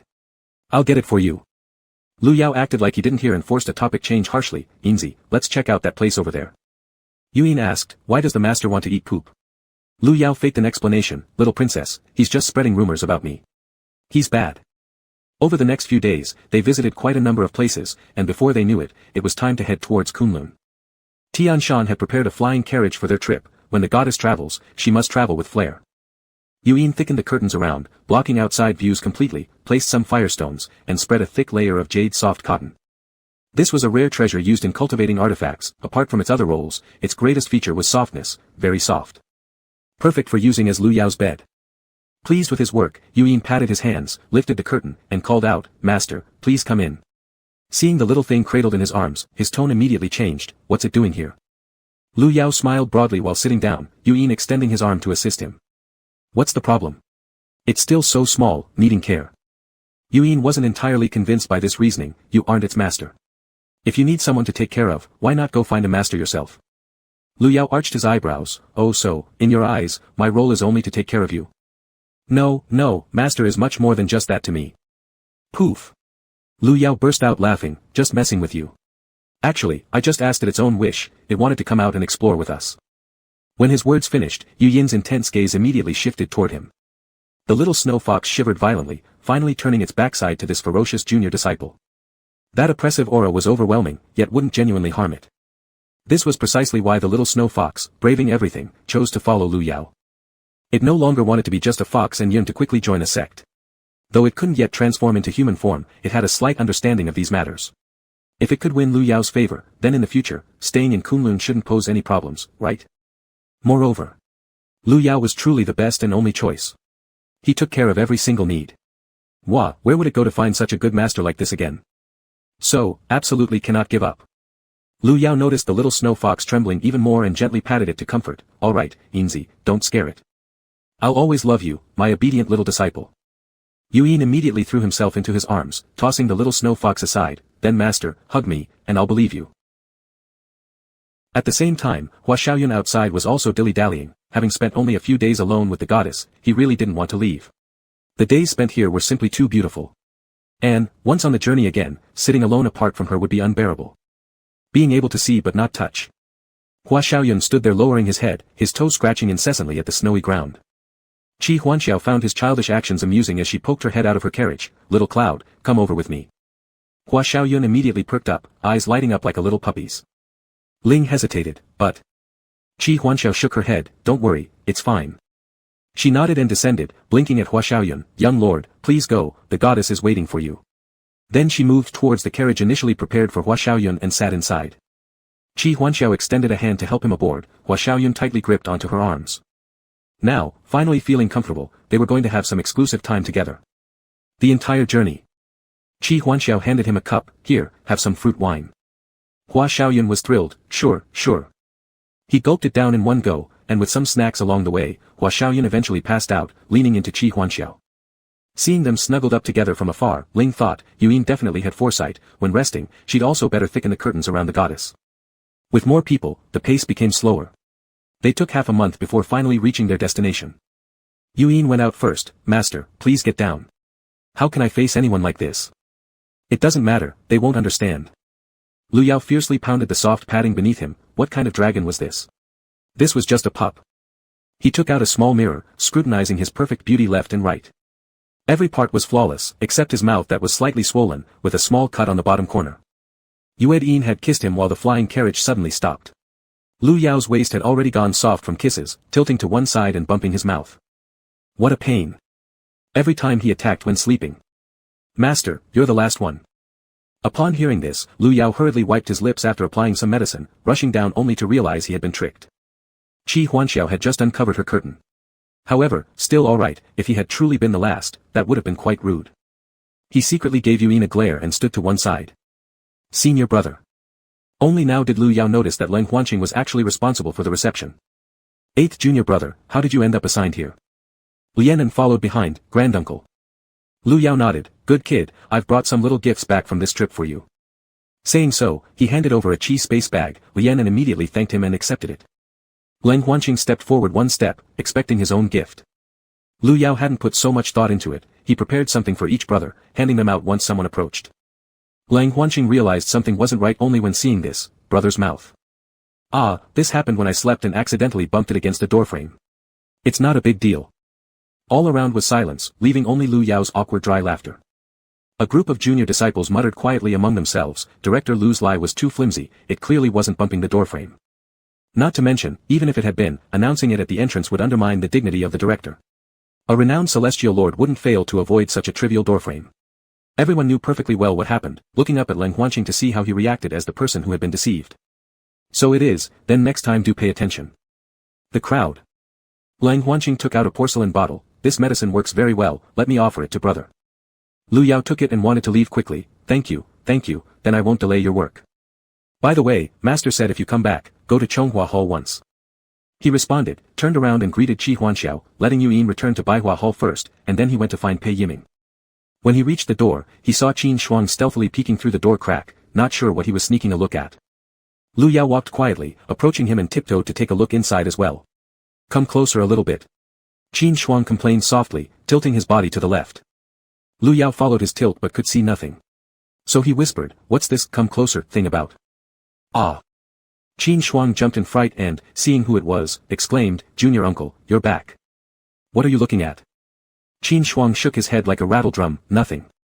After shouting that, he fled in panic. Lu Yao was completely baffled. Why didn't little Shuang hug me? We haven't seen each other for so long. Pei Yiming heard the commotion and came out. Meow meow, you're back already. Lu Yao followed him inside. Little 8 said you were looking for me, what's up? But instead of answering directly, Pei Yiming handed him a box. I want to ask you a favor. I've been busy with some affairs recently and can't get away, so I hope you'll deliver this item to the Eastern Sea for me. Lu Yao readily agreed. Alright, no problem. Yet his expression showed some hesitation. Meow meow, during this time out, did you meet someone suitable? At this question, Lu Yao's face turned red. Well. Not decided yet. Why do you suddenly ask this? I'll handle it fine. Pei Yiming clearly didn't trust him. Then when the Divine Alliance meeting takes place, help me send it off. Is it that urgent? Any problems? Holding the box tightly, it's Xiaoyin's first time attending such a grand contest. I just want to cheer him on. Pei Yiming approached and poked his forehead. You're not a child anymore. Can you possibly stay by his side forever? This is how you spoil disciples, fixating all your heart on him. For these 10 years, you've accomplished nothing. Xiaoyin will eventually need his own world. The master must learn to let go, allowing the children to explore on their own. Understand? Lu Yao slightly pouted without responding, his face filled with dejection. Pei Yiming's voice became stern. Did you hear that, Lu Yao? Being called by both name and surname meant there was absolutely no room for negotiation. I understand, elder brother. Pei Yiming finally seemed satisfied. Alright then, stay here first. Your other brothers and Huanqing will arrive soon, and we'll handle matters together. Lu Yao looked dispirited. Okay. Chapter 58, My precious disciple is truly good. Sitting opposite, Lu Yao watched as Pei Yiming focused intently on handling affairs. After sitting there for a while, Lu Yao began feeling extremely restless. His waist was sore, his back ached. Quietly, he moved forward and leaned back into the chair, relaxing his body, attempting a go you lie. Meow meow. Lu Yao straightened immediately. Here, elder brother. Without raising his head, Pei Yiming questioned, how long has it been before you can't even sit properly? Lowering his head hurriedly, Lu Yao shifted his butt. Nope, I'm sitting fine. Ugh, so boring. Wanted to go home and dig in the dirt, collect vegetables. Then lie in bed and have a bowl of taro fruit dessert. Listen to a few tunes, sleep soundly afterward. A perfect day, ending satisfactorily. Lost in thought, his eyes started wandering. What was little Shuang looking at just now? Lu Yao simulated in his mind, trying different angles from the doorway, peering left through the door crack. That would be Pei Yiming, right? His heart skipped a beat. Why was little Shuang secretly watching his elder master? Transferring his gaze back to Pei Yiming, he scanned inch by inch but found no issues. As time passed second by second, Pei Yiming glanced up and burst out laughing. Lu Yao was still seated properly, but his head hung low. Pei Yiming bent down and saw that he was fast asleep.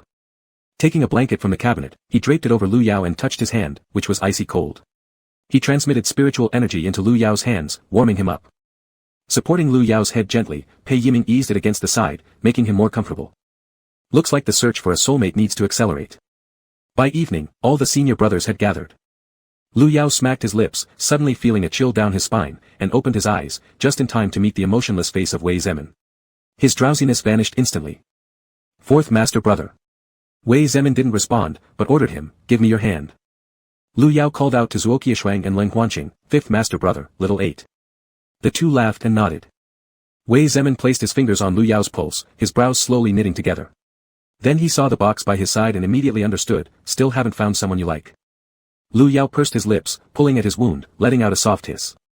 All he could see was Yuyin embracing him and kissing him, those golden eyes still seeming to gaze deeply at him with affection. But, now wasn't the right moment to say anything. He and Yuyin hadn't been together yet. His face flushed slightly. It's not settled yet.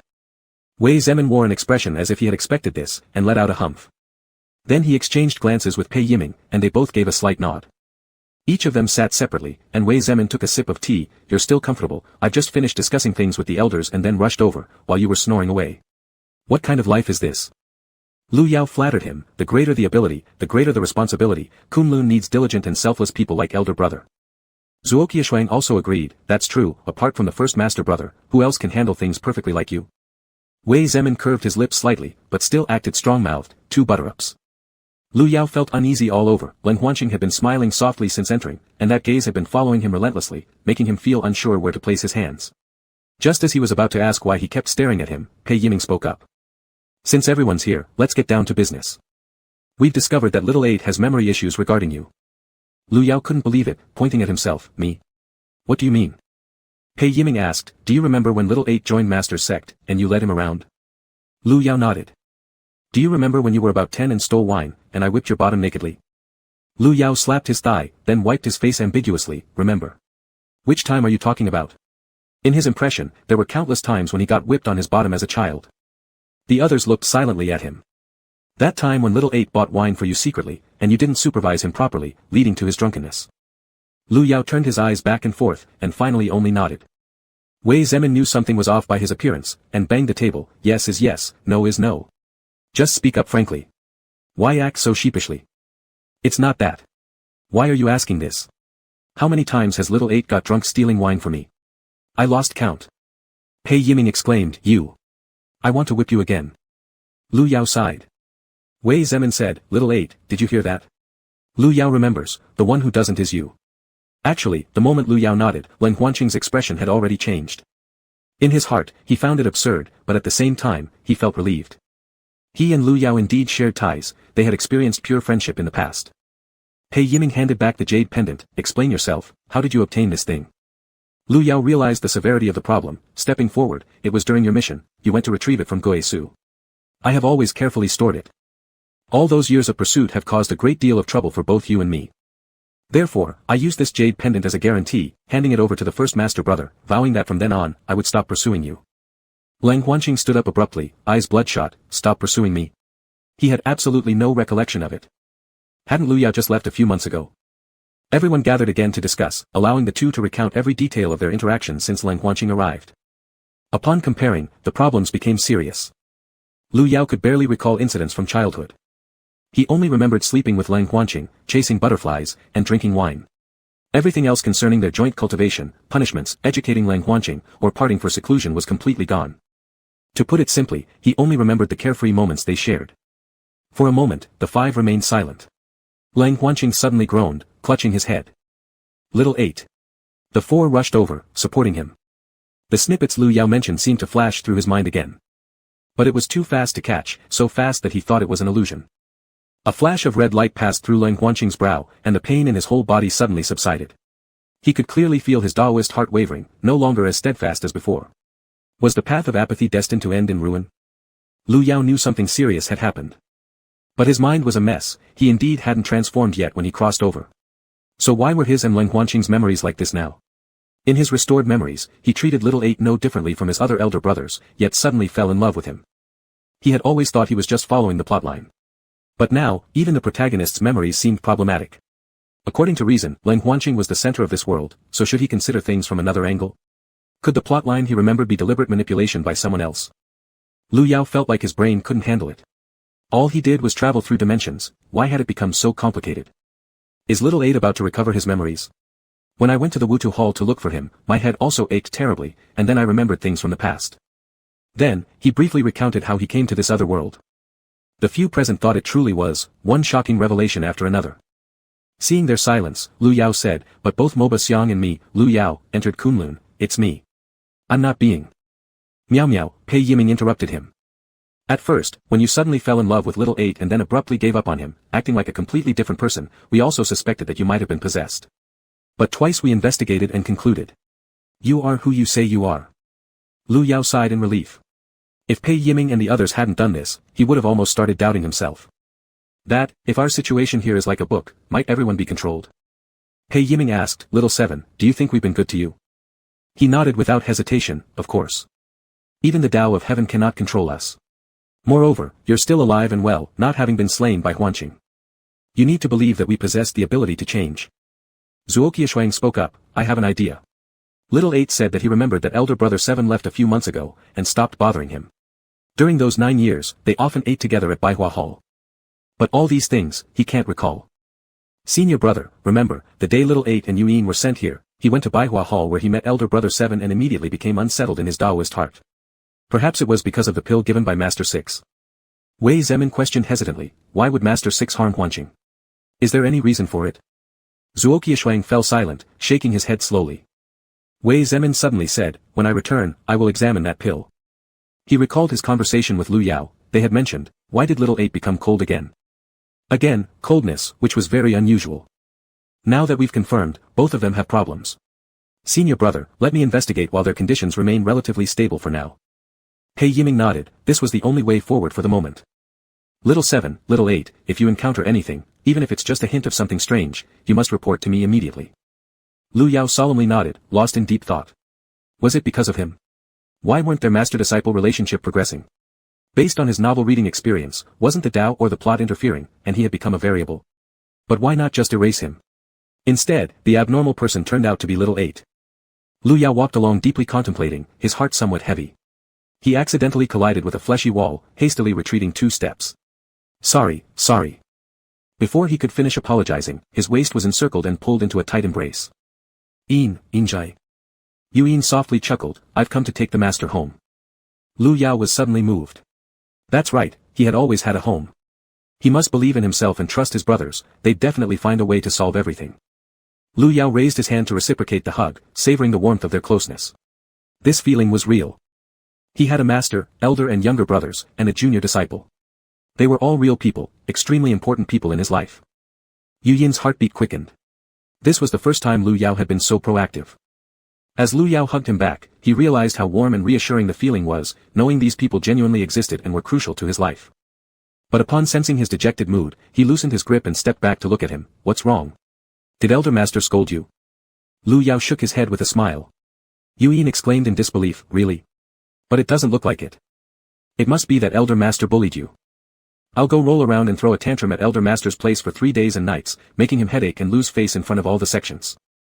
Lu Yao grabbed his hand and tapped his nose while laughing, you're being ridiculous. Yu Yin indeed stopped, has Master's mood gotten any better? Without answering, Lu Yao gestured toward his young disciple's head, you've grown taller. You're such a good little drinker. Chapter 59, do you have any shame left? Yu Yin had waited all day in Baihua Hall but Lu Yao didn't return. Unable to resist, he came to Chonghua Hall, only to find such unexpected gains. Overjoyed, Yu Yin asked hesitantly, Master. Isn't it possible that you've started liking me? Startled, Lu Yao blinked before letting go, am I? Master. The dragon cub's voice dropped, tinged with disappointment. That's enough now. Stop always thinking about acting cute. Go home. And I'll make a full table of dishes for you. We'll celebrate, alright? Because during his apprentice's birthday this year, they were on a journey, so Lu Yao decided not to delay everyone's time and return to prepare properly. Yu Yin hugged him around the waist, lifting him onto the flying sword, tomorrow then. I already prepared dinner for tonight. Upon seeing the sky, Lu Yao felt it was somewhat rushed. At Baihua Hall, Lu Yao jumped off the sword, wow. It was indeed wise that elder brother insisted I plant a few plum trees back then. Which elevated the entire vegetable garden instantly. Yu Yin also picked a few branches, placing them on the windowsill of his bedroom. Honestly, it was rather romantic. Sitting down, they slowly ate their meal as Lu Yao contacted Zhang Xian to send more ingredients over tomorrow. After eating, he began kneading dough on the table, covering it with cloth to ferment overnight for use the next morning. The next day, Zhang Xian squeezed through the crowd from various sects and rushed straight to Baihua Hall. Lu sect leader. I've brought everything you requested. Wiping his hands, Lu Yao emerged from the kitchen with Yu Yin. Seeing the large group behind him left everyone speechless. Hua Xiaoyun, Hua Xiaoling, Qin Shuang, Su Yin, and Wu Xiang stood there. Hua Xiaoyun said, as soon as I saw Zhang Xian, I knew Lu Yao would be cooking something delicious. My immortal is busy, she'll come later in the afternoon. Lu Yao. Yu Yin's face turned dark, stepping forward, they can come if they want, but why are you here? Upon hearing this, Wu Xiang grew angry on purpose just to upset him. What's wrong? Haven't your master and I once been lovers? Later we became friends, am I not allowed to visit? Through gritted teeth, Yu Yin replied, lovers. Are you sure, you should say that? With a snort, Wu Xiang retorted, so what if we're former lovers who just couldn't stay together? As soon as the words left his mouth, a cold blade appeared in front of his face. Wu Xiang quickly dodged, yet still a lock of hair was severed. You unrespectful brat. Don't you know how to respect your elders? Yu Yin sneered, of course I know what master taught me. It's just that I don't want to respect you. Saying that, another slash came toward Wu Xiang. Flower Xiaoyun took the other spectators and moved aside, each grabbing a handful of melon seeds, happily cracking them as they watched the show. Not skilled in combat, Wu Xiang fared poorly in his evasive maneuvers. Lu Yao rushed forward, gripping Yu Yin's hand firmly, drink my child, listen to me. Originally, Yu Yin hadn't intended to harm him. So as soon as Lu Yao intervened, he retracted the sword immediately, ensuring no injury could reach Lu Yao. Wu Xiang smirked. Sure enough. This little apprentice harbored no simple feelings toward his master.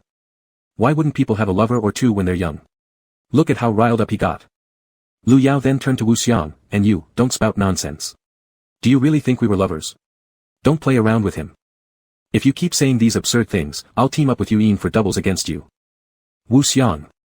Still this protective attitude. They truly match each other. Pretending to be busy, Zhang Xian handed over the bag of ingredients. Everything you need is inside. I'll take my leave then. Lu Yao nodded, paying with spirit stones. Hua Xiaoyun leaned in. What special occasion is it that requires buying so much? Pushing him away, Lu Yao said, it's to make up for celebrating Drink My Child's birthday. He chuckled. You and your master really know how to enjoy life, even celebrating birthdays this grandly. Those who cultivate can live for several hundreds or even thousands of years. Do you still celebrate every year? Lu Yao nodded. Actually, besides cultivation, there are many interesting things that can enrich our lives. It all depends on how you look at it. Hua Xiaoyun was very excited. Of course I want to. Being with Yao Yao like this gives us another excuse to cozy up. Lu Yao took everything out. Since you're all here, then let's all help. Then he distributed the vegetables that needed preparation among everyone. Yuin carried a duck, a chicken, and a lively fish that kept jumping around. Uncle Wu, this is for you to handle. Why? They wash vegetables while I have to deal with these smelly animals. Yuin crossed his arms, his smile not reaching his eyes. Isn't this what you're best at? For you, it should be as easy as pie, right? Wu Xiang. As a culinary cultivator, could he deny that? But wouldn't that mean admitting his specialty wasn't refined enough? Seeing Wu Xiang's blushing face, Yuin felt somewhat relieved. He had just sat beside Lu Yao when another unexpected visitor appeared from the stairs. Dressed in garish red embroidered with golden and black patterns, holding a black folding fan whose ribs were adorned with golden phoenix feathers. Judging by their last meeting, Feng Lingyu must have indeed been quite informal back then. Lord Lu. We finally meet again. Lu Yao smiled faintly. The visit of young Lord Feng truly makes my humble abode shine. Showing up uninvited, so shameless. Feng Lingyu looked at Yuin. What a strange thing to say, drinker. You and I are at least acquaintances, and with our relationship, why bother picking a date to catch up? We don't have any kind of relationship at all. Feng Lingyu seemed sinister, just his face hinted at ulterior motives. Yuin didn't feel like dealing with him. Today, he wanted both himself and his master to be happy. Since you've come, go wash vegetables. Before he finished speaking, a bunch of greens flew towards Feng Lingyu. Looking at the mud on them, Feng Lingyu lifted his hand to swat them away. Yuin said, if you want to eat here, you'd better work for it, got it?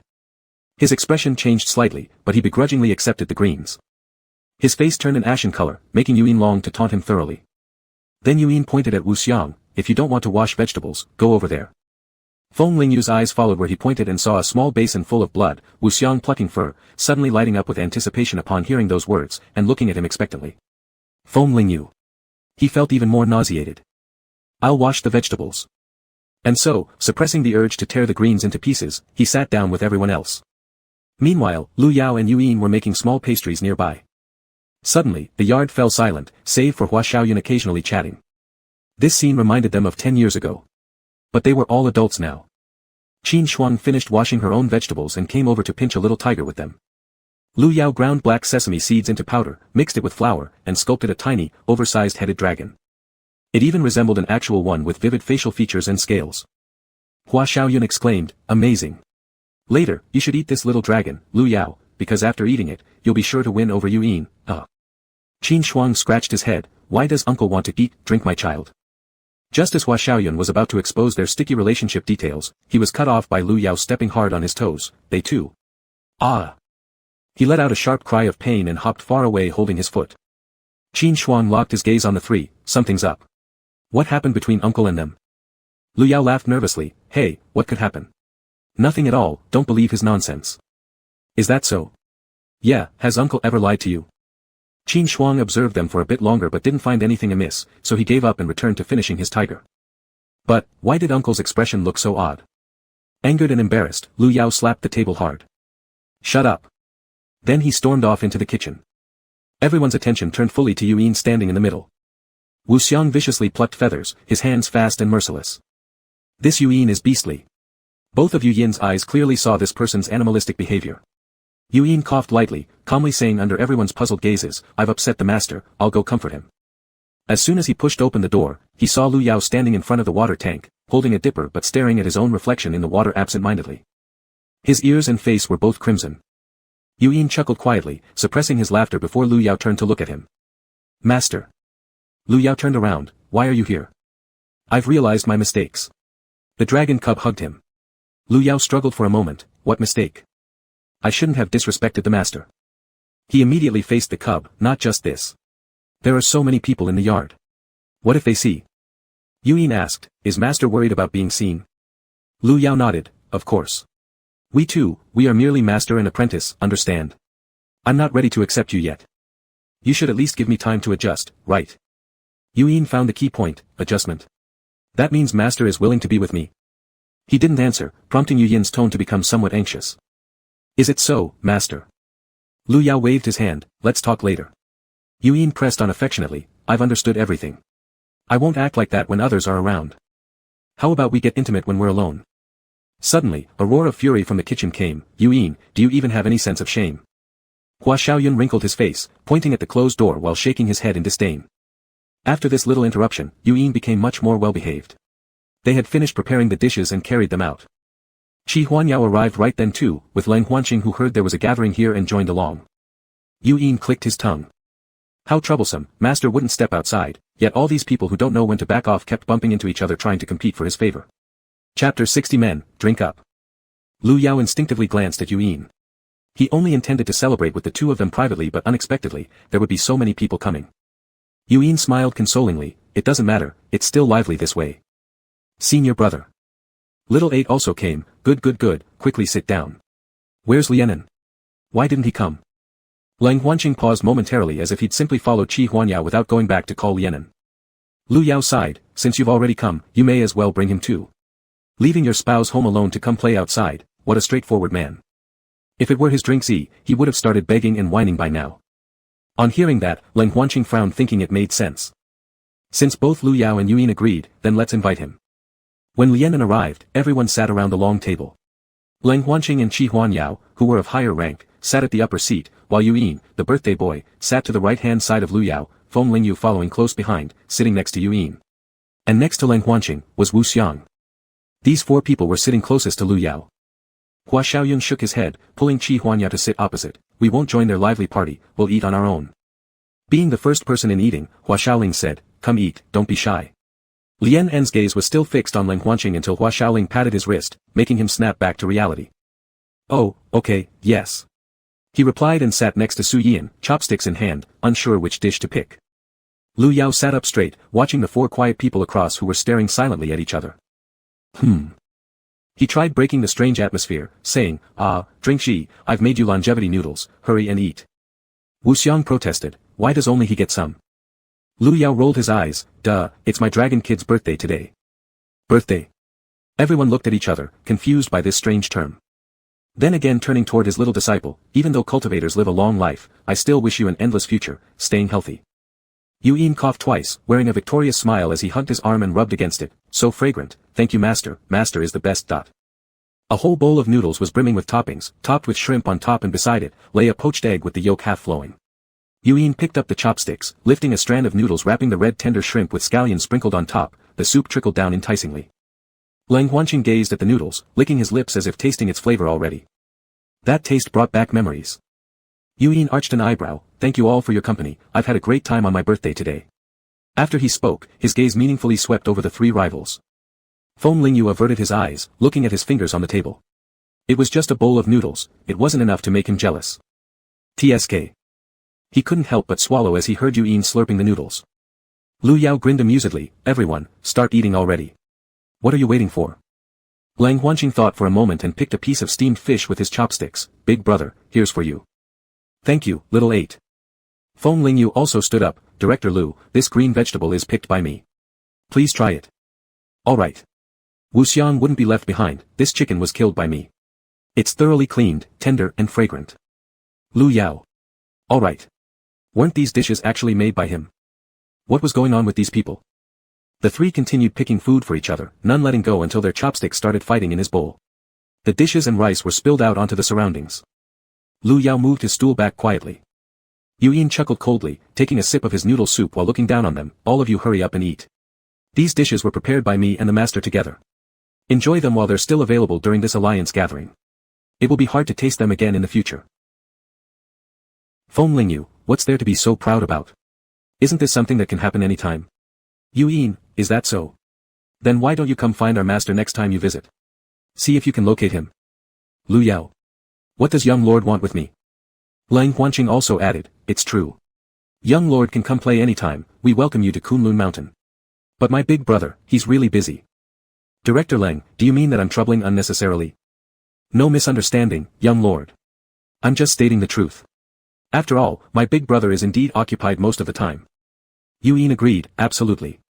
The master has been busy accompanying me on various tours. Feng Lingyu slammed his chopsticks down, looking at the two of them. Wu Xiang felt that he shouldn't get involved as things were already messy enough. Since he didn't particularly like Lu Yao, there was no reason to truly insert himself into this situation. He simply sat farther away near Qin Shuang and others. Feng Lingyu revealed a golden feather in his hand. Let's speak openly then. Ever since I left Kunlun last time, I have developed feelings for Director Lu. And I've been unable to stop thinking about him. I'm waiting for this chance to propose to Kunlun. Lu Yao. Yuyin crossed his arms. Dreams are best not done in daylight, one easily wakes up. Lang Huanqing, we won't agree. Lianen called out to him, Master. Realizing his image was important, Lang Huanqing didn't say much more. He didn't even know why he had argued with Feng Lingyu in the first place since it didn't concern him at all. I admire Lu Yao. Why do you guys want to intervene? Shouldn't the feelings of the person involved matter? Don't listen. My master absolutely will not agree with you. Feng Lingyu was exasperated by the way he acted like he was closer to Lu Yao. You're nothing but a disciple. What right do you have to meddle in who Lu Yao associates with? Hua Xiaoyun and others were too stunned to deliver the food on their chopsticks, staring blankly at Feng Lingyu. Yuyin retorted, and what authority do I need? How long have you known him compared to how long I've known him? Seeing him twice doesn't give you rights to someone. You're shameless. The crowd turned to look at Yuyin, thinking he made sense. Without hesitation, Feng Lingyu stood up and handed the golden feather directly to Lu Yao. This is a tradition from Phoenix Mountain. If someone meets their beloved, they would gift the most precious, one-of-a-kind feather from their body to that person, representing unique sincerity. Will you accept my feelings, Lu Yao? Yuyin and Lang Huanqing immediately stood up, positioning themselves on either side of Lu Yao. Don't daydream. What's wrong with you? We haven't even proposed yet. Do you feel like getting hit or what? Certainly. If I don't beat you back to your original form, then I'm not Feng Lingyu. As the three were about to argue further, Lu Yao had had enough. Be quiet all of you. He stepped back, observing the three forming a tripod-like standoff. Finally, after some time, he opened his mouth incredulously. Are you all crazy? Drinksy, you better not speak. Yu Yin's confession was prematurely stifled. Lu Yao continued, Little 8, why are you blindly following the chaos here? Things are already chaotic enough. Lang Huanqing opened his mouth to refute but found himself speechless. Indeed, he lacked any real standing in this argument. Finally, Lu Yao looked at the person who troubled him the most. Feng Lingyu confidently stepped forward with his chest puffed out and offered the golden feather in his hand. Lu Yao extended a hand and pushed gently on Feng Lingyu's hand. Director Feng, I think you may have misunderstood something. You're a good person, I know that, but this sudden thing. I can't accept it. I cannot take your sincere feelings. The feather in Feng Lingyu's hand dimmed for a moment. Why can't you? Lu Yao, I don't know you well enough, and the type of person I like isn't someone like you. Could it be, you like Yuyin? Lu Yao sharply inhaled, choking on his saliva. Cough, cough. Yuyin rushed over to pat his back, speaking incessantly, look at yourself before saying anything about me. Feng Lingyu let out a cold snort. Lu Yao. Qin Shuang was full of doubt on his face. Why do I feel I don't understand this situation? Ant and Ah Yin are also very strange. Hua Xiaoyun recovered from shock and stuffed food into his mouth frantically, fearing that if he didn't stop himself, he would babble all about it. Su Yian and Hua Xiaoling gathered around. She said, still don't get it. This is a four-way romance. Qin Shuang. Wasn't A Yin the one who said he had no such feelings for Ant? Hua Xiaoling stood up, listen up everyone, isn't it about seeing who's manlier? I've got an idea. She slammed a jar on the table. In our Xiantian sect, there's an unwritten rule, whoever drinks down 3 bowls earns the title of true man. Lu Yao seemed somewhat concerned, hesitating but holding back. Hua Xiaoling winked at him and whispered quietly, it's fine, get drunk tonight if we must. Then she looked at them three, what about you guys, dare to try? A contemptuous smile graced her lips, honestly, both of you, I've seen you when you were kids. Yuyin looked at Feng Lingyu, how about it, are you game? What isn't there to be game about? Hua Xiaoling fetched 3 large bowls magnanimously, great, straightforward. Each one of them held a circular bowl nearly as big as their faces, sweating profusely. Is this really a bowl? With a carefree innocence on her face, drink then, men. Lang Huanqing looked at the wine hesitantly, Lianen approached him by the side. Master, let's pass. Don't you know what kind of alcohol Xiantian sect has? As soon as those words left his lips, he felt like his disciple thought little of him. Wait a minute, after we go back together. After glancing at Yuan and Feng Lingyu, they tipped their heads back and started drinking. Lianen. Lu Yao and Hua Xiaoling carried dishes over, side dishes, eat some to fill your stomach. They ate while drinking, hoodwinked into forgetting why they quarreled in the first place. Lu Yao also secretly poured a small cup for himself and sipped slowly nearby. Yuan caught sight of this from the corner of his eye, his lips slightly curling. By the time Feng Lingyu finished the second bowl, he couldn't hold it anymore and began muttering nonsense while leaning on the table. You all can't drink more than me, hiccup. Lang Huanqing remained rigidly seated, with a serious expression and eyes unfocused looking straight ahead. They waved their hands in front of him several times, without any response at all. Hua Xiaoling clapped her hands, mission accomplished, Lianen, take your master home. Then she handed him the antidote and told him the dosage. Lianen's face filled with concern, condemning their methods. He bent down and supported Lang Huanqing's shoulders. Master, shall we go back? There was still no reply from Lang Huanqing, rigid as a piece of wood. Lianen sighed, pulled the person upright, bid farewell to the group, and placed Lang Huanqing's arm on his shoulder, taking him away.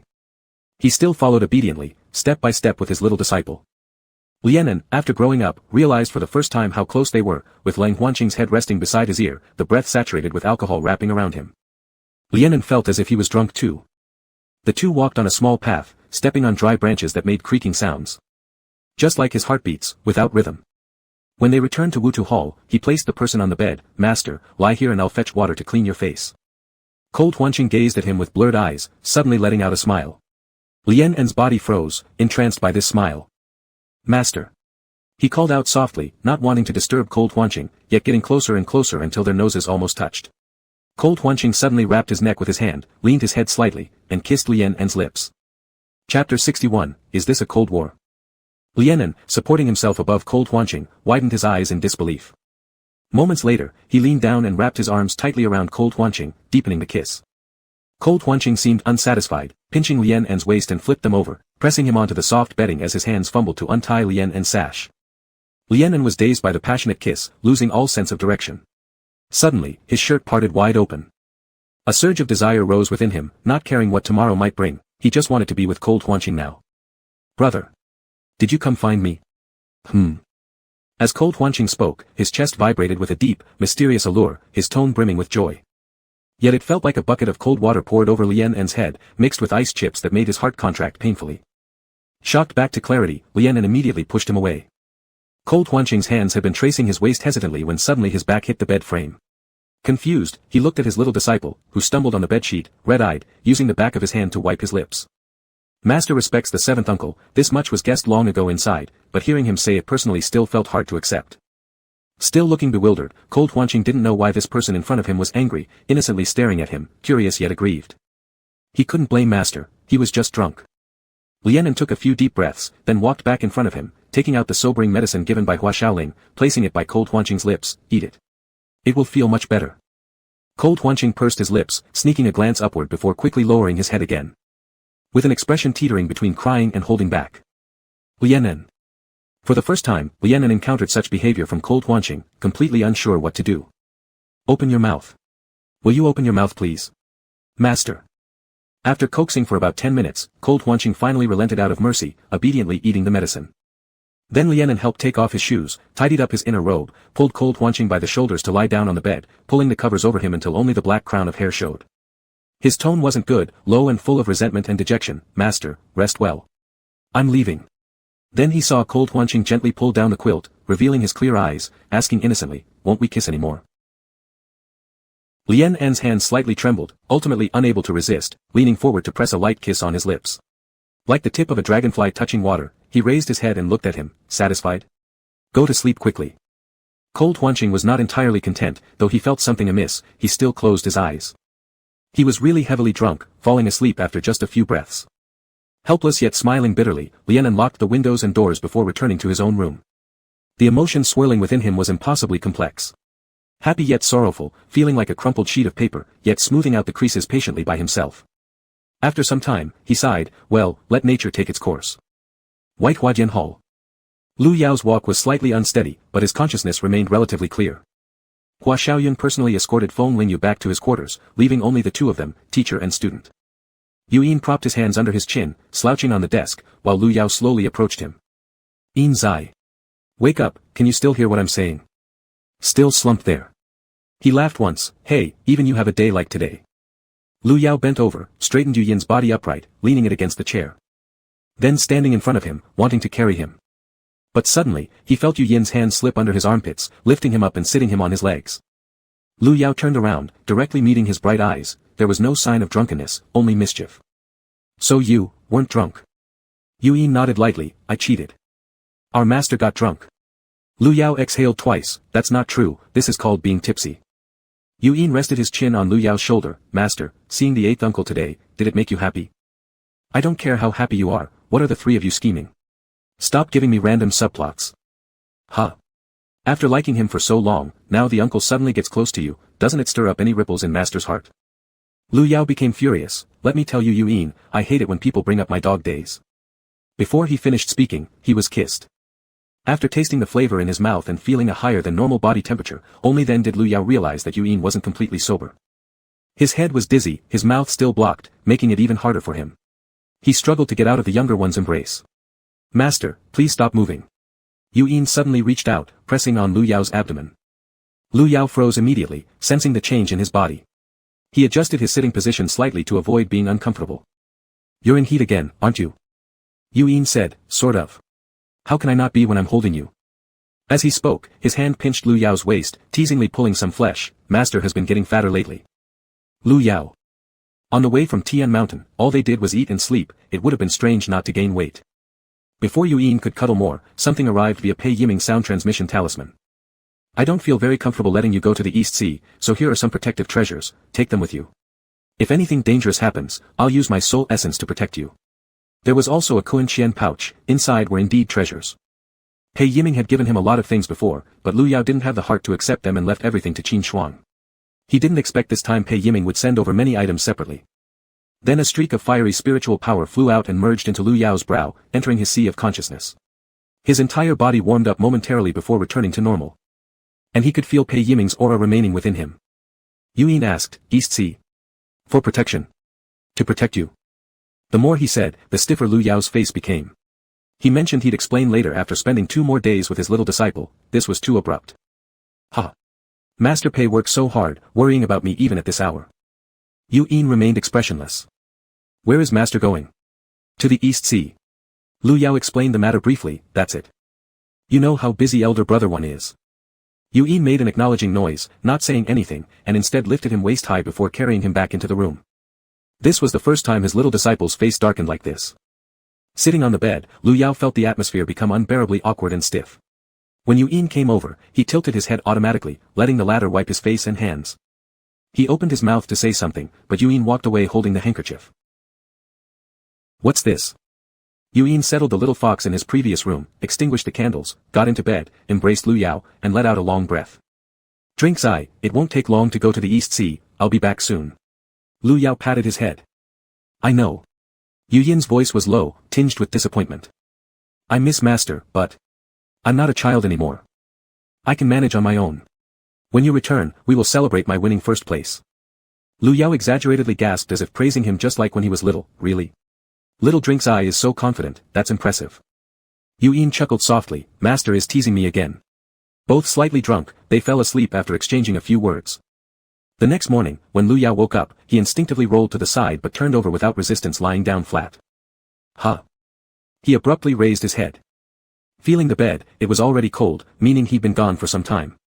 He suddenly felt an emptiness deep within. Getting dressed properly, Yu Yin still hadn't appeared.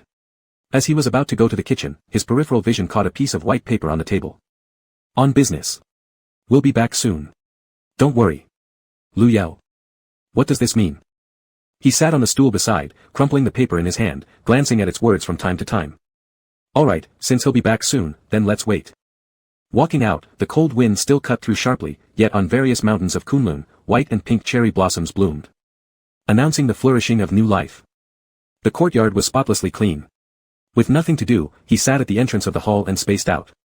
The young snow fox sensed his presence, stood up shaking its fur, then leaped directly into Lu Yao's arms. Casually brushing the snow fox's fur with his hand, the difference in sensation made him somewhat uncomfortable. Little fox, did you see when Drinks Eye left? It nodded. At the time, it ran out and saw Yu Yin gathering trash while being threatened not to wake Lu Yao up. Alright, he deliberately hid his whereabouts from me. To pass the time, Lu Yao got hold of some little trinkets. By afternoon, he was so drowsy that he ended up lying down on the bed with the young fox. When he woke again, it was completely dark outside. "Hey little one, are you hungry? I'll cook something for you." Only after saying this did he remember. Lu Yao sat up and looked outside. It was almost midnight. He picked up the small fox and stared into its eyes. "What is this? Is this a cold war? Are you Ian and I in a cold war?" Of course, he got no answer. Has the relationship not even officially begun, and they were already arguing? Could a man like him be mad? Lu Yao took out a sound transmission talisman, coughed twice, and forced a cheerful tone. "Where have you gone? Are you busy? Do you need your master to help you?" The talisman zoomed away, and he waited quietly for a response. About half the time it takes to burn an incense stick later, a yellow paper charm flew in through the window. Lu Yao injected spiritual energy into it. "Don't worry, master. I can handle things alone. Oh, by the way. Your disciple is rather busy now and cannot reply to your message." Ha! So he didn't want to be bothered, huh? Since his mischievous nature never changed, someone told him not to bother, but he would try just the same. Not one to give up easily, he sent another sound transmission to Yuin. The talisman circled around 3 or 4 times in mid-air before stopping in front of him. Yuin had severed their spiritual connection. What could he possibly be doing that was so mysterious? Wei Zemin was absorbed in studying medicinal herbs. "What are you doing here? If you're looking for something to do, go see Master Brother. Why are you sitting here?" Lu Yao rocked back and forth on a rocker, stuffing a piece of sweet potato jerky into his mouth. "Master Brother wishes I wouldn't go disturb his affairs." Only now realizing how few interesting places there are in such a vast Kunlun. Wei Zemin. Nonsense. When you were a kid, you nearly turned Kunlun upside down. It's precisely because you played too much back then that there's nothing entertaining now. But, if you're alone, I understand. Why are you here, little 8? Cold Huanqing suddenly called upon, fidgeting uncomfortably at being mentioned. "I wanted to visit 7th brother." Wei Zemin let out a cold snort as he continued working. "I'm here every day, yet no one ever comes to visit me." Cold Huanqing felt even more awkward, ignoring his jests, and only watched Lu Yao. Lu Yao was used to it. Occasionally, they'd chat, though most of the time, little 8 would just stare off into space at him. "7th brother, this time for Dong Hai, why don't you come along? You aren't in good health, you need someone to watch over you." Lu Yao, not necessary, not necessary. Master Brother has everything arranged, don't worry. You should focus on matters concerning the Celestial Alliance. Cold Huanqing fell silent for a moment before gripping his hand seriously. "I believe you still need me. Master, I've been searching for you everywhere. Who knew you were relaxing here?" A sudden voice broke through, startling Lu Yao. He looked up to see Yuin wearing all black standing not far away, gazing at his hand currently held by Cold Huanqing. As if to match the outfit, he also carried a pitch-black sword, shining faintly, clearly a rare treasure. His expression remained serious. Lu Yao thought. He stood up and spread his arms. "You've finally returned. I missed you so much, master." Chapter 62, Protect my master for me. Yuin stayed rooted to the spot, first smiling at Lu Yao, then paying respects to the 2 elders, 4th uncle master, 8th uncle master. Wei Zemin nodded. "These past few days, your master has nearly suffocated from boredom. Hurry and take him away, I'm swamped with work, and having Master Brother sleep beside me irritates my heart." Yuin nodded. This junior nephew came precisely for this. Lu Yao. You shouldn't make it sound like. Cold Huanqing stood up, making direct eye contact with Yuin. There was an unmistakable adversarial tension between them, sparking some gunpowder in the air. His amber-colored eyes revealed a touch of coldness and annoyance. Lu Yao walked straight over and grabbed his young disciple's hand. "Where have you been these past few days, keeping it hidden from me too?" Yuin leaned closer to his ear. "It's a secret." Lu Yao coughed lightly. "Since that's the case, then we'll head back, brother."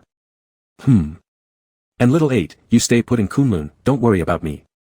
I'm leaving now, see you later.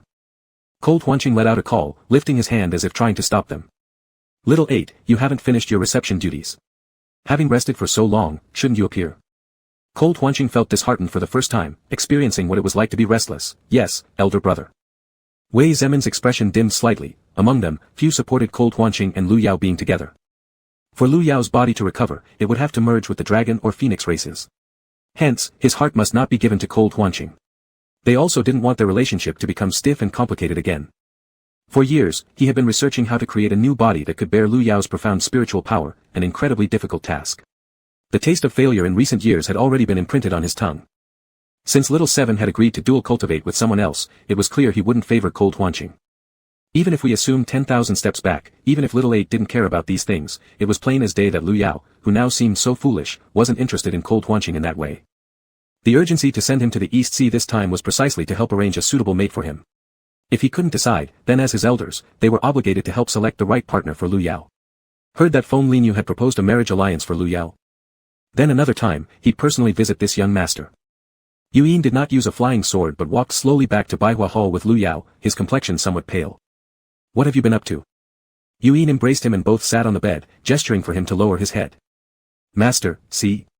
Do you like it? Both the scabbard and hilt were black, as if made from the same material, while the blade gleamed coldly. Lu Yao touched it, and the sword hummed softly, rubbing against his fingertips. One could feel the powerful spiritual energy within. He marveled, it's a fine sword. Did you disappear for these few days just for this? Initially, Lu Yao had worried since the Immortal Alliance was set to open the next day and received no news from him, fearing he might not make it in time. It turned out that Yuyin had prepared this ace up his sleeve all along. At 13, the sword Lu Yao had chosen in Kunlun, though exceptional, lacked some spiritual essence compared to this black sword. He could sense it. Good, having this will give you more strength to come out on top. Yu Yin's smile softened. Does master think this is for me? Lu Yao tilted towards him, then. This is specifically crafted for you. After hearing this, Lu Yao replied incredulously, I don't need it, it's wasteful. Yu Yin kissed his eyes gently, it won't be wasted. It will protect master in my stead. As he drew closer, Lu Yao caught the faint metallic scent of blood in the air. Although extremely subtle, he noticed and his expression instantly became serious. He grabbed Yu Yin's shoulder, you're injured. A small injury. You. With the Immortal Alliance gathering tomorrow, fraught with danger, how could you go around with an injury? While speaking, Lu Yao started to untie his clothes, intending to inspect the wound. Let me treat your wound. Yu Yin lay down reluctantly, a sly smile curling at the corner of his lips. Upon loosening the robe, there appeared a bandage wrapped around his chest, faint blood stains seeping through. Lu Yao prepared external medication beside him, carefully cutting off the blood-soaked gauze to reveal the wound clearly. It appeared to be a burn mark on his chest, raw flesh exposed and flipped outward, alongside a 3-inch long slash. Seeing this expression on his face, Yu Yin knew Lu Yao's heart ached. Over the years, neither of them had sustained such injuries, living otherwise peacefully apart from practicing cultivation. It's nothing, really doesn't hurt.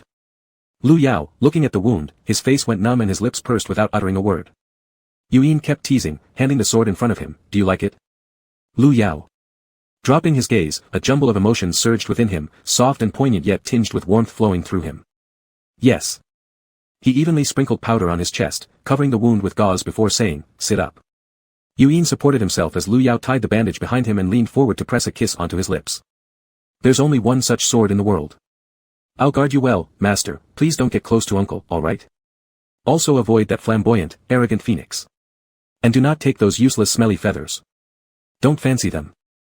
Lu Yao hugged him tightly, I never liked them anyway, it's you who worries unnecessarily. He also removed his outer garment, lying beside Yu Yin.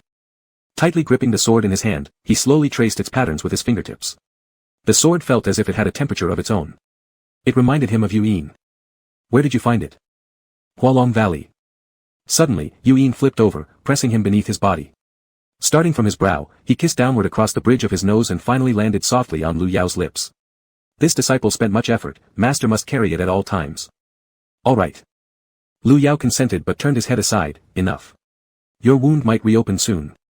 Yu Yin didn't have any further intentions after that, so hearing this, he sighed in relief, smiling contentedly as he rested his head on Lu Yao's shoulder to fall asleep. His cheeks were squished slightly, looking almost baby-fat again, appearing sweet and innocent. What is this sword called?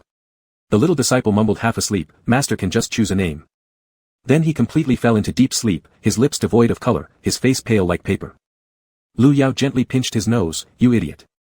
In his dreams, Yu Yin felt something soft, like a feather landing on his brow, warm and comfortable, making his slumber even sweeter. The next day, Yu Yin took his token to officially participate in the Immortal Alliance gathering. Lu Yao also packed his things, preparing to depart. A group of people stood by the gate to bid him farewell. He reminded Yu Yin, be careful with your wound, apply the medicine on time. Don't go fight unless necessary. Don't let me out so easily, I'm always worried. After checking his storage ring again, he cautioned, remember to take the medicine that suppresses estrus in advance or you'll suffer later. Qi Huanyao saw their interactions and took out 2 jade pendants from his chest. Using sound transmission talismans is too inconvenient. Here are these jade pendants for you too.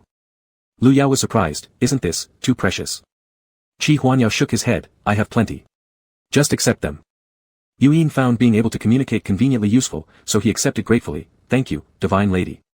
Lu Yao remained silent. The sonorous bell sounds came from the peak, everyone falling quiet. Lu Yao waved his hand, "Go, I'll be back soon." Cold Huanqing wasn't bad, standing aside to see him off, though his expression looked as if someone owed him millions. Feng Linyu, however, was different. He rushed forward, crowding together with Yuan. They both refused to yield to each other. Watching this, Lu Yao became nervous, pulling the two apart. "Young Lord Feng, please don't crowd. Yuan isn't feeling well." Both of them paused, holding on to Lu Yao's arms, deeply inhaling his scent. Shit, there were two perverts here. He quickly withdrew his hands, tucking them behind his back. "Alright, hurry up and leave, don't miss the time." The eldest disciple detested tardiness most of all, except for himself. Yuan and Feng Linyu glared at each other, moving far apart. Before leaving, he said one more thing, "Looking forward to facing you in battle." Yuan sneered coldly, ignoring him, unwilling to respond, still frequently looking back toward his master. Lu Yao raised the jade pendant in his hand, making a gesture as if speaking into it. Yuan happily nodded and finally left without any lingering worries. South Art Hall. Zhuqiu Shuang sat beside Wei Ziming, helping him separate the medicine carefully. "How's it going?" Wei Ziming nodded. "Indeed, there's a problem with this medicine from sixth uncle." During this period, he had been working day and night to investigate. Eventually, he discovered the problem. Sixth uncle had concealed it very subtly, clearly making many preparations. There was an ingredient that could cause memory confusion. But he couldn't figure out what method was used, allowing Cold Huanqing to forget the pleasant memories of Lu Yao, while Lu Yao only remembered the joyful times they shared. Truly strange. This medicine must be stopped for little 8. Zhuqiu Shuang's expression grew serious. "If his Dao heart remains unstable, what should we do?" "That's why separating little 7 is killing two birds with one stone. By temporarily parting the two, the impact on Cold Huanqing would decrease. And they could more easily arrange a companion for Lu Yao." Zhuqiu Shuang stretched lazily, getting up from the stool. "If there's a lead, we should rest first. In this period, you become quite haggard, and, isn't your estrus period coming up soon?" Wei Ziming glanced meaningfully at him. "Little 5, do you blame me?" Zhuqiu Shuang's lips curved with a faint smile, his arms crossed before him. "Oh. Why should I blame my senior brother?" Wei Ziming's sharp yet handsome face finally cracked a little. "Qiu Shuang, last time, it wasn't intentional." I know." His reply was so natural that Wei Zemin didn't know what to say. That time of estrus really was an accident. An accident out of his control. He didn't know why he was so impulsive back then. Suddenly, Zhuqiu Shuang moved closer, pushing Wei Zemin until he was pressed against the wall. He exhaled lightly, gazing at him with affectionate eyes, and drew a slow circle on his chest. "What? Aren't you tired yet, senior brother? Are you saving your energy for something else?" Wei Zemin stuttered, saying, you, but couldn't get a word out. The eloquent one, now facing him, had nothing to defend himself. Zhuqiu Shuang suddenly leaned down and kissed him, no need to say anything. Chapter 63, Master Thinks of You. Wei Zemin hugged Zhuqiu Shuang back, they kissed and stumbled into the room, falling onto the bed together. He couldn't remember when he lost control, all he remembered was his junior brother's clear jawline and how he kept bending over to steal kisses from him. When he woke up the next day, looking at Zhuqiu Shuang still sound asleep beside him, covered in purple and green marks, he helplessly held his head. How did it end up this way again? Suddenly, Zhuqiu Shuang turned over, burying his face in Wei Zemin's shoulder and letting out a soft hum in his sleep. As if enchanted, Wei Zemin reached out absent-mindedly and brushed his long eyelashes. Zhuqiu Shuang felt ticklish, his eyelids fluttering non-stop. He suddenly laughed, hearing the laughter surprised Wei Zemin himself. What is my senior brother laughing about? Zhuqiu Shuang half awake, lifting his hand to encircle Wei Zemin's neck. Wei Zemin tried to make himself invisible as much as possible, yet the pillow and mattress beneath him were deeply sunken. Feeling his stiffness and tension, Zhuqiu Shuang opened his eyes. What? Scared? Regretful? The first time was an accident, so what do we call this time, huh? With every sentence, he moved closer. Wei Zemin, it's my fault. Another few days and nights wouldn't be a problem. I'm afraid you can't handle it. Besides Xiao Wu, right now I feel really confused inside, I don't know how to treat you. Zhuqiu Shuang replied indifferently, isn't it simple? It was like before, and will be the same now and in the future. Wei Zemin thought that he was wrong. Since their relationship has crossed the line, there was no going back, and he must take action. Yeah, very rational. While still completely naked, he pulled out a sound transmission talisman and directly reported to Pei Yiming, the eldest disciple, I want to become Dao partners with Xiao Wu. Pei Yiming was already quite frazzled, these few days Cold Huanqing had been disoriented, Wei Zemin's estrus was inexplicably not suppressed, and Zhuqiu Shuang had gone on leave without a sign. He could only hand everything over to the various elders. Suddenly, such a very unprofessional sound message came. Pei Yiming was stunned entirely. Incredible. Heartbroken. I am working hard here, and you two are secretly pledging lifelong devotion to each other. Is there any justice? Any law? He directly replied, do you think such an important matter can be explained clearly by just a sound transmission talisman? As your eldest disciple, I hereby command you to clarify this situation. These two usually don't show any romantic sparks, how come they are suddenly deciding to form a bond? If it's mutual love, naturally everyone would be happy, but the fear is that there might be some hidden context. Otherwise, it would lead to more disintegration of relationships among everyone. After hearing this, Wei Zemin thought it made sense. What needs to be clarified? Zhuqiu Shuang woke up hearing the noise, wanting to see what he was doing, but fell back down due to body aches upon trying to get up. Wei Zemin quickly extended his hands to catch him. He identified the voice as Pei Yiming's. What's wrong, big brother? Sounds unhappy. Wei Zemin considered and revealed everything. Zhuqiu Shuang listened silently with an inscrutable expression. Do you like me? Do you love me? He suddenly looked up and asked. Stunned by these two questions, Wei Zemin got dizzy and didn't know how to answer for a moment. Likes? Loves? Apparently neither. But towards his dry younger brother, he wasn't repulsed and rather felt guilty.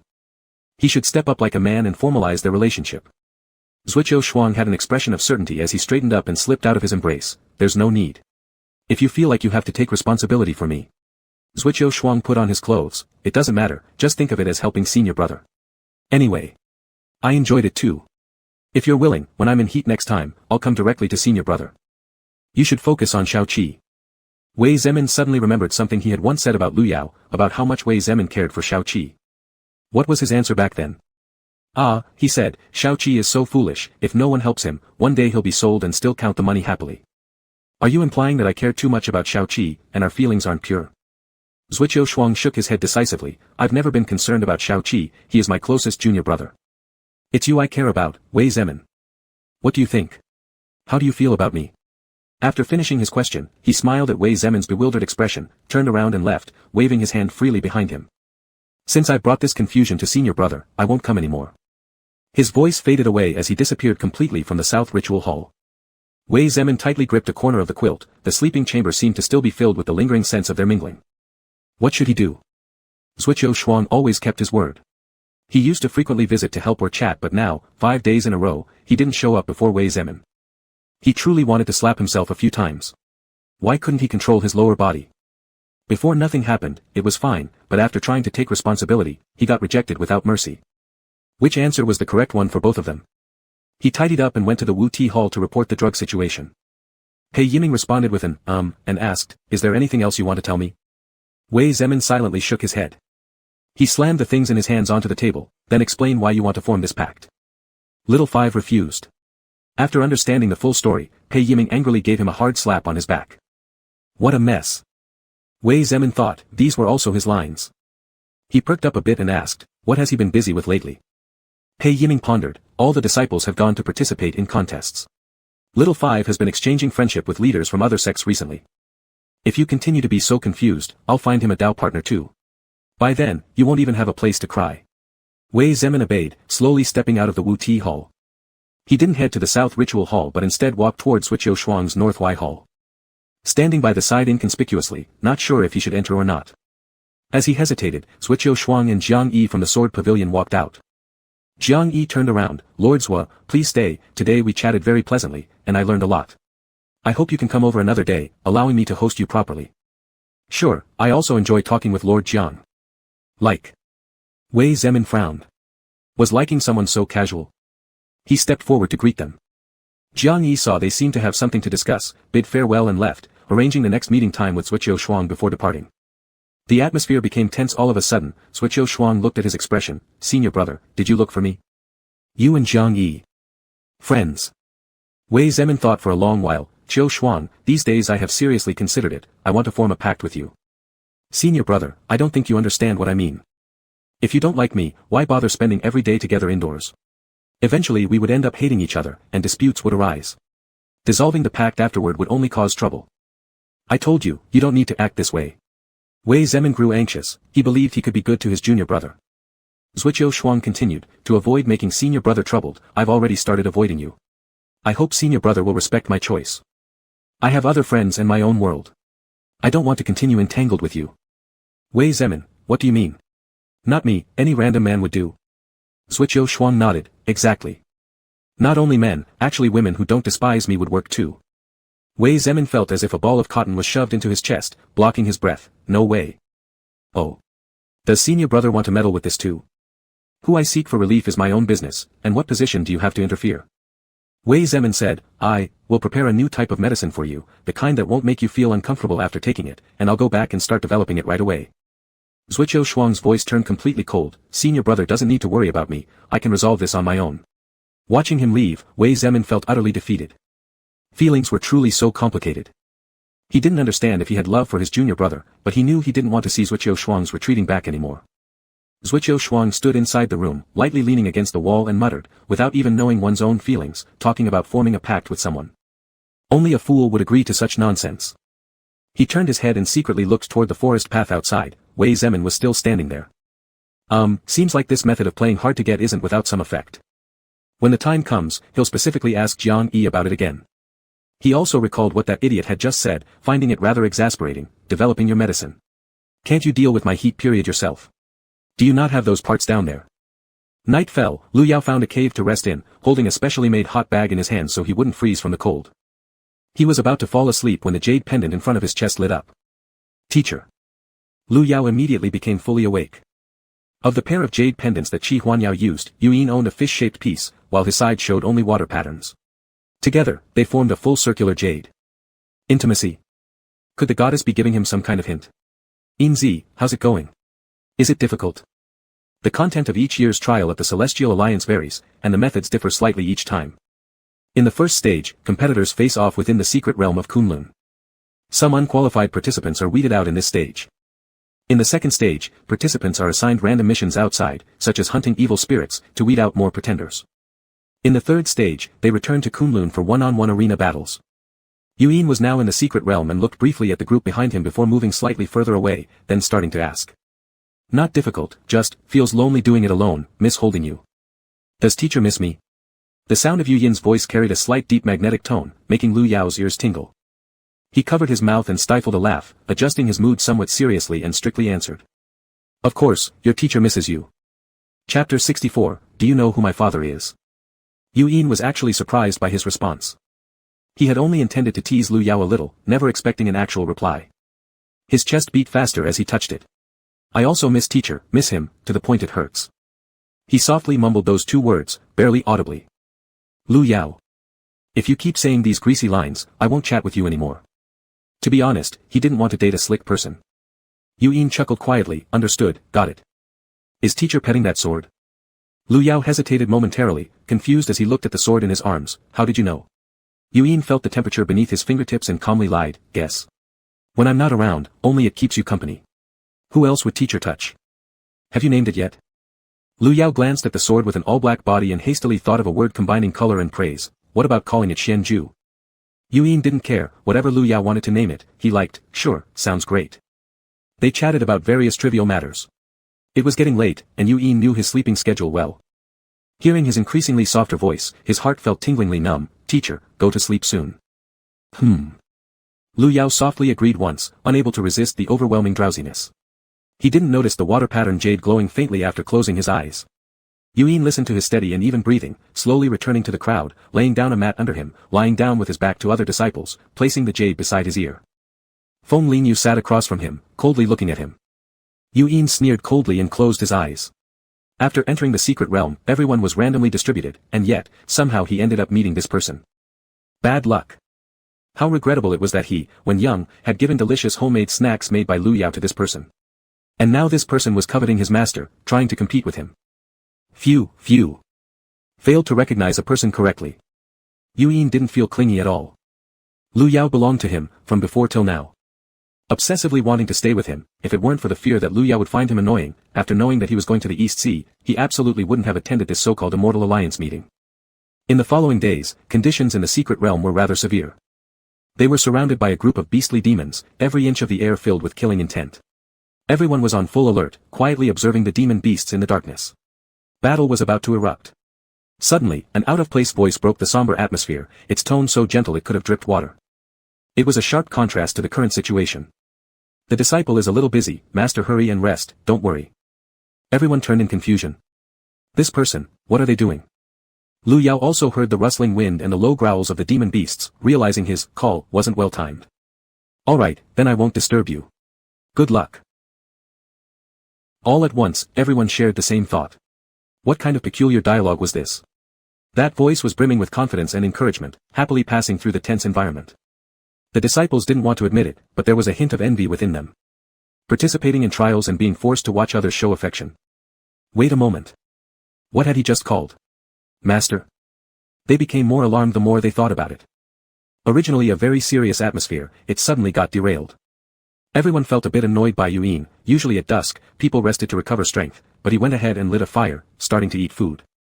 Worst of all, the scent of the food was irresistible, tempting even those who'd long ago stopped eating regularly, making them constantly swallow saliva while he showed no self-awareness at all, as if eating in his own home. While others thought much, as the central figure, Yuan didn't get distracted one bit, only feeling increasingly irritated. If he had known, regardless of saving face, secretly following behind his master would be fine too, better than not seeing or touching him now. When they meet next time, he would definitely pin his master down on the bed and kiss thoroughly enough to make up for the months wasted due to the Immortal Alliance meeting. A flash of white sword light suddenly cut through the area, as he leaped forward, slaying a demon lurking in the shadows. Others were still standing there dumbfounded, not snapped out of their stupor yet, which angered Yuan so much he almost lost his breath. Fight. What are you thinking about? What a perfect opportunity. As if responding, all others thought simultaneously, what are we thinking? Isn't it about your words earlier? Before he finished speaking, Feng Linyu and several elite disciples from other sects had already made their move. They landed in different positions, temporarily taking control of the situation. Suddenly, Yu Yin's body tensed, his sword movements becoming slightly unsmooth, swerving off course minutely. It was because Lu Yao touched Xianju again. Fingers lightly glided over it, transmitting that warm sensation that teased his heart like restless monkeys. Feng Linyu noticed his abnormality. Hey, what are you doing? Yu Yin coldly responded, none of your business. The remaining individuals charged forward, breaking the demons one by one. This chaotic battle gradually came to an end. By the end of the fight, everyone was smeared with thick, foul-smelling blood. Dawn approached slowly, showing fish belly white in the sky. Inside the Kunlun Grand Hall, Pei Yiming sat at the head seat.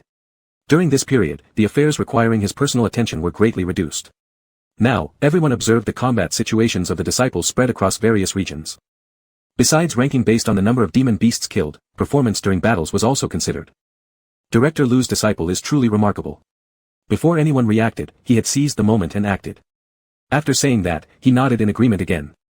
Pei Yiming also felt proud. Originally, he thought Yuan had always been indulged by Lu Yao, afraid that he wouldn't adapt at first, but unexpectedly, his performance was quite commendable.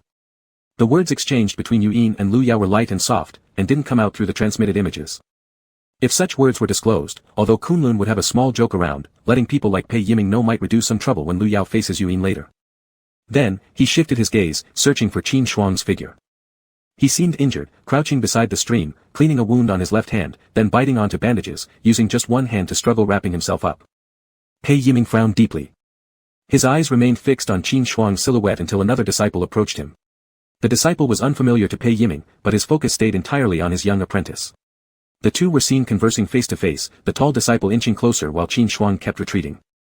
The other even tried to grope him and pull off Qin Shuang's clothing. Pei Yiming. What, thinks I'm dead? Which sect's disciple dares act so outrageously? Don't they know others can see them outside? Bang! Pei Yiming's armrest broke with the sound, drawing everyone's eyes. The elder hurried forward, sect leader, why are you angry? Pei Yiming pointed at the two figures in the image, his finger trembling uncontrollably as Qin Shuang was already injured, having fallen to the ground now. That shameless and lewd person continued to approach him. Search. Find out which sect this despicable man belongs to. In the picture, the two began wrestling, Pei Yiming watching with an ashen face as Qin Shuang broke free from the person's grip and created distance. His gaze remained fixed on him as he fought back fiercely. Before long, the man who had been tussling with him disappeared suddenly from the secret realm. Qin Shuang still retained the posture of swinging his sword, taking a step forward when realizing it was all for naught since the man had vanished. He looked confusedly at the vast meadow. A wet sensation returned to his arm, the wound had reopened. The white bandage turned red quickly as it soaked with blood. Pei Yiming walked out of the hall, placing his hands behind his back. Then someone brought the man bound before him. This man was called Lu Qing. Grabbed suddenly and not understanding what happened, he opened his mouth to start cursing. Do you know who I am? Do you know who my father is? Director Pei. Director Pei, calm down, this fool doesn't know any better. Let old me bring him to apologize. Wu Luo, the leading elder of White Moon Palace, rushed forward immediately upon understanding the situation, wishing nothing more than to crush this idiot into nothingness with one palm. But he couldn't. This buffoon was someone influential. All Wu Luo could do was bow repeatedly and apologize again and again. Pei Yiming raised a hand, stopping him from speaking. I don't know who your father is, nor have I ever heard of you. Do you then know who I am? I'm the headmaster of Kunlun. Lu Qing saw him clearly now and felt a terrible premonition that left his legs shaking uncontrollably. Pei Yiming's voice was slow yet authoritative. The one you just offended is my only apprentice, the apprentice I as the leader of Kunlun cherish the most. You have your father guarding you, but he has me protecting him. No one else can harm him. If it were a fair fight or sparring, Pei Yiming might merely worry. But such blatant humiliation, he would not endure. Someone like this with no manners, his brain filled with filth, does not deserve to continue participating in trials. He should first learn how to behave properly. With a thunderous explosion in his mind, Lu Qing realized he'd kicked an iron plate. Director Pei. Director Pei, I admit my fault. He cried out and knelt with a thud. Pei Yiming sidestepped, dodging this bow. Take him away. The person offended is my disciple. Therefore, let me educate him for your sect. This last sentence was addressed toward Wu Luo.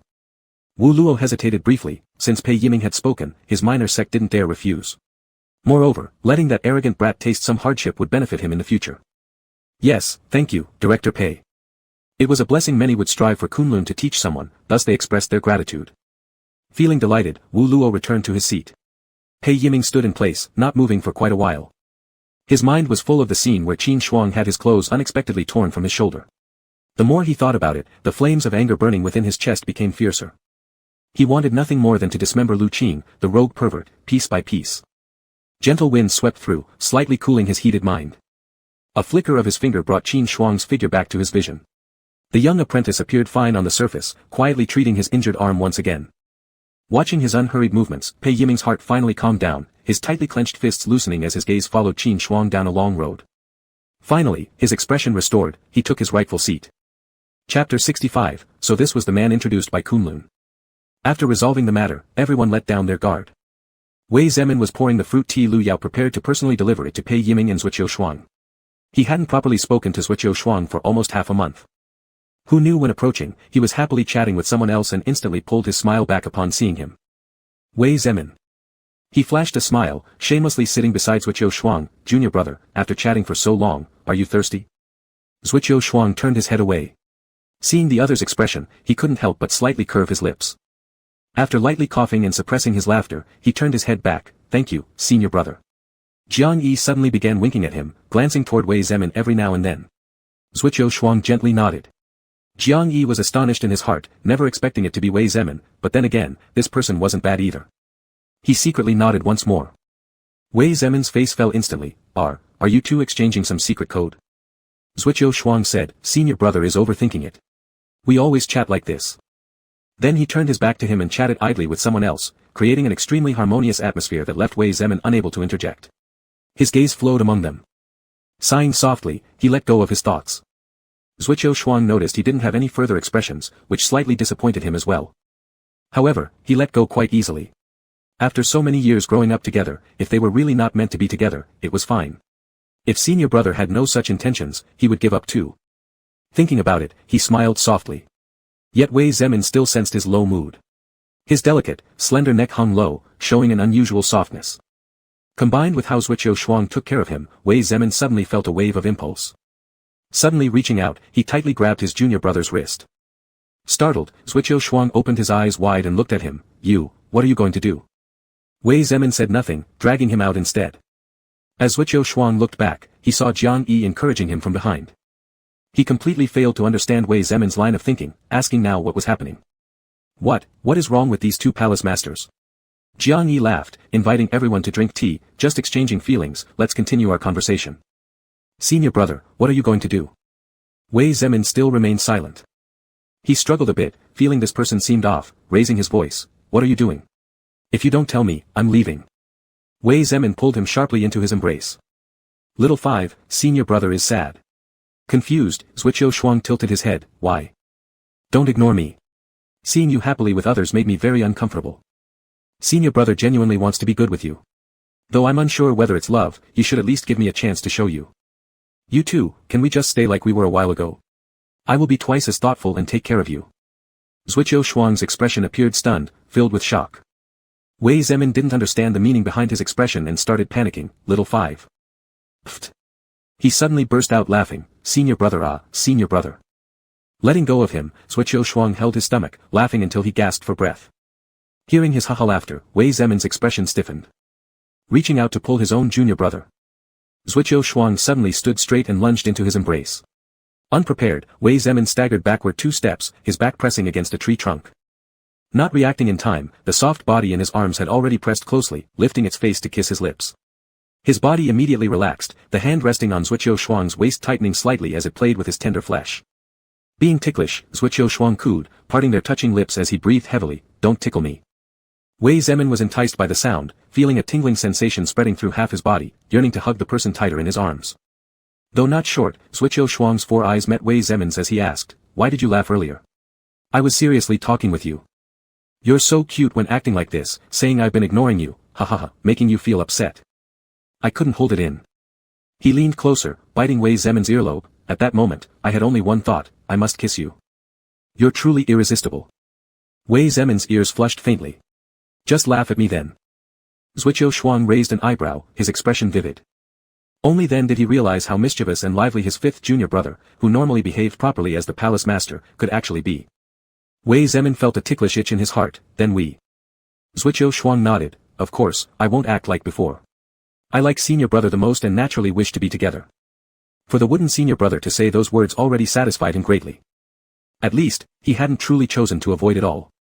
"Since senior brother has worked up the courage, I naturally agree." Wei Zemin tugged at him lightly, "Are you still making fun of me?"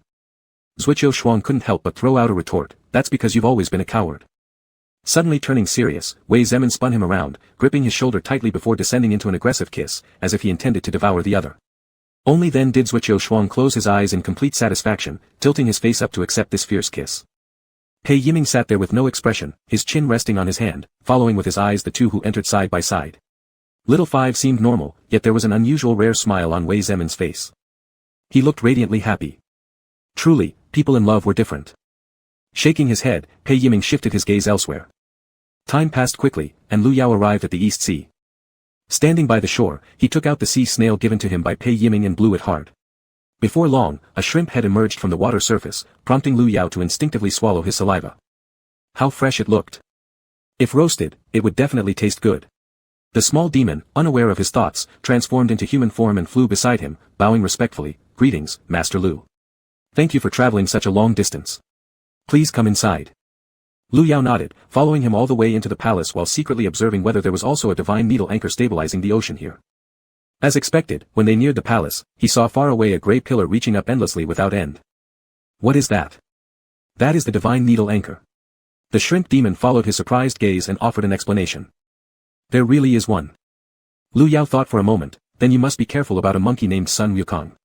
The shrimp demon exclaimed in shock, seeing how casual Lu Yao was acting, drawing closer to him in familiarity. "Why?" Lu Yao replied childishly, "Because, he might, pull out the divine needle anchor." The corners of the shrimp demon's mouth twitched, looking at him as though he were mentally impaired. "That is the treasure of the East Sea, no one can lift it." "Wow!" Lu Yao's eyes lit up. In the story, Journey to the West, even the Dragon Palace inhabitants believed Sun Wukong could not take the needle away. Hearing this familiar line, Lu Yao felt a long-lost sense of nostalgia. Occasionally, he would also miss his life back in the modern world. Along the way, schools of fish kept swimming by. Every time Lu Yao extended his hand, they would gather around nibbling at his fingertips, adorable beyond measure. When they reached the palace hall, 2 rows of black-clad guards stood at the entrance. "Master Lu. You have arrived." An elderly gentleman with a white beard hurriedly walked out excitedly, covering both of Lu Yao's hands with his own and shaking them non-stop while inspecting him from head to toe, evident satisfaction gleaming in his eyes. "Patriarch Ing, I hope all is well with you." "All is well, all is well." Saying so, he pulled Lu Yao inside eagerly. "As soon as I heard the conch, I immediately had people prepare everything. Come on in." Tugged along, he swayed back and forth, struggling to reach into his spatial pouch for elder brother's box. Suddenly, a wave of intense light surged towards him, accompanied by sounds of music instruments, revealing after the brightness subsided an awe-inspiring sight. Wow! The whole hall was immensely spacious, white pillars draped with transparent silk shawls shimmering in the light. In the middle, 2 rows of tables and chairs sat 20-odd young men and women dressed in progressively revealing clothing, drinking toasts joyfully amid laughter. Approaching more closely, one could see columns encircling 3 bands of pearls, and large basin-sized moonlit gems occupying key positions. This bathed the hall in bright luminosity, making it look magnificent and splendid. Most surprisingly, coiled atop 4 central columns from top to bottom were 4 white dragons, enhancing the atmosphere of grandeur significantly. Each part was meticulously carved, even the scales reflected glimmering lights, showing traces of water on their teeth. Especially their eyes, sharp and piercing, seemingly flickering with icy coldness. Unconsciously, Lu Yao reached out to touch the closest sculpted dragon head appearing asleep, the others all open-eyed and intimidating. The moment his palm touched the white dragon's forehead, a puff of hot air erupted onto his palm. Then, the sleeping giant awakened. It abruptly raised its head, lunging directly toward Lu Yao, exhaling 2 breaths through its nostrils onto his face.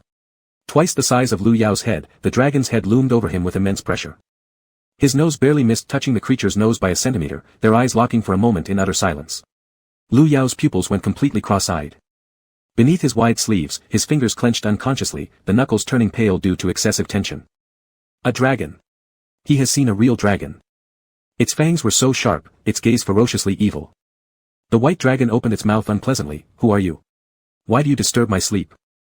Lu Yao took a deep breath and retreated without showing any emotion. I thought, it was fake. Upon hearing this, everyone present was dumbfounded. Where were they? The East Sea. This palace of the East Sea was one of the most crucial places, surely guarded by real dragons. Wasn't this common knowledge across the 4 seas and 8 wildernesses? In unison, everyone shared the same thought. Where did this bumpkin come from? Director Lu is certainly a humorous person. The dragon princess Ing Yi sitting in the secondary seat stood up, walking over with a beaming smile. She wore an exquisite azure flowing dress, her white hair perfectly combed back with white, round pearls dangling at her ears. Her tresses shimmered like gentle ripples as she moved, leaving Lu Yao extremely envious and desirous of her shampoo's formula. Her facial features were striking and commanding, exuding an aggressive beauty that radiated with mature charm. With her interjection, the slightly awkward atmosphere broke. Lu Yao smoothly climbed down from the step she provided for him, playing along as if he had been joking before. Not at all. Ing Yi's gaze met with the old palace masters, who nodded in approval. This pleased Ing Yi even more, so this was the man introduced by Kunlun. He looked not bad at all. As she brushed her bangs behind her ear to get closer to Lu Yao. Director Lu, you're truly elegant and talented, much better looking in person. Chapter 66, What if I stole your love? Lu Yao gave her a polite smile despite feeling awkward. Princess Long has flattered me. He hadn't seen Ing Yi anywhere and wasn't aware when exactly she had met him. Before he could ponder more, his hand was taken by her, attempting to guide him toward her seat.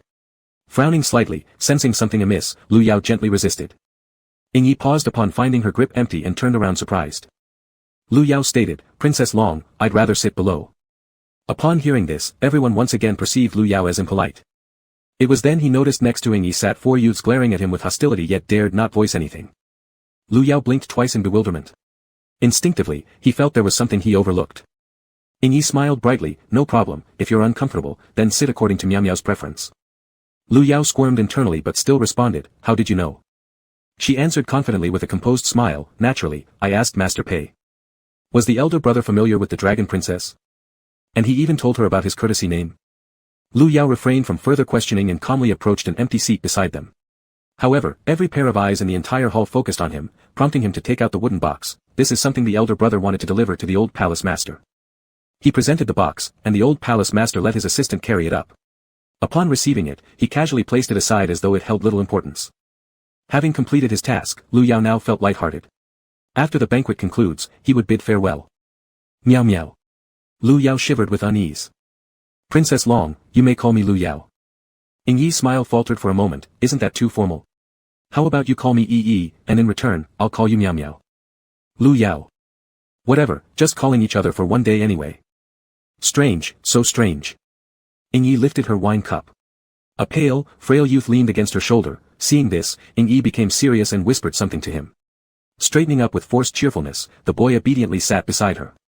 Realizing this, the others decided not to approach her rudely anymore. Miao Miao, having traveled far, we have little to offer, but I toast you a cup of wine, hoping you won't find it disrespectful. Lu Yao hesitated for a few seconds and raised his own cup, not at all, you're too kind. Ing Yi only held her cup, smiling meaningfully while gazing deeply into his eyes with unrestrained affection. Lu Yao reluctantly said, then I thank Yi. Satisfied, Ing Yi threw back her neck and drank the entire cup in one gulp. Originally intending to sip it slowly, seeing her decisiveness, Lu Yao had no choice but to drain his own cup. Just as it went down his throat, his face reddened faintly, yet his mind remained somewhat clear. Seemingly taking this as a challenge, Yi kept filling and pouring another cup for him. After 2 cups, Lu Yao began declining gently, knowing full well they were guests on someone else's turf, forcing himself not to lose decorum. Before the effects of alcohol hit him too hard, he hurriedly stood up, muttering that he wanted to take a breath of fresh air outside, then swayed his way towards the rear garden. No longer hearing the laughter or music from the crowd, his mind became clearer. Lu Yao felt a bit weary.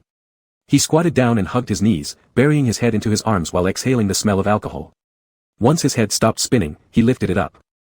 Instinctively touching the jade pendant at his chest, he called out unconsciously, "Hey Master Yin, are you there? Your master is looking for you." After enduring a long battle, Yin finally emerged victorious from the secret realm. Now, all sect disciples were gathered in the vast square of Kunlun Mountain for the second round of trial draws. On a slender wooden piece was written the 2 characters, Yi City. He wasn't satisfied with this draw result at all. Suddenly hearing a familiar voice, he immediately took out the jade pendant. Usually they chatted only when night fell after resting. Today, it was so early, and yet Yin couldn't suppress a deep smile. "Master has missed me already?" "Ingzi. You idiot. How did your battle go today?" Hearing his slightly slurred words, Yin frowned. He knew this version of Lu Yao too well. "Has Master been drinking?" Lu Yao laid back comfortably on the soft grass, leaning against a nearby rockery. "Yes, I'm already at the East Sea. They are too enthusiastic. The dragon princess kept offering me wine. I can't drink anymore." "Really, don't drink anymore." Any trace of flirtatiousness disappeared instantly from Yin's thoughts. "So what is Master doing now?" "Chilling in the garden." "Alone?" "Yes." Yin smiled, as if imagining his mentor's figure vividly. You're doing the right thing. You shouldn't drink with them anymore. No one should persuade you otherwise. Go back to the room early and rest, ignore them." If someone couldn't drink, no one would make an issue over such trivial matters, let alone challenge Kunlun's dignity. Moreover, Lu Yao had a strong dependency after drinking. Yin didn't want his master to lean on anyone else the way he would usually rely on him. He lifted his head cautiously observing people around, continuously listening to everyone discussing their drawing results. I'm in Yunmeng Marsh. I'm in Jingshan. I'm in Flowing Slope Mountain." Yin quickly glanced towards the Flowing Slope Mountain direction. Wasn't that place in the East Sea? He said through the jade pendant, "Master, go sleep now, your disciple will come find you soon." Lu Yao burped, already somewhat confused about what his disciple was saying, mumbling something. "Sure, good." Yin started walking slowly and stealthily positioned himself next to the person who shouted about Flowing Slope Mountain. Quietly urging, "Then go quickly, don't worry me." In a soft voice, "We'll see each other very soon." After cutting off the spiritual power, Yin flicked his finger lightly under the white-clad man, causing the person to lose balance momentarily. Quickly stepping forward, he caught the man. "Esteemed Taoist friend, are you all right?" The man clearly hadn't noticed his little trick, awkward but also relieved that he hadn't fallen to the ground, or it would have been embarrassing. "No harm done, thank you for helping." Yin's hand brushed over the man's waist where he retrieved the wooden chip with those few characters. "If you're fine, I'll leave first. Farewell." Looking down at the words Flowing Slope Mountain, his mood brightened. As he stepped onto the transmission array, faint murmurs were still audible asking whose sign was for Yi City. At the East Sea side, Yi noticed he hadn't returned for quite some time, so she personally went out to look for him. In the end, she found him sitting in a small corner. "Master Lu." Lu Yao turned around upon hearing her voice, blinking continuously but failed to recognize her. "Master Lu. Are you alright?" "Huh? What's calling me? Was he drunk?" It seemed Lu Yao couldn't handle alcohol. After a quick thought, Yi tried supporting him. Lu Yao instinctively leaned on her shoulder. "Master Yin." Suddenly realizing this height wasn't right, the shoulders weren't broad enough either, and most importantly, they lacked the usual scent he smelled. Lu Yao abruptly opened his eyes and pushed her away. Standing in the same spot feeling a bit bewildered, he turned his head and looked around. "Where's my Master Yin?" Winning chuckled softly. "There's no such master here." She whispered gently, "Shall we go back inside and rest?" Lu Yao was dizzy but pointed ahead motioning for her to lead the way. Winning couldn't help smiling. All right, follow me." Just as she was going to hold Lu Yao's hand again, he suddenly pulled back fiercely. Winning exclaimed, "Watch out." With a thud, he crashed into the coral beside him, knocking it over and then falling to the side himself. He stared blankly at the deep blue seawater above. "Meow meow." Lu Yao suddenly moved, grabbing his sleeve and spreading it out, covering his face with it. A faint voice came after, "Good night." Yi was speechless. She couldn't help but crouch down and whispered in his ear, "We haven't reached the room yet, you can't sleep here." But Lu Yao covered his ears, turned his back on her, and pretended not to hear anything. This genuinely made Yi chuckle. Tentatively, she reached out and touched his arm, and sure enough, Lu Yao shrank further away. Helpless now, Yi snatched the sleeve off his face. Before he could react, she exhaled a puff of white mist, instantly rendering Lu Yao docile as he closed his eyes and fell asleep. Yi stood up, dusted her hands, and summoned 2 guards behind her, commanding, "Take Master Lu to the guest room on the left of Chiyu Palace." Yes. The 2 quickly carried him inside the room, considerately helping to remove his soiled outer garment and fetched water to wipe his face and hands before closing the door and leaving. Yi remained where she stood, placing her hands behind her back while marveling, who would have thought there could be such an adorable man.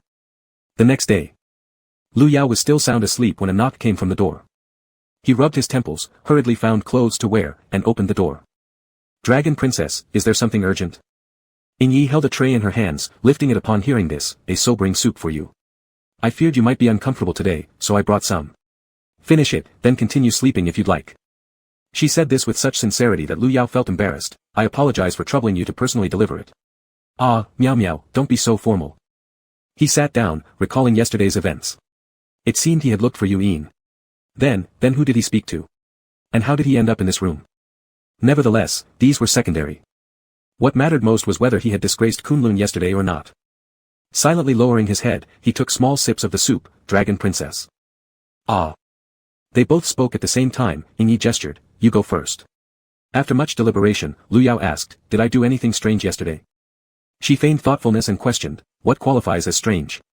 Covering yourself with your own sleeve as a blanket, getting tripped by the coral and falling on the ground, or muttering in the corner causing me to search high and low?" Lu Yao. He should have known better than to ask. After finishing this bowl of soup, it was best to bid farewell decisively. In the distant future when they might meet again, she might already forget everything about this day. Yi lightly chuckled twice. "This is the first time I've encountered someone as unique as you. You're truly fascinating." Lu Yao gave a dry laugh. "The Dragon Princess flatters me. By the way, what were you trying to say earlier?" Yi leaned closer. "It's simply that. I quite like you, and I hope you will stay. I'll host a grand wedding ceremony then, and Master Lu will become my king consort." Lu Yao pinched his arm hard. The sharp pain clearly reminded him that this wasn't a dream. This is too sudden." Yi admitted, "Indeed it is, which is why I wish you could stay longer. This way, we'll get to know each other better, understanding more about one another." "I cannot stay here." Lu Yao answered hastily, without even realizing his own reflexive reply. "Why? Is it because there are too many male consorts around me?" Lu Yao. So, she had male consorts too, explaining why those people had been glaring at him all day yesterday. Now, this prestigious dragon princess wanted to give him the main consort position, and Lu Yao was feeling exceptionally complex. How to describe it? Should he feel happy to be the main consort? Or upset at being just another special fish in her pond? It's not that. Inwardly anxious, he explained, because I have someone I like. I've promised to wait for him, to embrace his feelings. Yi sighed disappointingly, shocking everyone by saying, "What if I forcefully take him from you?" Lu Yao, you can't. I don't like you. Haha. Yi slapped the table, laughing uncontrollably. "All right, though you are quite likable, I am no bandit." Alas, what a pity. To encounter someone so delightful is rare indeed. "So Dragon Princess, since I've received the item you sent, I shall not disturb you any longer." With this, Lu Yao takes his leave. "What's the hurry, Lord Lu? Stay for a couple of days, our East Sea has many wondrous things." Lu Yao politely declined. He wasn't very familiar with the people here and felt inexplicable hostility from them. Staying here would only make him unwelcome. He tidied up his belongings, bid farewell to palace mastering once more, and returned to the shore. Thinking that Yuyin still had 2 or 3 months left in his trials, he decided to stay in a nearby fishing village, taking this opportunity to find some seafood to cook later for everyone. Yuyin was accompanied by a few junior disciples. Unwilling to take on any tasks, all he wanted to do was to look for Lu Yao, but they insisted on tagging along. This was merely because he ranked 3rd in slaying beasts in the secret realm. They felt safer around him. Not knowing the direction, they followed Yuyin aimlessly. Through Xianju perception, he carefully detected the direction of Lu Yao, walking slowly along the coast. The stronger the sensation grew, the wider his smile became. Finally, far in the distance, he saw a figure dressed in dark robes holding a bamboo basket. Yuyin immediately mounted his flying sword and darted toward him. "Master!" Lu Yao startled, lifting his hand to wipe his eyes, thinking it might be an illusion. "Drinksy." Before he could finish speaking, Yuyin had already reached him. Jumping down from the sword, Yuyin landed, placing both hands around Lu Yao's waist, lifting him up into the air, spinning happily. When they finally stopped, Lu Yao touched his face. "How did you end up here?" Then he realized something was different about the feel under his fingers. Lu Yao said, Drink Z has lost weight. Chapter 67, Seeking a Gentle Bride Like Lu Yao. The sun had already dipped below the horizon on the other side of the sea, and the sky turned dim, casting the entire scene into a hazy grayness. Yuyin said, That's right, master gave me no more food. Of course, I've grown thinner. Lu Yao said, I just came back from the tide pool. Let's go home and eat fish right away. As soon as he finished talking, he felt his hand enveloped by Yuyin's warmth, like soaking in hot spring water, a comfort that even the most advanced warm pad could not replace. Yuyin talked incessantly, as if trying to make up for all the conversations missed over the past month. You wouldn't know, but today while hunting in the tide pools, I caught an octopus, cat-eye clams, crabs, and 2 fish. Oh, and I'll cook kelp soup for you later. Alright. Yuyin bent down, picked up the bamboo basket first, then turned around and took Lu Yao's hand. Let's head home then. After walking a few steps, several faint voices came from behind. Brother Yu, Lord Lu. Lu Yao turned around and suddenly remembered. That's right, there were others too. Yuyin said, Stop following me. I need to rest for a few days. Everyone looked puzzled at each other. Then we'll leave first. Suddenly, 3 figures appeared from afar, shouting, Are you all crazy? What are you doing here? Seeing these newcomers, Yuyin's eyebrows knitted tightly together. The trio seemed not to be anyone easy to provoke. All faces bore ferocious expressions. One of them was an old rival. Feng Lingyu smirked lightly on his lips. Upon seeing their intertwined hands, his expression changed instantly like storm clouds gathering. Yuyin, do you realize what you're doing? What I'm doing doesn't seem like something I have to report to you, does it? What makes you so special? Feng Lingyu hesitated briefly, seemingly pondering something, but eventually kept silent. Anyway. There's no hope for Yuyin. Lu Yao hastily said, Since there's nothing else, we will take our leave now. Lord Lu, it's getting late. Would you kindly let us spend the night with you? Feng Lingyu suggested this, but the boy next to him immediately disagreed. Why would you want to? Lu Yao is despicable. Could you possibly relax with him nearby at night? Being with him, even the air smells putrid. Cold sword unsheathed from Yuyin's hand in a flash and was placed on the boy's neck. Be cautious with your words. There are things you should say and things you shouldn't. You don't need me to teach you that, do you? No. Lu Yao stepped forward, pressing Dragon Drink's hand, pulling back his sword. Then he sized up this young man who looked roughly the same age as Yuyin. There was a sense of familiarity in his facial features, as though he had seen him somewhere before. Someone showing animosity towards him who was also quite young. Lu Yao suddenly had an epiphany. What's your relationship with Qiu Xian? Qiu Ling raised his face and glared at him through his nostrils. He's my brother. That explained it then. Qiu Xian had hated him to the bone for almost 20 years now, it seemed. And now, it included his younger brother as well. I'm sorry, I really didn't mean to. Later, I also went to sincerely apologize to Qiu Xian. During the last gathering of the Immortal Alliance, he had taken time to look for Qiu Xian, who after berating him for a long while, still accepted the gifts of apology. Lu Yao thought he had let go by then. But judging from this, he just wanted those treasures, right? An apology is useless. Lu Yao pursed his lips, feeling a wave of helplessness spreading throughout his body.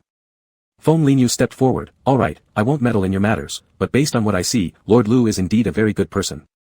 Qiu Ling was about to argue, but was stopped by Feng Lingyu's gaze. He turned to ask the others, what do you all think? Anyway, it's getting late. Feng Lingyu also considered things on his own, alone. Yuyin and Lu Yao would definitely not agree, but the remaining disciples had no grudges against them. Lu Yao would be hard-pressed to refuse. Sure enough, Lu Yao asked, will you guys come? The disciples looked at Feng Lingyu, seeing him as their backbone, nodding one after another. Yuyin said, Master. Lu Yao consoled him, they won't stay long, just let them come. After all, they were disciples of various sects, and Yuyin was young, he should meet different kinds of people and make more friends. Unlike himself, who always gets spurned wherever he goes. Yuyin did not respond, only stared at him fixedly. After half a day of silence, he finally compromised and nodded, fine, everyone can come. In the end, he coldly warned Qiu Ling once again. As the two walked side by side, Feng Lingyu saw that the first plan was complete, and he wanted to approach and start a conversation with Lu Yao. Just as he took 2 steps, through a gap in their shadows, he saw Yuyin holding Lu Yao's hand, gently rubbing his fingertips with 2 fingers, while Lu Yao carefully tucked his wind-blown hair behind his ears. His mouth kept saying how much he had grown thinner and how difficult this must have been the first time for him. What persistence, Lu Yao murmured, adding that becoming a man meant enduring hardship and not fearing tiredness. Do you know many new friends? He continued, asking tenderly one detail after another. Although each question concerned trivial daily matters, the warmth shared between the two made any interjection impossible. Feng Lingyu's eyes gradually became unfocused, carrying a deep envy. Since his birth, he had been the presumptive head of Phoenix Manor, indoctrinated from a young age with concepts and education that were rational, even harsh. When he trained and got injured, his mother scolded him, saying he wasn't doing well enough if he could injure himself. How could he defeat enemies like that? Even his master would only stand by and after his mother finished criticizing him, offer a casual suggestion to try harder next time. No matter how many tears and blood he shed, he could never get a single word of gentle encouragement or praise. His childhood had passed mostly in loneliness and sorrow. 10 years ago, when he went to Kunlun, he was specially permitted to play with Qin Xuan, a personal disciple of Master Pei. It was during that time that he met Lu Yao and Yu Yin. Lu Yao always spoke softly and humorously, never heard raising his voice to reprimand anyone. He was incredibly patient talking to children, and the gentleness in his eyes felt like a deep pool, making one feel drawn to immerse in its warmth forever. Feng Linyu's gaze always lingered curiously on him. When Lu Yao chopped vegetables, he watched. When Lu Yao baked pastries, he watched too. Finally, that person placed colorful candies lightly into his hand. And he warned that eating too many would cause cavities. Soon dinner would start, and asked if he was hungry. For a moment, Feng Linyu didn't know how to answer. No one had ever treated him like that. He just shook his head absently. At that time, Feng Linyu decided that when he got married in the future, his wife must be someone like Lu Yao, kind and considerate. Not a cold woman like his mother or teacher. Only after Lu Yao had walked far away did he carefully peel the candy paper open. The candy smelled so fragrant and sweet, melting on his tongue, making it almost unbearable to finish. The rest, he secretly stored away in a small sachet woven with phoenix feathers. Once he returned to Phoenix Manor, beginning training again without a shred of humanity, he often held those small candies in his palm. Just looking at them made his mouth feel sweet already. It was as if he heard Lu Yao's voice again, resonating in his ears, like when he touched Yu Yin Dao's head while patting him. Xiao Yu is really amazing. Over time, he developed a dependence on both the candy and Lu Yao. After turning 17, with his strength surging dramatically, it seemed that his delayed rebellious phase had finally erupted. He left everyone behind, departing from the Phoenix Manor without a word. He stayed away for over a year. Feng Linyu hadn't dared to go to Kunlun. Growing up without much praise from the elders, he had always thought himself an incompetent rookie, which led him to wander everywhere. When he considered himself to have achieved some minor success, the mating season struck, and he was taken advantage of by others due to his vulnerability. It wasn't until he met Lu Yao again that Feng Linyu realized how much he truly missed him. So, he teased him, gathering a group to perform a rather boring play. In the end, lying face down on the ground while being saved by his master, he discovered that they had always been keeping track of his movements. They just hadn't intervened since he didn't cause any major chaos outside. At that moment, Feng Linyu felt utterly defeated. It was like spreading his wings to fly out of a tiny cage only to find out that there was an even larger cage waiting above, encompassing everything under the sky. No matter where he went, he was still under their control. Perhaps, in his mother's eyes, this over-a-year experience was nothing more than a joke. After a full review of these memories, his focus returned to the present, landing directly on Lu Yao's silhouette. Smiling faintly, he stepped forward and stood next to Lu Yao. Master Lu, did you encounter anything interesting during your trip to the Eastern Sea? I've nearly been driven crazy staying in that ghostly secret realm. Yu Yin snorted coldly, Master Lu. Who was it last time who called him, Yao, so casually, showing no respect as a junior at all? Feng Linyu retorted immediately, and what about you? Have you fulfilled your duties as a disciple? Yu Yin scoffed softly, thinking to himself, how could he possibly be compared to me? My connection with Lu Yao began in a past life. Perhaps heaven itself wanted to compensate for their tragic fate in the previous lifetime, granting them a chance to redo it and make up for past regrets. The master should rightfully belong to me. Seeing the argument escalating again, Lu Yao quickly diverted the topic. It was actually quite fun. I had never seen the sea properly before. These past few days were spent enjoying it immensely. He joined some children in swimming and playing in the water, able to swim quite well without relying on spiritual power. He also assisted fishermen setting out to sea, drawing protective talismans on their boats so that, as long as they didn't encounter vicious creatures, there would definitely be no danger. As Yu Yin listened to his narration, he suddenly lifted his bamboo basket and thrust it into Feng Linyu's face. Look, this is Master's harvest. Take it. Personally caught by Master for you to observe. Feng Linyu, wary, leaned back to avoid getting too close, succumbing once more to his cleanliness phobia. Yu Yin pursued relentlessly, what? You dare to despise it? I'm terribly sorry, but this is our everyday life, master and disciple. How could someone like you, esteemed as an abbey lord, understand the life of common folk like us? TSK. Before he finished speaking, he snatched the item from Yu Yin's hands. Yu Yin grinned smugly, freeing up his left hand and pulling out a plain hairpin from his chest. The hairpin glowed translucent white, with a soft purple hue inside, blending beautifully despite its subdued tones. This was specifically crafted by your disciple in the secret realm, made especially for Master. Would you wear it? Lu Yao nodded, sure. Then he simply stood still, letting Yu Yin adjust his hair, clipping the hairpin securely. Feng Linyu observed this interaction, and the hand gripping his carrying basket tightened abruptly. Cursed Yuan, despicable and shameless. Chapter 68 True Fragrance. Between the two, it seemed those annoying pink bubbles re-emerged again, exactly the kind that annoyed Feng Linyu. He stood nearby, completely excluded from the scene. A group of disciples gathered and whispered among themselves, does young master have some strange fetish or something? Since before, he's kept looking at brother Yu and his master with such fondness. Although everyone was shocked initially, these days, master-disciple romances weren't exactly taboo anymore. Though rare, it was others' freedom to like whom they pleased. So, everyone adapted pretty quickly. All they could do was widen their eyes and curiously watch the interactions between Yuan and Lu Yao. It appeared, not too different, much like any ordinary lover. Another disciple hurriedly covered his companion's mouth, "Shoo, whatever preferences they have aren't our concern. All we need to do is stick tightly to their coattails." Meanwhile, Lu Yao remained calm, pulling out a small mirror to check his reflection, nodding approvingly. It indeed looked good. His curved eyebrows revealed his pleasant mood, "Not wasting my affection on you after all, very obedient." As they chatted casually along the way, the group eventually arrived at Lu Yao's residence, a house built from coral stones. It looked quite different from what they were used to. Not exactly beautiful, some even reached out curiously to touch it. Chou Ling frowned in disapproval. Can people actually live here? Yuan didn't even spare him a glance. If you don't like it, go ahead and leave. Who asked you to come anyway? The child was, after all, just a child. Spurred on by this, he really turned and started walking away. Do you think I care? If I want to leave, I'll leave. It's not like this is the celestial palace. After saying that, he sneaked a glance at Feng Linyu. Seeing that Feng Linyu hadn't defended Yuan and his group anymore, he calmed down, now feeling justified to oppose Yuan. Yuan gave a light snort, ignoring him as he stretched his hand toward Feng Linyu. Give it to me. What? Do you want it back already? You seemed pretty happy when you handed it over to me earlier. Lu Yao shook his head, heading straight into the house. He'd heard their bickering countless times on the way there and had grown numb to it. Let's settle things quickly and come inside, I'll cook for you. Yuan grinned happily. All right then, I'll be right there. Feng Linyu stood firm where he was. Eat? Yeah, right. Are you not hungry?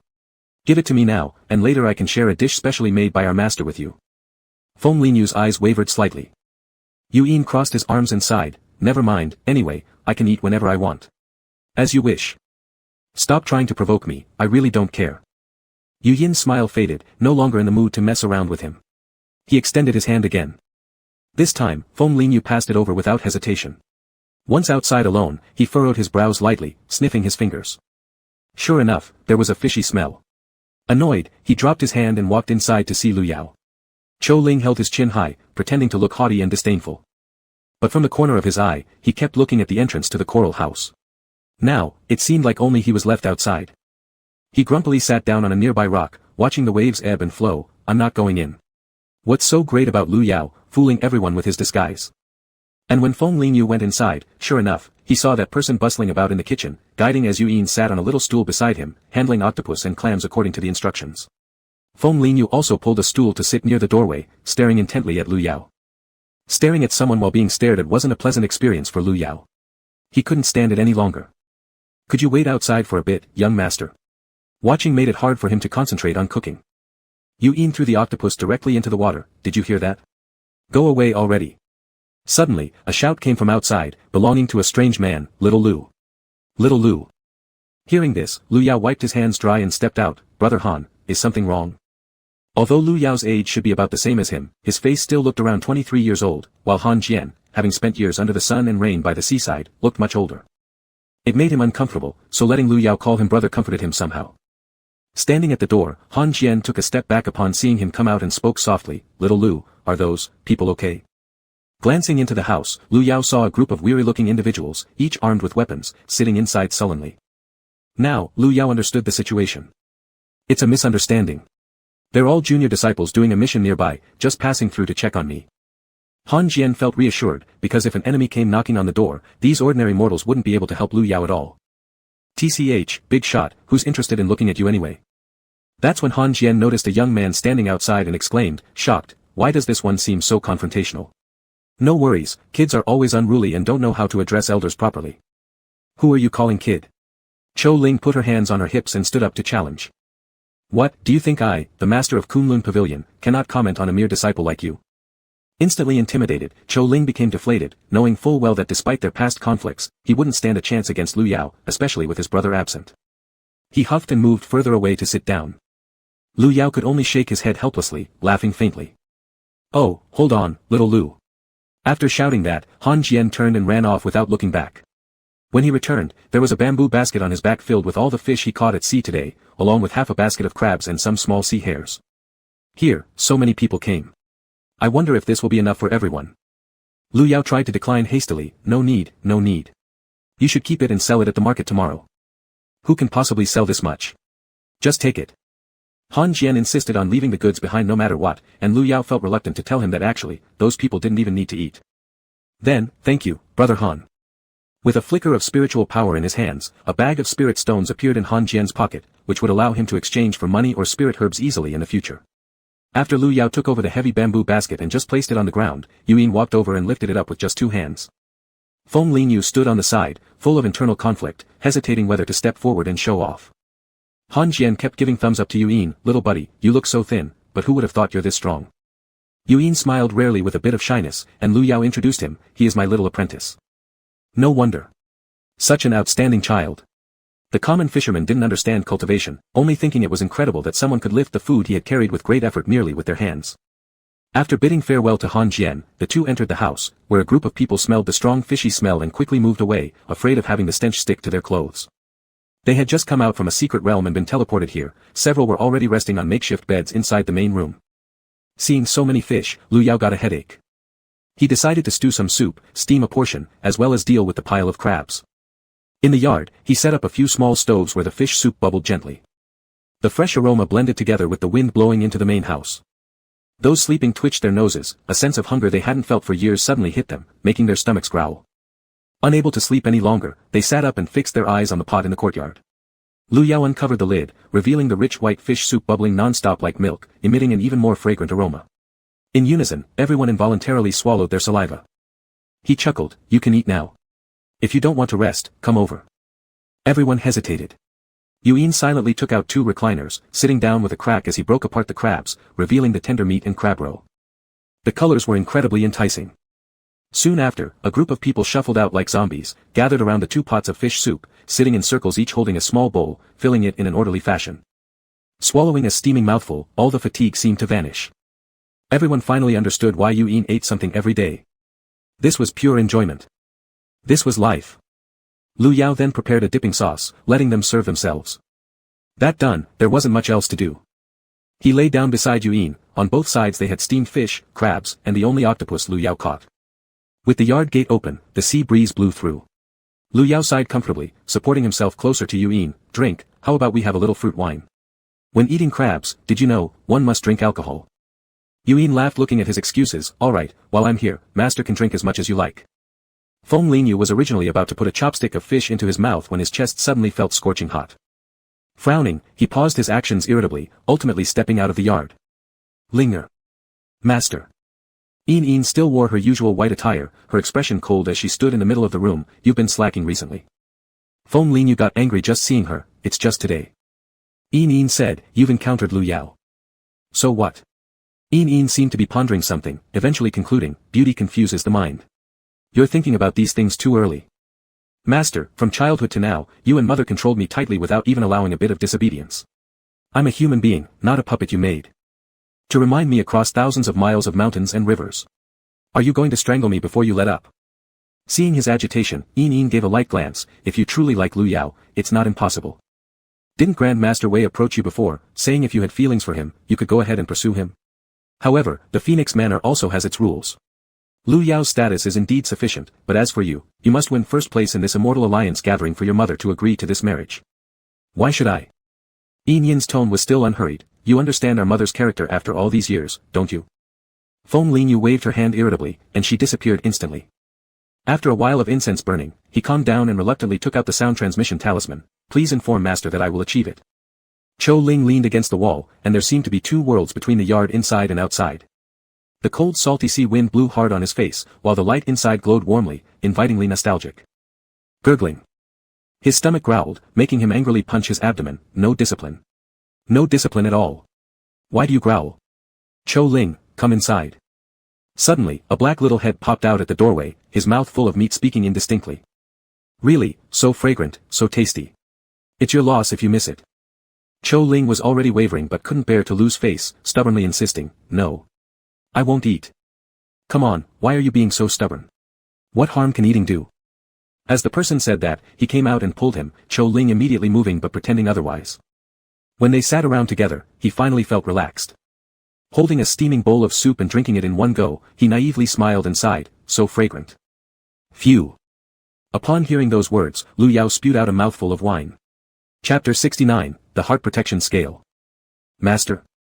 Lu Yao quickly sat up, still holding food in his hands, while Yuyin wiped his chin with a handkerchief. What's wrong? He shook his head. I suddenly got excited upon hearing that word. Why? All eyes gathered on him. Lu Yao cleared his throat twice. It's nothing special, just remembered a boy surnamed Wang.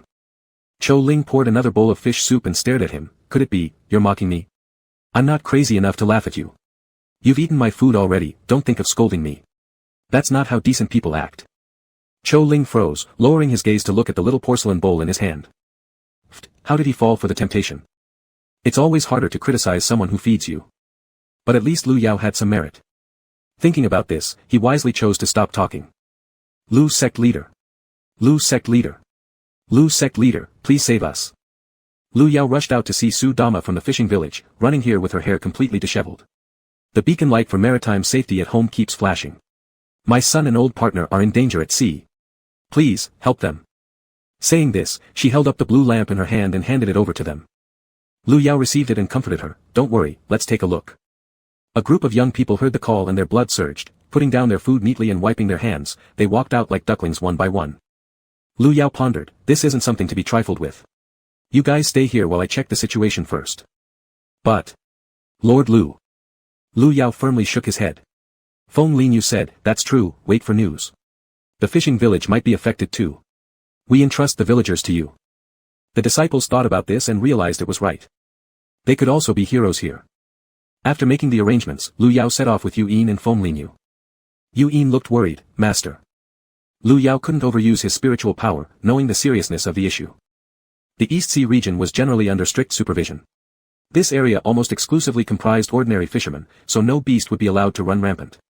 If beasts could escape the control of the East Sea, then there was a serious problem. If their guess was confirmed, they must convey the message to Chief Ing. Lu Yao lightly shook his head, there's nothing much. Let's first take a look. If any dangers become unmanageable, we'll retreat immediately. Then, taking the lamp in his hand, he searched for the whereabouts of the Su family father and son. This time, riding on the same sword with Yu Yin, his little disciple didn't circle his arms around him anymore but stood behind him. Lu Yao pointed the direction, to the left.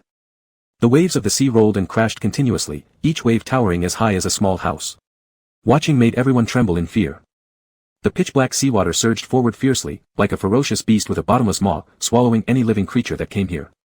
He said, there's something strange here. Yu Yin and Feng Linyu both nodded, carefully observing the seawater below. It wasn't just a little ominous. Generally, cultivators have very sharp sixth senses and perceptions of danger. At this moment, all three of them felt some sort of heaviness in their hearts. The closer they got to their destination, the thicker the mist on the sea surface became, making it harder for them to see the surrounding environment clearly. The seawater formed a vortex, rotating non-stop as if trying to suck them in while flying above. Their clothes soon got damp from the sea spray, leaving a salty taste in their mouths. Boom! A deep thunderous roar exploded, causing the seawater to splash loudly. Lu Yao's heart gradually sank, unsure of the current state of the Su family father and son. Yu Yin shouted, Master, there's a shipwreck over there.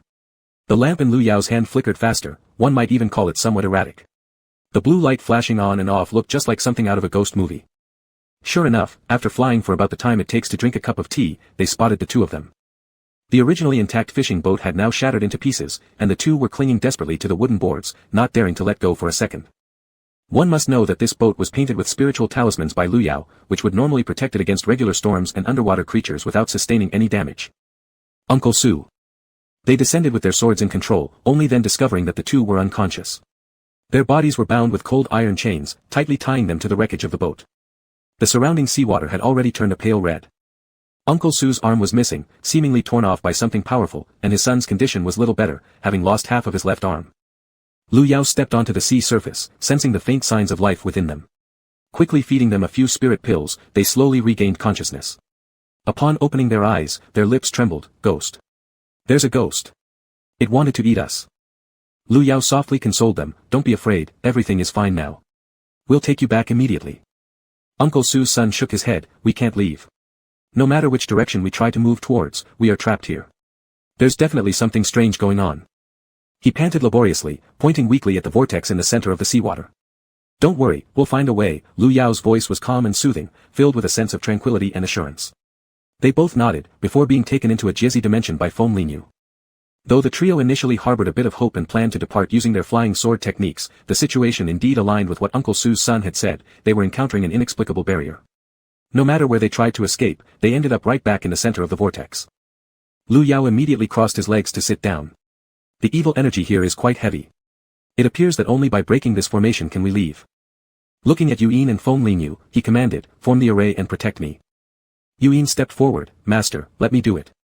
Lu Yao shook his head, "No need. I have a sacred object given to me by your great master. This will help break the formation faster." His underlying meaning was that he wouldn't need to expend his own spiritual power, so Yuyin needn't worry. The three promptly took their respective positions. Lu Yao placed the items given by Pei Yiming at the eye of the array. A writing brush that was entirely crimson like maple leaves appeared underwater. He bit his fingertip, dipped the tip of the brush into his blood, and began drawing incantations. Deep beneath the sea, a black-clothed man with a bluish face and fangs was forced to kneel in the main hall, his hands tied behind him. He deeply lowered his head, a stream of blood trickling down from the corner of his lips. The black-clad man extended a red tongue, greedily licking up all the blood flowing from his mouth. This man was none other than the mastermind behind the creation of the vortex and the fog on the sea. Here was starkly different from the palace of the Eastern Sea, dark and murky everywhere, obviously not a place associated with righteousness. At the top of the grand hall stood another man with long, black hair cascading down his back. Hands folded behind his back, he faced away from the others. "You rashly acted, risking exposing our whereabouts, Wu Gao," said the man. Upon hearing his name, Wu Gao halted all covert licking of his lips. "My lord, I didn't cause much commotion, I merely caught a dozen or so mortals and ate them. If you're worried, I can make the array smaller." "Not only haven't you shown repentance," Yu Yan sharply turned around and struck him with force, causing Wu Gao to spit out a mouthful of blood, flung through the air until crashing into a pillar near the entrance of the hall. With more to say, Yu Yan sensed a strong surge of spiritual energy from the sea surface. It was Lu Yao forcefully breaking through the array.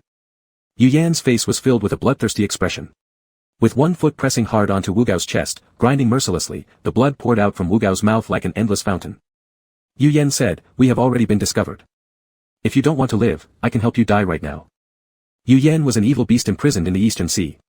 A while ago, for the preparation of the Immortal Alliance meeting, a part of ferocious beasts had been released as a trial for the disciples, and Yu Yan had escaped during that time. He had originally planned to lay low, but never expected such a fool to be nearby. Wu Gao immediately raised his hands, "I'll go take care of them right away." Yu Yan didn't reply, lifting his foot from Wu Gao's chest and striding out. Wu Gao turned over, spitting out 2 more mouthfuls of blood before wiping his lips and hastily following. Lu Yao's black hair fluttered in the air, eyes closed as he continuously chanted incantations, holding a treasured item whose vivid color gradually turned gray-white. It continued to provide him with spiritual energy ceaselessly. Finally, he suddenly opened his eyes and shouted, "Break!" The malevolent energy gradually dissipated. The three stood up, exchanging glances with smiles. They hadn't truly relaxed yet when a series of attacks filled with murderous intent and evil energy came rushing at them from the seawater. Yuyin and Feng Linyu immediately flew to Lu Yao's side, one on each side, protecting him. Lu Yao had already sensed the power of the enemy. If it were still his prime days, he wouldn't necessarily defeat the enemy, but at least ensure the trio enough time to escape. But the situation now was entirely different. He instantly sent a message to Master Ing Lao. In the blink of an eye, Yu Yan had arrived before them, launching a palm strike. The three quickly raised their hands to block it, but they were still forced to retreat repeatedly. Frost condensation. Lu Yao swung his sword forward, "You two leave quickly." Yuyin stared fiercely at his retreating back, "Master. What nonsense are you talking about?" Yu Yan twisted his neck, "No need to rush. Not a single one among the three will be spared. To hell, no need to wait." As the words fell, his hands transformed into claws, and he let out a deep roar. A faintly beast-like aura appeared behind him. Yuyin and Feng Linyu weren't willing to concede either, their dragon roars and phoenix cries piercing through the eardrums. At this moment, Wu Gao also approached, not daring to stand beside Yu Yan, but keeping slightly distant while closely monitoring Lu Yao and the others. Tension erupted, and the entire seabed was violently shaken. After a short exchange, the three were still subtly at a disadvantage. Wu Gao, standing off to the side, continuously chanted spells. Countless tentacles emerged from the water, targeting their dantians and hearts. Quickly dodging, Yu Yan focused on Lu Yao. He sensed the subtle relationships among them, noticing both were guarding him. Thus, every offensive movement was relentless, specifically aimed at Lu Yao. Yu Yin kept shielding him on the side, while Lu Yao slashed sword after sword. Yu Yan gradually drew closer, taking advantage of Yu Yin's anticipation that he would grab Lu Yao. Suddenly, he turned his hand, and his claw pierced through Yu Yin's shoulder. Before Yu Yin realized it, his body was completely restrained by Yu Yan. With no pause in between, the seabed tentacles swiftly shot forward, penetrating Yu Yin's chest. Lu Yao's eyes widened instantly, blood vessels filling with redness. That tentacle went through Yu Yin's chest, fresh red blood dripping from its tip. To Lu Yao, all this seemed to happen in slow motion, magnified 100-fold. He even heard his own heartbeat thundering, breaking through his eardrums, alongside his scream of anguish. Yet everything happened in the blink of an eye. Yin Zai. Yu Yin heard Lu Yao calling his name, inhaling deeply, thrusting his sword towards Yu Yan's dantian. Yu Yan immediately retreated. Lu Yao summoned all his remaining spiritual force, disregarding whether he could survive, fully unleashing the illusory sky technique. With the might of thunder, it struck towards that wicked beast. Upon seeing this attack, Yu Yan hurriedly avoided it. In the distance, guards from the eastern sea had also arrived. Failing to eliminate them instantly, Yu Yan glanced bitterly at the three and vanished in the sea. Engsub rushed forward. Hurry, don't let that beast escape. Lu Yao was racked with intense pain all over, stepping forward to support Yu Yin and shakily drinking half a bottle of medicine. His face had long been wet with tears, tightly hugging Yu Yin, pressing his cheek against his young disciple's face, feeling Yu Yin's warmth. His voice trembled so much it was barely intelligible. Where's the heart-protecting scale? He yelled, nearly collapsing. I asked you, where's the heart-protecting scale? Before receiving his little disciple's answer, Lu Yao's emotions wildly fluctuated, blood spreading in his mouth, his body going limp as he lost consciousness. Mas, Tur. Yu Yin tried to lift his hand to touch him, but ultimately failed. Both fell into unconsciousness. Chapter 70, Can I Cure My Master? Lu Yao's sleep was extremely restless. His entire body felt as if it had been crushed, and the pain made him want to toss and turn. Yet his eyelids were unbearably heavy, and he could not open them no matter what. Suddenly, all he could see was a deep blood red. Yu Yin's pupils had scattered, his face turning a ghastly gray-green, and his body gradually losing warmth, growing cold in Lu Yao's embrace. Lu Yao tightly held the dragon youth, repeatedly calling out his name. But Yu Yin's bleeding would not stop, and Lu Yao sobbed uncontrollably, finally lowering his head onto Yu Yin's chest. Wei Zemin gently probed Lu Yao's forehead with his fingers, a thread of spiritual energy entering through his brow into his body to temporarily stabilize him. Then, he fed some medicine to delay the collapse of the spiritual meridians inside Lu Yao's body. After receiving the message from the Eastern Sea, Wei Zemin rushed immediately from Kunlun. Lu Yao's condition was highly unstable, and both master and disciple were gravely injured. Yu Yin had now stabilized, having consumed plenty of medication and being healed by Wei Zemin's spiritual energy. His wounds had begun to heal gradually. Dragon Girl, your efforts are appreciated. Engu shook her head beside Dean Wei, his body. Wei Zemin sighed, briefly explaining since it came up, Little Seven's body suffered damage, that's why Master and I sent him to the Eastern Sea, hoping to find him a dragon or Phoenix clan partner who could help him recover from his illness. Engu curiously asked, But didn't Brother Lu tell me that he already has someone in mind, even saying, he'd agreed to wait for that person? Wei Zemin frowned, why had they never heard Lu Yao mention this? Could it be just an excuse to reject Engu? In the past, in order to save Lu Yao, he might have stepped forward himself. But now things were different, he had Suqiu Xuan. He had his own life and lover now. He couldn't do something like that. Wei Zemin sat down in the center of the room, slightly troubled by the headache of finding someone suitable for dual cultivation now. Considering nearby, currently there were two eligible young men fitting the conditions. Yu Yin and Feng Linyu. When it came to Yu Yin, obedient and considerate, he took good care of Lu Yao. If anything happened between them, he probably wouldn't be too opposed to such a relationship, right? Still, there hadn't been any signs that the two were together. Originally, when Lu Yao rejected him and the Grandmaster, the reason given was that they were too familiar. Saying that Yu Yin was raised under their guidance and watched over by them. Besides, that boy Yu Yin was still injured and unconscious. Wei Zemin again changed his thinking posture in annoyance, Feng Linyu. The child did indeed like Lu Yao, perhaps it was worth a try, after all, emotions could develop over time. Moreover, wasn't Lu Yao taking Feng Linyu along with him? Could it mean something? As he thought more, Wei Zemin believed his reasoning became increasingly reasonable. Then Wei Zemin went to Feng Linyu's courtyard and knocked on his door. Young master. Dean Wei, how could you come at this moment? Wei Zemin hesitated for a second, do you know who Lu Yao is inclined towards? Feng Linyu opened his mouth, but no sound came out from his throat. After a long pause, clenching his fists tightly, he responded painfully, I don't know. Never heard about anyone he likes. It was exactly as expected. Wei Zemin sighed deeply. This time, I came indeed because his condition worsened. Previously, I said that if you liked Lu Yao, then go ahead and pursue him. But now there's no time left. Let me explain. Yuyin woke up, looked at the thin veil refracting various colors above, blinked his eyes, then suddenly came to his senses and quickly sat up. Master. He reached out to pull off the quilt, realizing one hand was bandaged and suspended around his neck. The wounds on his shoulder and chest had started to heal. At this rate, he must have been unconscious for 4 or 5 days. He hurriedly straightened his clothes and walked outside. Suddenly hearing Wei Zemin's voice, he wanted to go ask about Lu Yao's whereabouts. However, he overheard part of their conversation.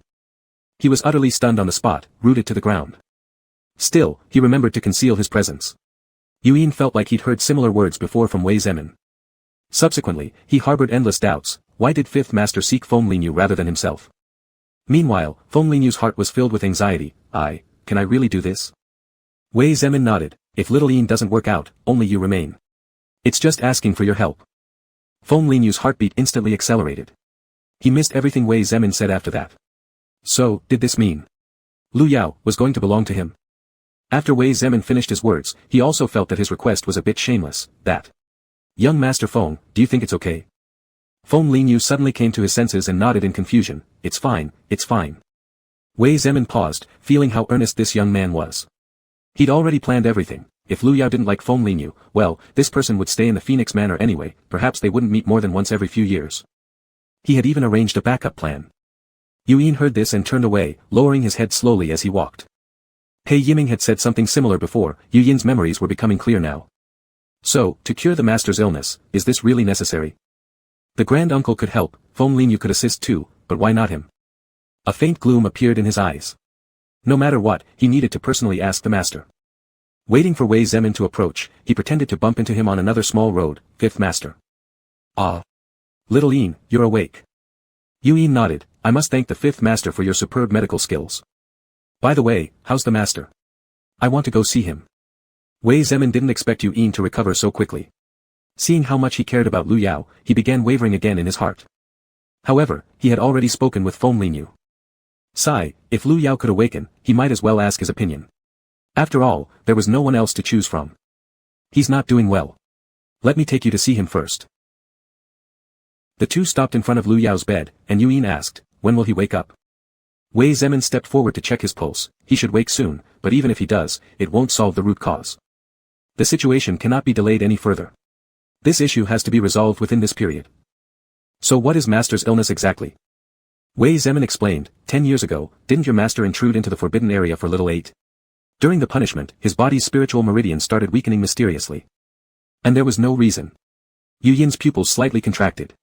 So, after that incident, Lu Yao indeed rarely used spiritual energy, nor did he practice cultivation anymore. Yuyin thought that both himself and everything had changed since then. It was natural that Lu Yao was different too. Unknowingly, Lu Yao's lack of normal practice was due to the problem with his spiritual meridians. Master. Wei Zemin looked a little angry. We've told him countless times to find a partner quickly. For so many years, none of the people we introduced succeeded. I and your great uncle have almost gone bald from worrying. Yuyin suddenly understood. That was why those mysterious people had come to Baihua Palace, apparently trying to court Master. His expression now became somewhat complicated. Sitting on the stool at the bedside, he stared unblinkingly at Lu Yao. What he could do now was wait for Lu Yao to wake up and then ensure he recited the mnemonic while still conscious. Having been busy for several days, Wei Zemin had expended a great amount of spiritual power. He instructed Yuyin a few things and then went to rest in the adjacent room. Yuyin sat closer to Lu Yao. Leaning down, he whispered by Lu Yao's ear, Master, after being sick for so many years, it must have been very hard for you, right? You need to get better soon. But, how could you hide this from me for so long, letting all those strange men come in and out of Baihua Palace? Lu Yao, who had his eyes tightly closed, suddenly felt a chill run down his spine, as if something strange was staring at him. Yuyin then leaned over to his ear again and softly said, but when I think that you have become like this because of me, I feel guilty. Afterwards, he kept holding Lu Yao's hand and gently talking by his ear. Lu Yao's dream suddenly took a turn. He looked at Yuyin in his arms, his eyes suddenly becoming blurry. Of course, how could Yin Jai die? Suddenly, his eyelids fluttered violently, yet he couldn't open them. As the sky gradually darkened, Lu Yao finally felt his body temperature stabilize, breathing out a sigh of relief. Ultimately, he opened his eyes. The room was rather dimly lit. He moved and felt his hand being held, then turned his head. He saw Yuyin's sleeping side face, which looked slightly pale. Lu Yao's eyes suddenly lit up, laughing as he lightly poked his nose with his fingertip. Yin immediately opened his eyes, the golden pupils looking at him with a sense of awe. Yin Zhai, does the wound still hurt? Yin shook his head, how about master? Upon hearing this, Lu Yao carefully sensed. Besides the stiffness and soreness from lying down for so many days, making him feel weaker than before, nothing seemed amiss. He stated, I'm already fine. Yin finally nodded, then, I have something to ask my esteemed teacher. Lu Yao hadn't realized there was something odd about his expression yet, and cheerfully said, go ahead. The master's illness started 10 years ago. Then why deceive your student, saying it would be cured soon? Lu Yao's smile suddenly froze on his face, well, wasn't it because of concern for you before? Yin said, oh. Is that so? Why not tell me even now? Lu Yao dryly replied, I forgot, little drink. Yin nodded, alright, if the master forgets, it doesn't matter. But I still don't understand one thing. Lu Yao hurriedly responded, you, speak. This disease seems to require special methods for treatment, right?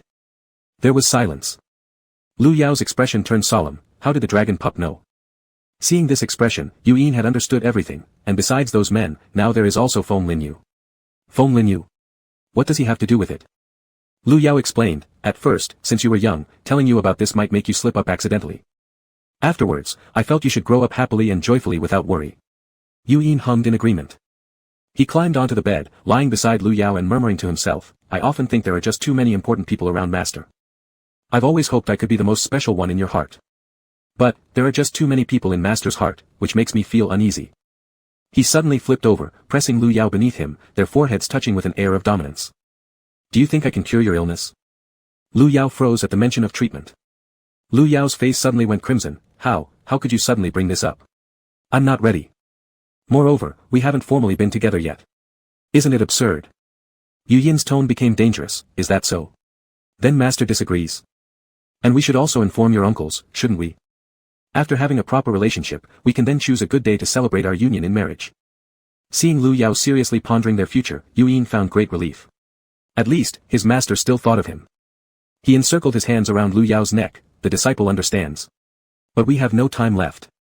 As soon as these words left his lips, a pain struck Lu Yao at the back of his neck, and he lost consciousness while staring incredulously at Yin. When he woke up again, he found himself inside a mountain cave, where something soft and fluffy, cotton, was laid beneath him. He saw Yin sitting 10 steps away. As soon as he realized this, he immediately sat up, little drink, what are you doing? In his movements, rustling sounds came from beneath him. Lu Yao puzzledly looked down, seeing a silver chain locked around his wrist, trailing off to connect with the stone wall behind him. Lu Yao pulled at it, it indeed wouldn't break free. Why are you locking me up? Yin softly coughed once, that's a chain that cuts off master's spiritual energy. Right now, you mustn't use any spiritual energy at all. Lu Yao fearfully shrunk back, pressing against the rock wall as he helplessly looked at him. Yin instead offered a reassuring smile, Master, don't be afraid. You'll recover very soon. After finishing speaking, black scales began to appear on his face, the signs of beast form faintly showing up. Dragon horns grew from his head as well, making his features look excruciatingly painful. Opening his mouth produced a deafening roar. Soon after, streaks of crimson blood trickled out from between his scaly seams. Lu Yao widened his eyes in realization, he understood what he was going to do, and frantically lunged forward. Stop. It's dangerous. Yin. Halfway through, his hand chain caught him, preventing him from advancing another step. Only then did Lu Yao realize the purpose of the silver chain was exactly this. Within a brief moment, Yin had completely transformed into dragon form, roaring endlessly as he tilted his head upwards. The mountain cave shook violently, causing clouds of dust to fall. With squinted eyes, Lu Yao managed to catch sight of Yin. He watched the dragon scales gradually fall off his body, leaving him raw and bloody. Lu Yao gasped for breath with difficulty, tears welling up in his eyes instantly. Chapter 71, Yin, it hurts. Suddenly, Lu Yao clutched his chest and collapsed onto the ground in a kneeling position. A sweetish and coppery taste rose in his throat, blood seeped out through his clenched teeth. He simply sat directly down, continuously watching Yin. He was forcibly transforming into a true dragon, his dragon scales and bones truly maturing. This process should have happened naturally, but somehow, Yin used some method. He had forced this transformation on himself earlier than expected. Zai. Yin's body emitted a golden light, momentarily halting the writhing caused by immense pain. The light expanded and enveloped his entire body. It unleashed an overwhelming spiritual force. Lu Yao's damp eyes suddenly widened in shock as he stared at him. Then, within that golden glow, Yin began to assume his human form. Stammering with astonishment, Lu Yao pointed at him, You. Yuen grinned amusedly at his master, squatting down so they were eye level. What's wrong, master? What sorcery is this? He'd never seen such blatant defiance of nature without any harm befalling the user.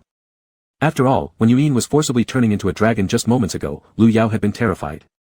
Still stunned, Lu Yao watched as Yuen lowered his eyes, picked up the hand Lu Yao had instinctively placed behind him, and gently blew away the dust. Nothing much, just a secret art I obtained by chance. These were matters from a past life, and he wasn't eager to elaborate further. Subsequently, Yuen used another spell to clean up the shed scales and blood. Then, he lifted Lu Yao into his arms bridal style and walked toward the deepest part of the cave. The moment his rear touched the soft blankets, warning bells rang loud in his head. Attempting to struggle free, he was firmly but gently restrained by Yuen. Didn't the disciple already say? I'm going to treat master's illness now. Can you do it? We should learn first, and put it into practice another day. A yellow-skinned book appeared in Yuen's hand, appearing extremely ancient. As he flipped to the first page, there were two men sitting face to face, naked. Such content was wildly inappropriate for the solemn title of the book. Young apprentice stated, Master only needs to recite the mantra with me, then leave the rest to me. Lu Yao. Master. Exhausted and lying lazily, unable to move, Lu Yao gave Yuen a glance out of the corner of his eye and turned over wordlessly, his uncovered back and ears crimson red. Seeing this, mischief bubbled up in Yuen's heart as he adopted a worried tone. Master, how are you feeling? Any improvement yet? Buried his face in the pillow, Lu Yao muffledly replied, It's working excellently, superbly good. Yuen stifled a laugh as he drew closer, pressing against Lu Yao's back, tracing his fingers over the shoulder blades and then down the spine. Unable to resist the ticklish sensation, Lu Yao shifted forward to distance himself. Yuen teased breathily in his ear, Seems like we need more effort. Alarmed, Lu Yao turned around to push him away, Don't. Before he could finish speaking, Yuen silenced him with a kiss. The next morning, the sky began to brighten while Lu Yao still slept. Furrowing his brows, discomfort set in. Pain, every muscle in his body hurt as if he'd run 3,000 meters. With a groan, Lu Yao searched for his phone on the bed, wanting to check the time. However, instead of finding the phone, he encountered an arm draped before him, along with slow, warm breathing by his ear. His drowsiness immediately vanished as his gaze fell upon a handsome young man sleeping beside him. No, this wasn't the point. The point was. Why weren't there any clothes? Lu Yao bolted upright, detecting the lingering aroma in the air. Anyone would understand what had transpired. What's the matter, master? Came Yuen's hoarse voice, still half asleep. Without fully waking, he pulled Lu Yao back to lie down and blindly sought his lips. Lu Yao was kissed unexpectedly, his mind swirling like porridge. What was going on? How had he ended up here? Hadn't he been working overtime at home yesterday? How did tomato soup make him drunk? Propping his hands against Yuen's chest, he pushed away, snatched the blanket, and wrapped it tightly around his bruised body, hesitating only due to the severe pain in every inch of his muscles. Looking around at the surroundings, a cave, perhaps. Could this be some special kind of hotel? He asked cautiously, Who are you? And why did you bring me here? Let me warn you, if you have AIDS, I'll kill you right away. Only now realizing something amiss, Yuen reached out to pull Lu Yao close, but Lu Yao slapped his hand away without hesitation. Who are you really, and why did you bring me here? Yuen froze for a long while after having his hand swatted away. Looking at the back of his hand, he saw nothing but injury, confused as to how Lu Yao had ended up like this. Master. I am Yuen, your Yuen. How could you forget?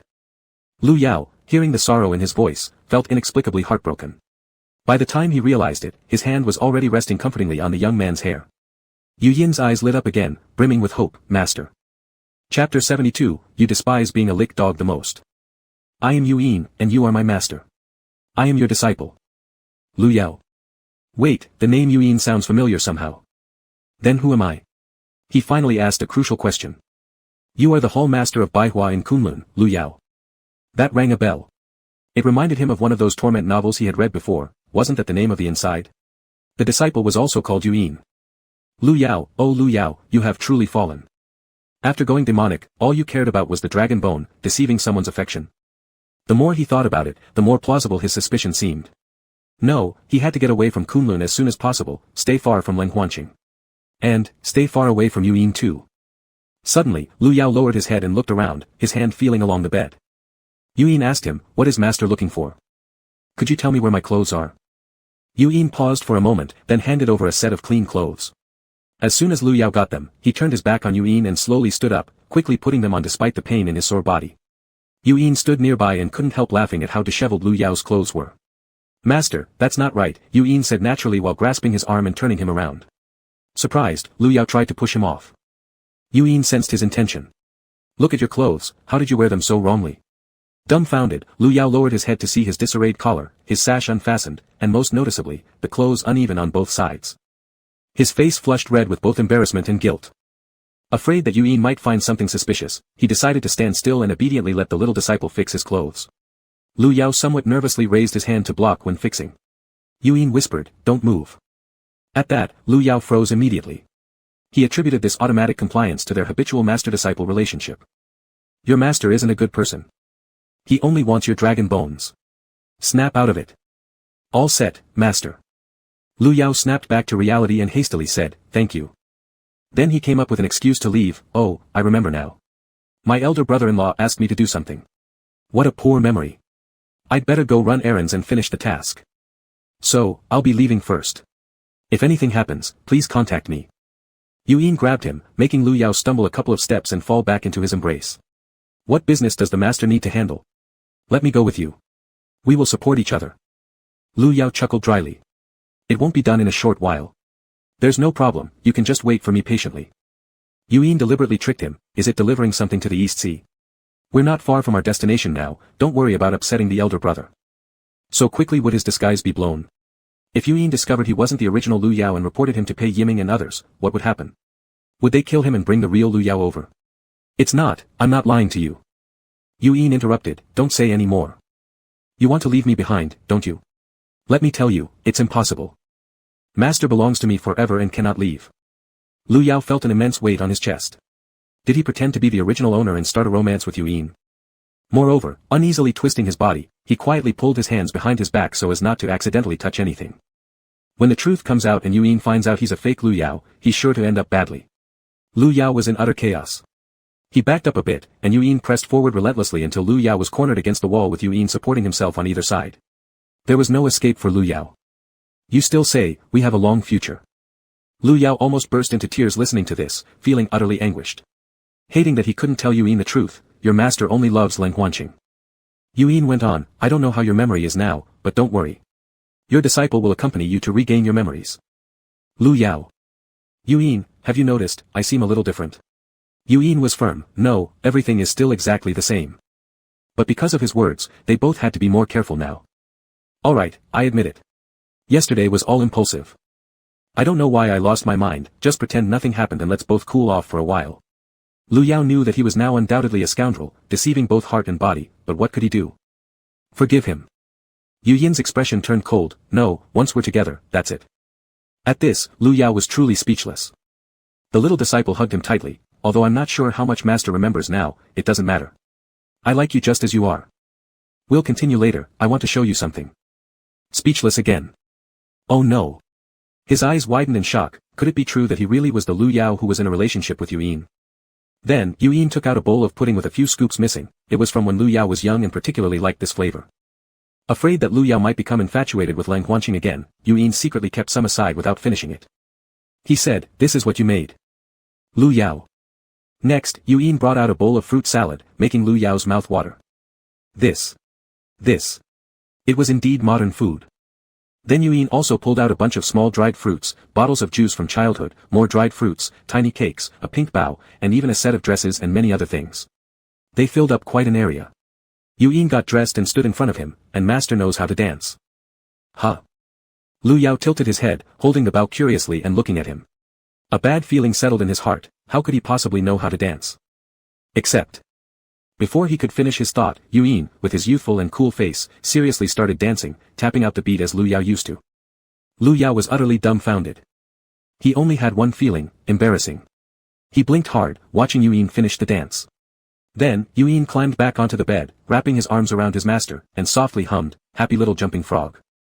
Lu Yao had been petrified since before and hadn't snapped out of his shock when another horrifying phrase reached his ears. Seeing his disbelief, Yin switched to another children's song, "Two tigers love to dance, little bunny gently pulls radishes. I walk like ducklings." Lu Yao slightly shook his head, finding his singing pleasant. He followed along quietly, finally bringing a smile to his face. Yin leaned on him, "Do you believe me now?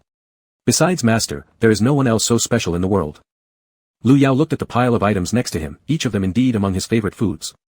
Pink was also his favorite color. During work hours, the neighborhood near his house had a kindergarten, where he daily heard children singing and dancing, these two songs being the ones he knew best. One coincidence wasn't enough proof, but all of them lined up so perfectly. Thus, it was irrefutable. Yuan suddenly remembered something and told him, however, you dislike Elder 8, don't forget. Lu Yao asked in confusion, Elder 8? Yuan pursed his lips, Lang Huanqing. You said before, you despise being a lick dog the most. He tried desperately to clear his name. Lu Yao completely agreed, right, Lu Yao is the lick dog. Yuan. Then, speaking to the dragon child, he said, don't worry, I won't get involved with him anymore. But I have a question, why don't I remember anything? So Yuan slowly recounted, starting from when Lu Yao was young and had been kind to him, carefully omitting any mention of Lang Huanqing. The story concluded yesterday. Lu Yao whistled, understanding everything now. At first, he thought the previous owner had gone crazy. Turns out, it was him. Chapter 73, Next to me is my boyfriend. How dare they? That Yuan has such audacity. Tricking us so well. Wei Ziming paced back and forth in his room, infuriated, clenching a piece of paper in his hand, the very letter left by Yuan. Master and I are deeply devoted to each other. I, the nephew, will personally attend to his care. Please don't worry, uncle. A nearby maid stepped forward, should I inform the dragon princess and ask her to send some people to help bring them back? Wei Ziming refused with a shake of his head, then waved her off, you've worked hard these past few days. Leave it to Kunlun, they can handle this themselves. Having heard this, the maid didn't dare add more, bowed her head, and exited. Wei Ziming slapped the table, what a fine pair. Lu Yao and Yuan. If only they had told him earlier, he would have locked the two of them in the White Flower Palace and let them practice spiritual cultivation non-stop for 7 days and 7 nights without rest. He wouldn't have bothered introducing potential partners to Lu Yao everywhere. However, since the pair didn't let a single word slip, Wei Ziming was so annoyed that his teeth itched. He cracked his knuckles, preparing for some action. When they returned, he definitely planned to give them a good lesson. But unable to contain himself, he sent a talisman to pay Yiming and unloaded a torrent of complaints, finally feeling relieved. Afterward, he went to Feng Linyu and informed him that Lu Yao had already found someone to treat his condition. Feng Linyu, with a wooden face, nodded, saying it made no difference. The moment the door closed behind him, his brows furrowed deeply. A deep sense of powerlessness overwhelmed him. He felt utterly defeated, both in his own life and concerning Lu Yao. He couldn't obtain what he desired, nor control anything. Having deceived Wei Ziming before, he still felt uneasy about it but thought that if this ensured Lu Yao stayed with him, then it was worth it. Caught in inner turmoil, he realized he had become a despicable and shameless person. Now that his guilt finally vanished, the anger within his heart raged uncontrollably. Feng Linyu stormed out of his room and quickly left the Eastern Sea, making quite a commotion along the way as he slaughtered numerous evil beasts on the path to Lupa Mountain, causing everyone's hearts to race with fear. Yinin's voice rang again, Linyu, you're being impulsive. Feng Linyu tore off the jade pendant from his chest and smashed it on the ground, it's none of your business. I don't need you meddling in what I do. Everyone, get lost. Whether it was Yin, Phoenix Manor, or his aloof mother, it was all gone. Get away. Yin's figure flickered momentarily before returning to normal. Feng Linyu, do you know what you're saying? With a sorrowful laugh, he replied, how could I not? My dear master. You want a compliant person? Why not go craft a puppet instead? Why bother troubling me, a living soul? From childhood till now, what have I actually gained? Defying did not earn him what he sought, neither did obedience. Yin flicked her sleeve, sending a wave of spiritual energy through the illusion, which hit Feng Linyu, driving him backward step by step until he dropped to one knee, spitting out a mouthful of blood. She said, do you know right from wrong? Stubbornly, he answered, no, I don't. If your mother saw you like this, she'd be disappointed. Suddenly, he shouted, don't mention her to me. Among all mothers in the world, who acts like her? Why should she directly hand over Phoenix Manor when training me for other purposes? This time Yin was genuinely furious, ridiculous. She prepared to scold Feng Linyu further but noticed the bloody child tremulously standing up and tearing open his shirt to reveal a white chest. There, a patch of white feathers gleamed. Yin's pupils shrank, what are you going to do? How dare you? Feng Linyu actually dared, he grabbed the feather and ripped it out violently, the sound of torn skin echoing around. Yin almost lost control of herself, her anger rising until veins bulged on her forehead. Feng Linyu looked as though he felt no pain throughout, wearing an indifferent smile the whole time. In the end, he threw the feather onto the ground. Blood rapidly disappeared, leaving a pure, solitary white feather falling to the ground. From now on, I am no longer affiliated with Phoenix Manor, you can take care of yourselves. Feng Linyu. If you dare take another step. He suddenly turned around, pulling out his sword and pressing it against his neck, if I want to die, there's nothing any of you can do to stop me. Accumulated resentment reached its breaking point at the very moment he lost his first love, causing Feng Lingyu to burst and seek to sever ties.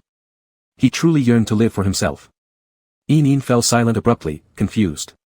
Although this child had been obedient since youth, why had he grown increasingly rebellious now, always opposing his elders? Not long after Feng Lingyu left, a monk dressed in dark blue appeared, observing the cluster of white feathers. Who is wasting things like this? Even discarding something valuable? At this moment, a man in black dashed out and picked up the white feathers. Instantly, they lost their luster in his hands, growing dim and grayish as if they couldn't bear his oppressive aura. Jialan, what the hell is this? So precious. The man raised his head, his face was unmistakable, exactly like Yu Yin's except for a hint of sinister charm between his brows. Jialan looked at him helplessly and sighed. He took the white feather from his hand. This is a holy item, it cannot withstand your demonic energy. This man in black was none other than Yu Yin's heart demon. Now he had a new name, Du Chu. Originally, Jialan bestowed his name as Chu Du, symbolizing rebirth, but this fellow insisted it wasn't catchy enough and after much bargaining still ended up with a rather silly name. Determined to display his rebelliousness and assert his individuality, he flipped the two characters around. His behavior at Fanning Temple had been commendable, his demonic aura had almost vanished entirely, though faint traces remained. Since being sent there, Jialan had been continuously chanting sutras to enlighten him and regularly reported Du Chu's progress to Kunlun. Unexpectedly, after transforming into human form, he even developed Buddhistic nature, shocking all the monks. Thus, he gained special permission to join field training exercises to accumulate virtue and hasten the purification of what little darkness remained. Jialan gathered the items carefully. Let me keep these temporarily. These were things belonging to Phoenix Manor, they might still need them, so leaving them here carelessly could invite trouble if any evil beast happened to swallow them. Du Chu, however, speculated ill-intentionally about Jialan. Could it be that you're planning to secretly keep them for yourself? Jialan pressed a finger to Du Chu's forehead with an emotionless voice. Cease your nonsense. Du Chu pouted silently, mocking behind Jialan's back. Phony righteous. Jialan turned back. Are you not going to catch up? Alright, I'm coming. On Wei Ziming's side, after tidying up some things, the next day, he went to bid farewell to Yinghua and the old palace master. No sooner had they stepped outside when a sound transmission talisman flew over, stopping right before him.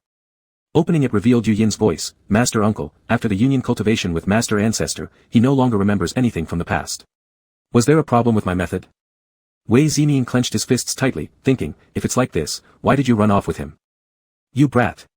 After several deep breaths to suppress his anger, he slowly explained, it's normal. His memory will continue to clear intermittently, as will his cultivation level. Finally gritting his teeth, he said, if they unite multiple times, the memories will return. Generally speaking, problems shouldn't occur, report their condition to me daily. Or, come back immediately, I'll wait for you in the Eastern Sea.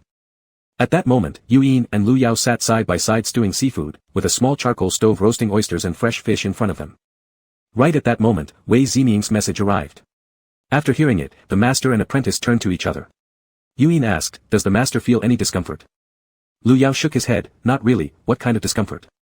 Yu Yin chuckled, his eyes flickering toward Lu Yao's bottom. Lu Yao pushed his head away, lecher. Although he had accepted the fact that they were lovers, his memory had largely gone blank, making him look at Yu Yin with a sense of curiosity, tinged with shyness. Doing anything made him feel a bit restrained. Yu Yin, however, felt no discomfort. Hugging, cuddling, kissing, and caressing came naturally to him, leaving Lu Yao somewhat at a loss. While pondering, Yu Yin grasped his wrist, spiritual energy flowing through the meridians for a thorough inspection, also checking the dantian. Finding everything in good order, he sought Lu Yao's opinion. Should we go back? Master Uncle. He is Wei Ziming, says he's waiting for us. Lu Yao hesitated for a moment, looking at the cave, then recalling Wei Ziming's words, it meant reporting their daily union cultivation activities to him, face to face every day. How embarrassing. Especially now that he didn't know this elder brother personally. Perhaps when I remember more, I'll visit him. Yu Yin nodded, also wanting some private time alone with Lu Yao. It had been such a long time since they'd had decent solitude. After replying to Wei Ziming, drinking the seafood soup, they began packing up and left the cave. Then Yu Yin took Lu Yao back to the coral room where he previously stayed. As they strolled back while enjoying the sea breeze. Upon arriving at the entrance, they saw a group of people gathered around, suddenly shouting, they're back. Lu Yao paused instinctively and glanced at Yu Yin, what's going on? The master used to have a great relationship with them. Before he finished speaking, the Kai family rushed forward, two exalted lords. Thank heaven you're both fine. At that time, although father and son had been enclosed in GZ space by Feng Lingyu, they witnessed the situation outside, watching helplessly as Yu Yin bled profusely, turning pale. But now they appeared fine. Lu Yao roughly understood what had happened and showed no panic, no need to worry. Seeing the severed hands of the father and son who lived off fishing, it saddened him. With damaged hands, how would they make a living from now on? Tears streamed down Aunt Kai's face as she scrutinized them from head to toe, fearing they might be missing an arm or a leg. Since the day they left, she had been guarding here all along, worried every day that Lu Yao wouldn't return. The group chatted for a long time at the entrance, speaking of great kindness and Buddha's compassion, until Lu Yao managed to persuade them to leave. As the sky grew darker with most of the sun already set, he waved goodbye at the door. Yuan suddenly picked him up. It's time for dual cultivation. Lu Yao sniffed. You've been looking forward to this all day, haven't you? Ina. This was the first time Lu Yao called him by this term today. Yu Yin's face lit up with surprise but dared not confirm, Master. Lu Yao wrapped his arms around his neck and laughed heartily. Who would have thought, you're quite the dancer. While chatting at the door earlier, memories flooded back into his mind one after another, and now he remembered almost everything. Yu Yin was so thrilled he nearly jumped for joy. He carried Lu Yao straight to the sleeping chamber. The moment Lu Yao touched the bed, he pushed the eager Yu Yin aside. Wait. Does Master not know, an hour of spring night is worth 1,000 pieces of gold? Don't spout nonsense. What if I don't remember you tomorrow? What then? Yu Yin climbed onto the bed and pinned him down. Then I'll dance the one you like most again. Lu Yao tapped his forehead. Stop being silly. I'm serious. He then gestured for his little disciple to sit up and took out the small mirror where he recorded their lives. Holding hands tightly with Yu Yin, leaning against his little disciple's shoulder, he narrated while watching the mirror like a voiceover. I am Lu Yao. Beside me is my little disciple, my dragon cub, also my Ina. Now, he is also my boyfriend. The intimate kind. Lu Yao shyly smiled with closed lips, leaving hints for himself in case he forgot again and thought it was the previous owner who did something with his disciple. Yesterday, I ate a bowl of tomato soup noodles. I dislike cold weather. Chapter 74, Kiss Me. In fact, when Yu Yin heard that sentence just now, he felt no regrets whatsoever. In the previous life, he almost died, mostly because of his master's obsession with cold Huanqing. Now this obsession was gone, and the person he loved was himself. The tail of the dragon cub was wagging happily. Previously, whenever Lu Yao faced Yu Yin, there was a mix of shyness and psychological burden. Maintaining the dignity and image of a master was necessary.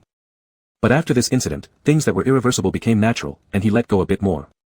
Being together is about giving the other half a sense of security, right? The moment Lu Yao opened his lips, Yu Yin grabbed the back of his head. Ina, wait. The little disciple heard nothing. Suddenly, his dragon horns popped out, his voice hoarse and tinged with coyness. Master, stroke them. The next day, dawn broke. Lu Yao stretched his hand out once again, searching beside the pillow for his phone. He opened his eyes groggily, feeling like he touched something. Something like pectoral muscles. The moment Lu Yao opened his eyes, he met a pair of golden pupils. Startled, his soul almost fled, a ghost. He tried to scramble up and flee, but only managed to rise a few centimeters off the pillow before being pushed back down. Master indeed doesn't remember again. Are those colored contact lenses? Staring at Yu Yin, an inappropriate thought popped into his mind. As Lu Yao struggled, Yu Yin tightly embraced his shoulders. With his cultivation abilities and spirit powers reduced to zero, escaping the dragon cub was just wishful thinking. When Yu Yin held the mirror, he suddenly felt, since his master couldn't recall, perhaps he could call him with great uncle's tone. So, clearing his throat, somewhat unskilled, meow. Meow, look. Upon hearing that name, Lu Yao abruptly stopped struggling, curiously looking at what he held. The video started playing. He saw a face exactly like his own, brimming with happiness, leaning on the shoulder of the young man beside him. Lu Yao blushed so fiercely he wanted to burst into smoke, but couldn't help glancing at Yu Yin repeatedly, himself and him. Slowly, his body slid into the covers, leaving only a pair of shiny black eyes outside. These eyes showed how agitated Lu Yao felt at the moment. Oh my goodness. He actually has a boyfriend. Suddenly, he pulled the quilt over his head. So embarrassing. But such a handsome boyfriend, he chuckled stupidly. Unexpectedly, coming to this book's world turned out pretty well. His 23 years of bachelorhood had come to an end. He was lost in thought alone inside, still not having recovered from the shock, when the blanket was suddenly thrown open, revealing Lu Yao with a red face. Yu Yin hugged him tightly. What? Dissatisfied with me? Trying to escape reality, huh? Lu Yao looked at his little disciple and inexplicably felt an urge to be closer, always feeling that he had met this person before. No, I just didn't expect. I'm actually quite capable. To be with you.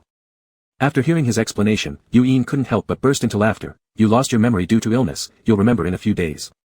Lu Yao froze for a moment. What a revelation.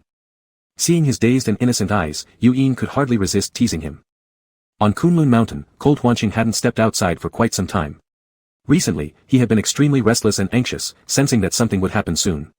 Today, during meditation, fragmented images suddenly surged into his mind. Clutching his head, the pain almost made him roll on the floor. Stumbling to his feet, he weakly fell to one side, crashing and knocking over nearby decorations. Lianen had been sitting by the palace gate. Upon hearing the noise, he quickly stood up and tapped the door. "Master, what's wrong?" Cold Huanqing groaned softly. Unable to control himself any longer, Lianen burst the door open and saw the man on the ground. "Master." This wasn't the first time Cold Huanqing had experienced such a situation. Hastily, Lianen transferred his spiritual power over, attempting to steady his master's Taoist resolve. But Cold Huanqing's condition kept worsening. Pushing Lianen away while maintaining some lucidity, Cold Huanqing said, "No, help me." The images in Cold Huanqing's mind grew clearer, though he hadn't yet remembered everything. He finally understood what exactly he had forgotten. It was Lu Yao, whom he loved since childhood. He had forgotten their shared childhood memories, the most important ones they cherished. Ahawk. Cold Huanqing howled to the heavens as violent surges of spiritual energy erupted around him, shattering everything in the room. The doors and windows exploded shortly after. Attempting to shield himself, Lianen found himself struggling. In no time, Cold Huanqing rushed out, and Lianen chased immediately after, shouting behind, "Master! Don't act rashly." Cold Huanqing's cultivation level was too high, even trying his best and concentrating fully, Lianen barely managed to keep up. All along the way, there was chaos. Cold Huanqing dashed forward uncontrollably until his body was covered in wounds. By the time Lianen caught up, a day and night had already passed. At that point, Cold Huanqing lay beneath a big tree, his eyes closed gently. His clothes were torn and stained with dark crimson blood. His face alternated between red and black patches. His lips split open in multiple places, hair scattered disheveled on both sides, looking utterly haggard, losing every trace of his usual grace. Tears streamed down Lianen's face as he knelt beside him. "Master! Why do you torment yourself like this?" Cold Huanqing lifted his arm and placed it across his eyes. As he spoke, blood trickled down from the corner of his mouth. Henceforth, I'm afraid I won't be able to teach you anymore. For so many years, you've always been obedient. In fact, even without my guidance, you are perfectly capable of taking care of yourself." Shaking his head and crying, Lianen replied, "No, I can't lose you, master." Cold Huanqing managed a faint smile, devoid of strength, his resolve crumbling gradually. The path of heartlessness ultimately led him nowhere. He used to think that harboring no emotions meant embracing only all living beings, encompassing only the great Tao. Now he slowly realized that humans inherently have passions and desires, these cannot be forcibly suppressed. In the end, he might achieve just the opposite. "You should leave now." Lianen shouted furiously, "I won't go." With those words, he bent down, wrapped his arms around Cold Huanqing, kissing his parched lips. Blood mingled with tears instantly. Cold Huanqing's eyes flew open in surprise at his apprentice's boldness. Finally, he sighed helplessly, lowering his eyelids. Lianen couldn't stop his torrent of tears. They fell onto Cold Huanqing's face and slid into the grass below.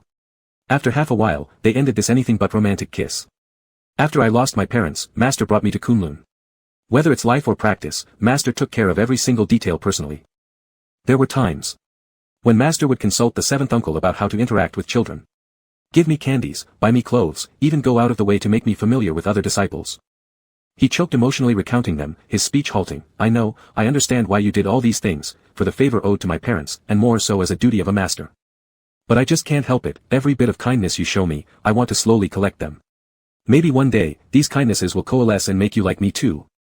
I thought quietly staying by your side would be enough, but master, why do you have to hurt yourself?" Lang Huanqing listened silently to this series of confessions, then sighed, "For all these years, I never realized your feelings." Lianen only hugged him tighter, shaking his head. Lang Huanqing's body started convulsing again, spilling blood from his mouth, scaring Lianen so much that he panicked, not knowing what to do. "Master! Master, don't scare me." Lang Huanqing closed his eyes once more. His cultivation was depleted in an instant, leaving his body faintly glowing white, fragile as if it could scatter with a single touch. Lianen's face turned pale, trembling hands reaching to check his breathing. "Little friend, are you Young Eight's disciple?" A male voice suddenly broke the silence. He looked up through blurred tears, seeing a 25 or 26-year-old man dressed in white standing before him. The man wore a gentle smile and seemed very friendly, yet appeared semi-transparent, like a leftover soul. Lianen tightened his hold on Lang Huanqing defensively. "Who are you?" The white-clad man raised his eyebrows, turning around enigmatically. "Fool! How could you not recognize me? I am of course Master of Lang Huanqing, your Grandmaster." Chapter 75, Big Brother will teach you something else. Wiping away his tears, Lianen finally had a clear look at him, finding the man somewhat familiar. He recalled the portrait hanging in Lang Huanqing's study, and they were exactly alike. A glimmer of hope sprang in Lianen's heart. "Grandmaster, are you here to save Master?" Xing Fan sighed, squatting next to Lang Huanqing. He reached out to touch the young disciple's face, still this way. Lianen's hopeful gaze dimmed momentarily, but Xing Fan exhaled heavily. It doesn't matter though, this was expected. Lianen. Over there, he still lamented, I told you, why bother cultivating such an emotionless path? Grandmaster, what should we do? Is there a way to save Master? Xing Fan said, help me lift him up. Sitting face to face with Leng Huanqing, he began channeling his spiritual energy, connecting it with the white light emanating from Leng Huanqing's body, whispering 5 words in response to Lianen. There is. Break and rebuild. Speaking, Xing Fan closed his eyes, entering Leng Huanqing's consciousness space, finding his disciple crouched in a corner. Young 8. Upon hearing this voice, Leng Huanqing stiffened instantly, taking a while before looking up incredulously, Master. How did you come back? I didn't come back. I left a strand of consciousness within you. Young 8, I know about you and 7. It's my fault, for failing to restore you both properly. Leng Huanqing frowned, failing to understand, my fault. That's right. You and 7 should have peacefully coexisted, but with my power back then, I could only help one of you regain memories. Xing Fan sighed, enough about this. I'm here today for something more important, your emotionless path has utterly destroyed. Leng Huanqing nodded. That explained his lifeless state, lost cultivation, everything gone, already halfway to the gate of death. Earlier, when Lianen kissed him, there wasn't such a violent reaction. As a dying man, he no longer needed to act so detached, completely negating Lianen's earnest affections. Let's do some good while facing death. You idiot, I don't remember teaching you such fragility. I have a method here, practice it, and you'll be fine. Let's not waste time. You're going to find out the entire truth soon. Seeing his flickering consciousness, Leng Huanqing knew Xing Fan's spiritual energy was depleting quickly, without another word, sitting upright. Xing Fan approved with a nod, good. This time, let's ignore that nonsense of emotionlessness, our hearts must be full of love. Grabbing small love and great love together. With nostalgic smiles, Leng Huanqing gazed unwaveringly at him, eyes brimming with moisture. Having a master was truly wonderful. Xing Fan said, all right, close your eyes first, concentrate energy into your dantian, complete 3 cycles. On Lu Yao's end, remembering his morning loss of memory continued for several days. However, upon waking today, Yu Yin noticed something odd. His master sat on the bed, eyes round and staring directly at him. Teasing him, Yu Yin said, not shy anymore. Staring at me like this. Lu Yao tilted his head slightly, not shy anymore. Like how you look at me. Without waiting for Yu Yin to respond, he pulled the blanket off and stepped down from the bed. Yu Yin quickly followed. Master. Lu Yao grinned widely and mimicked him, Master. Yu Yin's brows furrowed into a knot. Taking out the sound-transmitting charm, he immediately reported the day's events to Wei Ziming. Only then did he learn that Lu Yao was nearly recovered, which explained his lack of understanding. Yu Yin watched as Lu Yao touched things here and there in the room, curiously crouching down to peek under the bed. His head swaying left and right, the next moment he was about to crawl in. Master. Meow meow, you can't. As he said this, he sent the sound-transmitting charm away and hurriedly grabbed Lu Yao's hands, helping him up from the floor. You can't go under the bed. Yu Yin shook his head. Lu Yao didn't understand, bending his knees again, he attempted to lie down. But suddenly his waist was wrapped in an embrace. Yu Yin slowly enunciated each word, you can't. Lu Yao looked at Yu Yin with slight disappointment. Seeing that he understood, Yu Yin gave an approving smile, and Lu Yao's mood instantly improved. He allowed himself to be led by Yu Yin towards a wooden tub beside them. This is the wooden tub. This is the wooden tub. Carrying him inside, Lu Yao relaxed in the warm water, soothing his sore body, making him behave. He changed his tone, wooden tub. Then he pointed to Lu Yao, meow meow. But these weren't important yet. In the end, Yu Yin pointed to himself, brother. And then he heard a soft, clear, brother. Yu Yin's heart pounded as their faces drew closer. He held him up, sitting astride his legs, say it again. Lu Yao actively encircled his neck, say it again. Yu Yin patiently shook his head, no, call me brother. Lu Yao seemed to guess what he meant and called again. Tightly clinging together, looking at his innocent face, Yu Yin's hand lingered on his lower back, his face carrying a satisfied smile. Meow meow likes brother. Lu Yao nodded, finding it interesting, meow meow likes brother. With a splash, the water spilled from the tub as Yu Yin's tail emerged, winding around Lu Yao's legs and waist. He gently kissed the side of the person's face and earlobe in his arms. Brother will teach you something else. The sound of water grew louder, until later, who knew how, Lu Yao's hand splashed several times at the edge of the tub, and the floor was drenched with water once more. The sea breeze blew, carrying a salty scent. Dressed in white, Lu Yao walked along the beach holding Yu Yin's hand, squatting curiously, scooping up a handful of sand to scatter. Sand landed all over his body and in his hair. His eyes stung, so he instinctively tugged on the sleeve of the person beside him, brother. Yuyin melted at the sound and cupped Lu Yao's face. "Let me blow it out for you." Once his eyes had eased, Lu Yao couldn't stay still and began digging in the sand with the tip of his shoe. Yuyin saw this, had him sit on the sand, and took off his shoes and socks. Lu Yao immediately ran barefoot like a wild horse set free, his tender feet splashing joyfully. Sinking into the soft sand, feeling ticklish and cool, he found it inexplicably comfortable. In the end, when he sat by Yuyin, his feet flicked sand like playing with water. Then feeling tired, he fell onto Yuyin's chest. "Let's sleep." Yuyin nodded, pinching his cheek. "All right, let's go back." At this moment, a sound transmission charm flew in. He raised his hand to catch it, hearing Hua Xiaoyun sobbing uncontrollably, the tone clearly tinged with weeping. "Lu Yao. Lu Miao Miao. I'm doomed." Lu Yao shrank in fear, and Yuyin quickly embraced him. "It's fine, fine, let's listen to what he has to say." Despite saying this, though his frown never relaxed, he endured to listen further. "Ha ha ha. What should I do? Doesn't the goddess dislike me? Help me analyze." "They all say yes, I don't believe it." "Yuyin. How long has it been?" She said praying to Mount Xiangtian would work, but, woo-woo. Hua Xiaoyun choked on sobs and gasped for breath multiple times without catching it. "I like her. I love her so much." If Hua Xiaoyun were present, Yuyin would have undoubtedly told him to spit it out already. But seeing the little princess crying so pitifully, his heart softened, so he continued listening. I found her many times, but Ling says she's busy. Don't you think she doesn't want to see me anymore? Is she tired of me? How could it come to this? I can't leave her." Finally hearing the crux of the matter, Yuyin felt odd. Actually, from the moment he saw Qi Huanyao, he felt that this goddess was strange, but he couldn't put his finger on it. But after being together for so long, Qi Huanyao was nothing if not upright. How could she have deliberately deceived Hua Xiaoyun's feelings? He thought about it for a moment and then said a long passage, having Lu Yao mimic his tone to reply to Hua Xiaoyun. Then, looking at his sleepy master, he gently coaxed, "Let's go back." Lu Yao nodded and stood up, lazily extending his hands toward Yuyin. "Brother, carry me." "All right." Lu Yao climbed onto his back, resting his cheek in the hollow of his shoulder. His breath lightly tickled Yuyin's neck as he softly pointed at things by the seaside, reciting what his brother had taught him. Sand, stones, sea, little fish. When they finally returned home, he pointed at various things around them, house, gate, table, bed. As he entered the room, his voice slowed, and he let out a huge yawn. By the time Yuyin laid him down, he was already fast asleep. Yuyin chuckled, laying down next to him and pulling the blanket tight around him. Now that Lu Yao lacked cultivation, his body was very fragile. On the other side, Hua Xiaoyun received the reply eagerly opening it and immediately hearing Lu Yao's familiar voice telling him not to rush and to wait patiently. Have confidence in himself and in the goddess. Perhaps she was busy with something, he should recall the good times they've shared. This whole set of words brought Hua Xiaoyun to tears.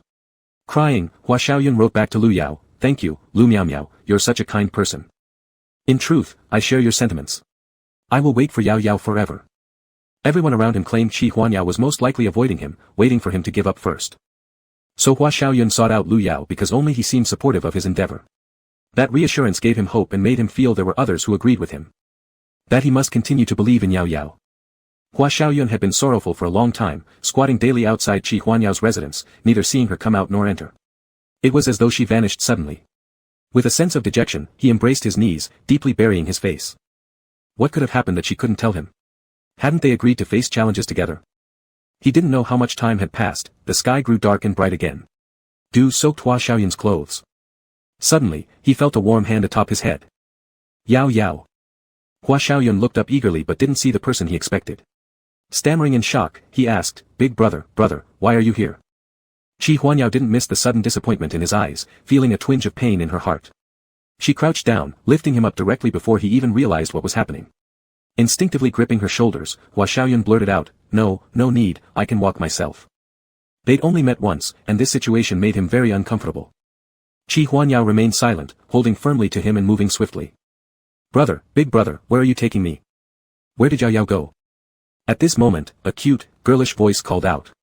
Both of them paused and turned their heads simultaneously. Seeing the person they yearned for all the time, Hua Xiaoyun's eyes lit up, and he jumped off Qi Huanyao, exclaiming, "Yao Yao." Attempting to rush over, he found his wrist tightly held, preventing any further movement. Qi Huanyao emitted a meaningful, "Oh," saying, "So this is what Lingling referred to as Little Palace Lord. What a handsome boy, truly endearing." Hua Xiaoyun felt as if his mind was filled with cotton wool. What did she mean? It was as though Yao Yao didn't recognize him. Her voice, when did it become so soft and tender? And wasn't she, shorter? As he stared dazedly, his eyes were suddenly covered by a large hand. Darkness enveloped him. A flicker of panic crossed his mind when a magnetic voice reached his ear. Your Yao Yao is right here, where should the palace lord look? Chapter 76, You Are Who You Are. Flashing his eyelids, Hua Xiaoyun's fluttering lashes grazed Qi Huanyao's palm, sending a tingling sensation coursing rapidly into her heart. Before he could savor the feeling, Hua Xiaoyun rudely interrupted, asking, Are you two playing with me? Is it true that during this period Yao Yao has been busy with some matters involving her and Big Brother? Qi Huanyao. She simply said, no, then releasing his eyes, instead holding both his hands. Hua Xiaoyun looked at Qi Huanyao several more times. Standing not far away, she wore a polite yet distant smile. Her exposed eyes no longer held any tenderness or affection. He became bewildered instantly. Why had his fiancée suddenly disappeared? Qi Huanyao coaxed, come over here first, and I'll explain everything to you slowly. I won't deceive you, okay? As he said this, he pulled the person into his arms and leaned his head against Hua Xiaoyun's forehead.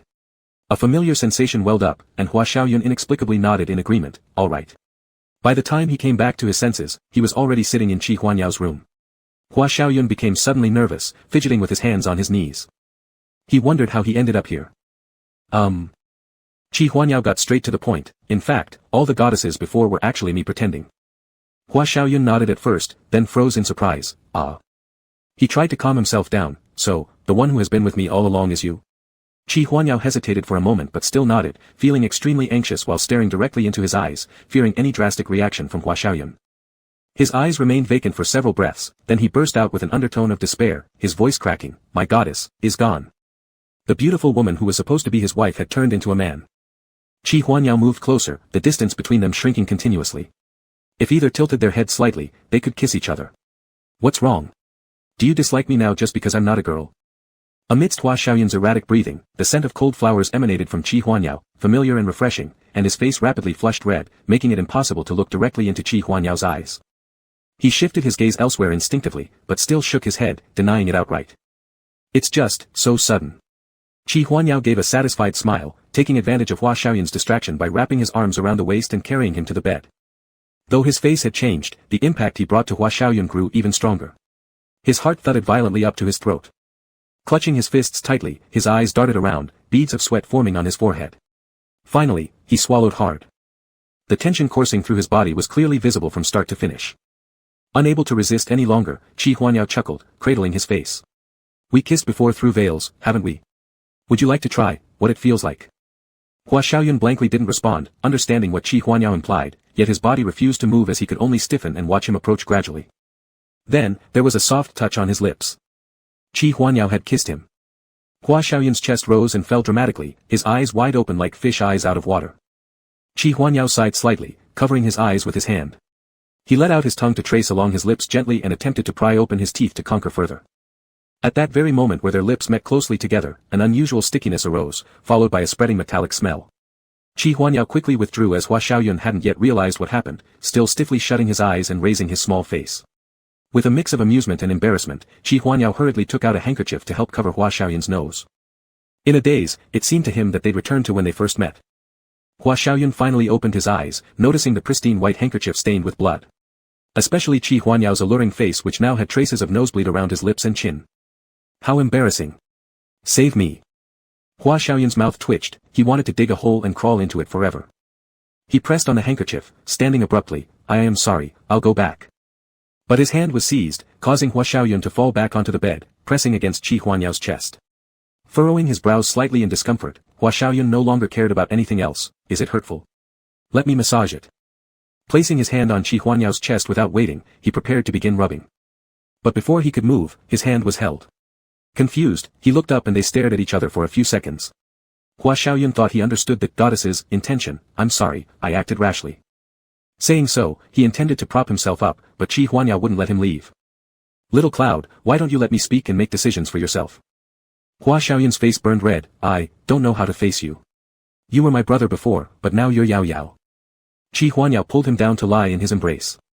After hesitating for a second, Hua Xiaoyun complied. Because I just extracted the blood from my heart, so when you pressed against me, it hurt a bit. Hearing this, Hua Xiaoyun immediately sat upright with a rustle. Losing heart's blood not only damaged the body but also lowered one's cultivation. Anxiously tugging on Qi Huanyao's collar, severe. Let me check. Seeing how worried the child was, Qi Huanyao gave a faint smile as he began to unbutton his clothes. A small blood hole could be seen on his chest, still oozing blood and soaking through part of his inner garments. Qi Huanyao thought about the person who had embraced him just moments before and couldn't help but become emotional. Why didn't you heal your wound first? It's obviously for you to see it. Qi Huanyao spoke with a weak voice. After extracting it, I only thought about you waiting for me outside and forgot everything else. As expected, after hearing this, Hua Xiaoyun felt overwhelming heartache. With red eyes, he pulled out the best medicine from his storage ring and carefully bandaged the wound. Qi Huanyao just silently stared at him, unable to look away. Little Cloud was still so adorable. He often wondered how there could be such coincidence in the world. On one trip to Tianshan Mountain, he met such a lovable little thing. Something he couldn't let go of, something he wouldn't release, making him want to cradle the person in his arms and stay close at all times. When finished, Hua Xiaoyun began stuttering, his face completely red under Qi Huanyao's intense gaze. Oh okay, please don't move. Then he pulled the person back into his arms and slowly began explaining, I didn't tell you earlier because I feared you would think I was lying. Due to some special circumstances at Tianshan, I considered long and hard, and ended up keeping it hidden from you. He and his sister were twins, the only pair of twins in the Tianshan divine race. But perhaps just because of this slight difference, Qi Huanyao had been frail since childhood, even though she still inherited the position of the goddess. However, her divine power and life force diminished day by day. Eventually, with no other options, he and the high priest used forbidden magic, temporarily sealing his unconscious sister to search for a new way to restore her vitality. He then took a pill that altered his appearance and voice, stepping into the role of the goddess. It wasn't because they coveted power and status or desired abundant spiritual energy. Rather, if Tianshan lost its goddess, the celestial essence granted by the heavenly way would dramatically weaken. Although he was an impostor, his aura and bloodline were identical to Qi Huanyao's. Though the amount of celestial energy and nurturing received was slightly less, it was enough to support him. If this matter was discovered, people from other tribes would surely cause chaos, competing for better territory, and war would break out. In the end, it would be the powerless commoners who suffered, turning Tianshan into a sea of blood. He couldn't compromise these innocents for his own feelings and reveal this secret. A few days ago, when his sister awakened unexpectedly, they immediately set up formations to channel his powers to her, breaking through the seal to grant her rebirth. Only this way could she emerge whole again, possessing complete divine power. Since Hua Xiaoyun wasn't from Tianshan, if he came inside without warning, he might be affected, thus Qi Huanyao simply said he was busy. This silly child, however, had waited outside, refusing to leave no matter what. Thinking about this, he tightened his grip on the person in his arms. Hua Xiaoyun never expected so much to be behind this. Qi Huanyao must have endured great hardship over the years. No wonder last time he saw him, his complexion was so pale that he needed help getting back to the table.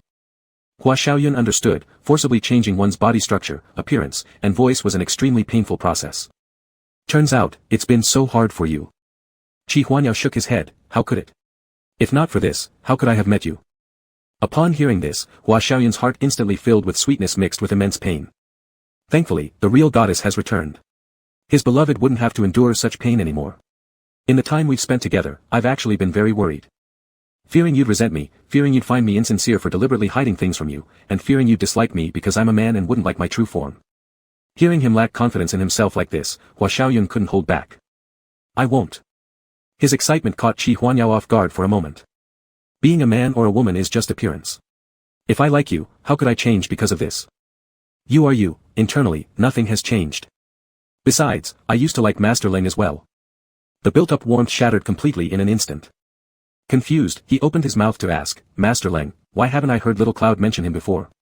Hua Xiaoyun gave a dry laugh twice. It's all in the past now.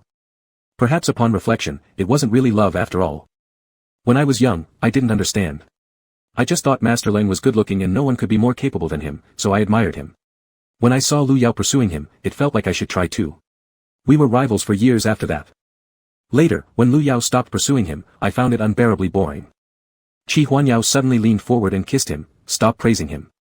Hua Xiaoyun lowered his head, softly humming in agreement. He couldn't handle cold Huanqing's icy attitude after all.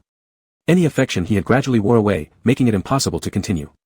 After meeting Qi Huanyao, he couldn't quite explain what had happened to him.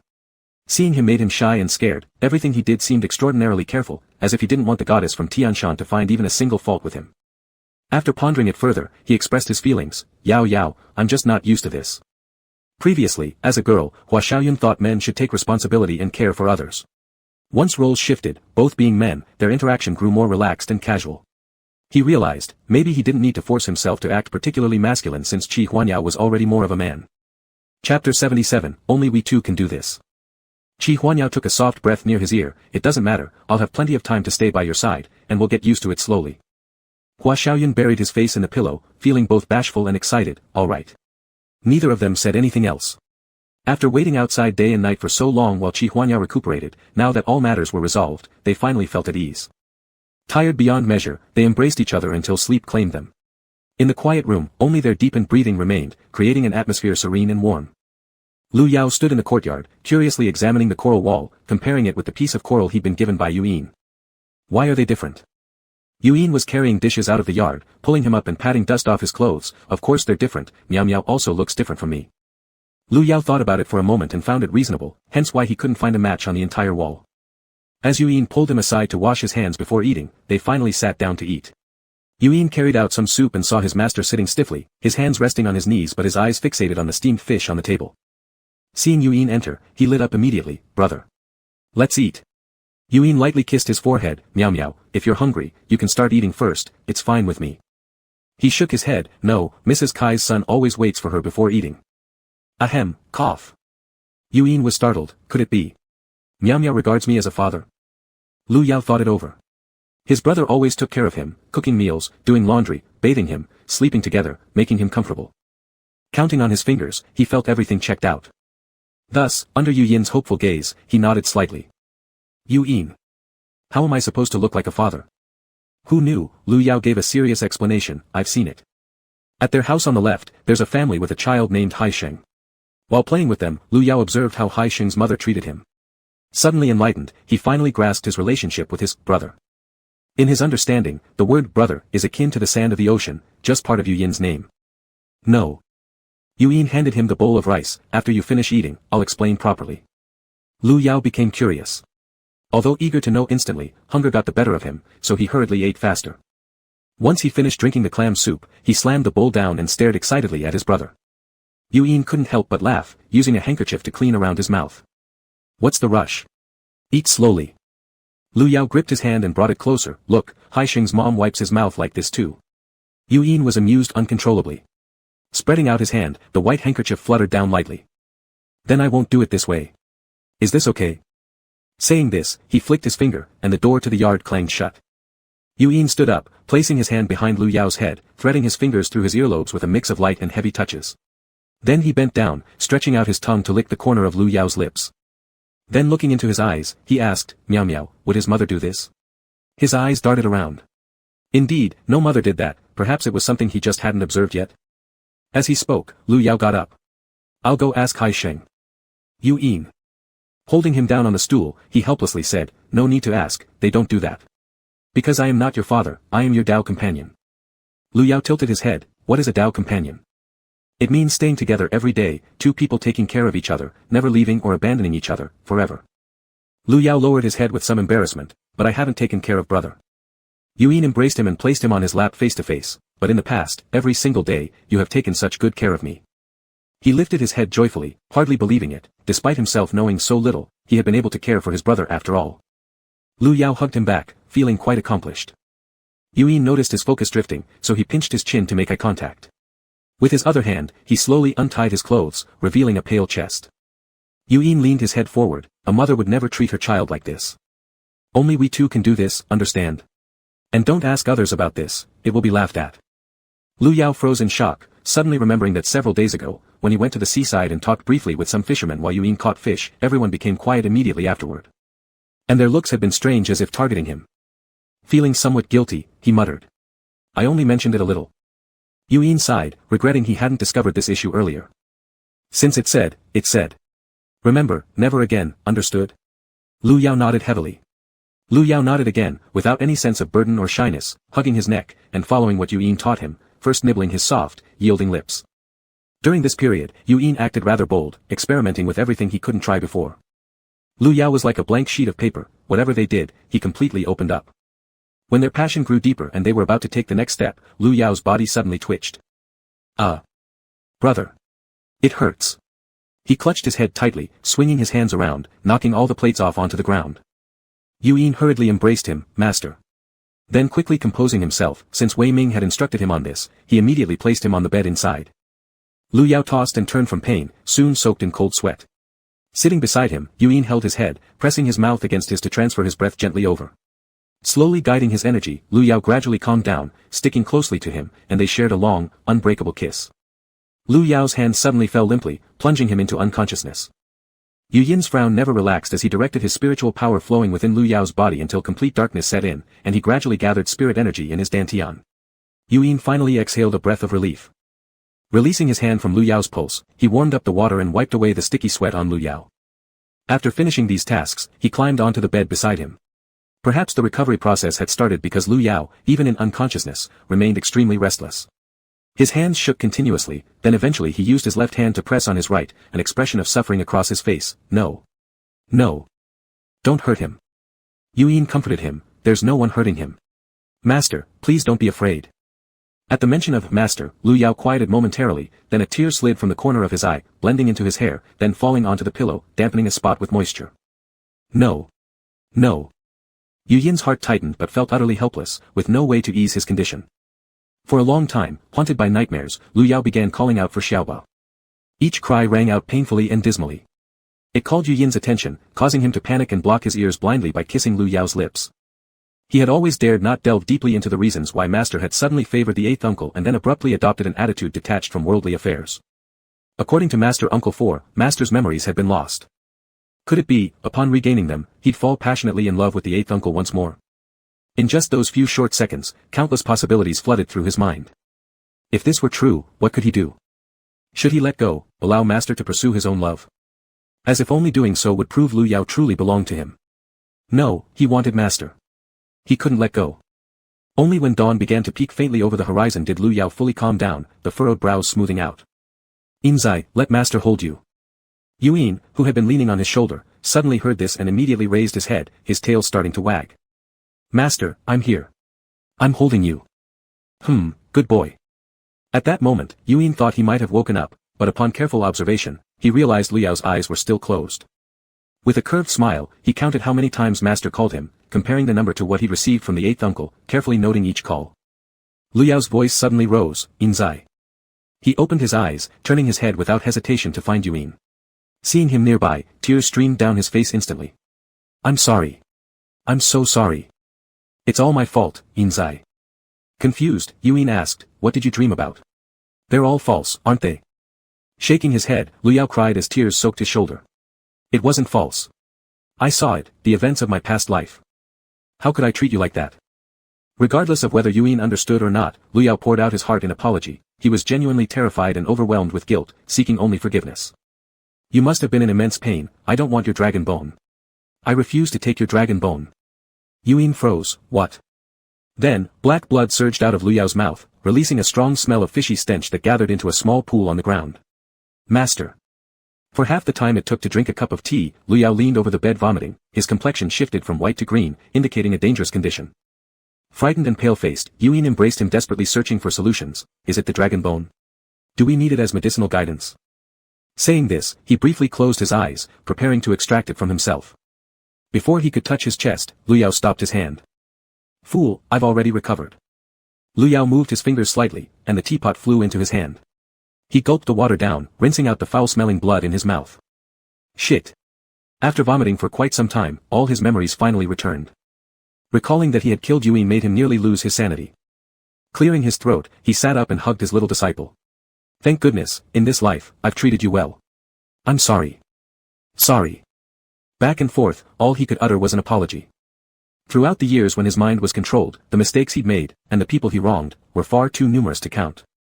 Yu Yin patted his back reassuringly. It's fine, I don't blame you. The dragon bone means nothing to me anymore. Nothing compares to your life. Chapter 78, My master is all mine, why should I be mad?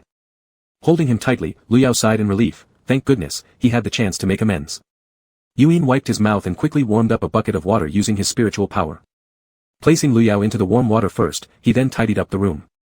Seeing his little disciple busy working, he closed his eyes, attempting to guide the spirit energy flow once more, drawing it toward his dantian, which was no longer empty but greedily absorbing all the surrounding essence, gathering within his body.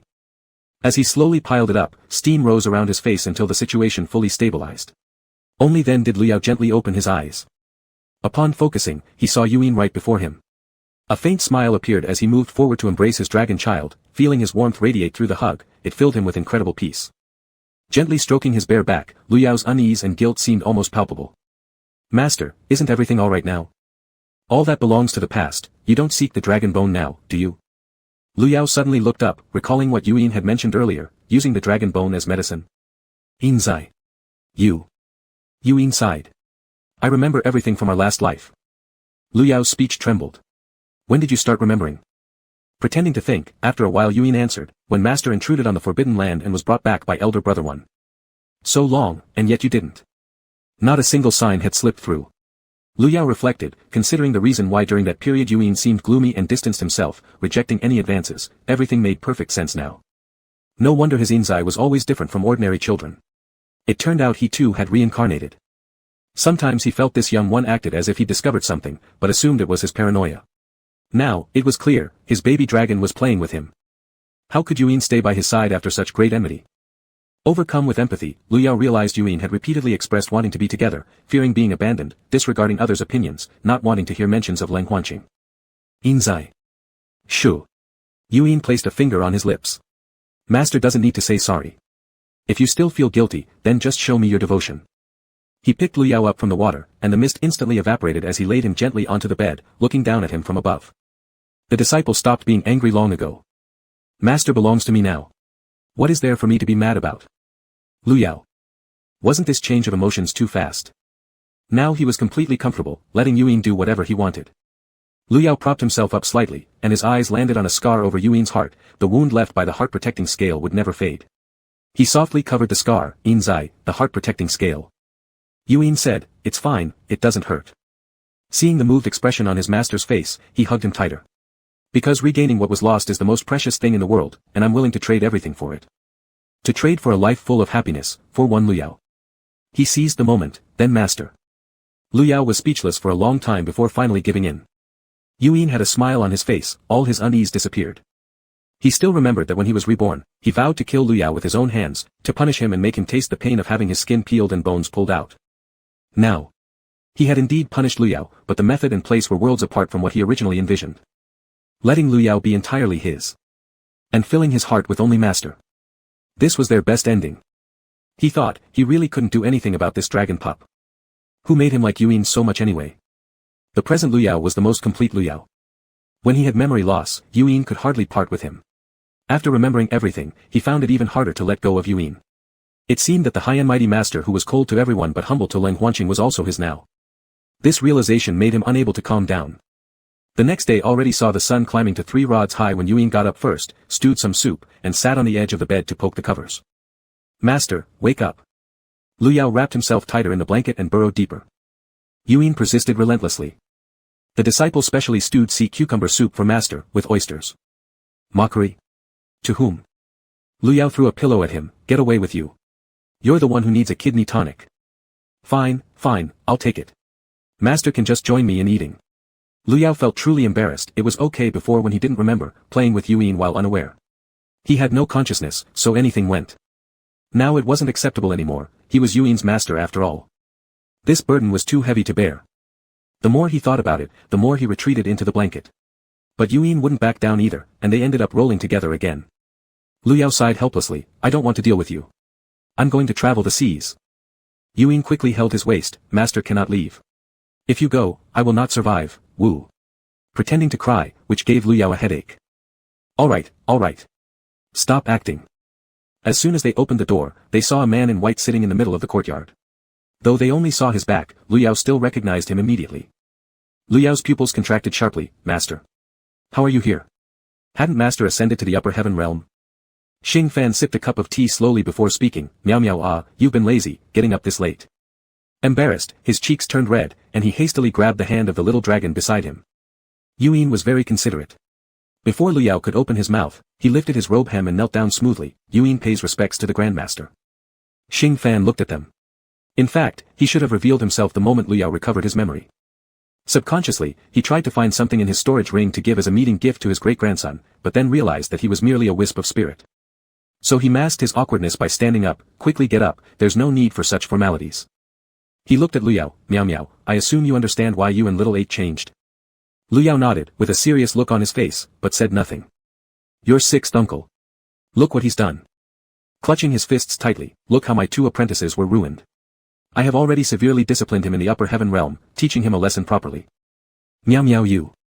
Liu Yao nodded, since it's already a thing of the past, I will no longer pursue it. He knew that for his master to say such words must mean that he had taken the blame alone. His rebirth and Yuan's restoration of modern memories were definitely Xing Fan's way of making amends. Liu Yao had grown up mostly with his senior brothers, but the master had always been good to him. Over the years, he'd become thoroughly familiar with each person's nature. For Xing Fan to make such a big change, the price paid would not have been small. Without saying anything, he quietly bore it all. Master has already ascended, yet still worries about us disciples, I feel ashamed. Xing Fan saw his serious expression and couldn't help but laugh, don't act like your eldest brother. It's rare for me to come down, so hurry up and come closer. Let me give you a good hug. I've missed you terribly. Chapter 79, You cry here, but Huanqing can't see. Liu Yao originally thought that this life was when he had crossed over, but unexpectedly, in the previous life, everyone's fate trajectory had already changed.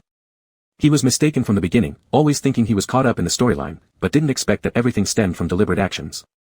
As Liu Yao approached, Xing Fan first held his hand, then his half-transparent body suddenly became tangible, pulling Liu Yao close and giving him a firm embrace. He was slightly surprised, Master. In just a second, Xing Fan's body turned translucent again. The dramatic changes in Liu Yao and Lang Huanqing started when Xing Fan ascended. Lang Huanqing was the disciple under his tutelage whose cultivation was the most domineering. Through discussions among his elder and younger brothers, since the age of 12, he began walking on the path of heartless cultivation. The one who supported this decision most strongly was his sixth junior brother, Fu Xiangchen. There was nothing wrong at first, but not long after Xing Fan left, Lang Huanqing's Dao heart started to waver. Everyone strove hard for their respective practices, but he only thought of finding Liu Yao. His heart could not calm down. When Fu Xiangchen realized that Lang Huanqing had developed feelings for Liu Yao, he found an excuse and never let Lang Huanqing leave his courtyard. After Liu Yao came out of seclusion, he met his younger brother only 2 or 3 times before noticing something was off. His bad luck continued as he went to see junior brother 8 when Fu Xiangchen happened to be setting up an array. He forced a spell-inducing medicine on Lang Huanqing, intending to clear his memory of Liu Yao and create a misalignment of feelings, even inducing disdain. For the sake of a genius like Lang Huanqing, he resorted to any means necessary. The heartless Dao could not be broken. When Liu Yao arrived, the formation just activated. He saw Lang Huanqing inside, struggling fiercely and screaming in pain. What are you doing, uncle? Fu Xiangchen, eyes slightly lifted, seeing that things had been exposed, decided to go all the way, pulling Liu Yao into the array as well. Sealing his spiritual meridians, he fed him a pill. This pill was a pair with the one Lang Huanqing had swallowed. If one side wasn't resolved, the other would remain in a perpetual state of forgetfulness. Cough, cough. He tried to spit out the pill, but once it entered his mouth, it flowed smoothly down his throat into his stomach. He felt a tingling sensation in his abdomen, followed by mild pain. With red eyes and gritted teeth, Lang Huanqing crawled toward him. Uncle, let my brother go. Ignoring him completely, Fu Xiangchen had already begun. Both of them writhed on the ground in agony. Despite feeling sympathy, he did not want to ruin Lang Huanqing's journey to immortality. Just endure it. It'll be over soon. This was the last thing Liu Yao and Lang Huanqing heard before they blacked out.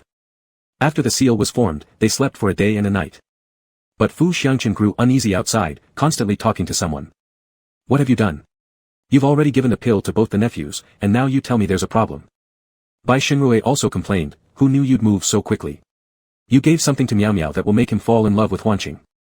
One repelling, one attracting, it's all messed up.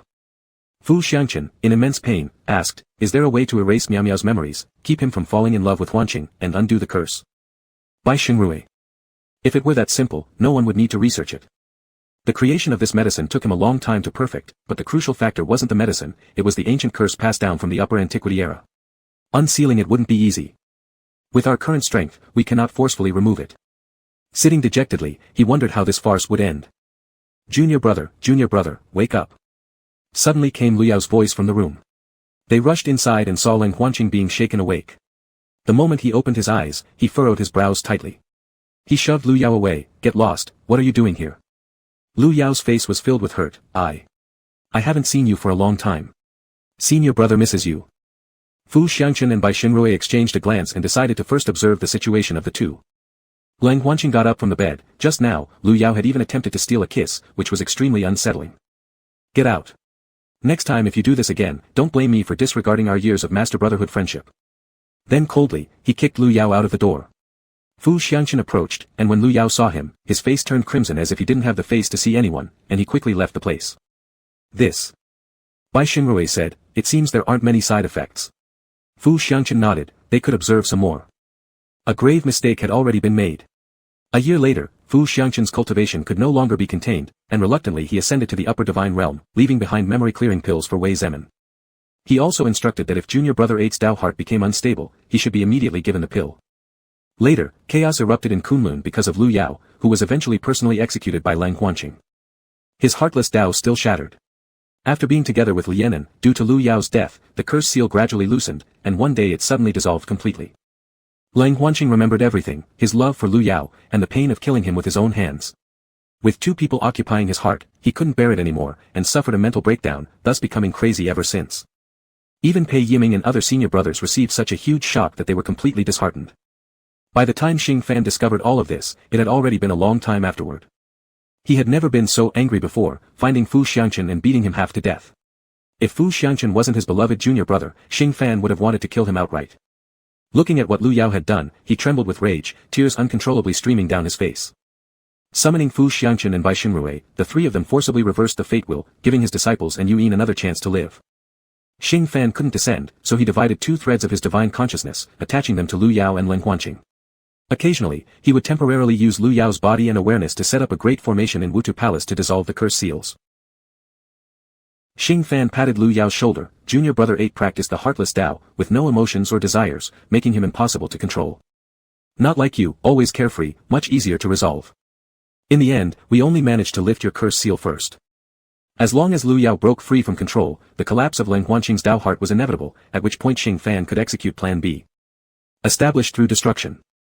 Lu Yao.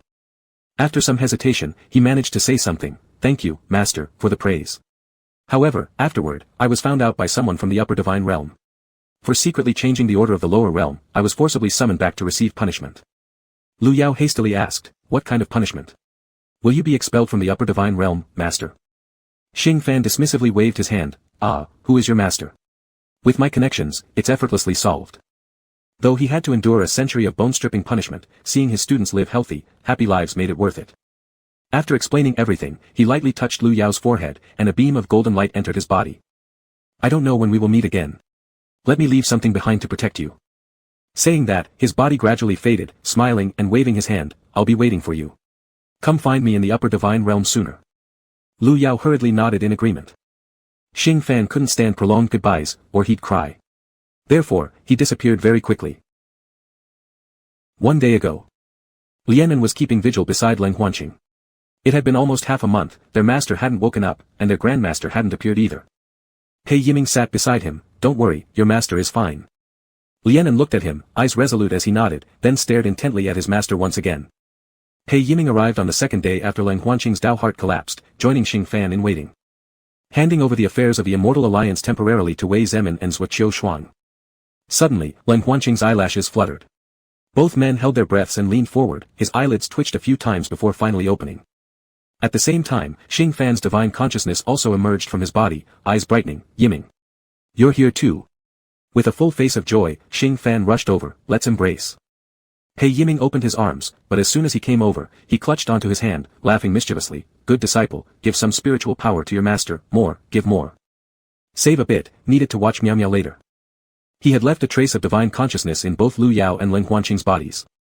It was just that the trigger for Lu Yao hadn't been activated yet. Pei Yiming. Spiritual energy flowed through, and Xing Fan's body gradually solidified.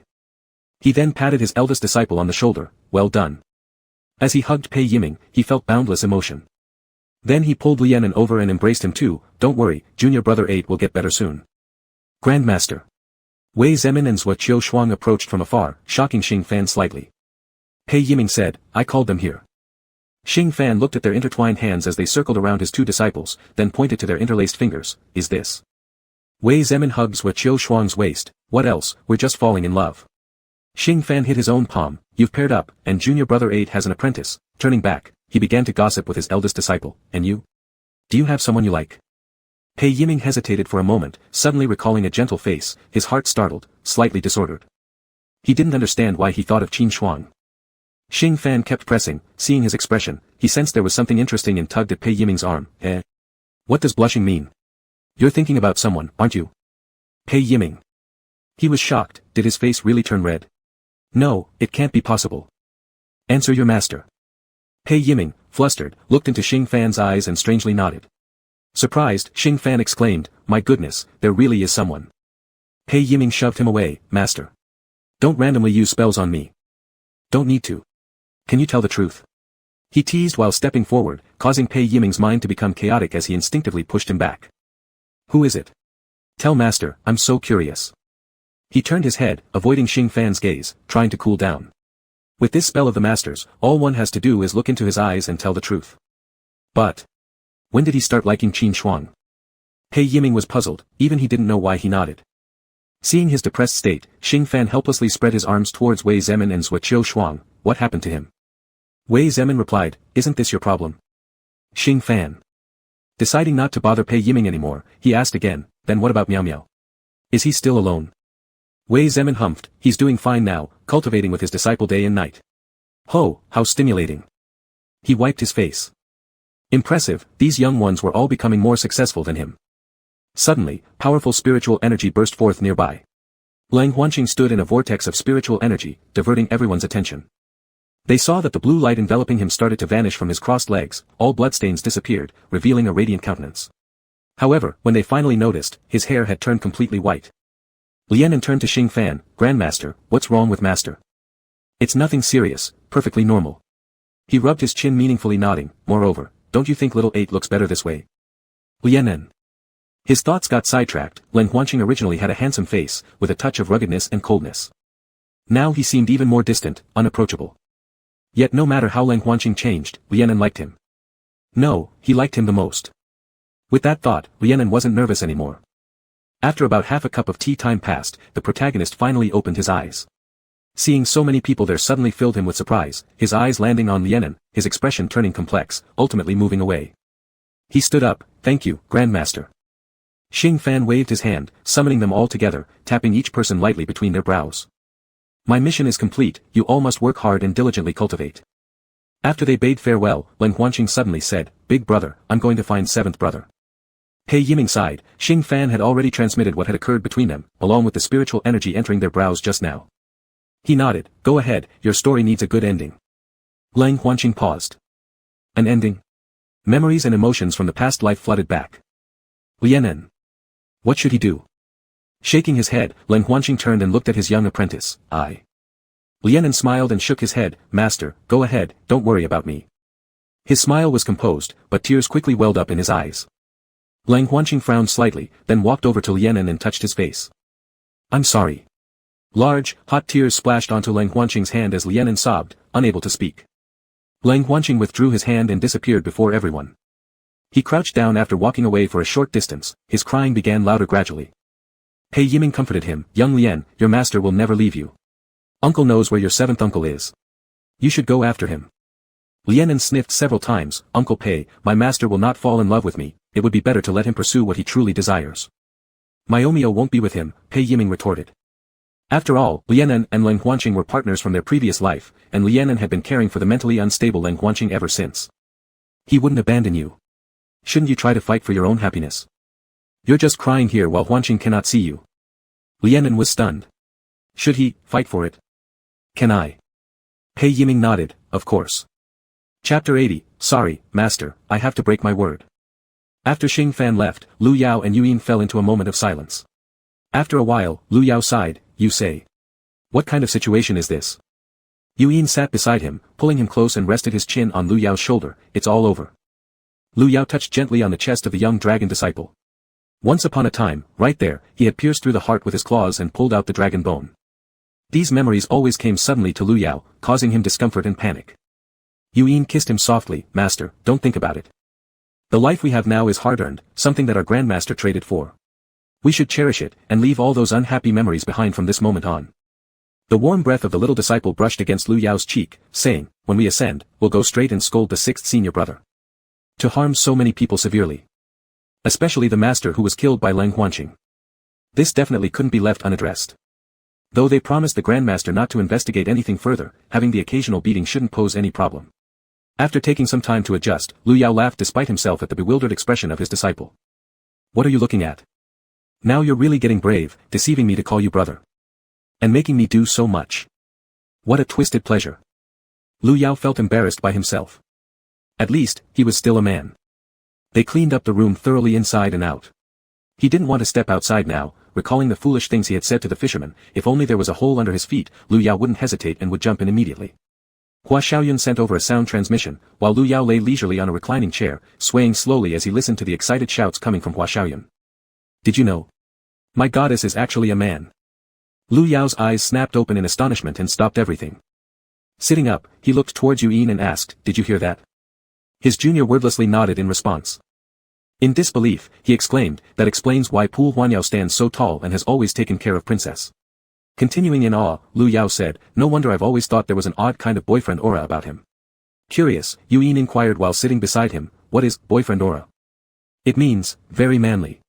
He always protects Hua Xiaoyun wherever he goes. Yuyin understood at once, I also have boyfriend aura. Lu Yao chuckled, though indeed Yuyin possessed such qualities, more often than not, the boy loved to coo and deceive Lu Yao cunningly. It might be termed as being scheming. Occasionally, there would be a childish air in him like a young lad. Yet, Lu Yao adored every single part of him.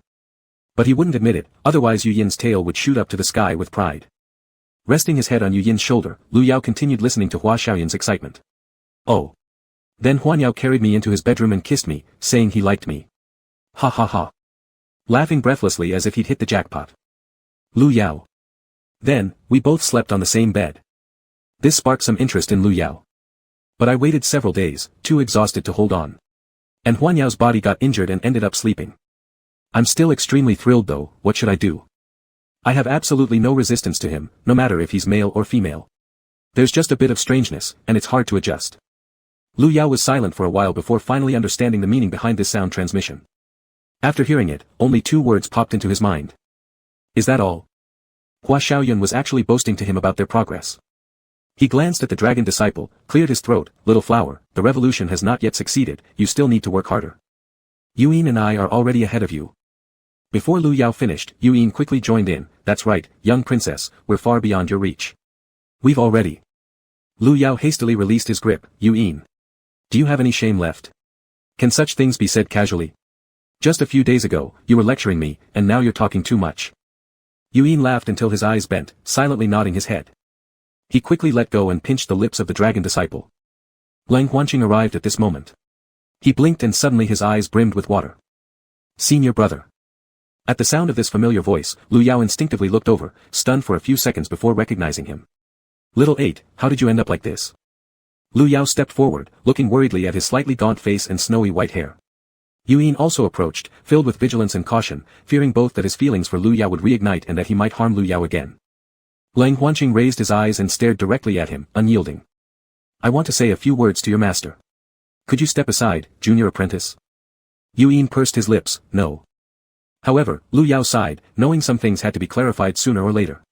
The two of them had strayed too far off course in the previous life. Little drink, step back for now. Let's talk privately. Master. Obey me.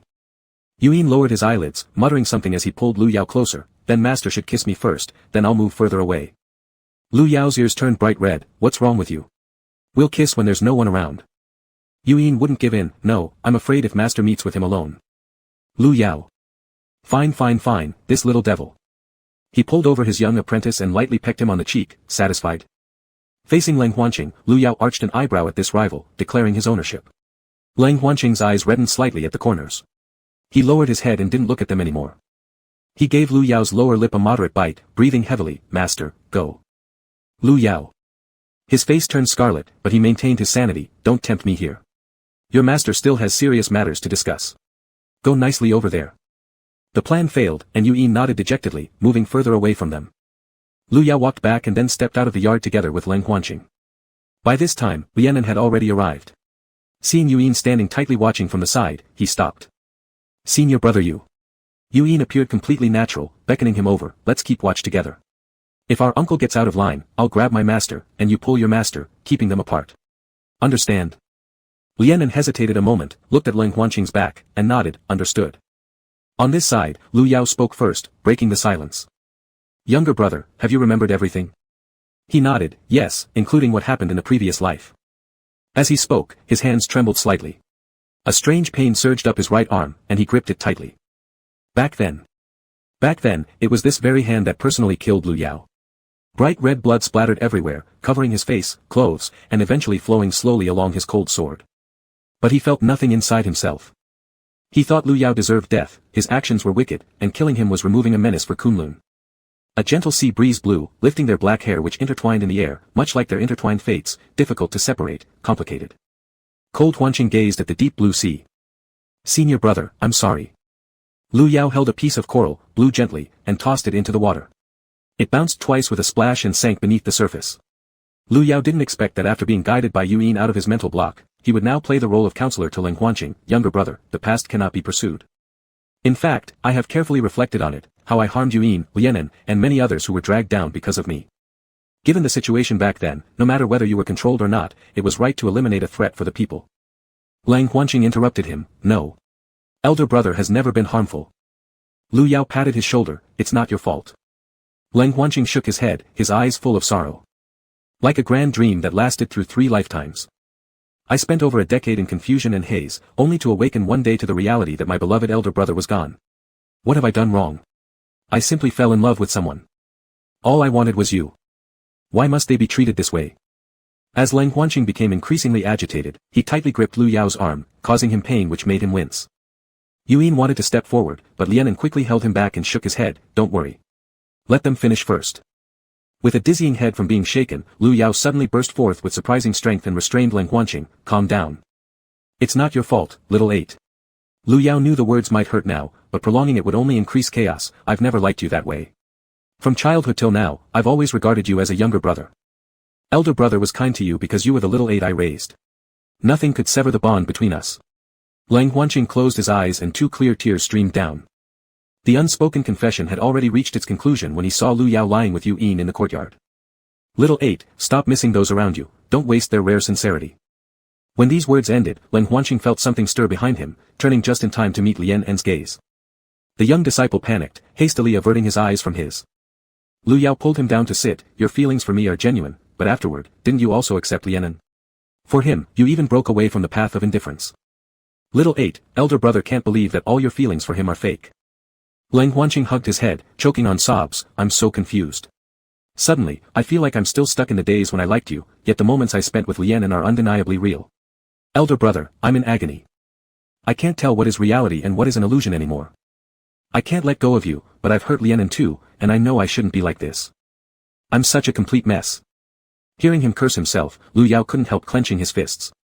Little 8 was a sensitive child by nature, and all the ruin happened due to the 6th uncle, that blasted man. Looking up into the sky, Lu Yao thought. When I encounter him someday, there's no way I won't take revenge. Lu Yao silently repented in his heart. Forgive me, master. I'll break my promise. Chapter 81, Hurry Up and Fall in Love. Lu Yao raised his hand, his fingers hesitating slightly before letting his warm palm gently rest atop Leng Huanqing's head. His body trembled violently, emitting a soft, animal-like sob from his throat. Lu Yao suddenly felt as though time were rapidly rewinding, back to the summer he met Leng Huanqing for the first time. A small child, separated from family and sent to Kunlun for rigorous cultivation, cried every night for mother and brother. This left their senior brothers greatly worried. Together with Xing Fan, they took turns sleeping with Leng Huanqing, switching every day. So that he could feel the love of his brother and father. Later, everyone got busy, leaving Lu Yao spending the most time accompanying him. Leng Huanqing leaned closer, burying himself in Lu Yao's embrace. The sea breeze continued without pause, tears flowed and mingled with his lips, bitterness beyond description. Lu Yao gently patted his shoulders, and they sat there for a long while. Until dusk fell, raising his head, he looked at the countless stars. Little 8, look. At your favorite. Leng Huanqing's eyes slightly red and swollen, with pink tints at the corners, lifting his head as instructed. The stars flickered brightly, dimly, his hand rising to count them just like old times, father, mother, brother. After Leng Huanqing adapted to life in Kunlun and attained his cultivation, Lu Yao secretly brought him home once.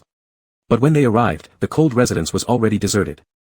Mundane matters were far more complex than the cultivation world ever could be, life and death occurred in an instant. Cold Huanqing set out happily, returning with tear-swollen eyes. At this moment, Lu Yao realized his mistake. If only he hadn't taken little 8 off the mountain, he wouldn't have received such a severe blow during the time when he most missed his family. He could only offer clumsy lies, similar to the Hackney TV dramas, deceiving his junior brother, saying that his family had all turned into beautiful stars, their starlight never to fade, forever watching over him. Every word spoken back then, Leng Huanqing still remembered them clearly. He understood what his senior brother wanted to say to him as he leaned on Lu Yao's shoulder. His eyes were filled with starlight. He suddenly said, "Senior brother, I like you." Lu Yao paused for a moment and softly hummed in acknowledgement. A faint smile appeared at the corner of Leng Huanqing's lips. After so many years of burying these words deep inside, he had finally managed to say them out loud in the gentlest tone possible. After taking a deep breath, he felt most of his suppressed emotions released. The cotton stuffed in his chest loosened slightly. Looking at Lu Yao's soft profile, there was still an obvious red mark by his neck. Sensing Leng Huanqing's gaze, Lu Yao subconsciously pressed on his collar, "Younger brother." "Senior brother, I understand." Lu Yao. "No, you don't understand." The senior brother had already started a new life, and Yuyin was by his side. The happiness radiating from his body and eyes was all genuine. He couldn't bring himself to ruin such beauty. Leng Huanqing glanced towards the coral room. "You should go back soon. If we stay any longer, little Yuyin will be mad at me." With a look of regret, Lu Yao said, He's just too insecure, it's rude of this child, I apologize on his behalf." Leng Huanqing shook his head. If his lover's pursuers came knocking, he would probably act just like Yuyin did, maybe even resort to violence against them. "Younger brother." "Senior brother, you go ahead. I'm fine, I've calmed down enough after a day." In a way, he had completed the unfulfilled wish from his previous lifetime. Regardless of the outcome, at least he acted on it. Seeing how resolute he was, Lu Yao hesitated and stood up. Just then, he saw Little Dragon running over from afar. So, he stepped forward toward Yuyin. As their hands intertwined, Lu Yao looked at Lianen and said, "Go accompany your master." Even if he doesn't want to talk, he'd still hope to have someone by his side. Lianen sniffled, feeling inadequate, and nodded gratefully to Lu Yao, "Thank you, master uncle." Then, taking hesitant steps while looking uncertain at Leng Huanqing's silhouette, he eventually gathered his courage and took large strides, even jogging towards him impatiently. Approaching Leng Huanqing, his chest rose and fell slightly due to the run. The man gazing at the sea turned his head and smiled faintly, "Little Lin, sit." He sat down beside Leng Huanqing, close to his arm, "Master. I know you're hurting, no matter what, Little Lin will always be with you." Leng Huanqing muttered, "Stay with me." In the previous life, when he regained his consciousness, he terrified Lianen, who later took care of him during his madness. "Thank you." These were truly heartfelt words. Lianen shook his head and finally broke into a relaxed smile for the first time in days. Over there, Yuyin had already started cooking. The wooden token around his waist shattered loudly, signaling the end of the second phase of the Immortal Alliance meeting. And Yuyin had lost his qualification to enter the next phase. Lu Yao's ears twitched slightly as he glanced over, seeing the token shatter and turn into ashes in an instant. Drinky. I seem to have delayed Yuyin too long. From their dual cultivation practice starting, to complete amnesia afterward, roughly about a month passed. He had actually forgotten about it. Yuyin lowered his head, seemingly unconcerned. "It's just one Immortal Alliance meeting, we can always try harder next time, right? By then, I'll have experience, I'll trounce all those rookies." Lu Yao. Over the past decade, apart from having a somewhat unappealing personality, another criticism emerged: he lacked ambition and had become a mere hedonistic layabout. At that point, people would definitely comment, what kind of master teaches such disciples? Forget him, Drinky trained hard. He didn't want his young disciple to be criticized. But now things had reached this point, and there was no way to fix them. Nevertheless, Lu Yao didn't realize that the popular topic of discussion during this year's Immortal Alliance meeting had already shifted to his and Yu Yin's love story, completely overshadowing anything else due to Leng Huanqing's impromptu departure from Kunlun. Everyone was busy discussing the drama surrounding the events at Kunlun. It really was quite the performance. Opening his mouth, he said, "Master believes in you, Drinky is incredibly powerful." Yu Yin's lips curled upward as he leaned down and kissed Lu Yao, who was crouched by his side. "Of course, I'm capable, hasn't Master known all along?" Again with the smutty comments. Lu Yao pressed her fingers against his forehead. "Let me tell you, I'm full of energy now, I might just beat you up." Dragonling laughed even more joyfully upon hearing this and even nodded in agreement, pulling the person up to sit on his lap. Lu Yao was ticklish from his antics and wriggled around a bit. He cheerfully said, "That's right, my master's power has fully passed through me." Lu Yao pushed him away with an expressionless face. "The soup is ready, you should deliver it to your uncle and Little Lin." Yuyin lightly licked his lips, then. "Master has to promise me one thing." As he spoke, he moved closer to Lu Yao's ear. The redder Lu Yao's face got as she listened, the louder her education became. "You are audacious." "Yes," Yuyin responded, but added mischievously, "but other parts of me are bigger than my courage." "Unbelievable." Lu Yao immediately got off him and commanded with hands on hips, "Deliver it right now." Yuyin raised his hands in surrender. All right, as you wish." He took out a lunchbox and packed the food and soup before heading off towards the beach. Lianen was pleasantly surprised and repeatedly thanked him. Yuyin replied, although neither of you fears the cold, drinking this soup will definitely be better than merely maintaining a certain temperature with cultivation abilities. His gaze fell onto Lang Huanqing as he handed over the bowl. Lang Huanqing paused for a moment, observing the rich white soup and slightly twitching fingers before accepting it. Thank you, disciple. Without lingering further, having completed his task, he departed, leaving space for the two to be alone. Lianen carefully arranged the lunchbox while Lang Huanqing passed over his bowl of soup. He hastily shook his head, no, I have mine, master please drink. But Lang Huanqing only shook his head, silently looking at him. Unable to resist, Lianen reluctantly accepted the bowl, and once Lang Huanqing picked up another bowl, he summoned his courage and lightly tapped his master's bowl edge. To health. Lang Huanqing suddenly smiled. This peculiar behavior was something he had learned these past few years when enjoying meals in Baihua Palace. And quietly replied, to health. They sipped the soup slowly, feeling warmth spreading throughout their bodies, a kind of cozy comfort from inside that made them drowsy, brimming with satisfaction and relaxation.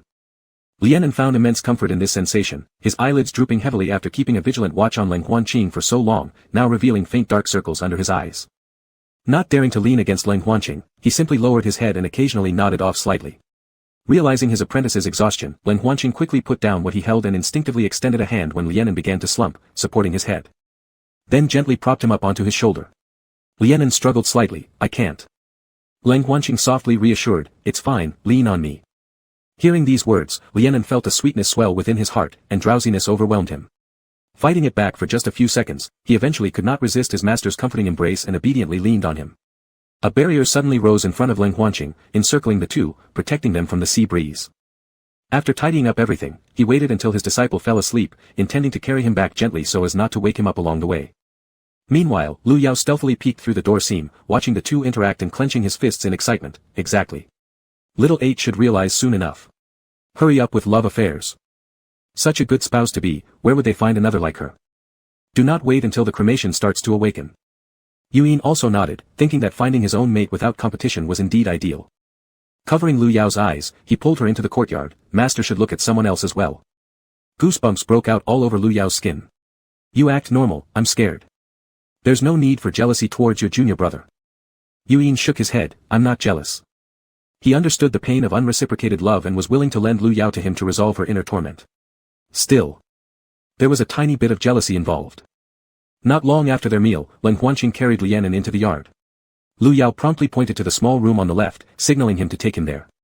Nodding in understanding, Lang Huanqing carefully placed his disciple on the bed, but the moment he let go, Lianen woke up. Opening his blurred eyes, he clutched onto Lang Huanqing's wrist. Master, don't leave, all right? Can you stay? Even before finishing this embarrassing request, Lang Huanqing already agreed with a nod. I won't go anywhere, rest peacefully. Reassured by this assurance, Lianen fell into a peaceful sleep with a faint smile. While gazing at his sleeping face, Lang Huanqing silently daydreamed, lost in thought. Time flowed by unnoticed until finally, a soft sigh emerged within the room. Ultimately, it's I, the master, who owes you too much. Chapter 82, Different Futures. For all these years, Lianen had the sweetest dream. Not only did he tightly embrace his master and kiss him to his heart's content, but the two also slept together, with his master promising not to leave. Lianen suddenly chuckled lightly, half awake, realizing it was a dream, he momentarily panicked. But upon opening his eyes, he saw Lang Huanqing resting beside the bed, eyes closed. Afraid of disturbing him, Lianen even slowed down his breathing. After a while, he extended his hand, stopping a palm's distance away, and carefully traced the outline of Lang Huanqing's face from afar. In his heart, there was no one more handsome than his own master. From their very first meeting, the plain white shirt, ink-black hair tied up and flowing over his shoulder, slightly swayed by the wind. The sunlight gently cascaded down, highlighting long and slender fingers with distinct knuckles. When they were spread out so effortlessly, Lianen could already feel a comforting power emanating from them. Though usually distant, when looking at him, Master's expression carried faint smiles filled with affection. A soft voice would inquire, will you allow me to take care of you? Will you be my disciple?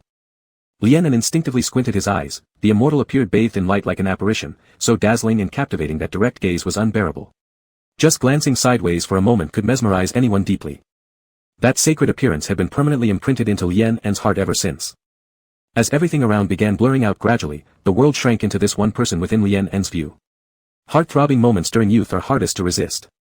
Without any hesitation, he plunged straight into Lang Huanqing's tenderness, ready to bear all consequences even if fate turned cruel on him later.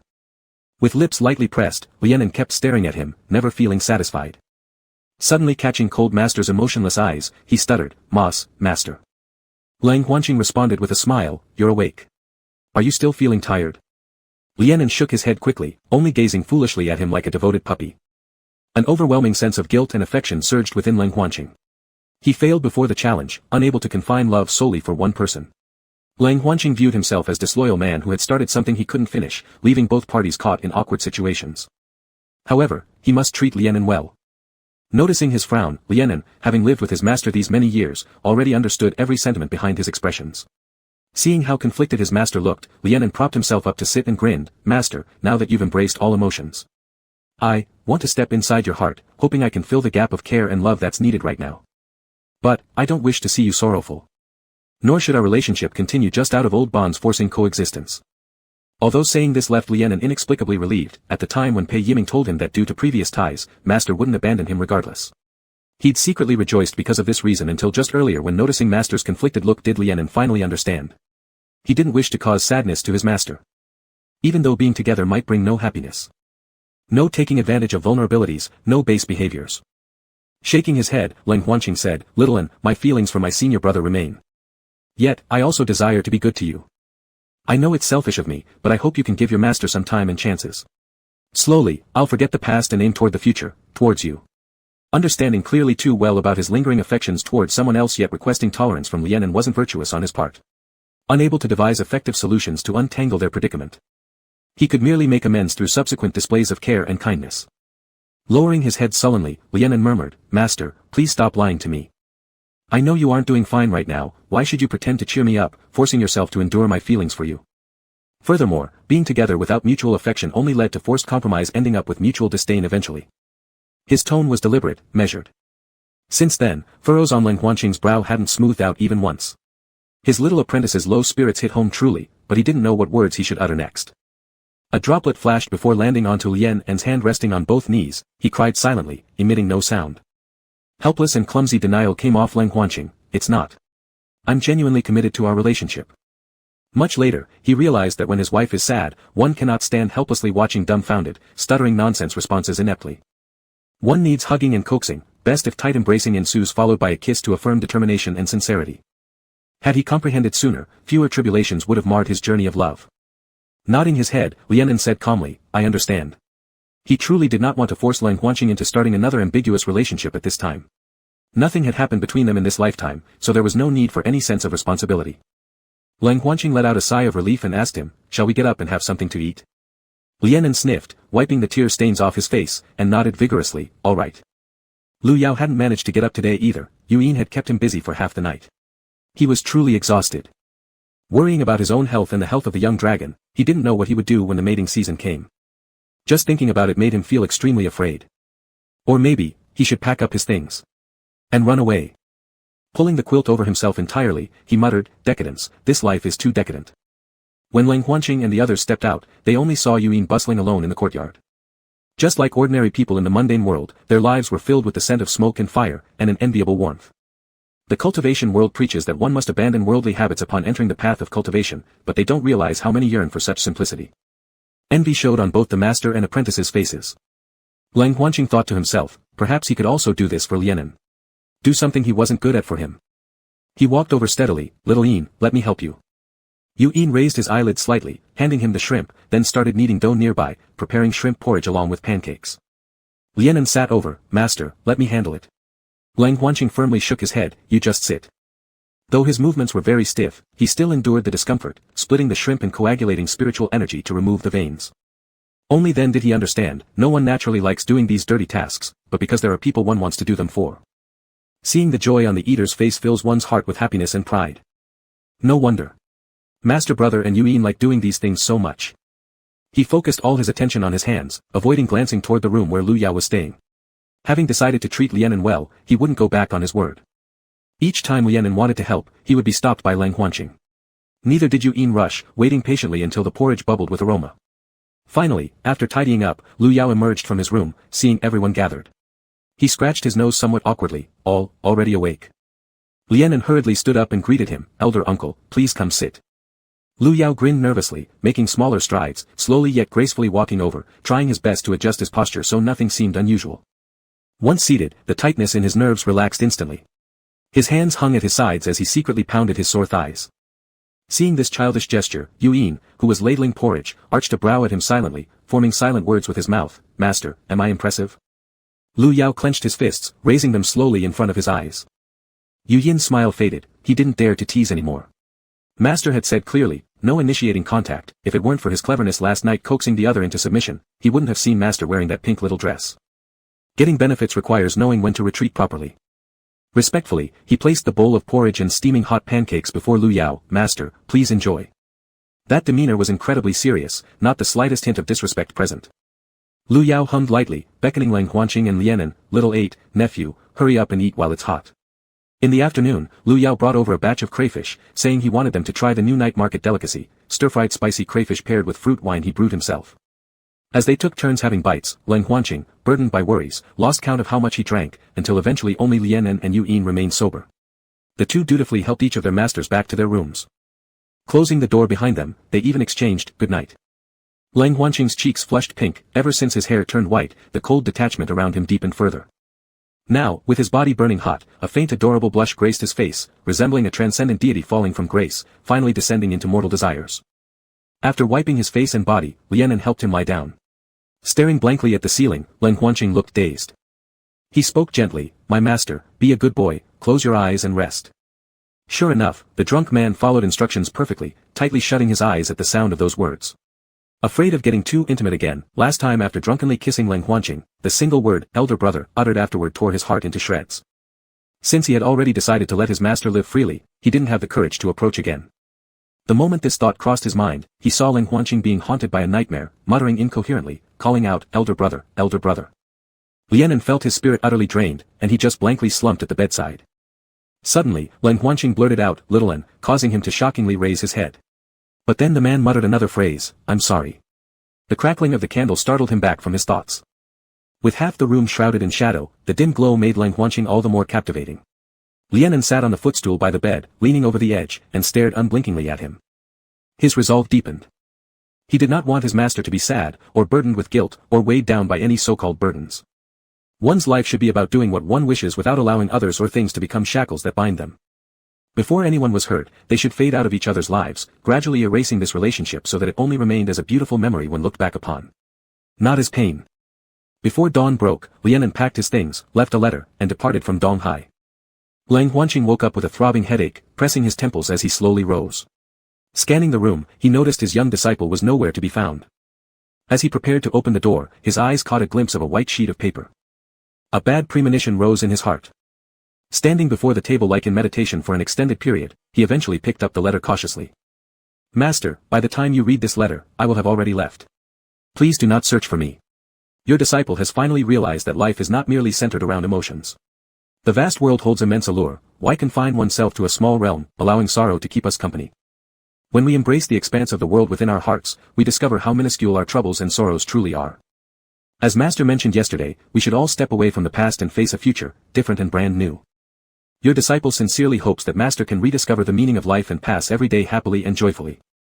All unpleasantness shall surely fade. Lang Huanqing read line by line, trembling fingers going unnoticed by himself until he discovered the corner of the paper crumpled from his tight grip. Finally, after taking a few deep breaths, he carefully smoothed the letter, flattening the creases and placed it on the table. His gaze fixated on it. Little 8, are you awake yet? There was no reply. Yuyin asked again, announcing his entrance, I'm coming in.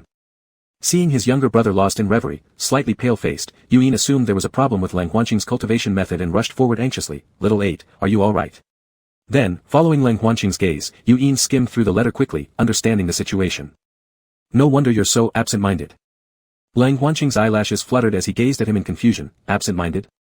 Me? Yuyin nodded earnestly and determinedly. Lang Huanqing gave a self-mocking laugh, what good is being absent-minded now? The person was already gone. Yuyin consoled, Little 8, I know you're not feeling well, very conflicted.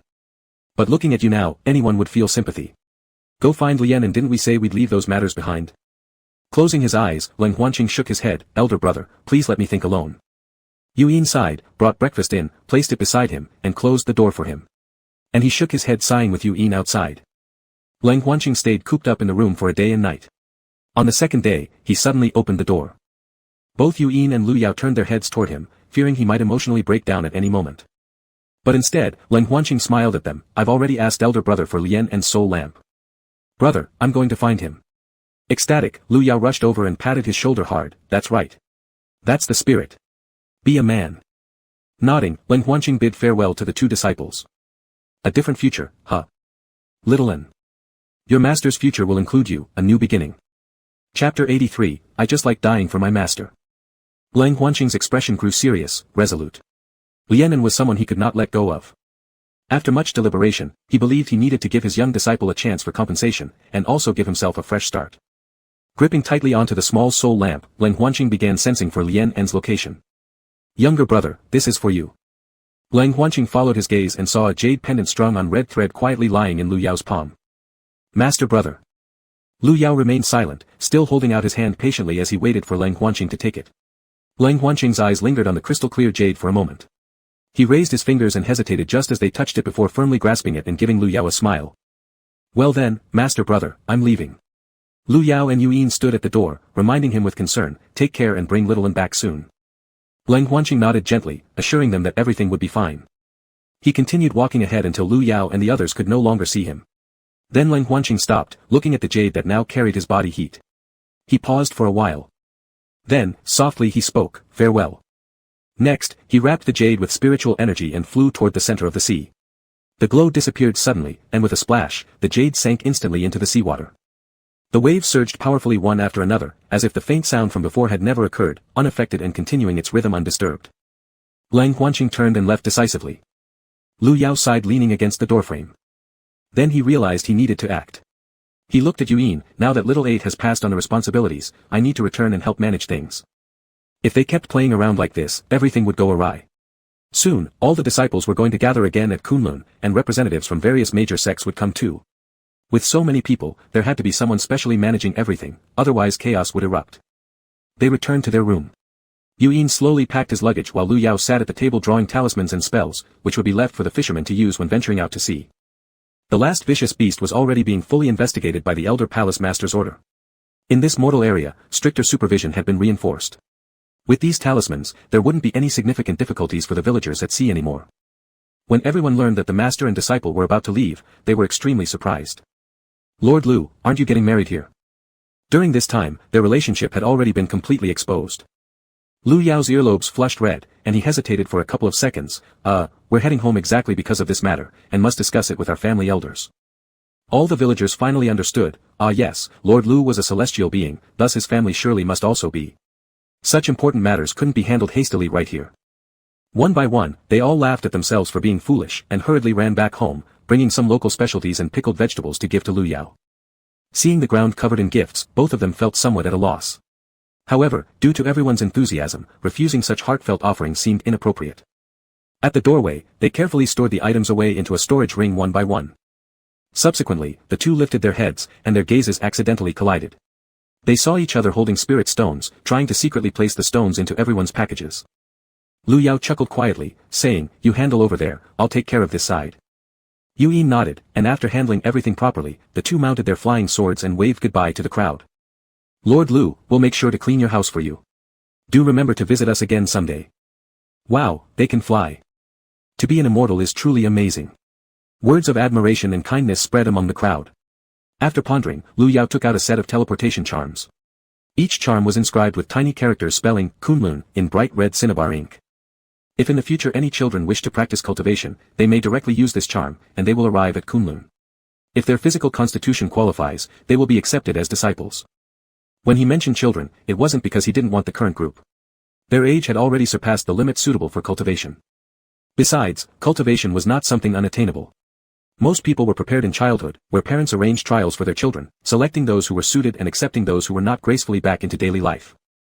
Therefore, Lu Yao handed this opportunity over to the next generation, ensuring direct access to Kunlun rather than relying on weary journeys, making it much more reliable. For a moment, everyone was silent. Staring at the slips of paper in his hand, astonishment mixed with joy filled their expressions as they stood motionless, unsure how to react. Yu Yin took the talismans and placed them directly in the village chief's hands. Don't be afraid, anyone can come and try. Trembling hands received the talisman carefully, storing it meticulously within the folds of his shirt. Thank you, Lord Lu. Lu Yao waved dismissively, it's not a big deal. This will ensure safer travels for you, but, you don't have to come to Kunlun if you choose not to. Everyone reassured him with chatter, insisting they wouldn't go anywhere except Kunlun. There was nowhere else they could find a deity as kind-hearted as Lord Lu. Lu Yao's face turned beet red from all the comments, but they were trivial things, not worth mentioning. He quickly bid farewell to everyone and let Yuyin start their journey. The wind blew fiercely towards them. He took a few deep breaths, and gradually, the burning sensation on his face subsided. Seeing this, Yuyin chuckled and wrapped his arms around Lu Yao's waist from behind. Is our master this easily flustered? Lu Yao caught the teasing tone in his voice and became somewhat uneasy. It has been so long since I've been praised, I'm not used to it. Over the years, he seemed to remain unchanged in the public eye. When encountering unfamiliar disciples, they would sometimes look at him with a disdainful gaze. This had become the norm for Lu Yao. Suddenly receiving so much flattery made him slightly apprehensive. However, doing good deeds truly felt amazing. Yu Yin's smile faded. The two of them were quite similar in many ways, they didn't care about others' opinions of them, yet both fervently desired positive feedback and treatment from each other. He nuzzled against Lu Yao's neck, they're fools who don't understand anything. Of course, master is the best. Don't listen to their nonsense. They never even try to know you, they judge based on hearsay and prejudice. Ignore them, it lowers your dignity. Whereas I am utterly devoted to you. Without you, how could I live? With a snort, Lu Yao turned around, clinging to Yu Yin's back like a bird seeking shelter. You're being silly again. I've noticed you've been getting more mischievous recently. But what you say does make sense. Yu Yin nodded smugly, that's because it's true. Then he pinched Lu Yao's chin, lifting his already pink face, and leaned down to press their lips together. No further actions followed, just soft, gentle rubbing. Lu Yao's heart tingled as though tickled by a feather, causing him to hold tighter instinctively. The pad of Yu Yin's fingers pressed lightly into the small of Lu Yao's back. Master, you just said we'll combine our spiritual energies upon returning home. Lu Yao nodded, all right. Once things settle down, we'll tell elder brother and start making preparations. It took them 7 days to finally return to Kunlun. Because there were too many people and an array was in place, they couldn't continue flying on their swords after reaching the entrance gate. So, they had no choice but to climb using their own legs. Lu Yao groaned in agony. Good heavens, such a high staircase. He wondered how long it would take and dreaded the aching pain that shot through his thighs. Why must there be such a thing in this world? Seeing Lu Yao's expression of distress, Yu Yin immediately offered earnestly, climb on, master. Let me carry you. Lu Yao tugged on his ear, you act considerate now, where were you before? You should have. Master, don't worry. No one's here now, and nobody will see us, so there's no need to feel shy. Lu Yao. Oh well, it seemed his secret fear had been discovered, yes, he was indeed shy. Looking at Yu Yin, aren't your legs sore, or your waist aching? Yu Yin tilted his head, seemingly not understanding why Lu Yao asked this, why should they hurt? But then seeing Lu Yao's expression, he suddenly understood and quickly retracted his previous claim. A little bit. Even so, his spirits didn't lift. Yu Yin let out a cry of pain, ah, it hurts, my poor waist, ugh, can't do this anymore. It was ridiculous. So unfair. What kind of anatomy was this? Was he, the grass, really inferior to a dragon? Sadness engulfed him. Lu Yao remained expressionless, you just keep up your act. Without another word, he began climbing the stairs with firm steps. Though his thighs trembled, it still looked impressive. Yu Yin quickly stood up, following closely behind him. He extended his hand cautiously in case Lu Yao lost balance and fell, ready to catch him. The awkward but charming mannerisms of his dignified master delighted Yu Yin endlessly, and he continued to amuse himself by teasing Lu Yao. After a while, Lu Yao's legs grew increasingly painful. He wanted to rest a bit, sat down, massaged his legs for some time, thinking he had recovered, only to lose strength as he tried standing up again, landing hard on his bottom. Fortunately, he landed on top of his disciple, so it didn't hurt at all. Yu Yin held him, letting his hands wander downwards, and squeezed his buttocks gently with his broad palms. Shocked, Lu Yao tried to stand up, but Yu Yin acted first, slipping his hands under Lu Yao's knees and carrying him straight up. Drinker, it's unnecessary. Yu Yin stared straight ahead, you refused earlier when I offered to carry you, master. Now your only option left is being carried. Lu Yao was about to say something when he heard a particularly irritating voice. TSK TSK TSK, in broad daylight and under the bright sky, how scandalous. The man used 3 idioms in one breath, suggesting that this person was quite educated. Just the tone, however, was far from friendly. Yu Yin's expression suddenly turned cold as he looked towards the speaker. Duchu emerged from behind a nearby rock, looking down on them. Lu Yao gasped, pointing at him, that. Duchu snorted through his nose. Then Ji Lan appeared from behind. Master Lu, it's been a while. This made Lu Yao lose all excitement. Yu Yin's eyes flickered, and his voice softened when he spoke. When did you arrive? Before you too. Lu Yao shrank back a little. Engsub, were we not seen? Du Chu cruelly broke his hopes. Oh. Since when does not being seen start?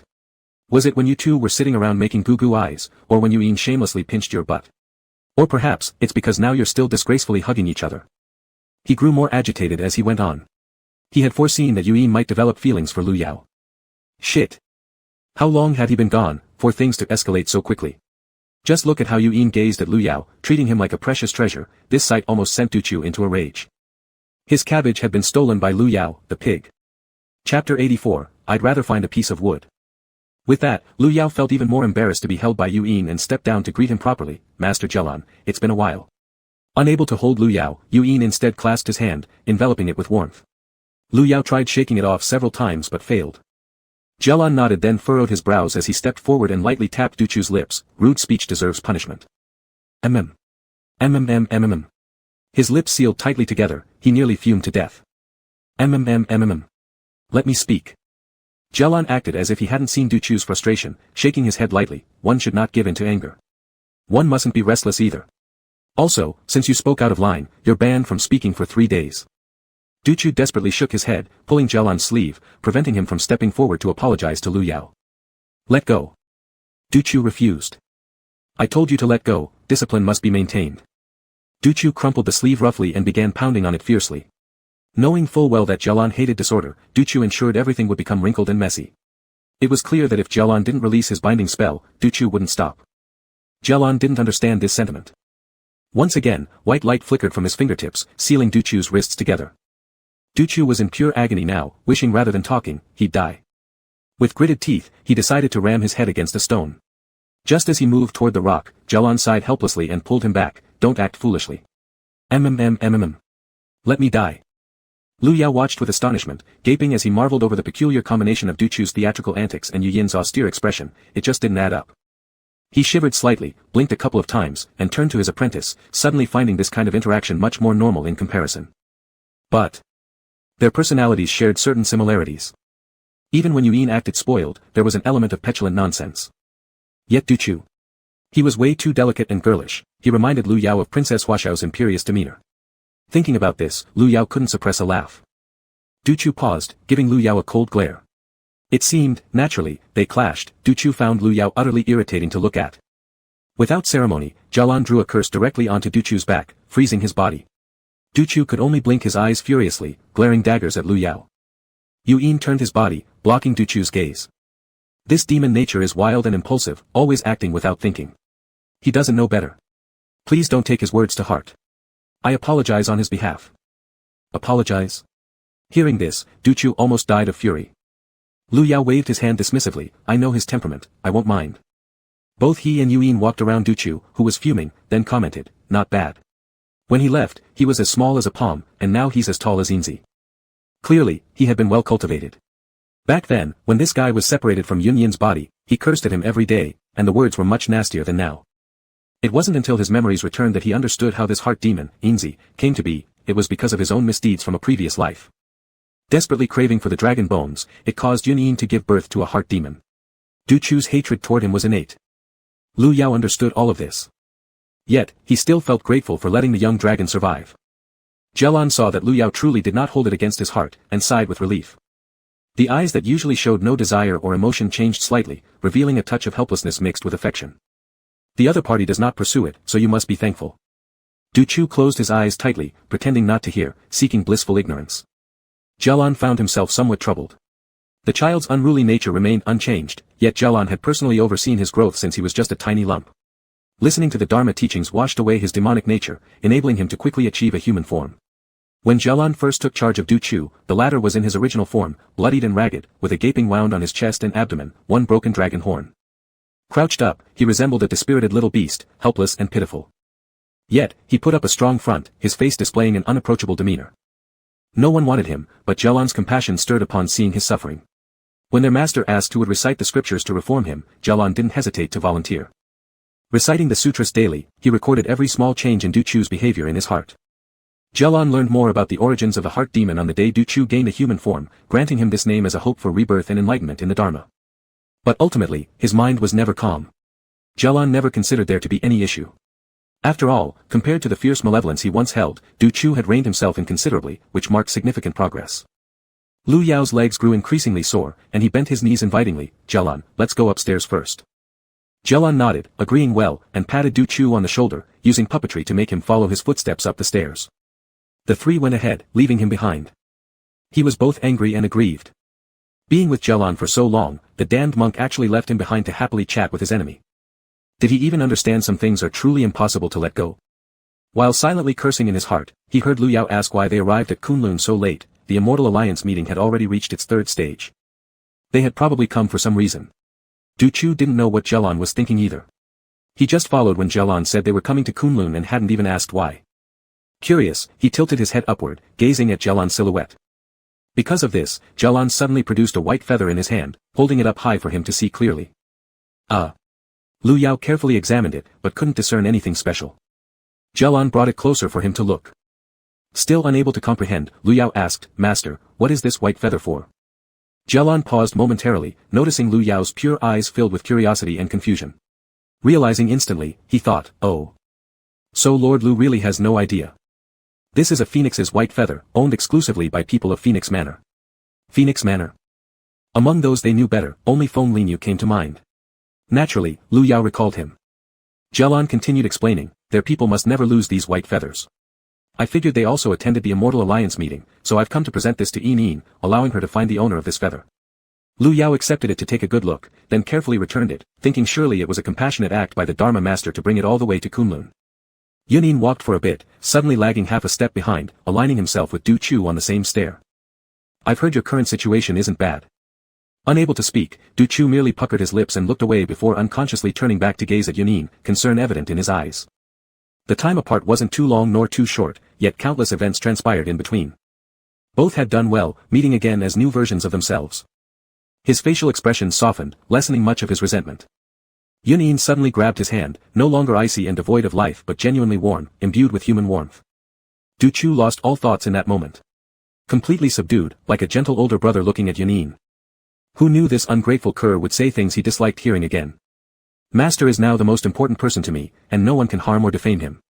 Du Chu's eyes immediately turned cold, disapproving of Yin and showing anger. In such a short time, how could he understand Lu Yao fully? 18 years ago, he was pretending while extracting the dragon bones. There was worry all over Du Chu's face. He feared that the foolish child might be deceived again. Du Chu, stop saying those heart-wrenching words. Master has his own unavoidable difficulties, we've all come from suffering. Suddenly, there was a cool sensation at the eyebrows, as Yin's middle finger touched them. A series of images were transmitted. Through their recent interactions, except for the inappropriate parts between the two, they all flowed into his mind. His eyes became vacant instantly, and he felt every ounce of happiness, joy, and contentment that Yin had experienced. His eyes moistened suddenly, with red around the rims. Jialan stopped in his steps since he was closely tied to Du Chu's rebirth, feeling the fluctuations in his emotions. He turned around to see this man on the verge of tears. Du Chu. He called out, quickly releasing the restrictions on the young man's body. Regaining control of his body, Du Chu gasped for breath. Jialan stepped down a few steps, what's wrong? Are you in pain again? He shook his head, no pain, go ahead, don't mind me. Hearing this from Du Chu, Jialan halted his steps, confused about what was happening.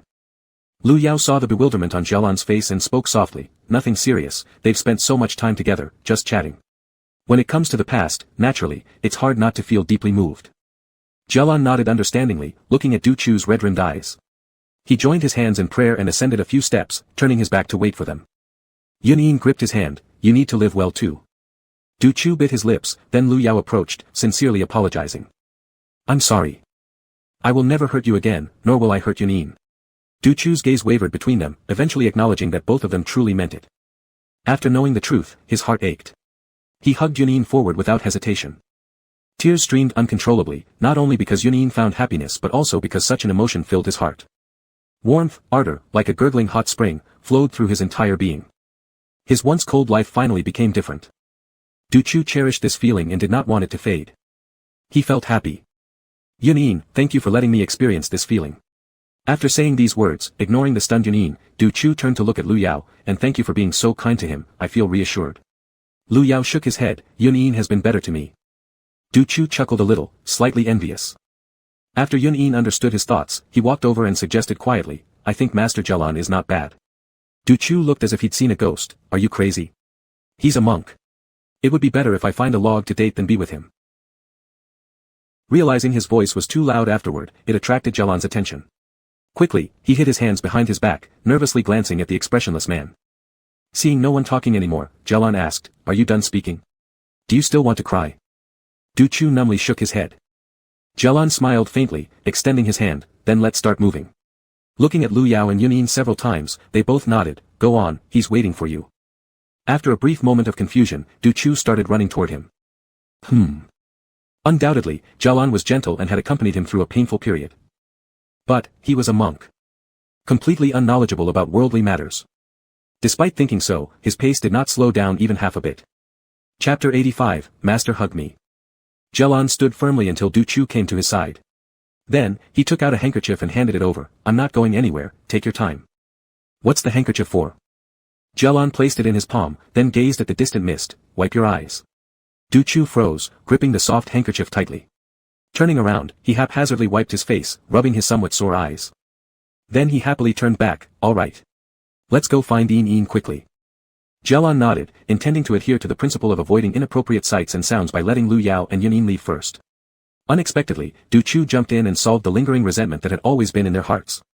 He could clearly sense that Du Chu's aura of hostility and demonic energy had diminished even more. Jialan nodded satisfactorily, it seemed this trip to Kunlun wasn't fruitless. He spoke, so, you must do more good deeds, understand? Blessings will come unexpectedly, aiding you. Du Chu twitched and quickly interrupted his long lecture, understood. I totally get it, master, please stop. Jialan. Yunyin hoisted Lu Yao up again, who laughed awkwardly, my body doesn't feel quite right, not too good. Seeing his flushed face, Jialan figured something was on his mind but didn't press further. The four of them climbed together to the mountaintop.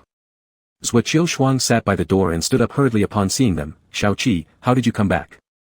Approaching, he took Lu Yao's hand, your complexion seems much better, but why does it look like you're exhausted?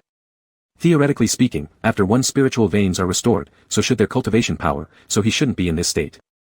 Lu Yao waved his hand, don't mention it, it's nothing serious.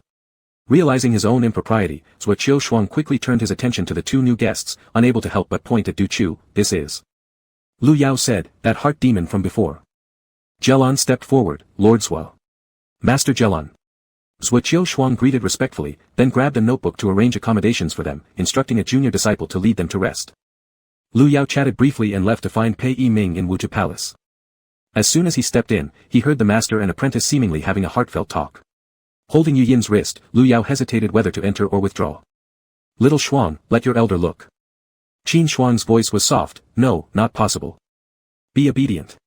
Exchanging glances with Yu Yin, Lu Yao realized it wasn't a proper time to interrupt. Yu Yin pointed downward with his fingers, making walking motions with two legs. Lu Yao nodded lightly. In moments like this, it was best not to disturb. Once outside, Lu Yao couldn't suppress his excitement, covering his mouth to giggle secretly. He gossiped, wow, that was intense.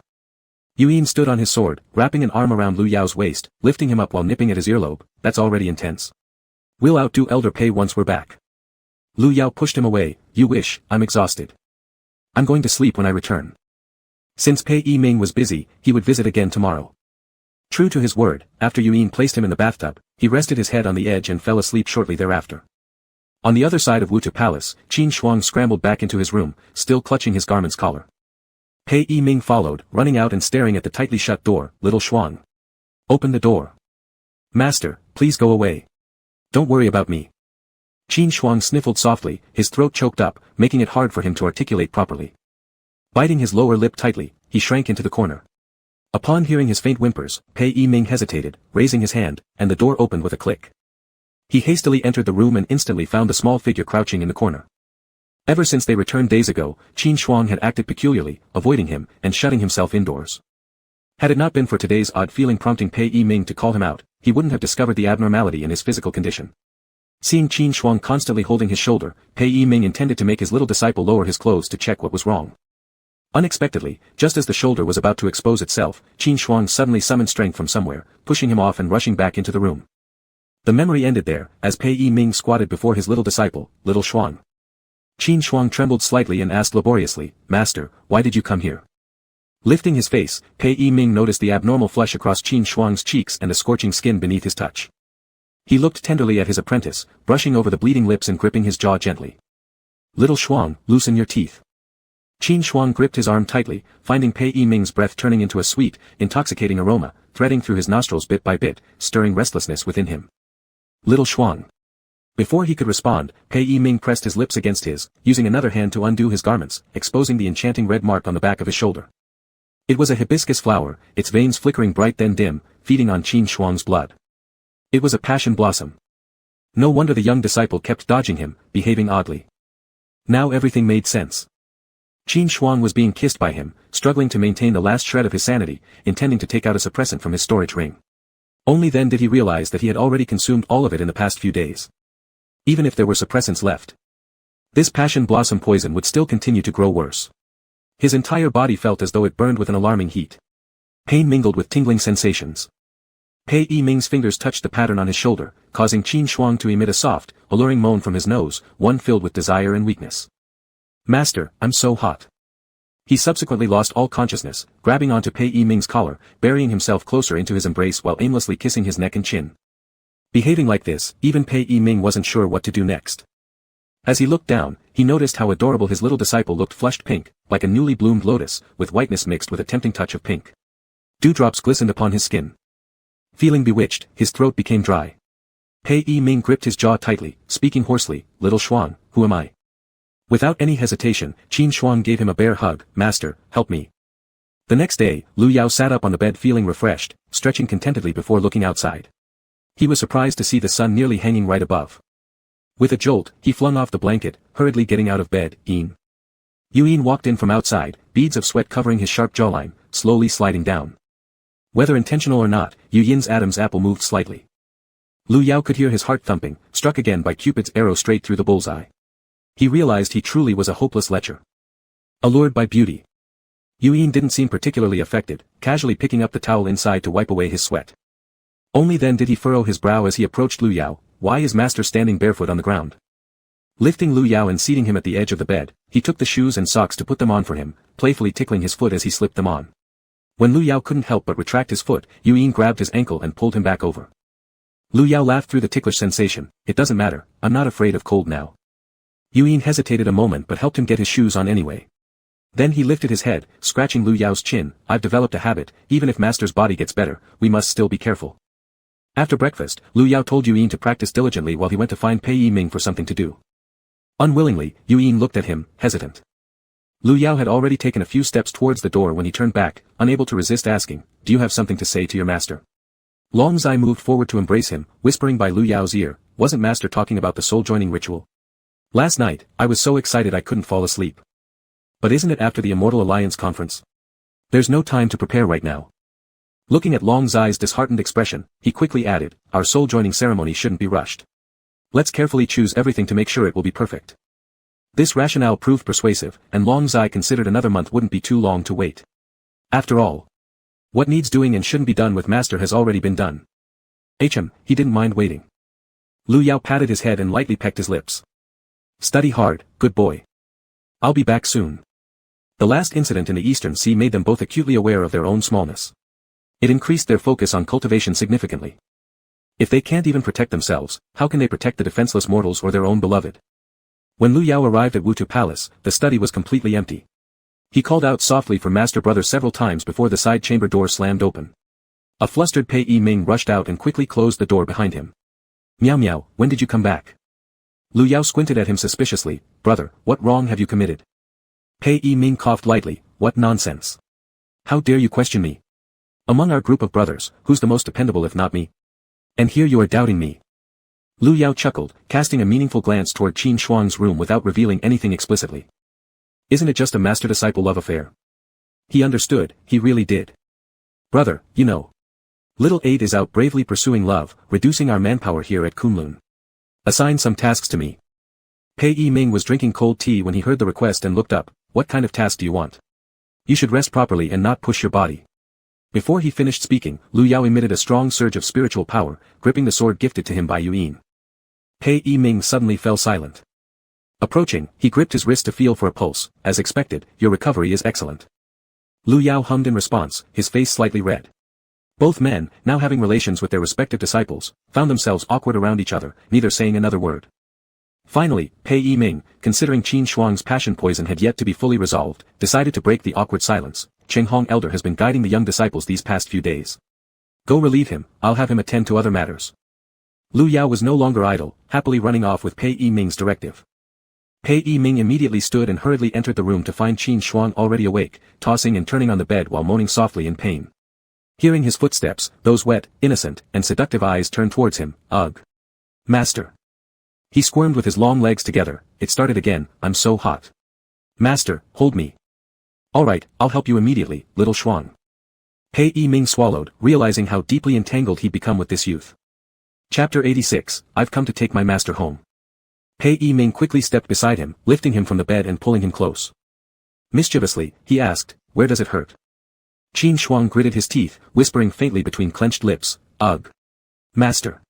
His enchanting gaze lifted, looking into the eyes of the man before him. That man was his master, his greatest love.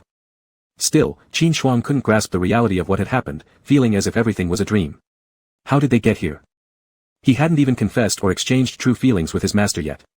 There were so many things left undone. Did master actually like him? Otherwise, why help detoxify him? Or could it just have been to remove the poison? The more he thought, the more anxious Qin Shuang became, but Pei Yiming's hands continued to disturb his focus. Little Shuang, you haven't told master yet where it hurts. Is it here? Saying this, his hands didn't stop, his voice low and vibrating through the air, making one's ears tingle.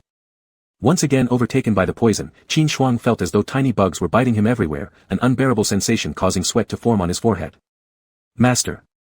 Pei Yiming sighed, his playful thoughts dissipating instantly. Gently patting his cheek, he reassured him, don't worry, the discomfort will soon pass. Meanwhile, Lu Yao kept running until he reached Cheng Hong, who was giving a lecture in the classroom. Nodding at Cheng Hong, Lu Yao silently sat down in the last row. Unnoticed by the children, he propped his chin in his hand and smiled softly as he watched all the students. It struck him then how deceptively fleeting time truly was, impossible to hold back. In the blink of an eye, so many years had passed. Yuyin and Qin Shuang used to be so small, barely reaching his thighs. Now they were full-grown adults. And Yuyin was even taller than him, becoming a true man. During the class break, Cheng Hong allowed the children to chat at their desks before stepping outside to ask Lu Yao the purpose of his visit. Elder, let me take over teaching the children. Take over. Over the years, everyone had seen Lu Yao's laid-back nature, almost never engaging in combat, his cultivation level stagnant. Could someone so relaxed appropriately guide the children? How would he serve as their role model? Concerned, Cheng Hong furrowed his brow as he listened quietly to Pei Yiming explaining further via sound transmission. But Master Lu. Lu Yao knew exactly what was on his mind. Elder, you can trust me. After that, he pulled Cheng Hong away a bit farther, drawing out the Xuanjue weapon, ready to engage in some practice. Seeing this, Cheng Hong thought it a good chance to test Lu Yao's depth. If it meant reducing some of his own responsibilities, it was definitely worthwhile. Both summoned their spiritual power, releasing a fierce intent of their swords. When their blades clashed, Cheng Hong showed slight surprise. Truly impressive was the fact that, despite being inactive in cultivation these past 10 years, Lu Yao's strength remained formidable due to practicing the Huantian decision. For several exchanges, they traded moves skillfully without causing much commotion. Eventually, Cheng Hong called for a halt. Since Master Lu's abilities haven't diminished, the task of teaching is yours then. Lu Yao sheathed his sword and cheerfully nodded, good. Cheng Hong smiled faintly, perplexed by what might have caused Lu Yao's lethargic attitude these past years. But he wasn't the type to be overly curious either, simply leading the group into the classroom where the children all stared curiously at Lu Yao. Cheng Hong introduced him, I have other matters to deal with. Starting today, Palace Master Lu will be teaching all of you. As soon as his words ended, the children obediently called out in unison, Palace Master Lu. Yet the curiosity and slight reluctance in their eyes were evident as they watched Cheng Hong leave with pleading looks, feeling somewhat aggrieved. Lu Yao didn't rush. He opened his storage ring, taking out a pile of raisins, pineapple chips, and almonds, distributing them among the 20-some-odd kids. Try them. They're sweet and very delicious. As he spoke, he bit into a piece of pineapple chip, his favorite taste. The children hesitated before raising their hands. It was the first time they had seen this kind of snack, but the fruity aroma tempted their tongues to water uncontrollably, making them grab one and pop it into their mouths. Sweet but not cloying, with a full burst of fruity flavor, they exclaimed in shock, Palace Master Lu. So good. Lu Yao chuckled, no one could resist the allure of fine food. While they munched away, he lowered his head to flip through the textbook, asking a few questions when he saw the children answering fluently. He exaggeratedly shouted, "Wow," showering them with compliments. The atmosphere was harmonious. Cheng Hong peeked through the window cracks, satisfied completely with Lu Yao now. Finally returning to his chambers, he dealt with his own business. On this side, Lu Yao maintained a calm expression on his face as the class progressed, but then he became a little lost. Having finished Cheng Hong's segment on the history of the cultivation world, he reached the topic of beast races' bodies. He had to explain the heat cycle and how to suppress it and which areas must not be touched by others. Lu Yao shut his eyes shamefully. Now he understood. When he had poked Yu Yin's dragon horn back then, why he stared wide-eyed as if seeing a ghost. And the tail. Also a sensitive spot. Thankfully, back then Yu Yin was still young and didn't feel much, no wonder during their last intimate session, Yu Yin asked him to touch his horns. That stinker. And how he wrapped his tail around him tightly, breathing deeply with desire. These two features, indeed, are highly private. Ah, what an idiot I am, Lu Yao sighed inwardly. This is for not focusing on your lessons. For spacing out. He really felt like he'd lost all dignity in his life. Worse, Yu Yin had covered up and led him astray. Palace Master Lu. Palace Master Lu. Lu Yao quickly came back to reality, steadying his erratic heartbeat. Ah. What's wrong? Is there a problem? The master's face is so red. Are you sick? Lu Yao shamefully adjusted his sleeve, flashing a composed smile. No, I'm fine. Let's continue the lesson. Learning makes one better. With a light cough, he asked, are there any children of the dragon clan here? 5 or 6 little hands went up, blinking big eyes expectantly at him. Lu Yao looked seriously at the textbook. Dragon horns and tails are extremely important to us. Under no circumstances should strangers be allowed to touch them. And phoenix race children, take care of your phoenix tails too. The entire lesson covered nearly all beast clans in the cultivation world. Tired, Lu Yao pulled out a cup of juice to moisten his throat. Lastly, he glanced at the young ones. If any stranger, any bad uncle, anyone who looks sneaky, says they want to touch your tail, your dragon horns, your butt, your chest, what should you do? Don't let them touch. Hit them. Tell Palace Master Lu. Report to the elders. Lu Yao carefully listened, relieved that none of the children said yes. So, that's it for today's class. Everyone tidy up and go rest. All the children stood up properly. Goodbye, Palace Master Lu. Their soft and adorable voices merged together, lifting Lu Yao's mood. He smiled brightly, standing by the door and waving goodbye, bye. In the end, there were still 7 or 8 children left, and Lu Yao squatted down. Why aren't you leaving? We live together and want to stay and play a bit longer. Lu Yao asked, did you always do this in the past? The children nodded. 4 boys pulled out small wooden swords from under their desks and rushed into the yard to start sparring, the sounds of wood clashing echoing around. Lu Yao sat aside reminding them, be careful. Don't hurt anyone. They murmured a few affirmations. Then he turned his head toward the remaining 2 little girls and 1 boy, and you 3, what would you like to play? The children gathered together, whispering something quietly. Then they looked up at him and said, we'll just sit here and enjoy the breeze, then go back to our living quarters when it's time to eat. Lu Yao. Just sitting around like this all day won't help kids get enough exercise. How about playing some games with me instead? As he spoke, Lu Yao began drawing on the ground with a stone, catching the attention of the 3 children who came over curiously. Lu Yao smiled, lifting his hem and tying it around his waist. The children were mesmerized as the orange-yellow sunset illuminated his beautiful face, making him look like an otherworldly spirit descended from heaven. This scene lingered in their minds for a long time. Lu Yao pointed to what he had drawn on the ground, this is called hopping squares. Then he threw a makeshift beanbag inside and hopped a few times on one leg before coming back. Did you see clearly? This caught the attention of the boys playing with wooden swords nearby. They squatted down next to Lu Yao, their eyes wide and round. Soon everyone started taking turns by playing rock paper scissors. By the time Yu Yin finished his cultivation practice, the sun was almost setting. After asking where Lu Yao was, he left Baihua Palace riding his sword. From afar, he saw that white figure surrounded by several children, a few jumping around strangely nearby, while others held on to Lu Yao's hand. A colorful butterfly wrapped in spiritual energy rested on his fingertip, placed before a little girl's eyes. Hearing their delighted shouts, Lu Yao released the fluttering butterfly into the air. Yu Yin made a clicking sound. This scene seemed oddly familiar. He'd always known Lu Yao was handsome. Yet every time he saw him, his heart couldn't help but race. Seeing the children's adoring gazes, Yu Yin stepped off his flying sword, walking towards him with a smile. Lu Yao stiffened slightly, turning to meet dragon youngster's gaze. He waved, Yin Zai. How did you come here? I've come to take my master home. Chapter 87, liked him extremely much. After sending the children back to their living quarters, the two leisurely walked hand in hand back. They encountered Jialan and Duchu heading out. Lu Yao noticed the direction, which seemed toward the gate, so they greeted them. "Master, where are you going?" The two stopped. Jialan clasped his hands together. "We heard that Silver Sound has already departed from Kunlun, so we entrusted White Feather to the elder of Phoenix Manor. Our mission is completed, so we are preparing to leave." "This. They just arrived yesterday, isn't it too fast?" "But. Has Silver Sound gone?" Jialan nodded, pursing his lips. It seems there was some situation with the young lord, so they returned early. Feng Li knew. Last time they met, wasn't everything fine? Perhaps she was injured during her trials. At least as an acquaintance, he should send a letter expressing concern. Putting it aside temporarily, he looked at the two getting ready to leave. "Stay a bit longer. It's rare for you to visit. Let Kunlun serve as your hosts properly." Jialan smiled and shook his head. "There's no banquet that never ends. Moreover, we originally planned to travel around and do good deeds. When Du Chu accumulates enough merits, it won't be too late to return to Kunlun." Since he had said that, Lu Yao didn't try to persuade them further, seeing them off to the main gate. Du Chu smiled kindly, exuding a gentle demeanor. He waved politely to say goodbye to Lu Yao and Yuyin. "Come see us when I have time. In the future, I will probably reside at Van Yin Temple. You can also visit me there." Then he spread his arms and laughed at Yuyin. Yuyin strode forward, embracing him tightly, patting his back with increasing strength. "Lu Yao." Jialan massaged his temples helplessly. "All right, let's go." Walking down the stairs, their figures looked extremely unrestrained. Lu Yao sighed. "I initially wanted to enjoy a quiet retirement, but things took an unexpected turn. Now my withered tree has sprung back to life. I'll finish up soon and dedicate myself to proper cultivation.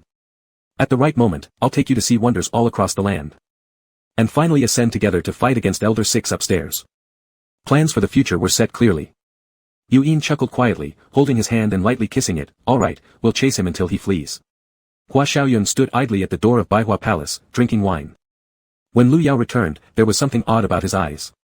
He seemed dazed, smiled, then looked up with a small wine pot in hand, pointing at them. "Why did you come back so late? I've waited for you two for a long time." Upon seeing the forlorn look on his face, Lu Yao immediately reached out to him. "What's wrong? Has the goddess ignored you again?" Hua Xiaoyun snorted twice. "Not, he's been too busy recently, dealing with matters from Mount Tianshan and preparing for the Immortal Alliance meeting. He and his sister have a lot to discuss." As he spoke, Hua Xiaoyun leaned against Lu Yao's shoulder. "Hua. Even though we sleep together every day, there's no progress." He truly envied Lu Yao. Every night, only his heart itched while the other stayed calm. Whatever he did, the other one just smiled gently. Unable to bear it anymore, he pinned down the other one and kissed him, but after that, there was nothing else. Hua Xiaoyun admitted that he couldn't resist the allure of beauty, but this was because he really liked Qi Huanyao. And he wanted to do all sorts of things with him. After hearing this, Lu Yao felt extremely embarrassed and glanced at Yuyin.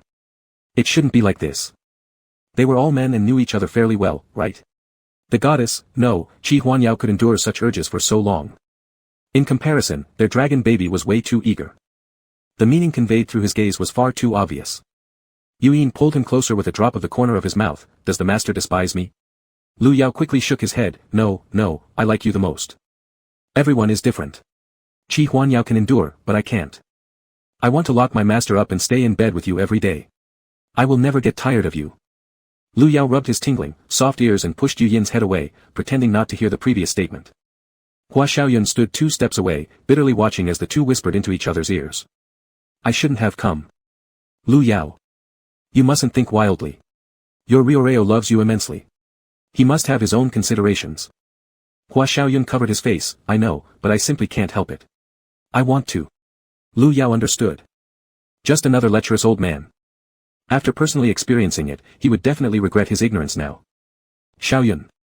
Hua Xiaoyun's body trembled slightly, burped lightly, immediately letting go of Lu Yao's hand, and running into Qi Huanyao's embrace.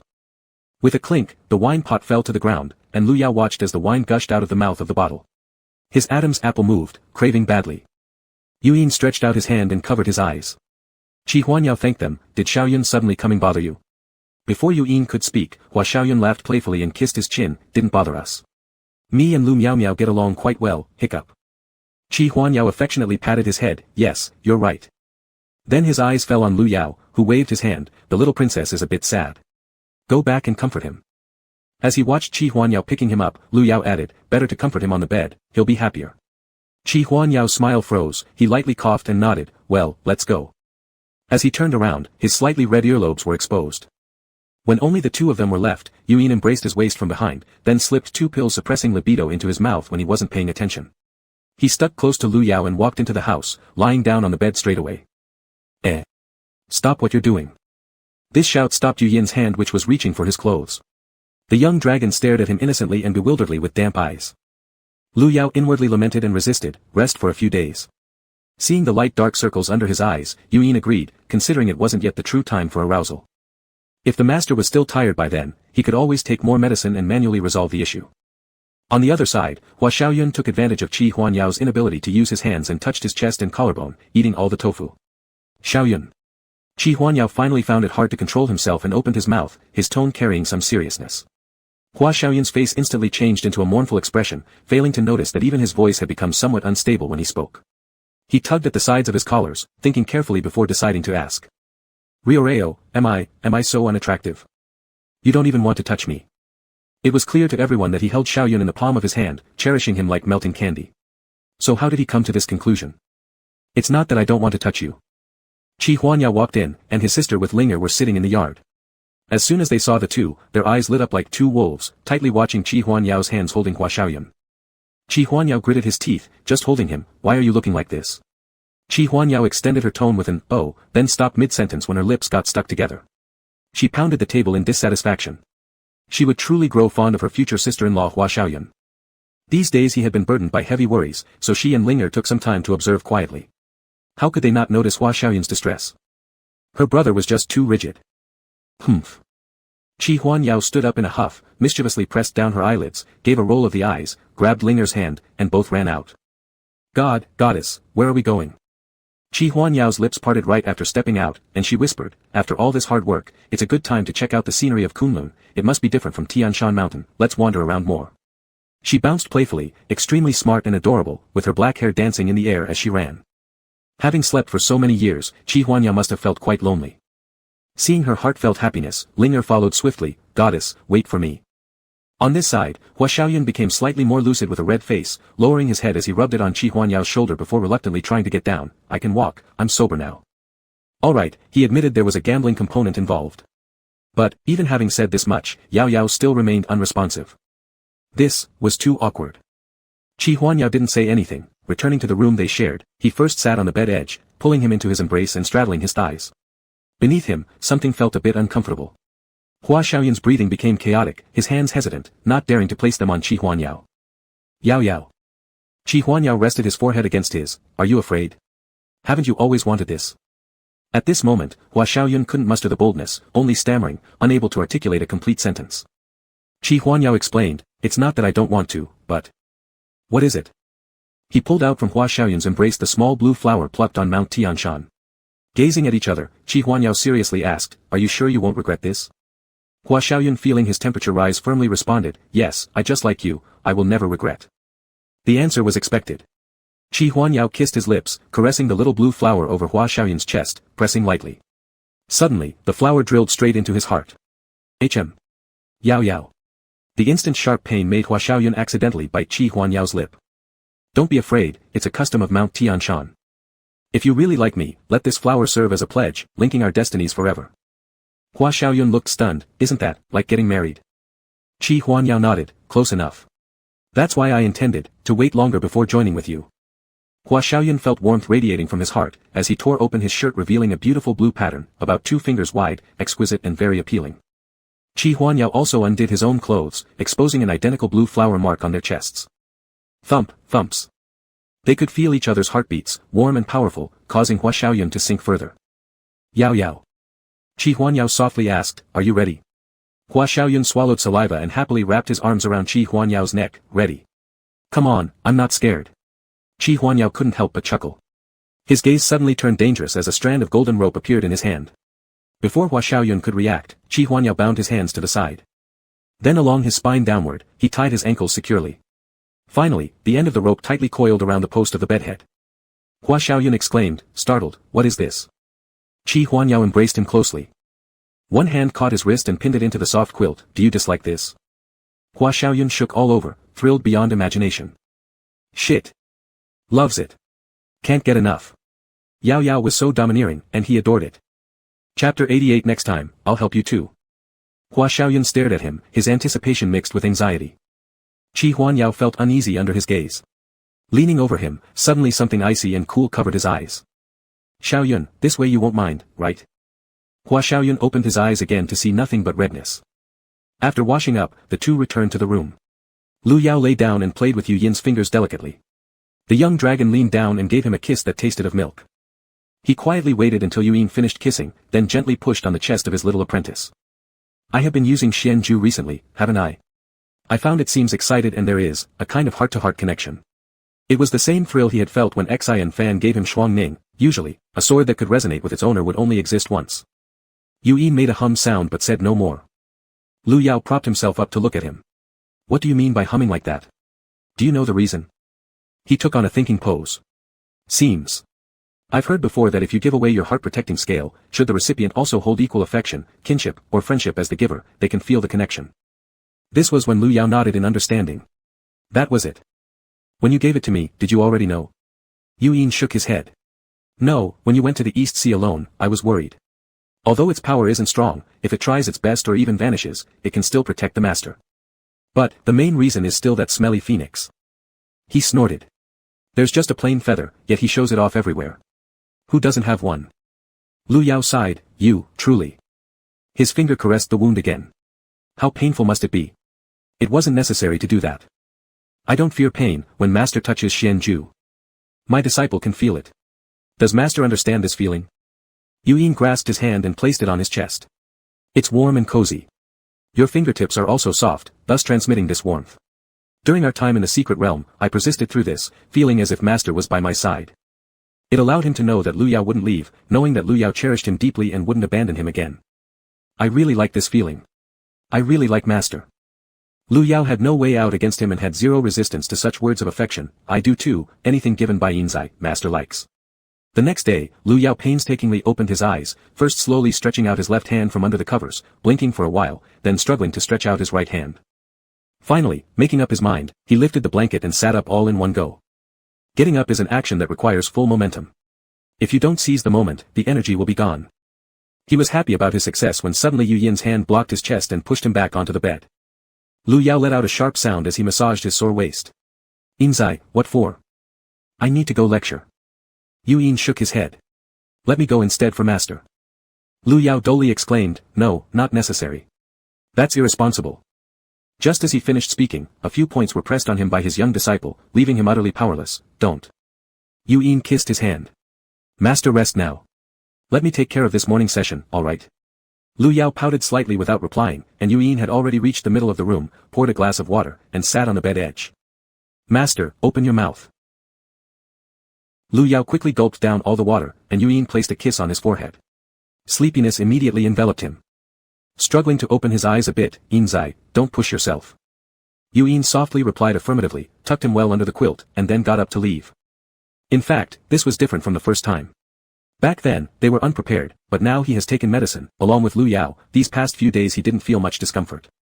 Normal life could still go on. He quickened his pace and went to teach the children their lesson. Lianan set off alone, the sky still gray and gloomy, the cold sea wind blowing in his face as if straight into the hole in his heart, flapping painfully. His vision gradually blurred, and he raised his hand to wipe furiously. No matter how casual or carefree the letter read, his heart still lingered with Lang Huanqing, unable to bring it together to leave. Where was there any mood to admire 10,000 miles of rivers and mountains? Don't cry. No crying. He angrily yelled, already tired of being like this. A real man, and yet tears always brimmed, showing not a trace of manly vigor. He had never seen seventh uncle cry, regardless of circumstances, he always managed to smile. No wonder. Master likes him. Lianan stepped onto his flying sword and quickened his pace to leave. If he didn't go far enough, the master would surely catch up with him. After all, he never wanted to be a burden. With that thought, he traveled even faster. Drowned in sorrow, he paid no attention to where he was going, merely walking forward blindly until finally stopping in a place called Tanhui Town. It was lively and bustling, and Lianan felt exhausted too, so he rented a small courtyard and settled down there. The accommodation was like a quadrangle compound, other tenants already occupied the other sides, and he was the last guest. Almost everyone here was an ordinary person without cultivation. He sat in the courtyard every day enjoying the breeze, lost in thought, letting the days pass by like this. Lianan. Have you eaten? Startled, he opened his eyes and hurriedly got up from the reclining chair. Xiao brother, I've already eaten, don't worry about me. Xiao Feng, who lived across the courtyard, worked as an accountant in a shop. During the days Lianen had been staying here, Xiao Feng always came back carrying fish and meat every day. You're lying to me. When I went out on business before, I saw you sleeping soundly. How could you possibly have time to eat? Unaccustomed to lying, Lianen's face turned gradually red as soon as he was exposed, leaving him stammering and unable to form complete sentences. Could he say that he didn't need to eat? Being low profile is always a good thing wherever you are. I'll quickly prepare something. Please join me for a meal. Alright, then, thank you, Xiao brother. As he prepared to help with cooking, Len Huanqing appeared at the door, little and frozen in place like someone under a spell. Lianen listened to the familiar voice but didn't dare to turn around. He had imagined countless times how their reunion might look. Maybe it would be a faint smile, letting the past slip away. Or perhaps Master had already revived himself, taking responsibility as the head of the Kunlun Hall, forgetting about his troublesome little disciple buried deep in memory's corner. Or maybe he already had someone he liked. No matter what kind of scenario, it should only happen years from now. It had only been a few days since he left, yet Master had already come looking for him. Lianen's first reaction wasn't gratitude or surprise that the Master had found him, neither did he dare think why the Master was here. Instead, he thought about how ugly he must look right now. In these few days, he had been disoriented and hadn't cared about his appearance, letting himself become slovenly. Seeing him rooted to the spot, Xiao Feng waved a hand in front of his eyes. Lianen, what's wrong? Someone is looking for you. Hearing Lang Huanqing's increasingly closer footsteps. Before Xiao Feng finished speaking, Lianen covered his head and rushed into his room, trembling as he slammed the door shut. Xiao Feng looked at the door and then at the white-haired man with a cold expression in front of him.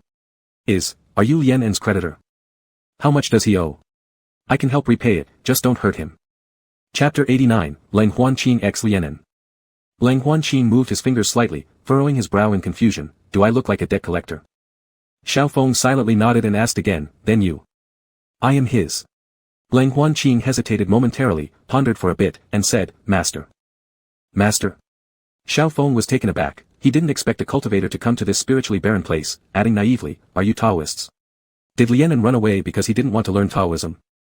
That wasn't impossible.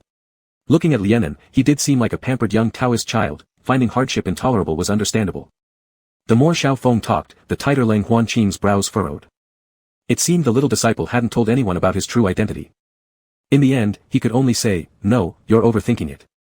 Then he walked to Lianen's room door, lifted his hand, and lightly tapped twice, trying to make his voice sound softer, unlike that of a debt collector. Little N, open the door for your master. He patiently stood still, waiting for the little disciple to open it on his own. Inside the room, Lianen combed his hair, changed into formal clothes, and suddenly stopped, startled. Why was he dressing up for this? He walked to the door, placing his palm lightly on it, as if he could see Lang Huanqing through the wooden door. Silent for a long while, he finally spoke, Master, why did you come here?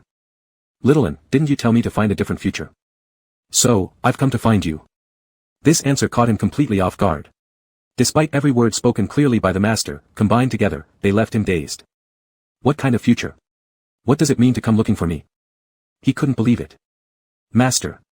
Lang Huanqing, unable to see him, felt a void in his heart and was unsure of what the young disciple was thinking. Little N, can you open the door? As soon as he finished speaking, he looked expectantly at the door, and indeed, after a few moments, it opened. A delighted smile just began to spread across Lang Huanqing's face when Lianen lowered his head, appearing sad and mumbled, Master, please come in and talk.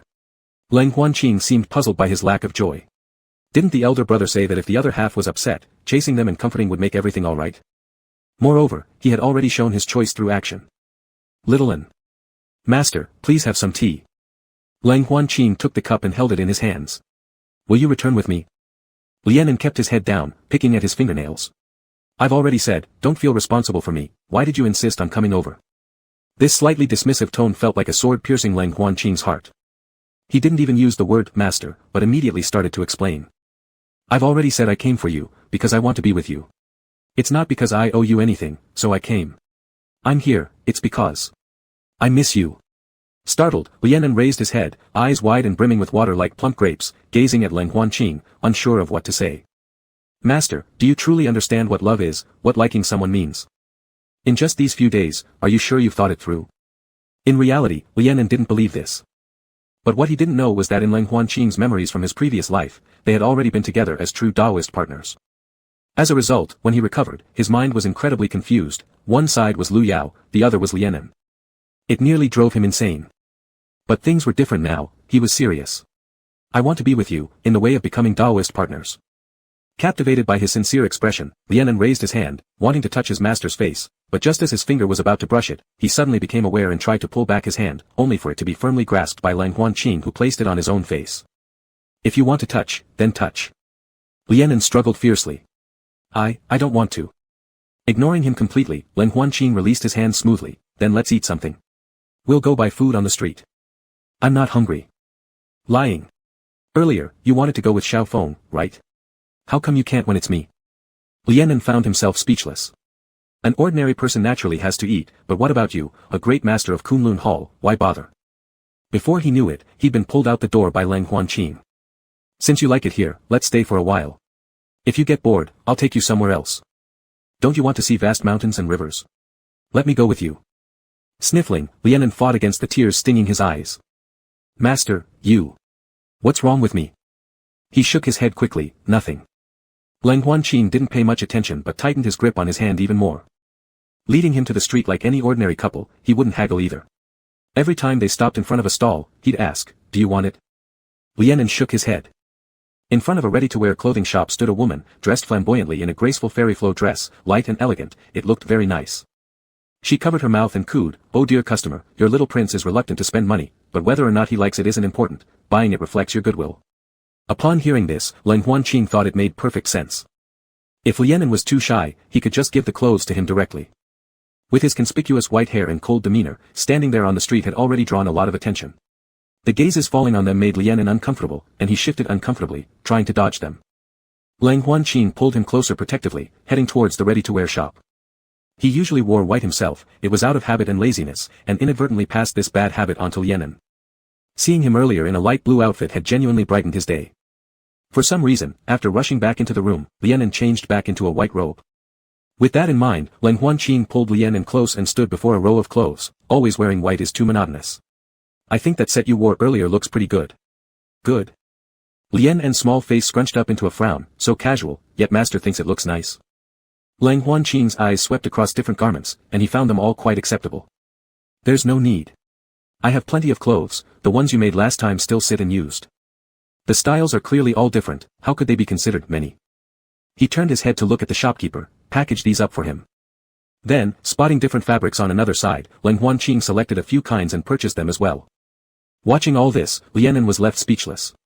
Bracelets, hairpins, jade pendants, and charms, Lang Huanqing bought a great heap of them. By the end, even Lianen couldn't bear it anymore before he finally stopped.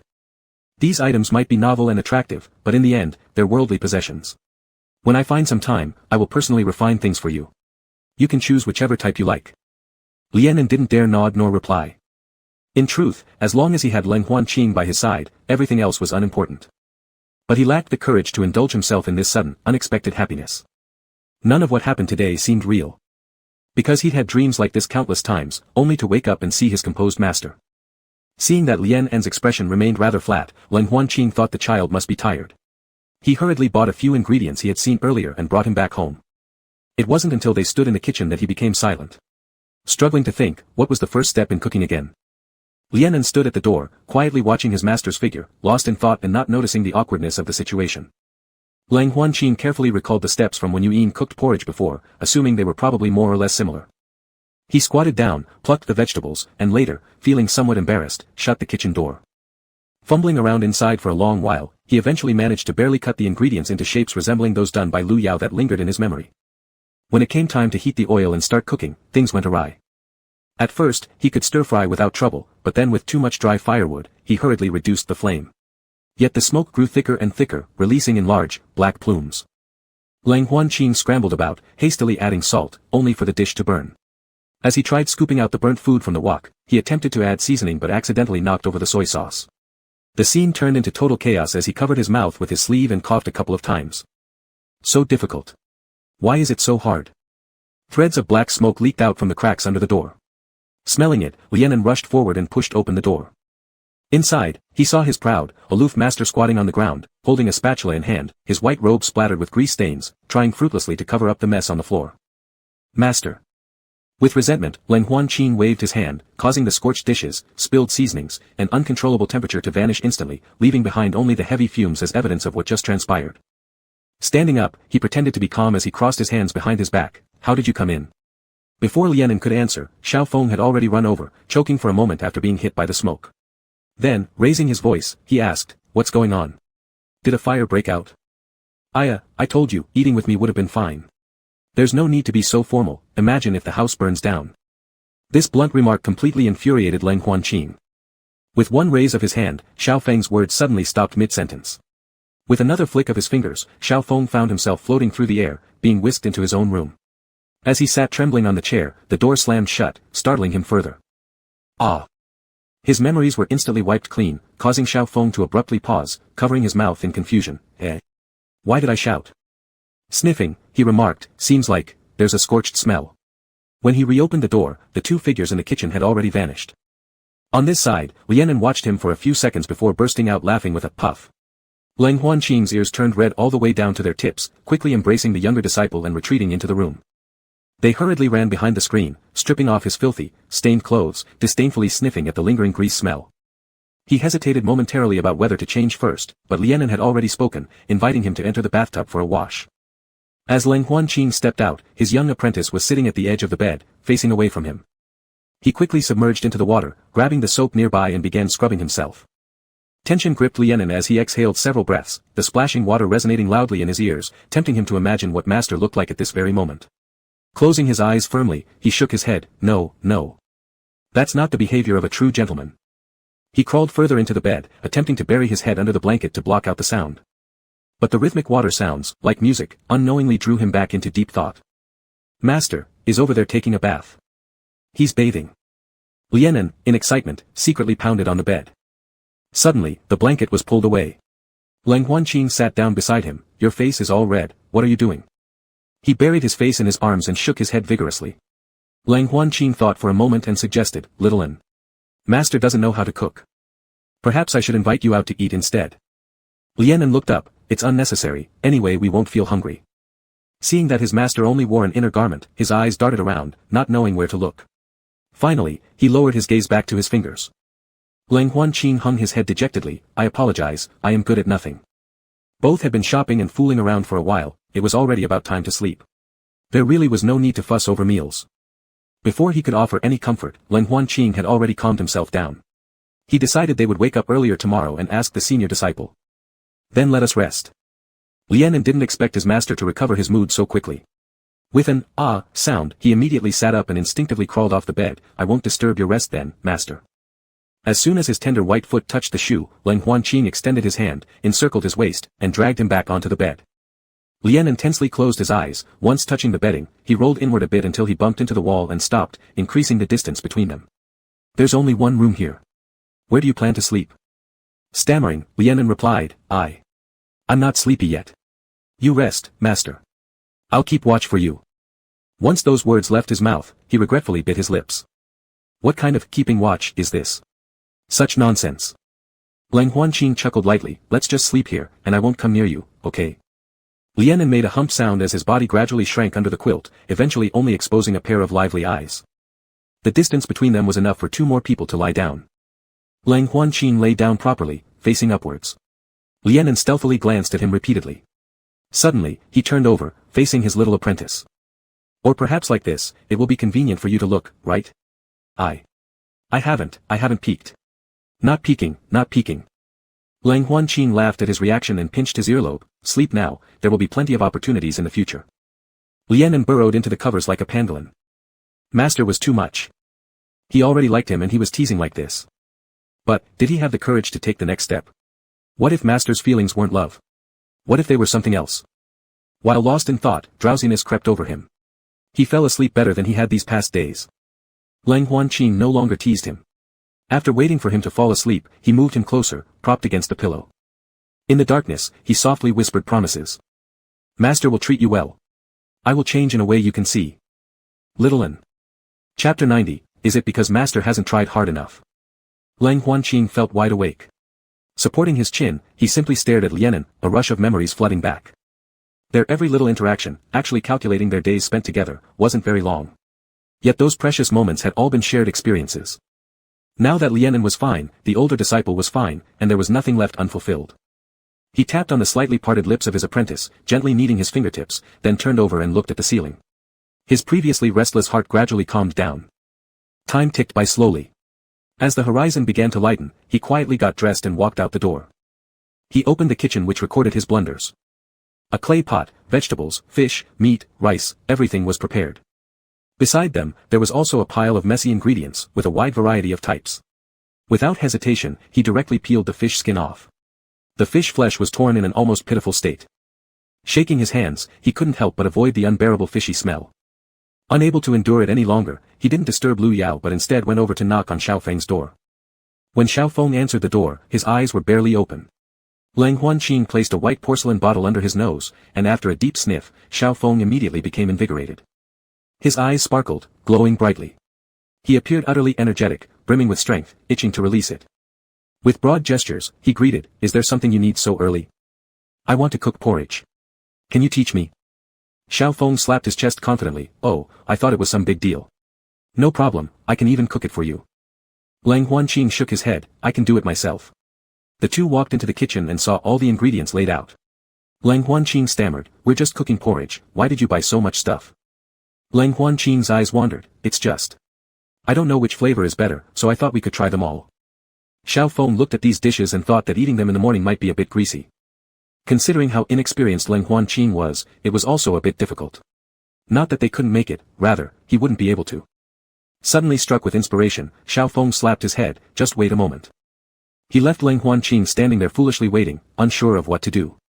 When Xiaofeng came back, he held a big thing in his arms. "This is an old pumpkin I've been hoarding. When cooked into porridge, it's sweet and fragrant. This will definitely suit you." Lang Huanqing quickly took it over, noticing its substantial weight. Xiaofeng grinned, "Now, start peeling it." He nodded, placing the pumpkin on the stove, then slightly stepped back, suddenly pulling out a sword from his hand with a shiny sound. Xiaofeng instantly covered his head when he saw the cold glint flash before him. "Come on now. I just asked you to peel it, don't get mad." Lang Huanqing sighed, "I'm not mad. It's just more convenient for me to use." This sword was made by him when he was bored and had never been used to kill. He didn't expect it would come in handy now. Xiaofeng squatted by the door, covering his face with both hands, looking at him curiously through the cracks between his fingers. As the light flashes of the blade continued, his eyes almost blurred. The more he watched, the wider his mouth opened. In just a few breaths, Lang Huanqing finished his task. Turning around, he asked, "What's next?" Stunned, Xiaofeng responded, "Chop it into pieces." Under Xiaofeng's guidance, Lang Huanqing washed the rice and watched as it bubbled up, then added the pumpkin in. He watched in amazement as the pumpkin pieces gradually softened and turned the whole pot of congee into a beautiful orange-yellow color. Lang Huanqing's face softened too, although his heart was pounding with excitement, his expression only carried a slight smile. Xiaofeng hurried forward but was stopped. "I should go to the shop too. Let me take a little bit first. You woke me up so early and didn't even let me eat breakfast." Lang Huanqing took out a porcelain white small bowl and served 2 portions. "If you want to eat, then." "Got it. I understand. Take it to Lianen." So cooperative, Lang Huanqing was taken aback, then went out and immediately saw Lianen running out into the yard without bundling his hair, nervously looking around everywhere. Hearing the noise, Lianen turned around and saw him holding 2 bowls. Lianen pointed and asked, "What is this for?" Lang Huanqing didn't answer but quickly put the bowl down and picked him up, blocking Xiaofeng's view. He drank a sip of congee. Unprepared, Lianen quickly hugged his neck. Without looking at him, Lang Huanqing gazed straight ahead. "Were you looking for me earlier?" Lianen gently shook his head. "No." Placing him on the bed, he took the basin and wet the cloth, carefully wiping off the dust and fine grass from his feet. "Don't." Lianen tried to pull his feet back, but Lang Huanqing firmly held them. Lang Huanqing's expression remained calm. "In the past, you cared for me this way." Lianen could only see the top of his head. The faint touch on his foot made him feel somewhat ticklish, gripping the bed edge tightly with trembling voice. "I don't remember any of these things you're talking about. The two of us aren't together now. I haven't treated you like this either. The person you're looking for is probably just someone from your imagination." With brisk movements, Lang Huanqing dried his feet and lifted them onto the bed. "You are you, whether it's the past or now." Lianen bit his lips, watching his retreating figure pour water outside. He quickly dressed himself neatly and walked out from behind the screen. Lang Huanqing was already sitting at the table waiting for him, his hand always placed on the rim of the bowl, keeping the congee warm. Seeing him come out, he eagerly waited like a child asking for praise. "Hurry and try it," Xiaofeng said, "it's sweet." Holding his wrist, Leng Huanqin led Lianen to sit opposite him. Through the swirling white mist, Lianen looked at his home, which seemed inexplicably unfamiliar and somehow foggy. Are you serious? His lips moved cautiously as he softly questioned, then quickly lowered his head, picking up the bowl and drinking greedily. Leng Huanqin nodded with some puzzlement. Of course, I'm serious. Cough, cough. It's too hot. Lianen held the porridge in his mouth, opening his lips and gently inhaling air, his face turning red. Leng Huanqin extended his hand to catch below Lianen's chin, spit it out. But Lianen immediately closed his mouth, as if afraid someone would snatch it from him, and gulped it all down with a sound. Leng Huanqin was speechless for a moment. He lifted his hand and tapped on his little apprentice's forehead. You're completely reckless. It's not like we don't have any more. He then pinched Lianen's chin, making him open his mouth. Sure enough, the tip of his tongue had been scorched somewhat white. Leng Huanqin momentarily didn't know what to say. Lianen mumbled indistinctly, it's right, it's very tasty. How could there be such a compliant, adorable child who tugged at one's heartstrings? The force in his hand suddenly strengthened.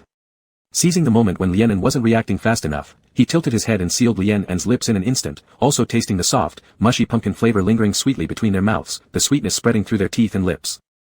Lianen's eyes widened as he let out a sound of surprise and began pushing on his shoulders, but Leng Huanqin didn't back off. With one hand, he lightly grasped the nape of Lianen's neck, leaving no room for escape. As time went by, Lianen's struggling strength grew weaker and weaker, until he gave in entirely. His face turned increasingly red, but eventually, Leng Huanqin noticed something was wrong. Quickly releasing his lips, he smiled softly and flicked Lianen's nose. You little fool, are you trying to turn yourself into a pufferfish? Ah. Lianen suddenly stood up, only to trip over the stool behind him. Instantly, Leng Huanqin moved behind him and caught him in his arms. Little Lin. Before he even caught his breath, Lianen buried his face in Leng Huanqin's chest, blushing furiously. Suddenly, something cool touched his lips. It was his master holding a pill. Without hesitation, Lianen swallowed it. The moment it touched his tongue, the medicine dissolved, and the burning sensation disappeared immediately. Leng Huanqin watched as Lianen grew weak in his arms, his thoughts wandering unseasonably. Perhaps, he is an experienced person after all. Otherwise, if both were shy, how could they proceed? When would it happen again? He placed his chin on top of Lianen's hair. Do you trust me now? The little thing didn't make a sound, just nodded slightly. Leng Huanqin suggested, let's stay here for a few days. Once we've seen around, I will take you south. We'll walk slowly, play leisurely, and go everywhere you want. I will always accompany you. As he finished speaking, he suddenly felt dampness against his chest. A warm touch conveyed emotion. Leng Huanqin lifted Lianen's chin, using his fingers to wipe away these salty tears drop by drop. Don't cry. Shouldn't this be the time to smile? Lianen pouted, I'm just crying out of joy. His wish has always been so simple, no need for anything else. He just wants to feel deep emotion because he is Lianen, just himself. With a shared smile, the tension upon arrival dissipated gradually, and the barriers between them seemed to fade, making everything bright and hopeful once again. In the following days, they strolled hand in hand through the streets, bustling market areas, basking in morning light or under the setting sun, creating happiness uniquely theirs. Like newly smitten lovers, the two merely held hands, kissed occasionally, and when lying in bed, they slept together peacefully without further intimate actions. They were trying to figure out how to interact and love each other. They both thought this way was fine, gradually advancing step by step, slowly experiencing every moment. In a blink of an eye, the third trial for the Immortal Alliance was coming up soon. In the past few days, Qin Shuang had no spare time to rush her cultivation, dealing instead with the passion flower poison that consumed most of her energy on things happening in bed. For example, right now, she still retained a rosy flush from the aftermath of passion, sweat dotted her brow. Pei Yiming's voice carried the distinctive lethargic hoarseness after intimacy, along with satisfaction. Little Frost, where do you feel uncomfortable? Shall I get some medicine from your fourth uncle? Qin Shuang closed her eyes, feeling ashamed, shaking her head. No, I'm not uncomfortable. Finally, trembling her lips, she rubbed her legs against each other under the covers. My. Pei Yiming raised his eyebrows. What's wrong down there? Being teased, Qin Shuang lost her patience, her words becoming quieter and quieter. Pei Yiming acted decisively, carrying her straight into the bathhouse chamber. The water rippled faintly as Pei Yiming wrapped her in his embrace. Why are you still so red? Is there any residual poison? Qin Shuang bit her lip, staying silent, and he kept asking incessantly. Isn't it? Not enough effort. Little Frost, your body feels so hot. Her voice became smaller and smaller until Qin Shuang sobbed helplessly. Chapter 91, Wearing my bracelet means you belong to me. Qin Shuang lay limply by the edge of the bathtub, with Pei Yiming supporting her waist so she wouldn't accidentally slip into the water. Her voice was soft, Master. I'm so sleepy. For the past few days, as soon as she woke up, they had been in bed together. After clearing their poison, Qin Shuang would feel so exhausted that she could barely open her eyes. She really couldn't take it anymore. But there was still a little bit of passion flower poison left in her body, causing such shameless effects. Pei Yiming cleaned her up and said, "You'll be fine once we completely get rid of the poison. Just bear with it a bit longer." Qin Shuang drowsily snuggled closer to him, his scent made her want to stay close to him uncontrollably. "Good girl, let your master carry you back to rest." The obedient apprentice nodded and rested her head against his collarbone. The sight melted Pei Yiming's heart completely. As Qin Shuang rested on the bed, he set up a new desk in her room and sat nearby handling various tasks. Recently, after dealing with the toxins with Qin Shuang, he busied himself with all sorts of things, diving into work when free time came up. Whenever the apprentice woke up, he immediately helped her detox. He was incredibly busy. Qin Shuang's blanket was tucked tightly around her, but her entire bloodstream felt like a soup simmering over fire continuously. With hazy eyes, she looked at Pei Yiming and quietly stretched her hands and feet out from under the blanket, cooling down significantly. Then she softly called his name, "Master." Pei Yiming raised his head with worry in his eyes, immediately putting down his pen and sitting on the edge of the bed. "What's wrong?" Qin Shuang didn't expect him to actually come over. She nervously twisted the blanket between her fingers, wanting to say something but hesitating. Pei Yiming leaned down and kissed her gently. "Speak." After taking a deep breath, she tentatively asked, Now that we are like this, are we still master and apprentice?" Qin Shuang anxiously clenched her fists, her palms sweaty. She truly envied Yin, who had effortlessly been with the seventh uncle, about whom rumors had spread while in the secret realm. Although initially skeptical, seeing their intimate relationship, she deeply admired them. If only, she could be with her master this way. Their mode of interaction had already slowly shifted before things became like this, both following Lu Yao's advice and striving to be kind to each other. It was only because Xing Fan inadvertently used a spell that confused Pei Yiming, making him realize that his feelings for his apprentice were not pure. Qin Shuang hoped that Pei Yiming would be even better to her.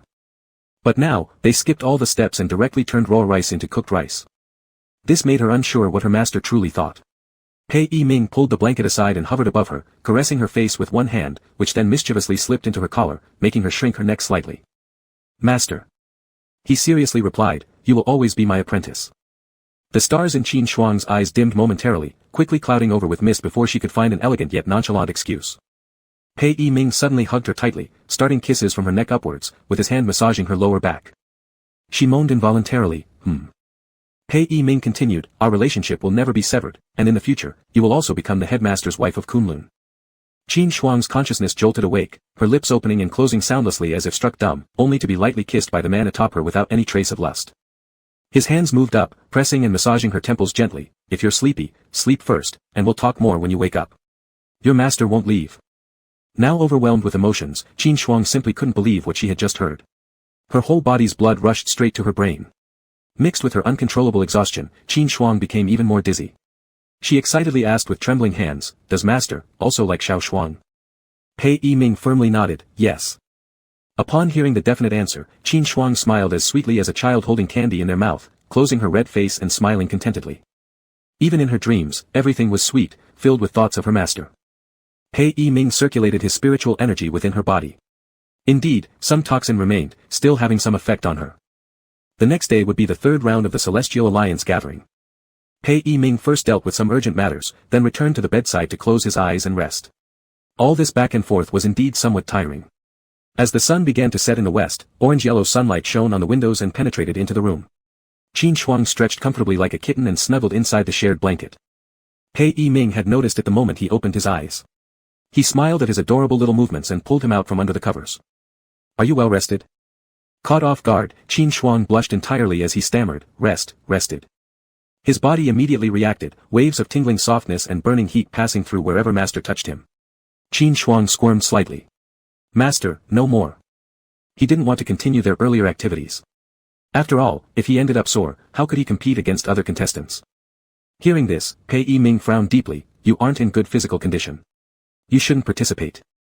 Qin Shuang's small face instantly turned pale.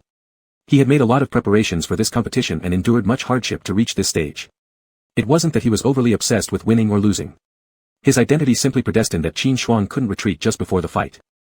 His master was Pei Yiming, the headmaster of Kunlun and the face of the sect. Many people were watching him closely and naturally also keeping an eye on his only disciple. In the past, due to his lack of strength, everyone looked down on him with disdain, whispering about how someone with his mediocre talent and cultivation could possibly have been chosen by Pei Yiming. Behind the scenes, they speculated there must have been a dirty, sordid transaction involved. At that time, Qin Shuang was holding a snack given by Lu Yao, intending to share it with friends, but instead, he overheard these remarks from a hidden corner. Instantly, he felt so heartbroken that his whole body went numb, unable to move. So this was how everyone saw him. Since then, he became less outgoing, learned to read others' hearts, and eventually realized that having many friends wasn't as important as treating others sincerely. What truly mattered was heartfelt connection. Simultaneously, he rarely left Wuda Palace, dedicating every day to practicing diligently. Wasn't this precisely for today? Every person participating in the Celestial Alliance gathering aimed to win the top prize. Most importantly, he wanted to prove that Pei Yiming's disciple was not useless nor someone who gained favor through sordid transactions. No. No way. I must participate. But your health. Qin Shuang quickly sat up, flipped onto him, and placed his thin white legs on either side of Pei Yiming's waist. Pei Yiming looked at this pose and slightly raised an eyebrow. Gazing at his disciple whose brows furrowed ever so slightly, Pei Yiming quietly listened as Qin Shuang attempted to persuade him. Unexpectedly, the younger boy leaned down with shiny eyes, twisted his body and lightly pecked Pei Yiming's lips, his voice carrying a hint of whining. I'm fine, master. Can you let me give it a try, please? If I don't even go, I'll definitely regret it for a long time. Master. Pei Yiming's eyes rippled with dark currents as his large hand cupped the apprentice's buttocks. You might get hurt. Qin Shuang suppressed his body's urge to go further and rubbed his waist against Pei Yiming's. Getting injured during trials is normal. Please don't worry about me. Before Pei Yiming could say more, Qin Shuang covered his mouth. Inside, his heart exploded in longing as he helplessly opened his mouth, sucked on the young disciple's lower lip, and gently licked it with his tongue. Fine, anyway, he would always protect him. Do you want to keep teasing me? Aren't you worried about not being able to stand on the arena tomorrow? Qin Shuang froze, hurriedly getting off him, grabbing his hand tightly. Thank you, master. Believe in me. Pei Yiming petted his little head affectionately, his eyes full of indulgence. All right. Suddenly, a streak of orange light flashed in his hand, entering Qin Shuang's body. Then, he took out a bracelet from his storage ring. This was left behind by my mother. Master gives it to you now. Qin Shuang blinked several times in confusion, staring at the pure, crystal-clear bracelet in Pei Yiming's hands with a red gemstone dangling in the middle, resembling a small red bean. It was extraordinarily beautiful. It's too precious. Pei Yiming whispered breathily into his ear, what's this about being too precious? It was originally meant to be given to my soulmate. If you don't accept it, who else could I give it to? These words completely bound Qin Shuang's heart. His face flushed pink cutely as he shyly extended his wrist. He added one more request, then, could you put it on for me? Before the words had even finished, Pei Yiming already held his left hand and placed the bracelet onto his wrist. Since you've worn my bracelet, you're mine for life. Qin Shuang's happiness overflowed as he firmly embraced Pei Yiming. Yes. I am master's, and master is mine. The next day, the third round of the competition officially began. Within these 10 days, Lu Yao wouldn't have any classes. All the young students were given assigned seats to watch and learn from the battles taking place on stage, making them understand that the path of cultivation was not always smooth and encouraging all to study hard. A few palace masters appeared together, creating a solemn and magnificent scene. However, when Lu Yao sat down, there seemed to be something off about his expression. Pei Yiming looked at him. Meow meow, is it that the chair is too hard? Lu Yao, suddenly being called out, nervously shook his head, waving his hands. No. It's fine. Big brother, don't worry about me. I'm perfectly fine, everything is completely normal. Yuyin was seated just half a step behind him. Upon hearing this, he brought up several cushions in his hand. Master, let me pat it for you. Now everyone's attention turned towards them. Initially, everyone had been subtly observing them, but now their curiosity was open and obvious. How could he possibly place a cushion under his but right under everyone's watchful eyes? Wasn't this telling others what he and Yuyin had done yesterday?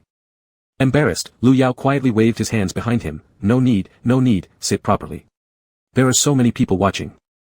Yuyin knew how much he cared about appearances. The previous incident involving Kunlun embarrassed him enough, causing a sense of guilt. He could only nod and silently retreat back. Only then did Lu Yao sigh with relief. Pei Yiming saw his usual nature hadn't changed, helplessly shaking his head. As long as there's nothing wrong, that's good. He shifted his gaze over to the waiting area, searching among the crowd for the voice of his little disciple. That most adorable little tiger in the world belonged solely to him. Chapter 92, Kunlun's feng shui seems off. If Yuyin could stay quiet, then he wouldn't be Yuyin. With an unparalleled degree of shamelessness, he kept shifting his chair until it tightly pressed against Lu Yao, sitting side by side with him. Lu Yao. He pinched the nose of the dragon child. In just a moment, you can't stay still. It's not like we're far apart. Before he could finish his sentence, Yue quickly covered his mouth. Lu Yao felt awkward realizing that what he said was truly heartbreaking, regretfully furrowing his eyebrows. But Yue softly whispered, words unspoken do not count. The dragon child manfully nodded. Lu Yao quickly used this opportunity to cover up, spitting 3 times while smiling at Yue. Nonsense, nonsense, doesn't count. Again, pink bubbles emerged between the two when they realized once more that everyone's gazes were fixated upon them. How frustrating. Why were these people so gossipy? Couples were everywhere, yet why did they always stare at their master-disciple relationship? Now, Yuein's face grew even darker.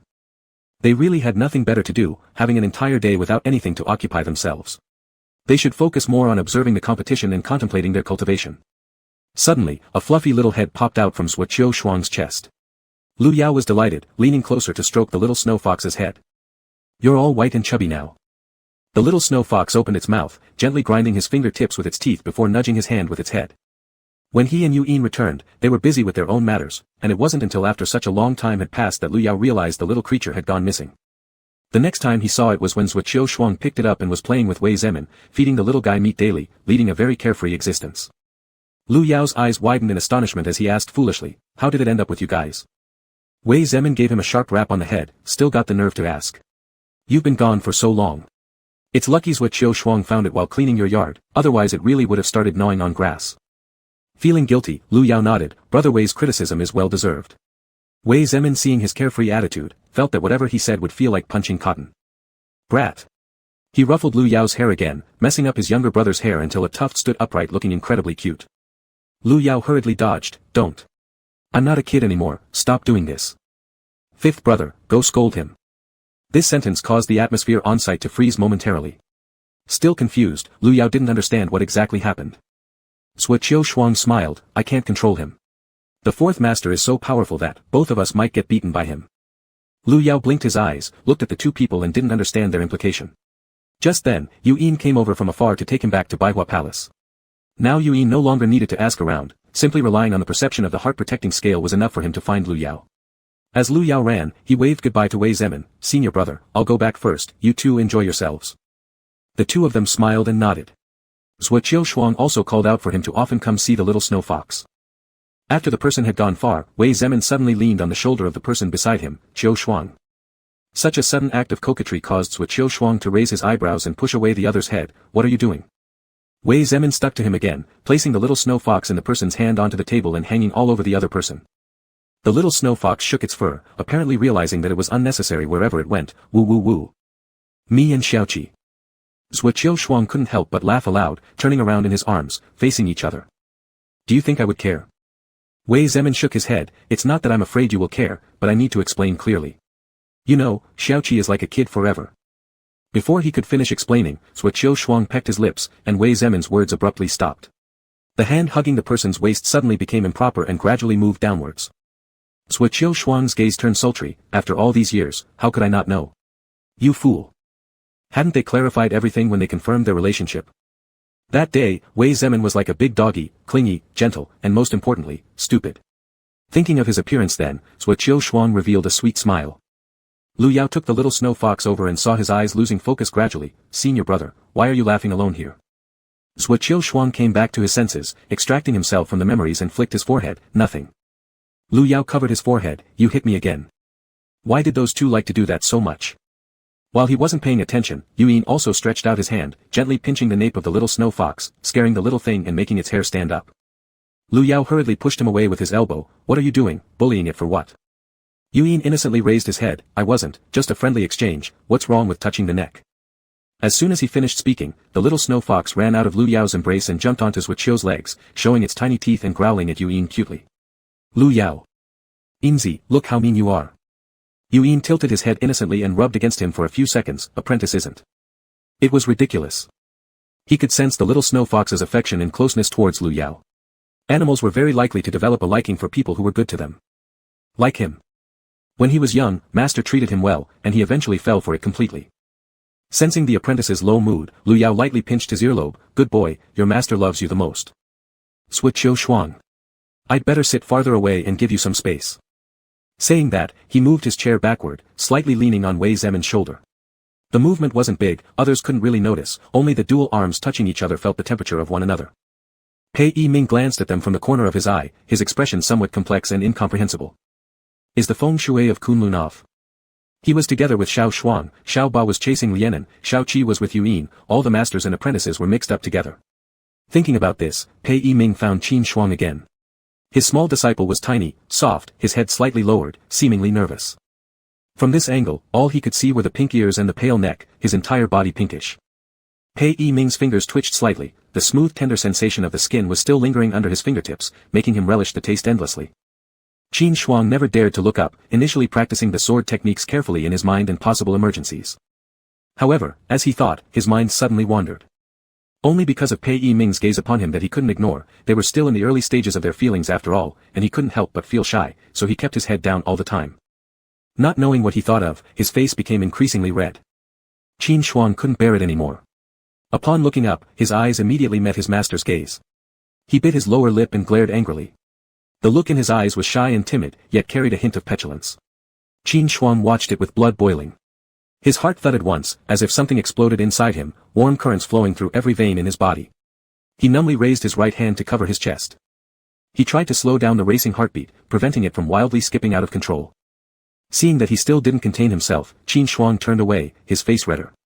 He took several stealthy deep breaths. Master was truly wicked, knowing very well there was still residual poison in his body but insisted on looking at him like that, nearly arousing desires within him. Calm down, calm down. Qin Shuang lifted his hand and fanned his cheeks, only for the heat to subside slightly. It had been just a momentary exchange, yet a black-clad youth nearby had caught sight of it. He looked down at the lot in his hand, one side said 19, and the reverse 42. It matched Qin Shuang's exactly. Jealousy almost overflowed from his eyes, yet he covered it well. What did Qin Shuang deserve? Not only had he entered Kunlun and become an apprentice, but also apprenticed under the sect leader. This kind of incompetent person, how could they be chosen? He dismissed such notions with contempt, realizing only today it was selling his body that brought this about. This boy, Lin Qin, used to be in the same cultivation class as Qin Shuang when they were younger. Everyone else was working hard at their cultivation, but back then, only Qin Shuang and Yuyin had been chosen first, directly bypassing selection and becoming disciples of the Hall Master. As for Yuyin, no one envied him. Back then Lu Yao had such a bad reputation that everyone disliked him, but Qin Shuang was different. With his higher status and gentle nature of Master Pei Yiming, Kunlun's standards became clear only as they grew older and matured. They struggled at the bottom, undergoing countless tests and matches, practicing day and night, eventually only becoming disciples under the elders and other celestial lords. No one could gain the attention of the 5 Hall Masters. Despite everyone sweating and putting in similar efforts. Why should they receive no equivalent rewards despite so much effort? Lin Qin smirked. Today, he would let everyone see what skills this head disciple of the sect leader actually possessed. Perhaps soon, he'd lie defeated without a chance to fight back, crawling like a homeless dog on the ground, whimpering for mercy. Looking at his weak appearance, where was the air of a man supposed to be? Suddenly, Qin Shuang felt a chill run down his spine. He looked around everywhere but found nothing suspicious. The killing intent from earlier stood out in the tense atmosphere. His expression grew serious. It seemed he needed to be more cautious. Not many people remained, and paired duels would divide the top few within 2 days. Kunlun had prepared 3 arenas, allowing 6 contestants to compete simultaneously. As he rested there, several matches had already taken place. Suddenly, the middle arena lit up with 2 numbers, 19 and 42. Qin Shuang and Lin Qin ascended from either side and stood facing each other. A small cheer suddenly came to his ears. Qin Shuang looked toward the main seat and saw Lu Yao and a few uncles cheering for him. Smiling slightly, he nodded confidently. Then he glanced over at Pei Yiming, finding encouragement in his master's gaze, and replied with a gratified smile, winking mischievously. But suddenly Lin Qin made his move. The trials have begun. Such distraction isn't good. Saying this, he began moving. Qin Shuang hastily summoned his sword in defense, perplexed by the hostility emanating from the other side, wrinkling his brow in confusion. Chapter 93, It's Me and Yingzi being urgent. Qin Shuang's entire body hovered slightly off the ground, only his toes touching it. Unprepared for Lin Qin's sudden strike. Though such behavior was disgraceful, real combat doesn't wait for someone to count 1, 2, 3 before beginning. Qin Shuang retreated to the edge, another step would make him fall off the arena. Lu Yao suddenly clenched his hands, and the teacup shattered in his grip. Yuyin was startled by the broken pieces but didn't interrupt his concentration on watching the match. Instead, she bowed her head to help clean his hands. Lu Yao remained completely unaffected, staring straight at the center of the arena, muttering softly, "Come on, Xiao Shuang. Keep going." His hands tightened nervously, and Yuan lightly tapped his knuckles, prompting Lu Yao to obediently open them for the dragon child's actions. Lin Qin smirked, looking down on the person who was about to fall, raising his sword high, aiming straight for his chest. In that moment, Qin Shuang clearly sensed this familiar killing intent, exactly the same as before. He didn't have much time to think, he quickly bent backward, and Lin Qin's sword swept past his face, cutting off a strand of black hair. Qin Shuang flipped rapidly in midair twice, then pushed off the ground with his hand, creating distance between himself and his opponent. He couldn't understand. They had all grown up together as master-disciple brothers. Why did Lin Qin have such strong killing intent toward him? Lin Qin. What's wrong with you? What's wrong with me? Nothing. Qin Shuang warily watched him as Lin Qin grinned, I just want to beat you, that's all. I'll be happy if you can never stand again for the rest of your life. Qin Shuang dodged another frontal attack and shouted during their exchange, are you crazy? Lin Qin snorted softly, speaking loud enough only for the two of them to hear, am I crazy? The one who's gone mad is Kunlun, selecting someone like you, a waste of space. Qin Shuang still couldn't grasp what being chosen by Kunlun truly meant. While defending against several rounds of attacks, Lin Qin's offensive became increasingly fierce and ruthless, leaving no room for retreat. Lu Yao shifted his body slightly, looking at him, Big Brother Lu, something feels really off here. Pei Yiming kept a straight face, but the phoenix spirit left inside his young apprentice earlier clearly overheard their conversation. But it was still within the competition phase. Though Lin Qin's words were improper, Pei Yiming could not stop the match. This disciple seemed to be an apprentice under Elder Lin Xian, so after the trial, he would need to summon this master-student pair to properly discuss how to guide these young ones. Still, he offered comforting words, it's nothing. It's just a trial. Although it seems pretty intense. Lu Yao gave a blank stare. Looking on, the situation appeared far too violent. Even for Lu Yao, who saw Qin Shuang as the killer of his husband. Back and forth they clashed, yet neither managed to gain the upper hand initially, employing only basic Kunlun sword techniques. But eventually, they both unleashed their master-taught advanced skills. Qin Shuang wielded his sword fluidly like flowing water, intending to finish the senseless fight with his ultimate move. Suddenly, his arm weakened slightly, deviating the direction of his sword strike. Yet Lin Qin seized this slight flaw. And as always, taunts came flying, is this all you've got? Qin Shuang's body felt sluggish, all focus locked on his hand, he barely heard what Lin Qin said. With great effort, he blinked his eyes and shook his head. This feeling, it was so familiar. The poison began acting up again. But, hadn't it been just yesterday morning? How could it recur so quickly? A sharp pain coursed through his arm as a long cut opened up, the pain temporarily snapping him back to his senses. However, redness began spreading from his body, gradually coloring his entire face. Qin Shuang parted his lips slightly, panting for breath. Lin Qin hesitated for a moment before sneering, what are you doing? Trying to seduce me up here on stage? Can't you be ashamed? Qin Shuang's voice came out soft and petulant. An idea struck Lin Qin, and suddenly a playful look flashed across his eyes. He ceased delivering fatal blows, instead deliberately moving closer. His hands roamed flirtatiously over Qin Shuang's waist and chin. Already highly sensitive, how could he withstand such provocation? Qin Shuang shivered lightly, gritting his teeth. Bloodshot eyes glaring fiercely, hatred burned in his gaze as he glared at Lin Qin, you really are insane. Lin Qin remained unfazed, tell me, what will the sect leader think when he sees you like this? Will any man make you surrender completely? Qin Shuang seethed with anger throughout his body, spitting out, Pht. You're not even worth it. Lin Qin didn't care about deserving or not. Key was. If Qin Shuang lost control of his own body on this platform, acting like a debased woman in a brothel, wagging her tail like a dog pleading pitifully, revealing disgraceful behavior, then how could he keep his title as the sect leader's disciple, how could he stay in Kunlun at all? If there's no chance of being selected anyway, neither should anyone else get the chance. They were all evenly matched anyway. Thinking thus, his attack slowed down momentarily. With all his strength, Qin Shuang evaded. Suddenly, his sash snapped, and his outer robe fell apart, exposing his pristine inner garment underneath. This. What does this duel mean? Oh my goodness, this is way too embarrassing. Below, murmurs spread through the crowd. Qin Shuang's face turned an even deeper shade of red, while Master Pei Yiming's armrest broke cleanly once more. This brat deserved punishment. Just as he prepared to intervene personally, Qin Shuang raised his sword, gripping its hilt tightly. Blood flowed freely from his hand along the blade, cascading like tap water. Pei Yiming abruptly stopped as he was about to step forward. Qin Shuang wanted to win the match by himself, though filled with worry, Pei Yiming silently watched. Suddenly, a powerful spiritual force erupted around the young disciple's body, thick with blood mist. Lin Qin's pupils shrank as he didn't expect Qin Shuang to go so far. He had used a blood oath. In an instant, Lin Qin mobilized all his own spiritual power and swiftly made a reciprocal blood oath. The audience below couldn't understand why these two were switching between tender moments and life-or-death struggles. At the other two competition stages, the matches looked meaningless compared to their dramatic performance and thus paused temporarily to watch theirs unfold. Two patches of blood mist surged towards each other, then sudden gales swept in, making it impossible for anyone to open their eyes. Everyone had no choice but to raise their hands to shield themselves. When they lowered them again, tranquility had returned to the stage. Qin Shuang and Lin Qin's swords clashed, but there was no next move. After several breaths, Lin Qin's sword snapped into pieces and he spat out blood. Qin Shuang quickly sidestepped. Seizing the opportunity while Lin Qin knelt on one knee, Qin Shuang kicked toward his chest. He fell without any resistance to the edge of the platform. Qin Shuang's eyes lost focus but remained resolute as he walked over steadily, squatting beside Lin Qin, who groaned in pain. In broken words, he said, "I don't understand why you're doing this or what grudge lies between us. But Lin Qin, I am not like you. I won't use underhanded methods against you." With those words, under Lin Qin's bewildered and shocked gaze, Qin Shuang extended one finger and poked him forcefully, sending Lin Qin tumbling off the stage. Qin Shuang sighed, lifting his hand to wipe the blurry vision from his eyes and turning to look at Pei Yiming. Though darkness enveloped his sight, he still gave a faint smile. His lips formed the words, "Master, did you see? I've won." Before anyone could react, he went limp and collapsed. A bright phoenix cry cut through the eardrums, and a massive fiery bird appeared, its golden wings spreading wide to tightly enfold Qin Shuang before flying towards the master's seat.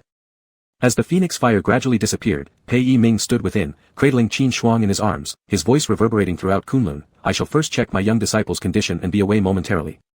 Please forgive me." Without waiting for replies, he departed. After placing him gently onto the bed, Pei Yiming tended to stop the bleeding from the wounds first. Then, feeling heartache, he changed the blood-stained clothes and bandaged him up carefully. Only afterward did he slowly wring the cloth to clean his small disciple top to bottom. Master. Qin Shuang drowsily cracked open an eyelid. Drenched in heat, he lifted his leg and rubbed it against Pei Yiming's waist. "Master, come closer." Pei Yiming soothingly comforted him.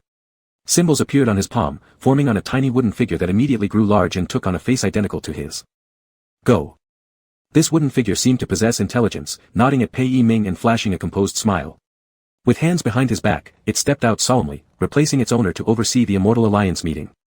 Qin Shuang sniffed the familiar fragrance from him and recalled the previous touch of Lin Qin, finally feeling aggrieved. Tears welling up in the corner of his eyes, he clutched his master's neck, sobbing uncontrollably, "I don't want anyone else, I only like master. No one is allowed to touch little Shuang." Understanding his distress, Pei Yiming sat on the bed and embraced him. "No one touched you, am I not here? No one can bully you." Qin Shuang hiccuped twice, his body red as a cooked shrimp. He hummed pitifully, reaching out for Pei Yiming. "Kiss me, master, kiss me." He satisfied his little disciple's request, leaning down softly to press his lips, being careful and deliberate to avoid his few wounds while lying atop Qin Shuang. "I'll be gentle." Qin Shuang's face flushed so much it seemed ready to emit steam. Yet his sanity was overtaken by toxins, leaving him responding instinctively to Pei Yiming. After 2 days, the competition was entirely over. Upon returning, Qin Shuang slept for a whole day and night, missing the second trial. Nevertheless, his battle with Lin Qin left a deep impression on everyone. Despite still being far from the elders and celestial lords, among the younger generation, he stood out significantly. Upon hearing this news, Qin Shuang felt no great disappointment. At least no one thought he was worthless or unworthy to be the disciple of his master. With the burden lifted from his heart, he lay in bed without any anxiety. Besides, with his injuries, he was content to be waited on by Pei Yiming. As for Lin Qin, after the disgraceful incident of deliberately harming a fellow disciple, Kunlun dealt with it internally, flogging him with over a dozen lashes and confining him at the Sighing Cliff. Later, when Qin Shuang had recovered, he visited Lin Qin several times. They talked for hours, gradually mending their relationship. Back then, the reason Pei Yiming and Lu Yao took them as disciples was because Xing Fan had years ago observed celestial phenomena during the night and said that their fates were intertwined with Yu Yin and Qin Shuang's, so it would be better to just take them in as disciples and deepen their connections. After Xing Fan ascended, Lu Yao and Pei Yiming indeed met the fated ones he spoke of, and naturally acted upon his words. The reason they hadn't taken more apprentices in recent years was due to being busy, they didn't have time anyway, and taking on more apprentices would mean they couldn't teach them well, hindering the children's future. As for Lu Yao's situation, there wasn't much to say, he was already struggling enough himself, having expended all his effort on Yu Yin. Unexpectedly, some people misunderstood because of this. Wu Cha Hall. Lu Yao and Yu Yin sat opposite each other, holding hands with joyous smiles on their faces. After hearing their words, Pei Yiming slowly put down his teacup. "You mean, you two want to join your names?" The master and apprentice solemnly nodded. "No problem. I thought Ximing might get impatient first." Lu Yao waved his hand. Actually, it's easy. Seeing his young disciple's expression, he quickly changed his wording out of self-preservation. It's both of us who feel the time is ripe and can't help but want to be together urgently. Pei Yi Ming. Don't joke around. Since this concerns Miao Miao, we must have a grand celebration. If you like something, just use it, and if anything is lacking, tell me. With that, he took out a storage ring, inside which were piled full of spirit stones. Lu Yao glanced at it. Wow. Too many to even count. Lu Yao felt abashed. Actually, he too had accumulated quite a bit over these years. Before he could finish thinking, Yu Yin pulled him up. Thank you, elder brother. Pei Yi Ming nodded. All right, go back and prepare. When the time comes, we'll need to notify friends from various sections. The invitations and dates must be confirmed in advance. Do we need our elder brothers to have a meeting and discuss? Lu Yao covered his mouth and laughed. No need, brother, since both Yinzi and I know how to calculate, you should spend more time with little Shuang. As they spoke, the two happily left. Any leftover spirit stones after the name-joining ceremony could be returned to the elder brother later. Chapter 94, What is my master implying? The two returned to Baihua Hall, placing the storage ring on the center of the table, sitting opposite each other. Neither made a move. After a while, Lu Yao, stroking his chin, spoke up. What do we need to prepare? They had finally gotten through the Immortal Alliance meeting, and after working hard through this period, they paused for a moment. Both enthusiastic about preparing for their name joining, once they stopped, they didn't even know what the first step should be. Yu Yin lacked experience as well, never did he imagine that he'd find a soulmate. He immediately lowered his head, searching through things and muttering, wait a minute, let me check.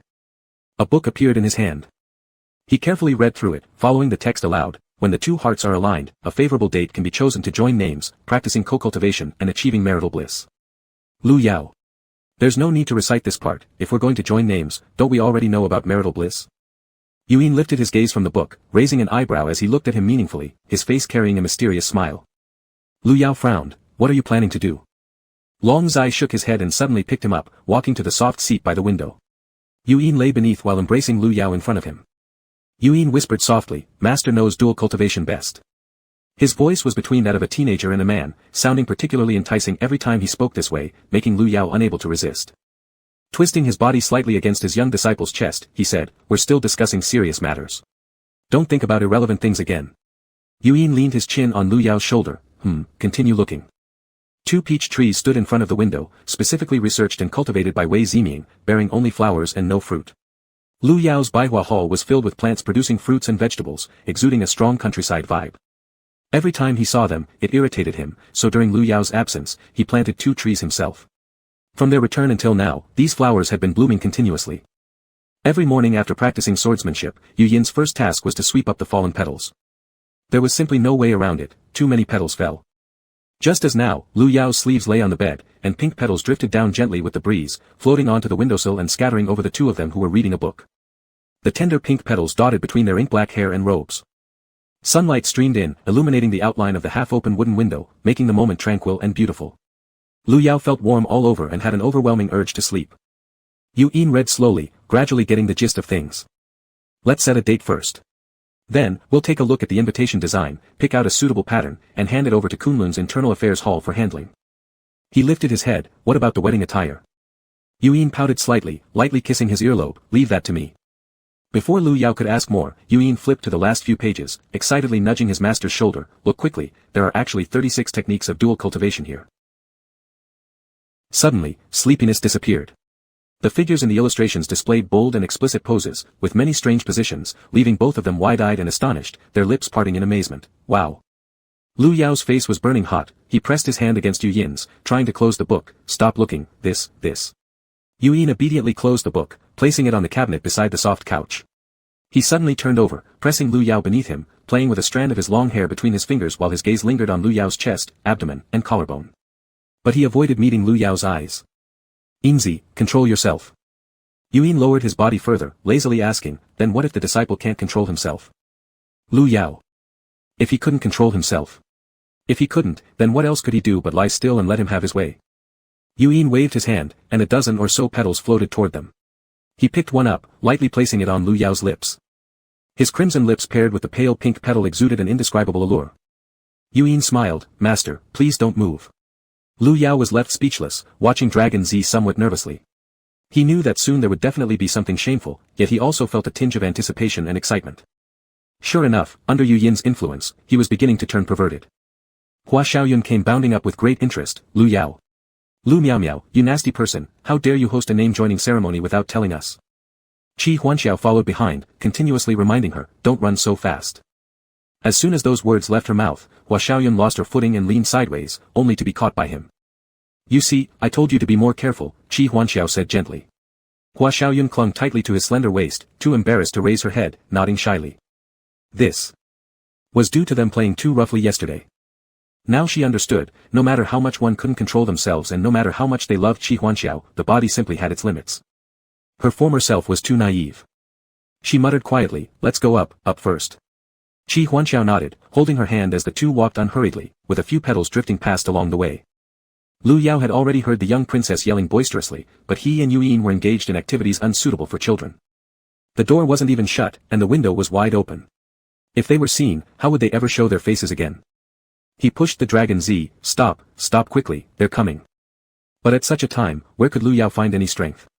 He couldn't push Yu Yin away at all, instead inadvertently rubbing off some oil from the little disciple. Yu Yin bent down, bringing their faces closer, don't be afraid, isn't master excited? Lu Yao's eyes widened in shock, almost disbelieving that those words came from his own mouth. He certainly didn't have any exhibitionist tendencies. In panic, he continued pounding on the shoulders of his little disciple, who then kissed his lips to silence him, suddenly picking him up and tightly hugging him. Frightened, Lu Yao embraced his shoulders, tears even welling up. Yu Yin comforted him by patting his back and instantly erected a barrier around them, isolating their space. Hua Xiaoyun and others walked into the courtyard, shouting a few times, but received no response. This is odd, weren't they supposed to return? Where have they gone off to again? Hua Xiaoyun said, covering her mouth suddenly, pulling the man beside her, whispering speculatively. Could it be that they thought it wasn't thrilling enough, so they went outside to look for some fun? As he said this, his head turned around quickly scanning the nearby forest and bushes. Lu Yao closed his eyes in shame, although he couldn't see Hua Xiaoyun and the others at the moment, he still couldn't get over that mental hurdle. But the dragon disciple had him bound tightly, making any movement impossible. He gritted his teeth and muttered a curse, Yu Yin, you're really bad. On the other side, Qi Huanxiao pinched Hua Xiaoyun's cheek. Don't make random guesses, could it be what you actually want? He quickly shook his head, no. No. We need rest now. Then, somewhat guiltily changed the subject, since Lu Yao isn't here, we'll visit again next time, Lu Miao Miao is just not very thoughtful, she didn't even give us a heads up beforehand. It's a good thing you stayed to accompany me, otherwise rushing back to Tianshan and coming all the way here would be quite troublesome. Sa Ling has been playing with Wu Xiang lately, making delicious food every day. Qi Huanxiao looked indulgently as Hua Xiaoyun pulled him away while constantly hearing her nonsensical babbling. Such days were truly too wonderful. Regardless of when, someone was always there to keep him company, not burdened by missions or the responsibility of the Tian Mountain people, just from what came out of Hua Xiaoyun's mouth. Talking about how today's sugar-coated huz tasted so good made Qi Huanxiao feel happy. Yu Yin seemed extremely excited for no apparent reason, and when they finished, it was already afternoon. Lu Yao was exhausted and didn't want to lift even one finger. His wet hair stuck to his cheeks. When finally lying down on the bed, watching his young disciple carefully move around, all he could think was. Clearly, they were supposed to discuss matters related to the ceremony, but why did it turn into an adult channel scene?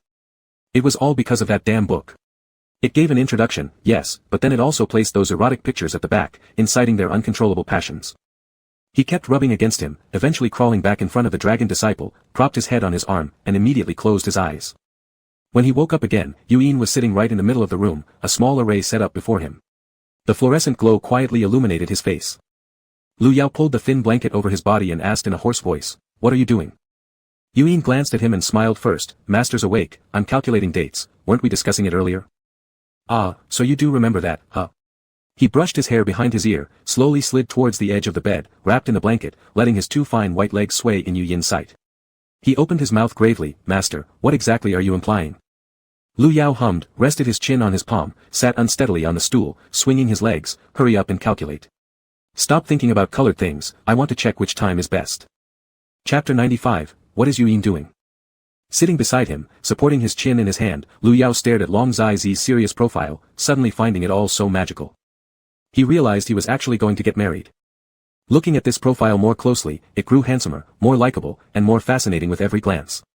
By the time he snapped back to reality, his hand was already touching Yu Yin's cheek, as his disciple covered his palm gently, raising his eyebrows, asking, so lost in thought. Lu Yao abruptly returned to his senses and honestly admitted under his teasing gaze, Yin Zi, you really look good. Yu Yin smiled faintly at this compliment, feeling greatly pleased. He kissed his hand back, "It's master who's the most beautiful." Then he pulled him closer, pointing at the times appearing on the table. "The closest one is a month later, and another is 3 months later." Lu Yao looked at them. "Which date would you like to choose?" Yu Yin indeed thought carefully for a moment, slightly moving his lips before replying, "Let's go with 1 month later then." "What were you thinking just now?" Yu Yin evasively answered, "Nothing much, just wondering if the time will be enough for preparation." Lu Yao nodded, seeing that his expression didn't look like lying, thus agreeing. Afterward, the young dragon tidied up everything and took out paper and pen. Both of them leaned close together. "What pattern should we draw?" Yu Yin glanced at him and drew a cute little grass at the upper left corner but made some changes, extending its stem and drawing it slightly curved along the edges, resembling a vine. However, Lu Yao knew it represented a touch of fragrance. Thus, Lu Yao drew a dragon in the center and explained as he went, "And then, the dragon turns around here, embedding a pearl in this place." Together, they sketched and added a few smaller elements so that it wouldn't appear monotonous. They looked happily at their handiwork. The next noon, they went to the Kunlun Internal Affairs office to submit the drafts, mass replicating the invitations and sending them to various sects. Following that, they specially took a look at some fabrics on the street. The items sold in the cultivation realm were different from those in the mundane world. Either they had defensive functions, or they could change forms, otherwise, they were made by refining precious treasures, useless for anything practical but absolutely stunning to look at. And now, the two of them were looking at exactly this last category. After all, for their wedding, it was all about how beautiful the clothing would appear. "Master, what color do you prefer?" Lu Yao glanced over, the red, white, blue, black. Black was too dull, white seemed rather monotonous. His fingertips lightly brushed against each piece until he finally picked a lake blue with slight gradation, not too flashy nor overly conspicuous. Seeing that he liked this color, Yu Yin wrapped it up, then ordered a few plates of dim sum. He let Lu Yao sit in a secluded booth to eat slowly while he himself went to the other side, seemingly discussing something with the shop owner. Every now and then, both of them would cast glances toward him, making Lu Yao feel extremely embarrassed. Was there something going on that he wasn't supposed to hear? What on earth was Yu Yin, that little rascal, up to? The shop owner held her handkerchief, laughing heartily with flushed cheeks. Finally, after paying, Yu Yin prepared a pile of things. They also booked the menu needed for the ceremony day. Since guests would be coming, they couldn't just let them sit around drinking wine without any food. They could enjoy light dishes and casually chat with everyone. It seemed like, come to think of it, there really wasn't much left for the two of them to do. All they needed to do was exchange loving words on stage, tie the knots sweetly, and let the crowd witness their union. "Yin Zai, what exactly did you talk about back there? So happy." Yu Yin pinched his finger pads. "Jealous? I'm not jealous." He quickly averted his gaze. "Don't make me sound like that." Seeing his obstinate expression, Yu Yin teased further by scratching under his chin, playing with him as if he were a kitten. "Secret. You'll know soon." Lu Yao was driven crazy with curiosity, continuously asking all along the way, "What is it?" "I can't help it." "Why don't you tell me already?" "Now I'm uncomfortable all over." Yu Yin remained stubbornly unyielding, letting Lu Yao act cute and cling to him, trying to wheedle out the answer. "Tell me." "No." Evening fell, stretching their shadows infinitely long, the hands they held swaying gently. Sometimes, Lu Yao pulled him away, only to suddenly yank Yu Yin into an embrace. By nightfall, Yu Yin behaved unlike his usual self, sticking close to him and being exceedingly gentle, attending to Lu Yao so attentively that it felt almost indulgent. The concerns of the day were completely forgotten. "Master, starting tomorrow, I'll need to handle some affairs. I'll wrap them up as soon as possible." Lu Yao raised his head, his voice still soft. "Why? Are you running away from marriage?" He felt momentarily dazed, not understanding what his apprentice was talking about. Yu Yin laughed softly, pulling him into a hug. "No, unless to finalize the joining, I'd want nothing more than to establish our bond right now. It's truly just some small matters. Don't worry." Lu Yao's eyes darted around. "Is it related to the secret you mentioned earlier?" Yu Yin nodded. He sighed. "Fine, come back quickly." After making this promise, when they woke up the next morning, Yu Yin had indeed disappeared. For 20 days straight, no contact was established between master and disciple. Lu Yao lay propped on the table, leaning half his body on one side, holding a glass with his other hand, sipping fruit juice in small mouthfuls. Hua Xiaoyun shook his head in disapproval. "Look at you, what kind of state is this? Relieving sorrow through juice? Wrong liquid choice." Lu Yao shot him a glance, sighing. "I can't get drunk now. On the day of the ceremony, my Yinzai won't be there to take care of me." Hua Xiaoyun smirked. "There's me. I swear I'll safely send you home. That's what good buddies are for, right?" That little remark from Princess Hua only made him feel worse. So missing Yu Yin, Lu Yao wondered how the dragon could possibly endure staying away and avoid coming to find him. In Lu Yao's hand was an invitation created by the Internal Affairs Department, a dark crimson base with a golden, lace-like pattern surrounding it.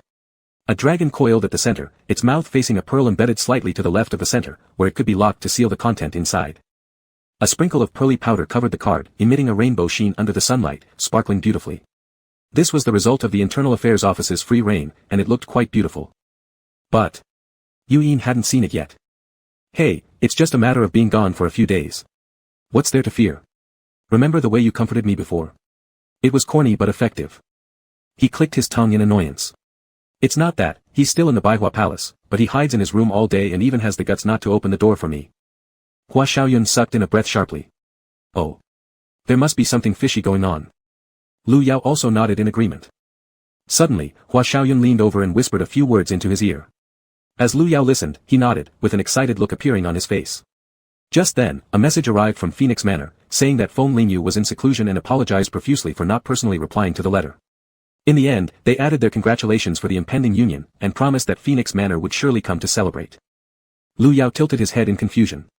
This letter, he had sent it during the days when the Ji-Lan group left, and now after such a long time, they were only responding now. It was indeed a bit strange. But Yin is master to Feng Lingyu, and if she said everything was fine, then there wouldn't be any problem. Setting this issue aside for the moment, he curled his lips and drank down a few more sips of alcohol, his cheeks turning pink. Happily, he let out small belches.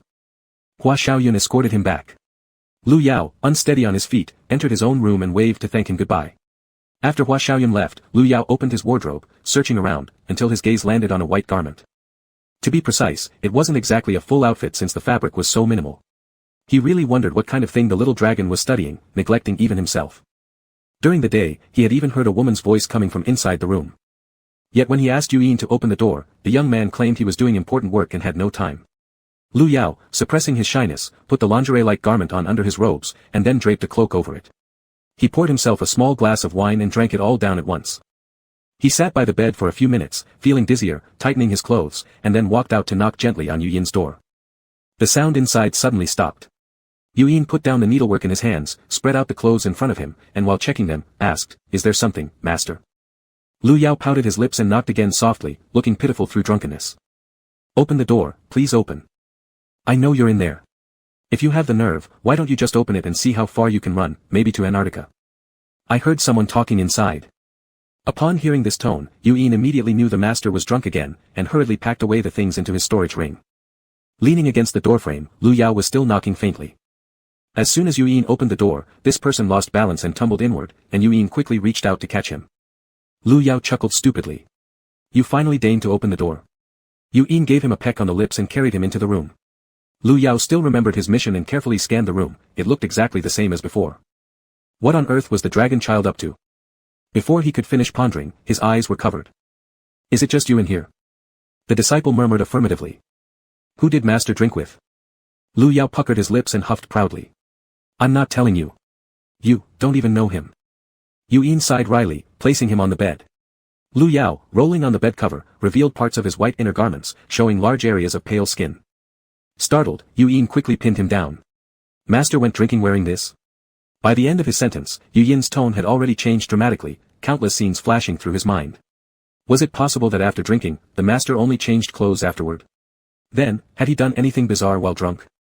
Removing the cape covering Lu Yao's body, the entire attire came into view.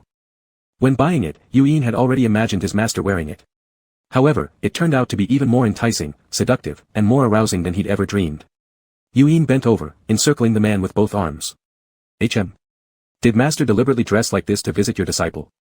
Lu Yao extended his bare foot, lightly pressing it against Yuyin's chest, seductively straightening his leg and pushing him slightly away. "You haven't told your teacher yet, what exactly you've been busy with these days." Chapter 96, Teacher Needs to Hold Me Tight. Yuyin grabbed hold of his ankle. Though Lu Yao tried struggling, he couldn't pull his foot back. Within moments, the initiative had shifted completely into the hands of his disciple. His lips curved upward with an inscrutable smile, his fingertips slowly grazing across Lu Yao's slightly protruding bone joints. Yuyin suddenly bent his leg, pressing his knee against Lu Yao's chest. "Hey! What are you doing?" This position was far too dangerous. Yuyin lowered his voice. "Master put on this attire, isn't it for this very reason?" Lu Yao's head felt hazy from the alcohol, emboldened by liquor. He grabbed the collar of the young dragon and pulled him closer until their noses almost touched. The atmosphere between them grew intensely intimate. "But, unless you answer my previous question, even though I'm wearing this outfit, you can't touch me." Yuyin let out a muffled chuckle. You'll know tomorrow. Lu Yao frowned, his curiosity was about to burst its bounds. His tone softened as his forehead rubbed against his disciple's chest. Injai, just tell me. Having stayed in this room for nearly a month, what have you been busy with? Finally, he looked up and gave a quick kiss on the lips before Yuyin tried deepening it, only for Lu Yao to pull back. Speak, Injai. Yuyin subdued the restlessness rising both in his mind and body. In front of Lu Yao's shocked gaze, he reluctantly released his ankle. I'll fetch water to wash master's face. Lu Yao bolted upright immediately. That's it? Just like that? Yuyin nodded, he had to hold something significant. Then his eyes involuntarily strayed back to his master again but were caught red-handed. Watching the hurried back figure of his lover leaving to get the water, he laughed out loud. My goodness, how could he possibly have such an adorable boyfriend? He flung himself backward onto the bed fully, exhaling a breath mixed with alcohol, the strained sobriety breaking somewhat. When Yuyin returned, Lu Yao was already sleeping soundly face down, his crimson lips slightly parted. A closer look revealed a translucent droplet hanging at the corner of his mouth. Yuyin found the scene amusing and exasperating at the same time. He cleaned his hands and face then changed Lu Yao into more comfortable nightwear. By the time he finished all these, heat surged throughout his body, yet the culprit was still deeply immersed in sweet dreams. Gently kissing his forehead, Yuyin ensured that Lu Yao wouldn't wake up in the middle of the night. He quickly rushed out, heading toward the side chamber, splashing cold water over his heated body which eased the tension a bit. Then, he took out the garment, only needing the final touches to complete everything. For over 20 days, Yuyin hadn't rested at all, working day and night without interruption. It was all for making their combined family registry ceremonial robes by hand. He borrowed the magic weapon from Wei Zemian and studied within it since time flowed differently inside compared to the outside world, giving him much more available time. In fact, the last time they chose fabric colors, instead of buying ready-made clothes, he had taken away some raw materials. He also paid triple the price so that the shop owner herself could personally instruct him. These past few days spent inside the room involved learning and embroidering simultaneously. His own set was relatively simpler, while Lu Yao's was embroidered fully. Crescent white threads were dotted on a lake blue garment creating a fresh, elegant combination. He handled each stitch meticulously, and if not for Lu Yao knocking on the door suddenly, the task would have already been completed. The candlelight illuminated the outer room brightly, but by the time it reached Lu Yao's area, it was entirely blocked allowing him to sleep peacefully. Half a month ago. Leng Huanqing was holding Lian En's hand as the two strolled slowly along the path. Shall we rest for a while? The sun was shining fiercely at this moment, causing sweat beads to form on Lian En's forehead. They sought refuge under a large tree where Lian Qing used a foldable fan to gently cool off his little apprentice. Suddenly, a red invitation appeared before them. Surprised, Lian En let out a small hum. What is this? Such an odd design. It was the first time he received a letter other than a sound-transmitting talisman. Leng Huanqing remained composed, opening the pearl seal at the dragon-shaped emblem on the cover. The content written inside was concise and clear. At the bottom were two names. Kunlun, Lu Yao, Yuyin. 7th senior brother. Our mentor is combining registries. So soon. Lian En took the invitation and carefully read through it multiple times, noticing the quiet demeanor of the man beside him. Quietly raising his head, he wanted to see his reaction. But he met cold Huanqing's gaze directly, who pinched Lian En's chin lightly. If you want to look, do so straightforwardly. What's with this sneaky behavior? Teacher, what were you just thinking about? Do you regret it? Cold Huanqing paused for a couple of seconds, then understood what Lian En referred to with regret. Sighing inwardly, he neatly tucked away the invitation, pulling the person close into his embrace and kissed by Lian En's ear. I have no regrets. Every day with you has been wonderful, making me want to immerse myself in this happiness forever. I was just thinking earlier, after we finish our trip, when we return to Kunlun, it'll be our turn to hold the ceremony. Lian En suddenly clutched his chest, afraid that his heart would leap out. After a long while, he raised his hand and embraced Leng Huanqing in return. 1,000 words boiled down to 2, Master. Du Chu followed behind Jia Lan, one hand at the back of his head, the other holding Lu Yao and Yu Yin's invitation up to the sky as sunlight filtered through his half-closed eyes, examining it repeatedly. It hadn't been long since they parted ways, how quickly things had progressed between the couple. Jia Lan, there's simply no time for us to rush back in time. The handsome monk ahead paused and finally spoke, we need to deliver their gifts. Du Chu nodded. If they had set off immediately upon receiving the invitation, they could have made it in time. But now, with duties to protect the villagers, they couldn't leave mid-task. So, Du Chu and Jia Lan were stuck debating what gift to give. Something with meaning, festive, and celebratory. Suddenly, Du Chu squatted down, pointing at a small flower and looking at Jia Lan. How about sending them thousands or even millions of flowers? Colorful and dazzling, isn't that beautiful? Before Jia Lan could respond, Du Chu got excited again, pointing at a patch of lush green leaves on the side. These are pretty too. Jialan sighed silently. A wedding is an auspicious occasion, sending something green isn't appropriate. Besides, greenery isn't valuable, festive, or meaningful. Du Chu certainly knew better than to send green things for such an occasion. In his deep and calm voice, Jialan responded slowly, smoothing Du Chu's restless heart like a stream flowing gently across it. He struggled not to laugh. He could never get tired of teasing the monk, who always kept to formalities and rules. His solemn demeanor when spoken to made it all too fun to continue. So, let's let Master Jialan pick, said Du Chu, turning around and walking ahead, hands crossed behind him. Confused, Jialan followed Du Chu, unsure what this was leading to. Kunlun. Time flew, and soon it was the day of the registry ceremony. Lu Yao sat in the main hall of Kunlun. Outside, the open plaza was already filled with people standing in rows, countless long tables set up, loaded with food and wine. He secretly cracked the door slightly to peek outside. My goodness, the place was jam-packed, a far more grand event than the punishment he endured years ago. As he thought about this, Lu Yao froze, hurriedly spitting a few times. It wasn't proper to compare his punishment with a wedding. Yuyin approached and pulled him back. It's not time yet. Obediently stepping forward, they stood still in the room together. In front of them was a large mirror. Actually, the very next morning after getting drunk, Yuyin had already shown Lu Yao these two sets of clothes, but neither of them dared try them on beforehand. Lu Yao believed the best should always come last. Now, looking into the mirror, he found himself almost unreal. These two figures, how breathtakingly beautiful, almost celestial beings descending from the heavens. Lu Yao wrapped his arms around Yu Yin's waist, moved by the effort the young dragon had put in over those 20-some days. Thank you, Yinjai. Aya, stop being so sappy, came the reply. Wei Zimian and Zhua Qiu arrived from the side hall. It's time, let's go out. The door swung open. Glancing at each other, both teacher and disciple shared an unexpected surge of nervousness. Walking in front, Yuyin appeared blurred in the dim light behind the shadows but was encircled by a radiant glow. He extended his hand. Teacher, please hold on to my hand well. Lu Yao smiled kindly, nodding obediently, placing his hand into Yu Yin's palm before walking out together. Chapter 97, A Lifetime Just Like This. As the two walked out, the buzzing noise instantly subsided, every pair of eyes fixed on them. Lu Yao's face turned slightly red as his gaze passed over everyone, familiar faces, unfamiliar ones, including Leng Huanqing, Lianen, Hua Xiaoyun, Qi Huanxiao, Qin Shuang, his fourth and fifth masters. Wu Xiang wearing a hat peeked out from the corner, waving a spoon enthusiastically at Lu Yao and Yuyin. Memories flooded Lu Yao's mind, replaying scenes from past to present. The images paused and focused on the moment before him, Yu Yin's broad smile shining brightly. The young dragon's grin seemed foolish and carefree. Then the two turned around, and Lu Yao suddenly caught sight of the mirror behind Pei Yiming. Oh, it turns out that he was also smiling foolishly. Pei Yiming looked at the two dazed people and coughed lightly. All right, let's get to business. Lu Yao nodded, first releasing Yu Yin's hand, and the two sat cross-legged facing each other.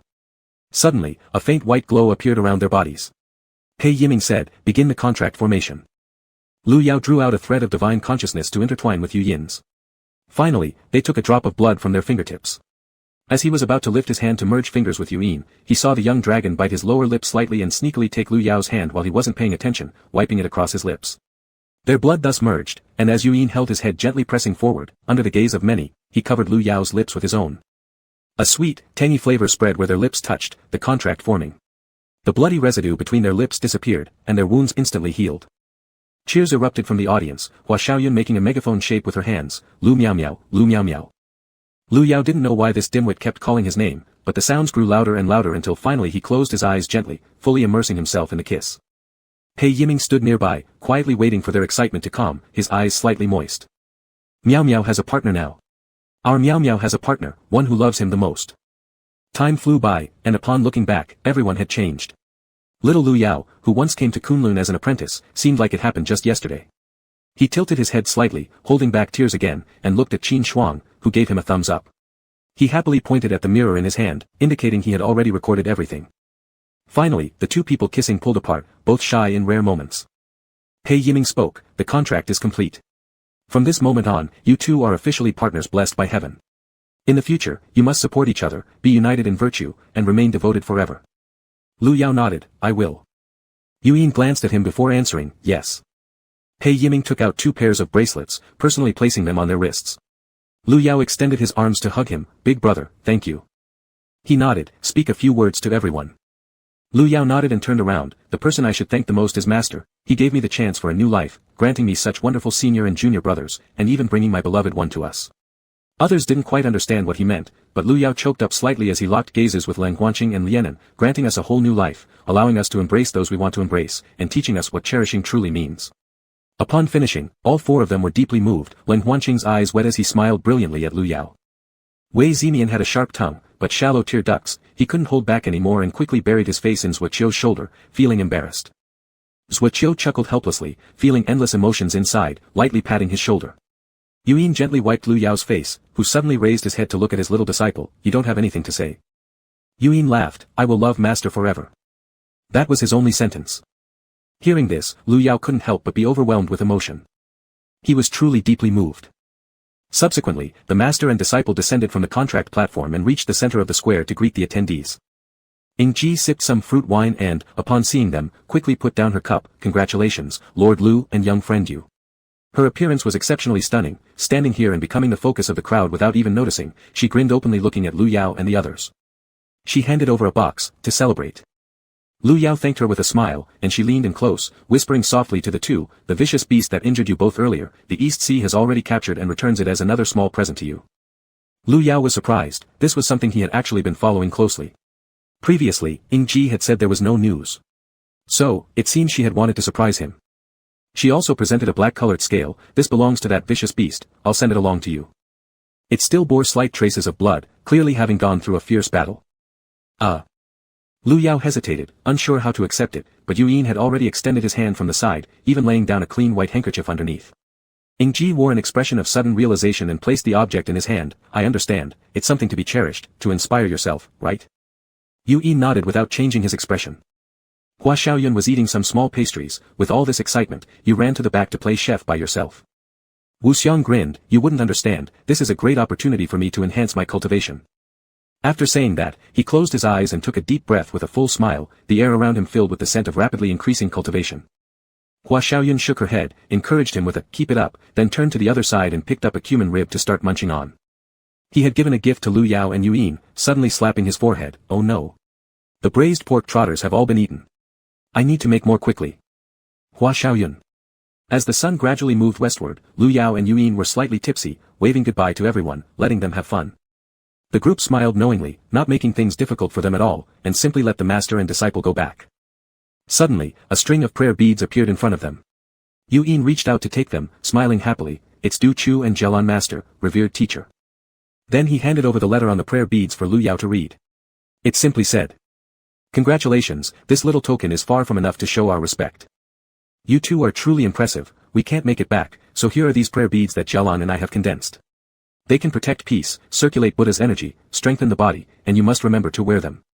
By the way, knowing your personalities, only one person needs to wear it, and it will be effective for both of you. The distinct contrasts in these few sentences clearly showed which one was written by Du Chu. Yuyin chuckled and wore the prayer beads on Lu Yao's wrist, bending down to kiss the back of his hand. Respected master, may you always be peaceful and safe. Lu Yao's head was feeling a little dizzy, as he opened his arms. Yingzi, carry me. All right. Leaning against the dragon like Yuyin, his hands idly touched his Adam's apple while playing. Yuyin didn't say anything along the way, quietly returning to Baihua Palace, directly taking the person into the sleeping chamber, the door slamming shut, startling Lu Yao. Looking at Yuyin's face, he wasn't sure why but felt a bit afraid.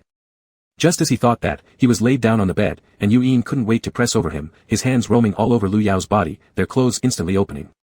Suddenly, Lu Yao felt a chill between his thighs, but, he hadn't even taken off his pants yet. Glancing down curiously, he saw the fabric in Yuyin's hand. It was from his trousers. Now, Lu Yao was practically wearing open-crotch pants. Honestly speaking, throughout his long life, he didn't have any memory of ever wearing such pants, and he paused. Suddenly, he understood, Yuyin had made his own clothing not just for significance. Damn, the guy had selfish motives. However, in just a moment, the remaining clothes on Lu Yao's body became scarce, much sexier than the kinky outfit he'd worn the other day. No wonder the kid had held back earlier.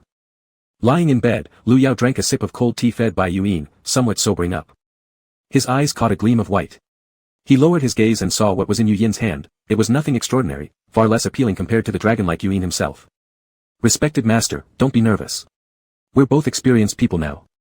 Yuyin reached out and tickled the sole of his foot, his tone teasing with laughter. They naturally engaged in another bout of passion. As they fell into a drowsy haze, he heard his junior whisper softly into his ear. Respected master, I'll spend my whole life like this with you. Lu Yao couldn't even open his eyes anymore but still buried his head close to the boy, giving a low hum almost inaudible. Yu Yin could hear it clearly nonetheless. Satisfied, he closed his eyes, leaning against his respected master's forehead and drifting off to sleep. Chapter 98, Taking a Leave. Due to some irresistible reasons, I'll rest today and will surely catch up with 2 chapters tomorrow. I've been a little busy just now. Most importantly, Happy Mid-Autumn Festival, everyone. Let me send out a red envelope, gift. Filling words just for the word count, filling words just for the word count, filling words just for the word count, filling words just for the word count, filling words just for the word count, filling words just for the word count, filling words just for the word count, filling words just for the word count. Chapter 99, Peel His Skin Off, Qi Huanxiao x Hua Xiaoyun. After the conclusion of the Immortal Alliance meeting, everything had settled down smoothly. Kunlun did not recruit new disciples, and Lu Yao and Yu Yin had just become Dao companions. Pei Yiming especially wanted the two to go out and relax for a bit. Who would have guessed that both the master and disciple rejected the idea? Lu Yao felt somewhat apologetic inside. Previously, knowing he might not live long, he decided to enjoy life while it lasted and divided the treasures and spirit stones he had saved among his few master brothers and the dragon cup. Now, though, it seemed like it was time to put in some effort. He stayed back and continued to give cultivation lessons as usual to the younger disciples, while Yu Yin practiced diligently every day. In the afternoon, he would pick up Lu Yao from Baihua Palace, and the two would sleep together at night, their days passing peacefully like this. Just on this rest day, Lu Yao gathered everyone along with Wu Xiang and prepared a lot of food. A group of adults, including the children attending class, all came out to relax. Kunlun had been improved by Wei Zemin. Now there was a large new peach orchard, some peaches bloomed year-round without bearing fruit, others produced edible peaches. When the fruits were ready and in abundance, they could be distributed for the disciples to try. Currently, this place became an excellent spot for their little outings. A group of kids ran around happily in the woods while Lu Yao and Hua Xiaoyun played ghost, chasing after a bunch of noisy children. After running until they were panting, they all gathered and sat down in a circle. Yu Yin had already prepared water for everyone. Once they were seated, he passed out the cups. Lu Yao accepted his cup, tipped his head back, and drank deeply. His Adam's apple moved up and down as a thin layer of sweat glistened on his neck, looking incredibly seductive. Yu Yin felt the itch to touch him, and so he reached out and hugged Lu Yao's waist from behind. So unexpected, Lu Yao twitched, choked, and then started coughing while leaning on one side. "Inzi, what are you doing?" Hua Xiaoyun covered her mouth, suppressing laughter. "You should ask him that when you're alone. There are so many children here." Upon hearing this, Lu Yao shot him a glare. Hua Xiaoyun swayed her head mischievously and stuck her tongue out. Qin Shuang was quietly peeling shrimp shells, eventually presenting them to his master reverently. Pei Yiming cast a glance down, staring at Qin Shuang's delicate fingers, opening his lips to take the shrimp meat into his mouth but leisurely licking the tip of his disciple's fingers with his tongue. Unprepared for that, Qin Shuang's face turned red as he quickly retracted his hand, hiding it behind his back so no one noticed, and kept his head lowered bashfully. Just as Lu Yao finished his coughing and looked up, he saw Qin Shuang's flushed face. "Shuanger, is it spicy?" Startled, Qin Shuang immediately raised his head with a flustered smile, speaking nonsensically, "No. No. Uncle made such delicious dishes, not spicy at all." Lu Yao. Right then, something touched his lips. It was a sticky rice ball. Qin Shuang instinctively bit down only to realize it was Pei Yiming feeding him. They stared into each other's eyes, completely oblivious to anyone else. Neglected, Lu Yao. So, this is what dating feels like. It had been a long time since the group of masters and apprentices relaxed together so freely, laughing at each other's foolishness without any restraint. By afternoon, everyone was half awake and haphazardly lying on the mats in pairs, uncertain whether they were asleep or awake. Hua Xiaoyun still dazedly counted Lu Yao's fingers. Yu Yin walked over and pulled her into his arms, resting her head against his chest as he softly spoke, "Tomorrow, let's visit your parents, shall we? I want to see your home, become part of your life. And then, we'll return to Tianshan, and I'll show you the places we used to play as children." Hearing this, Hua Xiaoyun suddenly perked up.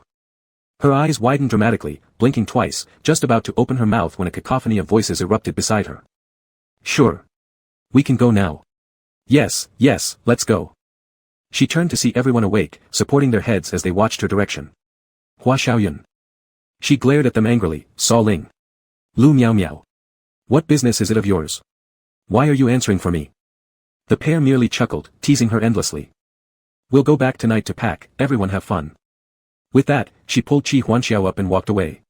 When they were out of sight, she excitedly rubbed her hands together. "Huanxiao." Qi Huanxiao stood obediently by her sides, indulging with a gentle sound. Hua Xiaoyun, earnestly staring into his eyes, "Okay, let's go tomorrow." Qi Huanxiao couldn't help but chuckle at her expression.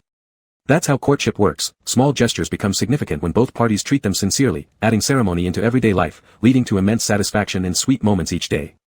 Lu Yao blinked his eyes and, going limp, fell into Yu Yin's arms. With their fingers intertwined, he held up their hands in front of him as peach blossoms gently floated down. Lu Yao closed his eyes, slightly drunk. Ingzi. Yu Yin's chest rumbled, Ingzi. Your disciple is here. Lu Yao's lips curved into a smile. This was how life should be, wasn't it? Say what you will, but as soon as Hua Xiaoyun returned, she began packing for the both of them. The next day at dawn, she excitedly sat up, naked, and without thinking dove straight into the arms of the person beside her. Qi Huanxiao stroked her head. Why have you woken up so early? Shouldn't you rest a bit more? Hua Xiaoyun shook her head like a drum and had already sent a message back home. Her mother's voice was full of anxiety, which she could faintly hear in her worry. While listening to her mother, Hua Xiaoyun also heard her father murmuring nearby, what if he's deceiving her? What shall we do? She couldn't help but laugh. So, she absolutely had to bring Yao Yao back quickly so they could see him and let her parents rest easy. There was also a hint of pride in her that such an amazing man was hers. Hua Xiaoyun now eagerly anticipated the astonished expressions people would show when they learned about Qi Huanxiao. Then she'd coldly say, of course. Because our son is also very excellent, so naturally, the man he likes must be even more outstanding. Ha ha ha. Thinking about it, she laughed out loud. Qi Huanxiao looked at her in confusion, lifting her face. Why are you laughing foolishly? Hua Xiaoyun gave him a quick peck on the cheek. Never mind, let's get up. Saying this, she crawled off him and took the new clothes to change into. While Qi Huanxiao wore the white robe embroidered with snow lotuses on the chest, indicating his attendance at important occasions in Tianshan. Hua Xiaoyun was too impatient, pulling him and running down the steps. After just 2 steps, her legs went weak, and she sprained her ankle. Qi Huanxiao shook his head helplessly, letting her sit by the stone steps. Don't rush. We'll get there eventually, it's not far. Hua Xiaoyun hung her head while one of her feet rested in his hands and the other drew circles on the ground. How could she not control herself and seem so eager? How embarrassing, just simply. Qi Huanxiao said, I understand. If I were you, I wouldn't be able to wait either. But now, with your injury, aren't you making me more worried? Hua Xiaoyun's sadness disappeared instantly. Alright, no need to hurry. Let's take our time walking. Will you be nervous? Qi Huanxiao's body stiffened slightly, though brief. Hua Xiaoyun noticed it and cheerfully said, don't worry, they are very approachable and treat people kindly. Qi Huanxiao believed her. With both siblings being so pure and open-hearted, their parents must be quite easy to get along with too. He lifted his head. As long as I'm with you, I won't be nervous. Hua Xiaoyun grinned, showing her teeth. In the end, Qi Huanxiao directly carried her on his back and bid farewell to everyone in Kunlun. Thus, they returned to Xiantian Palace, where someone was already waiting. Upon seeing them, they immediately greeted them. Hua Xiaoyun's mouth dropped open stupidly. Father. Mother. Why are the two of you standing at the gate? Mrs. Hua's expression froze, and she greeted Qi Huanxiao first. The arrival of Holy Sun is truly an honor. Please forgive us for any shortcomings in our reception. As she said this, she glanced at her undisciplined son. How inappropriate, still clinging to his back. Hua Xiaoyun mumbled, Mother. Mr. Hua coughed, and she immediately jumped off Qi Huanxiao's back, standing on one leg. The younger generation pays respects to the master and lady. The two elders ignored Hua Xiaoyun and stood one on each side of Qi Huanxiao, calling him, good child, repeatedly and invited him to the guest hall. Hua Xiaoyun raised her hand and let out an exclamation. Her own flesh and blood was still standing here. Is it really okay for you to just leave like this? The two of them kept asking about things in Tianshan and some of Qi Huanxiao's experiences. It was well known that this holy son was even more mysterious than the goddess. At least the goddess had appeared for a while, but he had never shown his face. And no one knew how their own silly son managed to know him.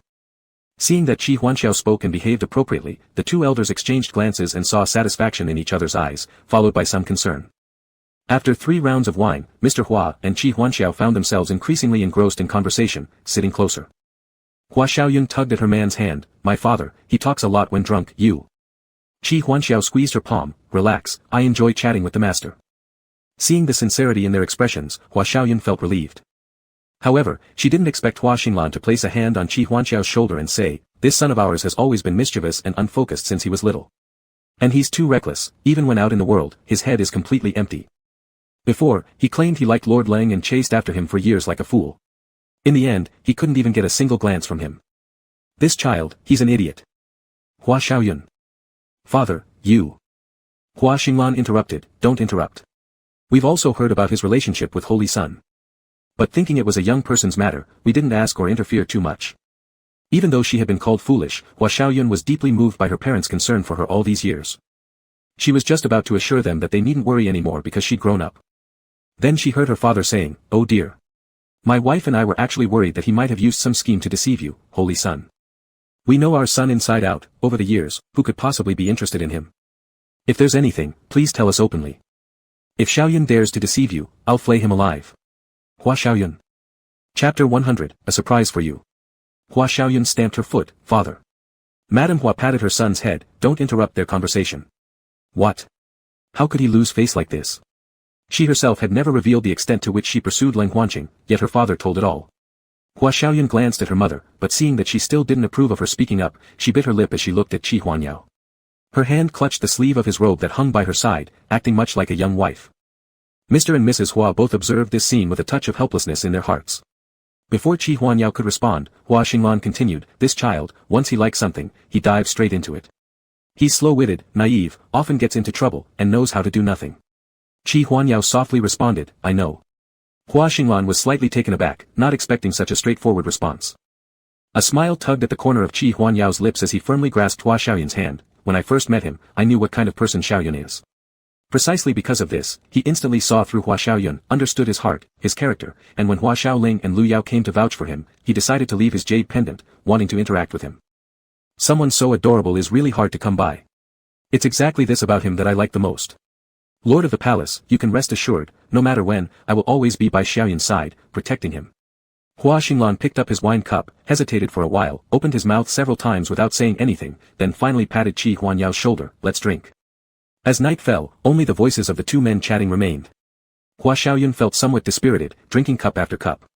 The wine from the Shentian Palace was known to have strong effects. Now sprawled on the table, her face red as a cherry, she exhaled deeply with every breath reeking of alcohol. Suddenly feeling very wronged, she sobbed and stumbled towards Qi Huanyao for comfort. "Yao Yao. Yao Yao." Her voice cracked with tears, and she hugged onto him like a koala bear. Hua Xinglan glared, "What sort of decorum is this? Get down quickly." Hua Xiaoyun cried louder, burying her face in his chest, "I'm sleepy, sleepy. Let's go. There are tigers here, they're so fierce." Qi Huanyao patted her back, lifting her up gently. "Lord of the Palace, don't worry. I'll take her back." Hua Xinglan hesitated for a moment, then nodded. Qi Huanyao stood firm. "I will treat Xiaoyun well, I promise." Looking at his son leaning against another man, his heart eased. After all, this was the affair of two young people, and as parents, they couldn't decide for him. Moreover, after meeting, the saint's son from Mount Tian indeed seemed like a decent individual. Hua Xinglan called over a young maid, "Lead the saint's son and young lord of the palace back to rest." Passing through rockeries and flowing water, it wasn't long before they arrived at Hua Xiaoyun's courtyard. The little maid bowed. "This is where young lord resides. If his holiness needs anything, just let us know."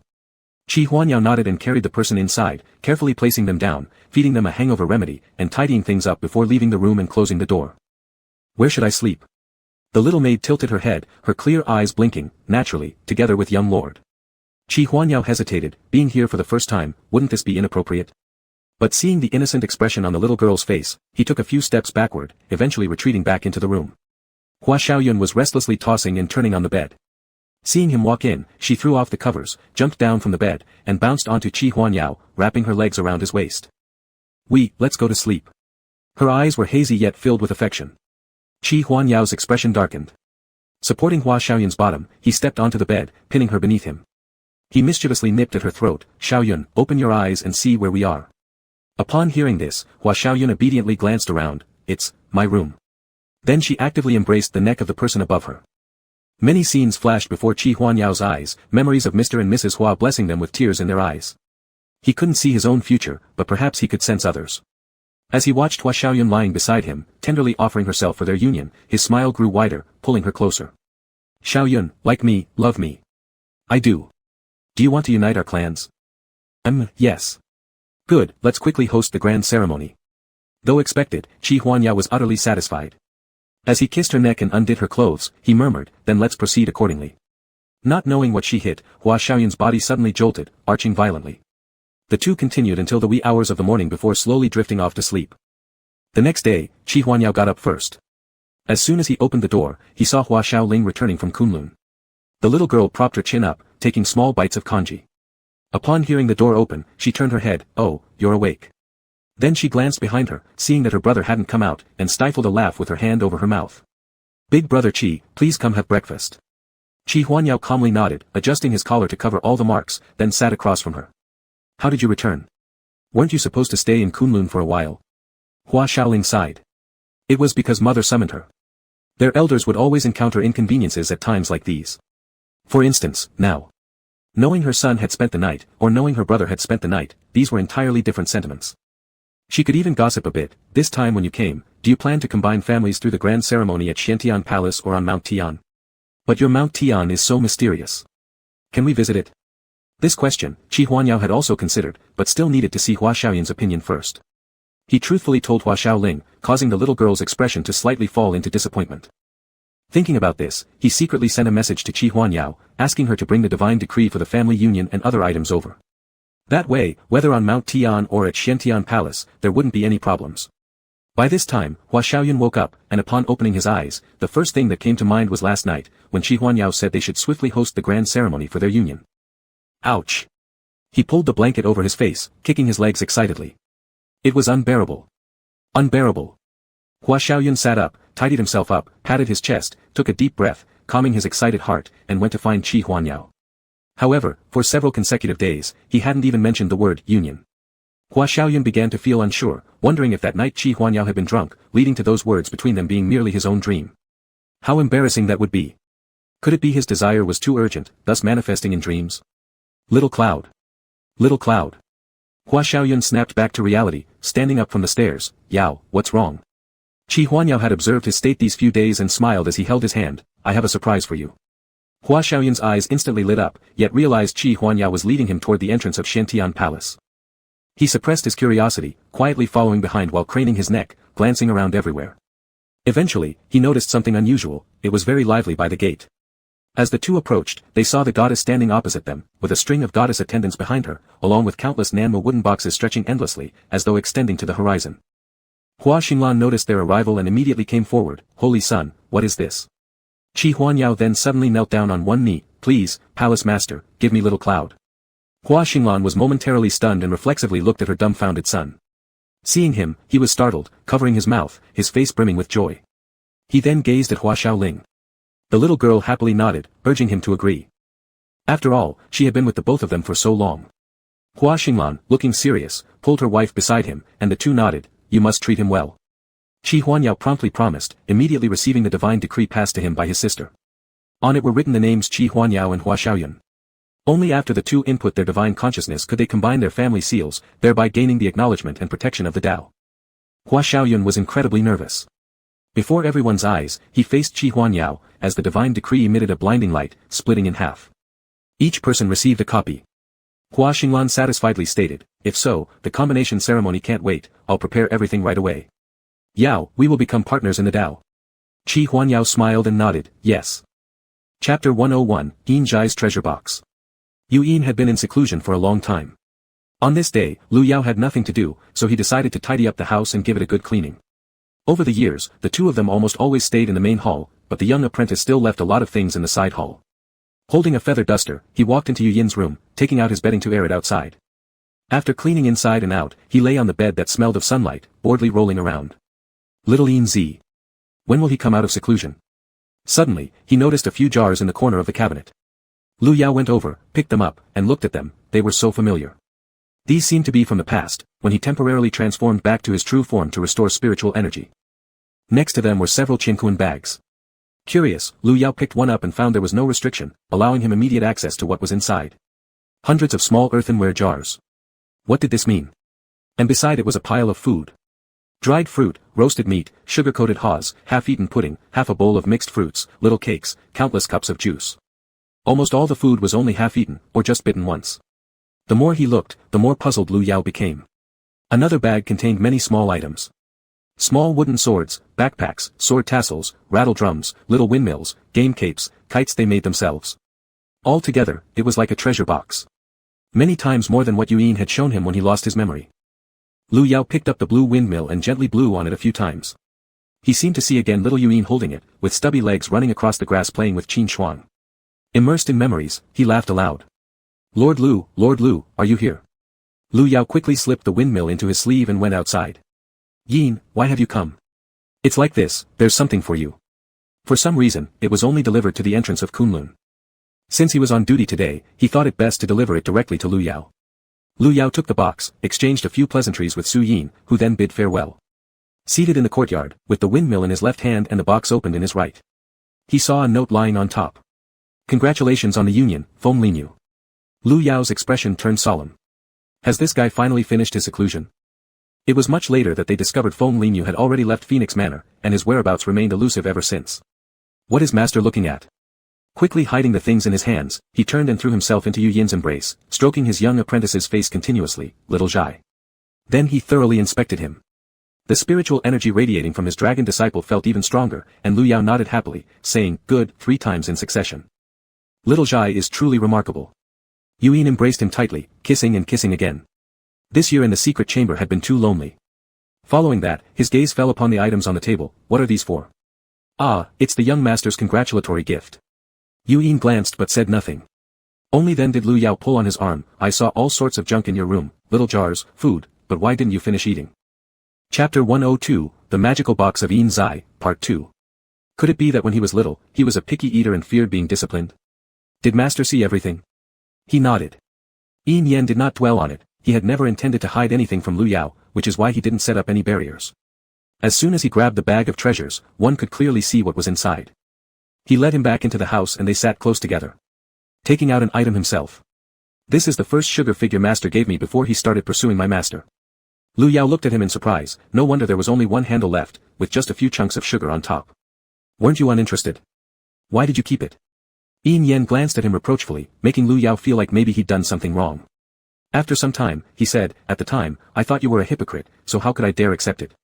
But actually, your disciple liked it. Lu Yao was at a loss, understanding this regret, but I can see that you have many more that I made later on. Dragon Z nodded, precisely because I liked them so much, I wanted to preserve them. Back then, unable to resist the one-sided kindness Lu Yao radiated, he kept rejecting it inwardly yet craved his attention. He still couldn't ask for more and ended up keeping all the evidence of Lu Yao's gestures toward him. He wasn't at ease either and meticulously recorded every single one of them. Later, knowing that master would no longer leave him, this habit continued, remaining intact. And this jar.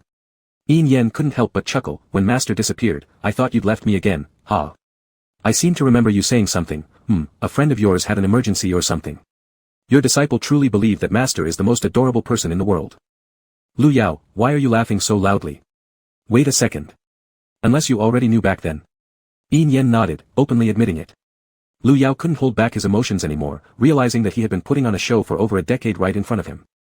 And all this time, Dragon Z had been looking at him with an innocent, adorable face while fooling around.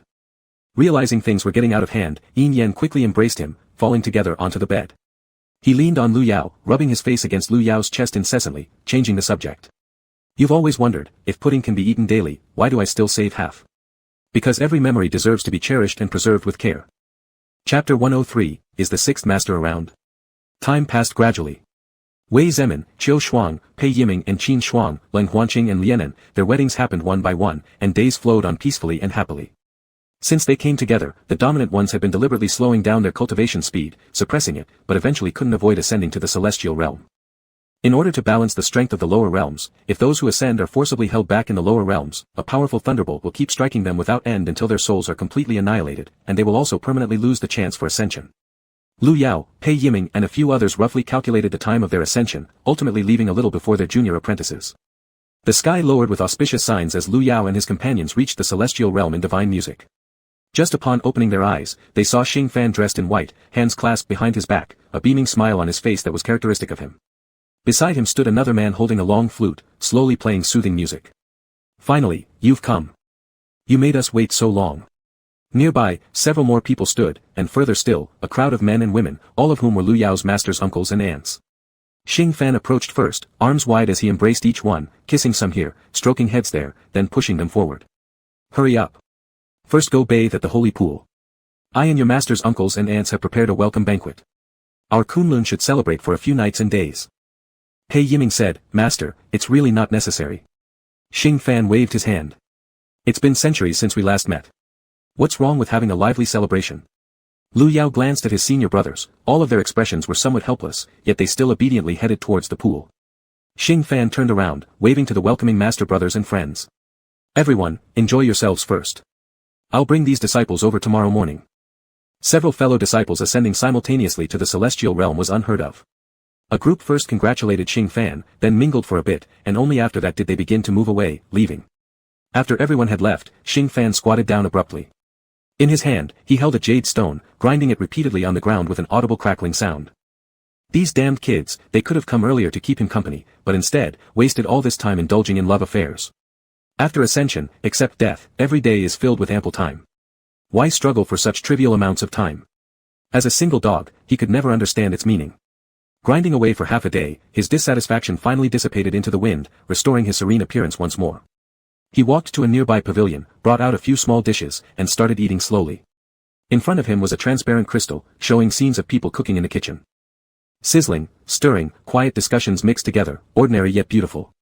Unfortunately, what they were making was stewed pig's trotters. Xing Fan just had it yesterday. Losing his appetite, he moved his finger, changing the scene to another where the people wore opera costumes, reaching a thrilling climax in their singing. He paused for a moment, leaning his cheek on his elbow while eating, relaxing. Didn't your apprentices arrive? How so lonely? Xing Fan lit up. Bu Chen, how did you get here? They went to the holy pool. He was genuinely happy. When he originally said he had connections among Lu Yao and the others, he was referring to this person before him. At first, all three would have been stripped of their spiritual bones, driven out of the celestial realm, and plunged into the hell of Yanluo, suffering daily torment. Although they ended up being punished with a century-long bone-scraping sentence, the pain was forgotten afterward. He got up again, ready to fight. Bu Chen nodded. He'd just returned and rushed over when he heard the news, only seeing Xing Fan sitting alone. With a flick of his robe, he sat down opposite, saying, "Then I'll stay with you." Xing Fan was delighted. As a master, he naturally needed to take responsibility for his disciples, but being alone was simply too lonely. The two began chatting about various amusing anecdotes. Lu Yao and the others luxuriously soaked in the pool, quietly feeling the flow of spirit energy. Suddenly, he felt something odd and looked up at the others. Earlier, why didn't I see the sixth master? Pei Yiming opened his eyes wide, reviewing the previous scenes through his mind, and indeed, hadn't seen him. Wei Zemin deduced, could it be that he knew you and Little Eight were coming, so he hid? Upon hearing this, Leng Huanqing's face stiffened slightly, and unpleasant memories resurfaced. Chapter 104, Heaven Realm Extra Part 2. Wei Zhiming leaned closer the next morning, placing his hand on Xiao Ba's shoulder. Is Xiao Ba alright? Your face looks a little pale. The shadow left by Fu Xiangchen was not insignificant. Leng Huanqing quickly came to his senses and realized he was no longer as powerless as before. After adjusting his mindset, he shook his head at the group. I'm fine, it's all in the past. For a moment, the scene grew somewhat quiet, the air slightly stifling. A sudden splash of water broke the silence. Lu Yao splashed water towards everyone, the hot water drenching them. Leng Huanqing immediately closed his eyes. Wei Zhiming's eyes remained shut, yet his actions did not stop as he retaliated promptly. Zhuo Qiushuang and Pei Yiming stepped back while Leng Huanqing endured the assault from both sides nearby. The atmosphere suddenly became lively, and his heart warmed with the water temperature. Why be afraid when the tragedy wouldn't happen again? They exchanged glances and flexed their wrists. When their spiritual energies were completely free of impurities, an entire night had passed. Lu Yao was the first to get up, heading into the room on the shore to change into new clothes. He then took out a small blue brocade pouch, his face lighting up uncontrollably. This was personally embroidered by Yu Yin. Though crooked due to being her first attempt, in Lu Yao's eyes, nothing could be cuter than this person or item. He happily hung it on his waist. Unknowingly, when would Drinkside come? Lost in thought for a moment, the door was knocked thunderously. Little Seven, why haven't you come out yet? Don't tell me you soaked too long and fainted. He hastily replied, no, I'm almost done. Upon coming out, Xing Fan had already entered, looking teasingly at him. When Lu Yao met his gaze, he knew this person was thinking all sorts of things again. Without changing expression, he stepped forward, greeting master. Then he looked at the man beside him. Xing Fan said, Bu Chen, a friend of my master. Everyone greeted respectfully, and Xing Fan couldn't wait to lead them to a welcome banquet. Confused, they sat down, watching groups of people approach warmly to greet them. Back in Kunlun, they were the oldest, but now they had become juniors. Listening to their conversations made Lu Yao feel like he was back in his teens. Following that, they went around making acquaintances with all those who had been invited to the feast. The rest of the time, day and night blended seamlessly. Awake, they drank; asleep, they rested. Lu Yao and the others hardly had any moments of sobriety, thereby deeply realizing what it truly meant to live a life lost in debauchery. Lu Yao wobbled to his feet, seeing 3 images of each person before his blurry eyes. Squinting carefully, he also noticed someone slapping another who lay prostrate. Xiao Ba, wake up, the sun is shining on your behind. Even half-drunk himself, he reached out to tug at Leng Huanqing's clothes, and Wei Zhiming saw this and moved to stop him. Don't, start drinking crazily. Lu Yao blinked innocently and asked, who is drinking crazy? Wei Zhiming. How does one communicate with another drunkard when one is already intoxicated? Unsolved question. Seeing no response, Lu Yao tossed his hand aside, I won't play with you. Who is sleeping here? As he spoke, he squatted down, raising his head from under the table to look upward. He observed Leng Huanqing's face resting on his arms. So familiar, where have I seen it? Chapter 105, Upper Heaven World Overture 3. Leng Huanqing suddenly opened his eyes, just in time to meet Lu Yao's curious gaze. Startled, he quickly got up from the stool, but his foot collided with the table corner, making a loud clang and drawing everyone's attention. Seeing his reaction, Lu Yao hurriedly stood up as well, but his clothes were stepped on by Leng Huanqing. Losing balance, Lu Yao stumbled forward.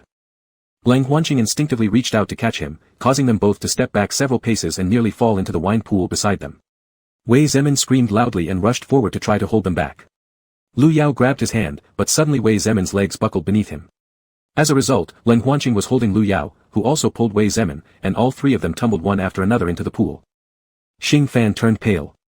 The three quickly sank down, bubbles rising furiously from the water's surface. Hurry! Pull them out. This is disastrous. It's over, they've fallen into the wine pool. They'll be drunk for who knows how long. Everyone scrambled frantically, not a single person among them was fully sober. After dragging them back to their respective rooms, everyone thought the situation had gone too far. Going back, they drank the rest of the alcohol and decided to reform completely, vowing never to host such extravagant banquets again. Xing Fan paced anxiously near the large bed where the three lay unconscious. Bu Chen brought specially made, sobering incense. He placed it under their noses. All we can do now is wait for them to wake. Xing Fan scratched his head helplessly, sitting at the edge of the bed. Even when drunk, Leng Huanqing remained as dull and uninteresting as ever. Wei Zemin tossed and turned, as if he didn't like sleeping on the bed, his hands feeling around everywhere.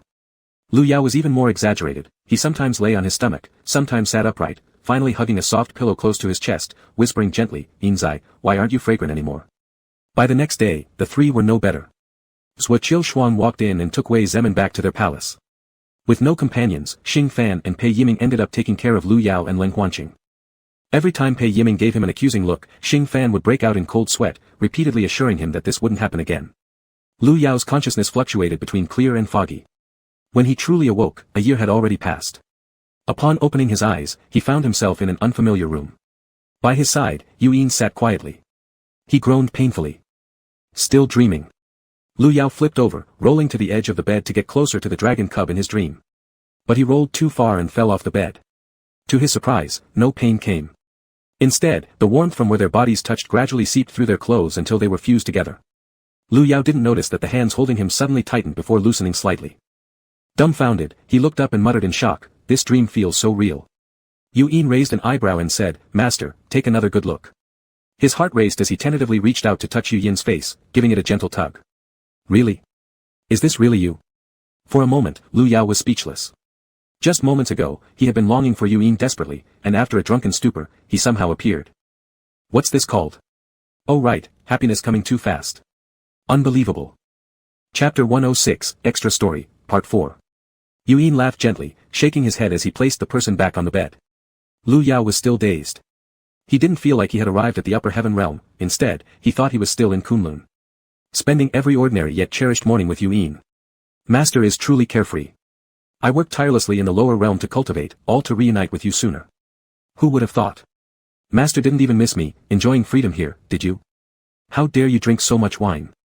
Lu Yao felt a bit guilty and quickly took Yuyin's hand, holding it tenderly within his own. How could I not miss you? Your master likes Yinzi the most, naturally longing for you the most. Drinking. That was an accident. Yuyin of course knew it was an accident. During the ascension, he had been full of joy and anticipation to see Lu Yao first thing, but his eyes searched through the crowd again and again, only to find no sign of the person he wanted to see. Xing Fan approached with a face full of guilt, explaining the situation. Yu Yin's mouth twitched. After soaking in the holy pool, he couldn't stop himself from immediately seeking out Lu Yao. Once others learned that Yuyin was Lu Yao's partner, no one mentioned the welcoming banquet anymore. They would get acquainted properly after things settled down.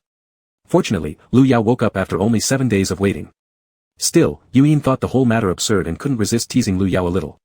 Every time Lu Yao expressed how much he missed him and loved him, all traces of Yuyin's irritation dissolved. Lu Yao shook his hand slightly, Yinzai. Yuyin came back to his senses, his golden eyes gazing directly at Lu Yao, always making it seem as if he could see straight into one's soul. Is this how master feels? With those words, everything was crystal clear. Lu Yao wrapped his arms around Yu Yin's waist, lifting his head to softly kiss him. Yu Yin's carefully maintained composure crumbled instantly. How pathetic he was. He simply couldn't live without Master, not even for a moment. Only by tightly embracing him did it feel real that they had reunited once more. Yu Yin's hand rested on the nape of Lu Yao's neck, deepening the long-awaited kiss with urgency. Oops, am I interrupting you too? An abrupt voice startled them, their lips separating instantly. Master. Knowing he had interrupted and still mentioning it aloud. Yu Yin coughed awkwardly, shifting slightly to say, Grandmaster, you're well.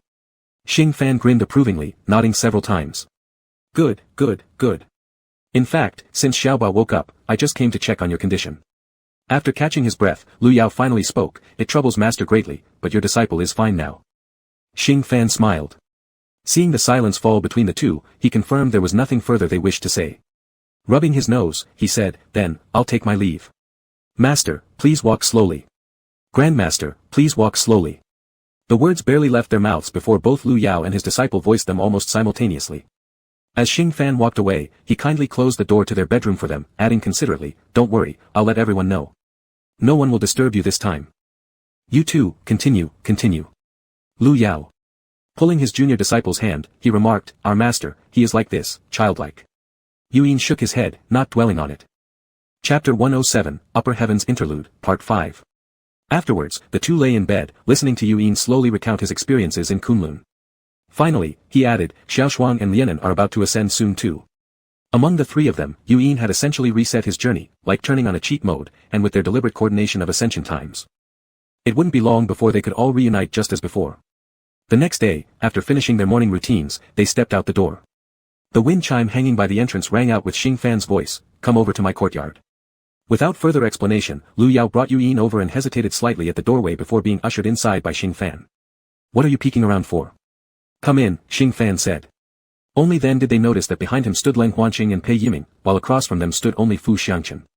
Seeing Lu Yao come in, Fu Xiangchen said, Little Seven, come here. Once Lu Yao stood firm, Fu Xiangchen stood up and bowed deeply to the master and his disciples. In this lifetime, he had witnessed everything the young disciples went through down below, causing Xing Fan grief more than once or twice. He himself had stumbled upon Xing Fan wiping away tears in private multiple times. Wei Zemin, irascible as always, crossed his arms and snapped, do you really think an apology will fix things? If it hadn't been for the exposure of their actions, Xing Fan altering fate against heavenly will, not one of them would have lived peaceful lives. Fu Xiangchen lowered his head and bit his lip. Whatever you want to do, even if it costs me my life, I won't have a single complaint. This immediately deflated Wei Zemin's bravado. Being someone who fought harder when provoked but calmed down against weakness, Fu Xiangchen's attitude left him speechless. Zuiqiu Shuang noticed Xing Fan's expression stiffen, so he cracked his wrist loudly and said, all right then, we've wanted to give you a beating for a while now. He motioned toward the others to join in. Leng Huanqing took a deep breath. Let's go outside. In the blink of an eye, they arrived at an open field. Leng Huanqing charged forward first, throwing a punch at Fu Xiangchen's left cheek, yet Fu Xiangchen didn't dodge nor avoid it, merely stepping back a few steps before standing firm again. In the next instant, everyone surged forward and unleashed a brutal pummeling on him. Yu Yin and Xing Fan stood off to the side watching. Will you not join? Yu Yin shook his head silently but gripped his hand tightly. Unsure how much time had passed, the spiritual energy surrounding Fu Xiangchen suddenly vanished. His body was covered in blood, his face swollen beyond recognition. Everyone abruptly stopped, leaving Lu Yao speechless. They had originally thought that Fu Xiangchen, having ascended for so many years, couldn't possibly be hurt by mere mortals like them, hence why there were no visible marks earlier, which had gone unnoticed. But now, seeing his bruised face, they realized the truth, he had been using illusions all along, making them believe he was unharmed when he had actually endured significant injuries. Lying curled on the ground, Fu Xiangchen murmured, I'm sorry, due to one wrong decision, I committed great errors, altering your lives without permission. But I also hope, that all of you will continue to live happily, forevermore. Chapter 108, Heavenly Realm Omake Part 6. Yu Yin saw how awkward he was, yes, the great grandmaster didn't cry. As he said this, he placed the handkerchief on his bent elbow and went off to find Lu Yao. Xing Fan paused for a moment, allowing them to leave first before sitting beside his junior master. His voice still carried a heavy nasal tone as he spoke, what are you doing? This is just asking for more trouble. Your apprentices are dating, why must you get involved? Fu Xiangchen closed his eyes, I understand now. I was wrong. Xing Fan sighed but stopped scolding him further. He didn't shy away from the blood on Fu Xiangchen's body and picked him up on his back. Do you feel any better? Fu Xiangchen stiffened, I'd rather, they had been even harsher with me. The days passed quietly again. Under Xing Fan's care, Fu Xiangchen's injuries were nearly healed. That night, the moon was bright, casting a pure glow across the land. Yuyin, dressed in dark robes, walked slowly along the stone path, stepping over grass and cracking dry twigs beneath his feet, making a creaking sound. He finally stopped at a courtyard gate and lightly knocked on it. Fu Xiangchen opened the door and upon seeing his face clearly, paused, memories of a phrase flashing in his mind, Lu Yao's partner. "You came, is there something you need?" Yuyin, hands clasped behind his back, replied, "In the previous life, my master was controlled by a curse, lost all humanity, and dug out my protective heart scale and pulled out my dragon bone. Great uncle, I believe that I have the right to take revenge on you, don't I?" Fu Xiangchen's face immediately turned white as paper. Dragon bone extraction. This was a heavenly punished act, yet it happened because of him through Lu Yao. "What do you intend to do?" Yuyin's lips curved slightly. "I merely wish for great uncle to fight me properly." Fu Xiangchen seemed as if he hadn't understood and asked again, but Yuyin smiled faintly without responding. Finally, despite his hesitation, he followed this peculiar younger generation toward a vast meadow. That night, several thunderous explosions were heard at the cliff edge. By the time people arrived, they only saw pieces of rock falling continuously, stirring up thick smoke. The area was in complete disarray, revealing how fierce the battle must have been. Fu Xiangchen lay on the ground, coughing twice. His chest felt as though pierced by thousands of needles, each breath causing excruciating pain. A stream of blood trickled down the corner of his lips. Yuyin also wiped his own face clean. "This is where we'll end it, great uncle. Let the events of the past drift away with the dust. We from Kunlun are still family." Fu Xiangchen raised his arm, covering his watery eyes. "You." Yuyin interrupted, "My master, my senior masters, and uncles, they no longer intend to hold anything against you. They're still just a little awkward. So, let reconciliation be spoken by me. Tomorrow, my great master will host a welcome banquet for me. Our Kunlun sect needs to catch up well, after all, we're family." After speaking, he patted off the weeds stuck on his clothes and left. On the way, he saw Lu Yao, wrapped in an outer robe, waiting for him on the path. He quickly walked over, taking his master's hand. Lu Yao didn't ask anything, but simply held tight onto his young dragon disciple's hand and slowly returned to their new home. Here, Fu Xiangchen remained motionless in the same position. A glint flashed on his cheek, illuminated by the moonlight, then quickly disappeared into the green grass. Long after, a weak response finally echoed, "All right." It wasn't clear whether he was answering himself or Yuyin's invitation. Chapter 109, Fu Xiangchen's Extra Story. Fu Xiangchen lived in constant fear every day, worried that something might happen to Kunlun. But being only fearful and taking no action, bad news would eventually come. Lu Yao was gone. He was pierced through the dantian by his own apprentice whom he raised, and in the end, he didn't even leave a complete corpse. Kunlun had either perished or scattered. It was all caused by his selfish thoughts. When Xing Fan found him, he was cowering in the corner, shedding tears non-stop. "It's my fault, it's all my mistake." Xing Fan, enraged, pointed at him and cursed loudly, "You know it's your fault." He raised his hand, ready to slap this troublemaker to death. Seeing his senior brother's move, Fu Xiangchen closed his eyes without any resistance, waiting for death to come. But in the end, he didn't strike. Xing Fan grabbed his hand tightly and pulled him up. "You need to pull yourself together. We must immediately find your partner and turn the wheel of fate. Hopefully, we can bring back Xiaoqi and Xiaoba. If not, I will kill you with my sword first, then go down and apologize to them. I am such a responsible teacher, my students have suffered one after another while I've been blocking the carefree immortals in the upper heaven." Fu Xiangchen was shocked all over. Right, exactly. There were still ways to make things right, they must save the apprentices. In the end, with their combined strength, they reversed time. However, it also brought about punishment from the heavenly realm. Xing Fan took on the responsibility alone, claiming Fu Xiangchen and Bai Xingrui were coerced by him. Fu Xiangchen shook his head furiously, crawling on his knees before the envoy. "It's my mistake, it's all done by me alone. Whether you want to remove my celestial bones or make me vanish into ashes, I have no complaints, it has nothing to do with them."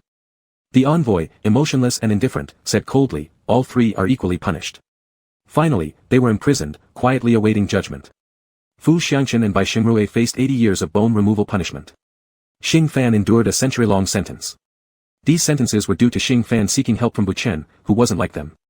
Since birth, he was a deity, different from those who ascended through cultivation like them. As it turned out, Buchen was a friend well made. Xing Fan was a good teacher, as well as a good senior brother. He couldn't abandon anyone, unable to watch any life fade away. After the punishment ended, Fu Xiangchen visited Xing Fan's place of punishment daily, carving his flesh and blood piece by piece. This angered his elder brother greatly, cursing wildly, "You fool! Dense as wood. Stupid pig. Hurry up and get out of here, I'm irritated seeing you." He went through much trouble to alleviate some suffering for the two, yet this idiot came to his place daily, bringing gore and violence. Troublesome, so very troublesome. He saw it in his eyes, and it pained him deeply in his heart. For the remaining 20 years, Fu Xiangchen continued this until the punishment ended. His guilt hadn't diminished in the slightest, he was trapped in the abyss of pain, finding no way out, until a younger generation came to face him. Saying it was all over. Saying the apprentices had already forgiven him. Saying that Kunlun was meant to be a family.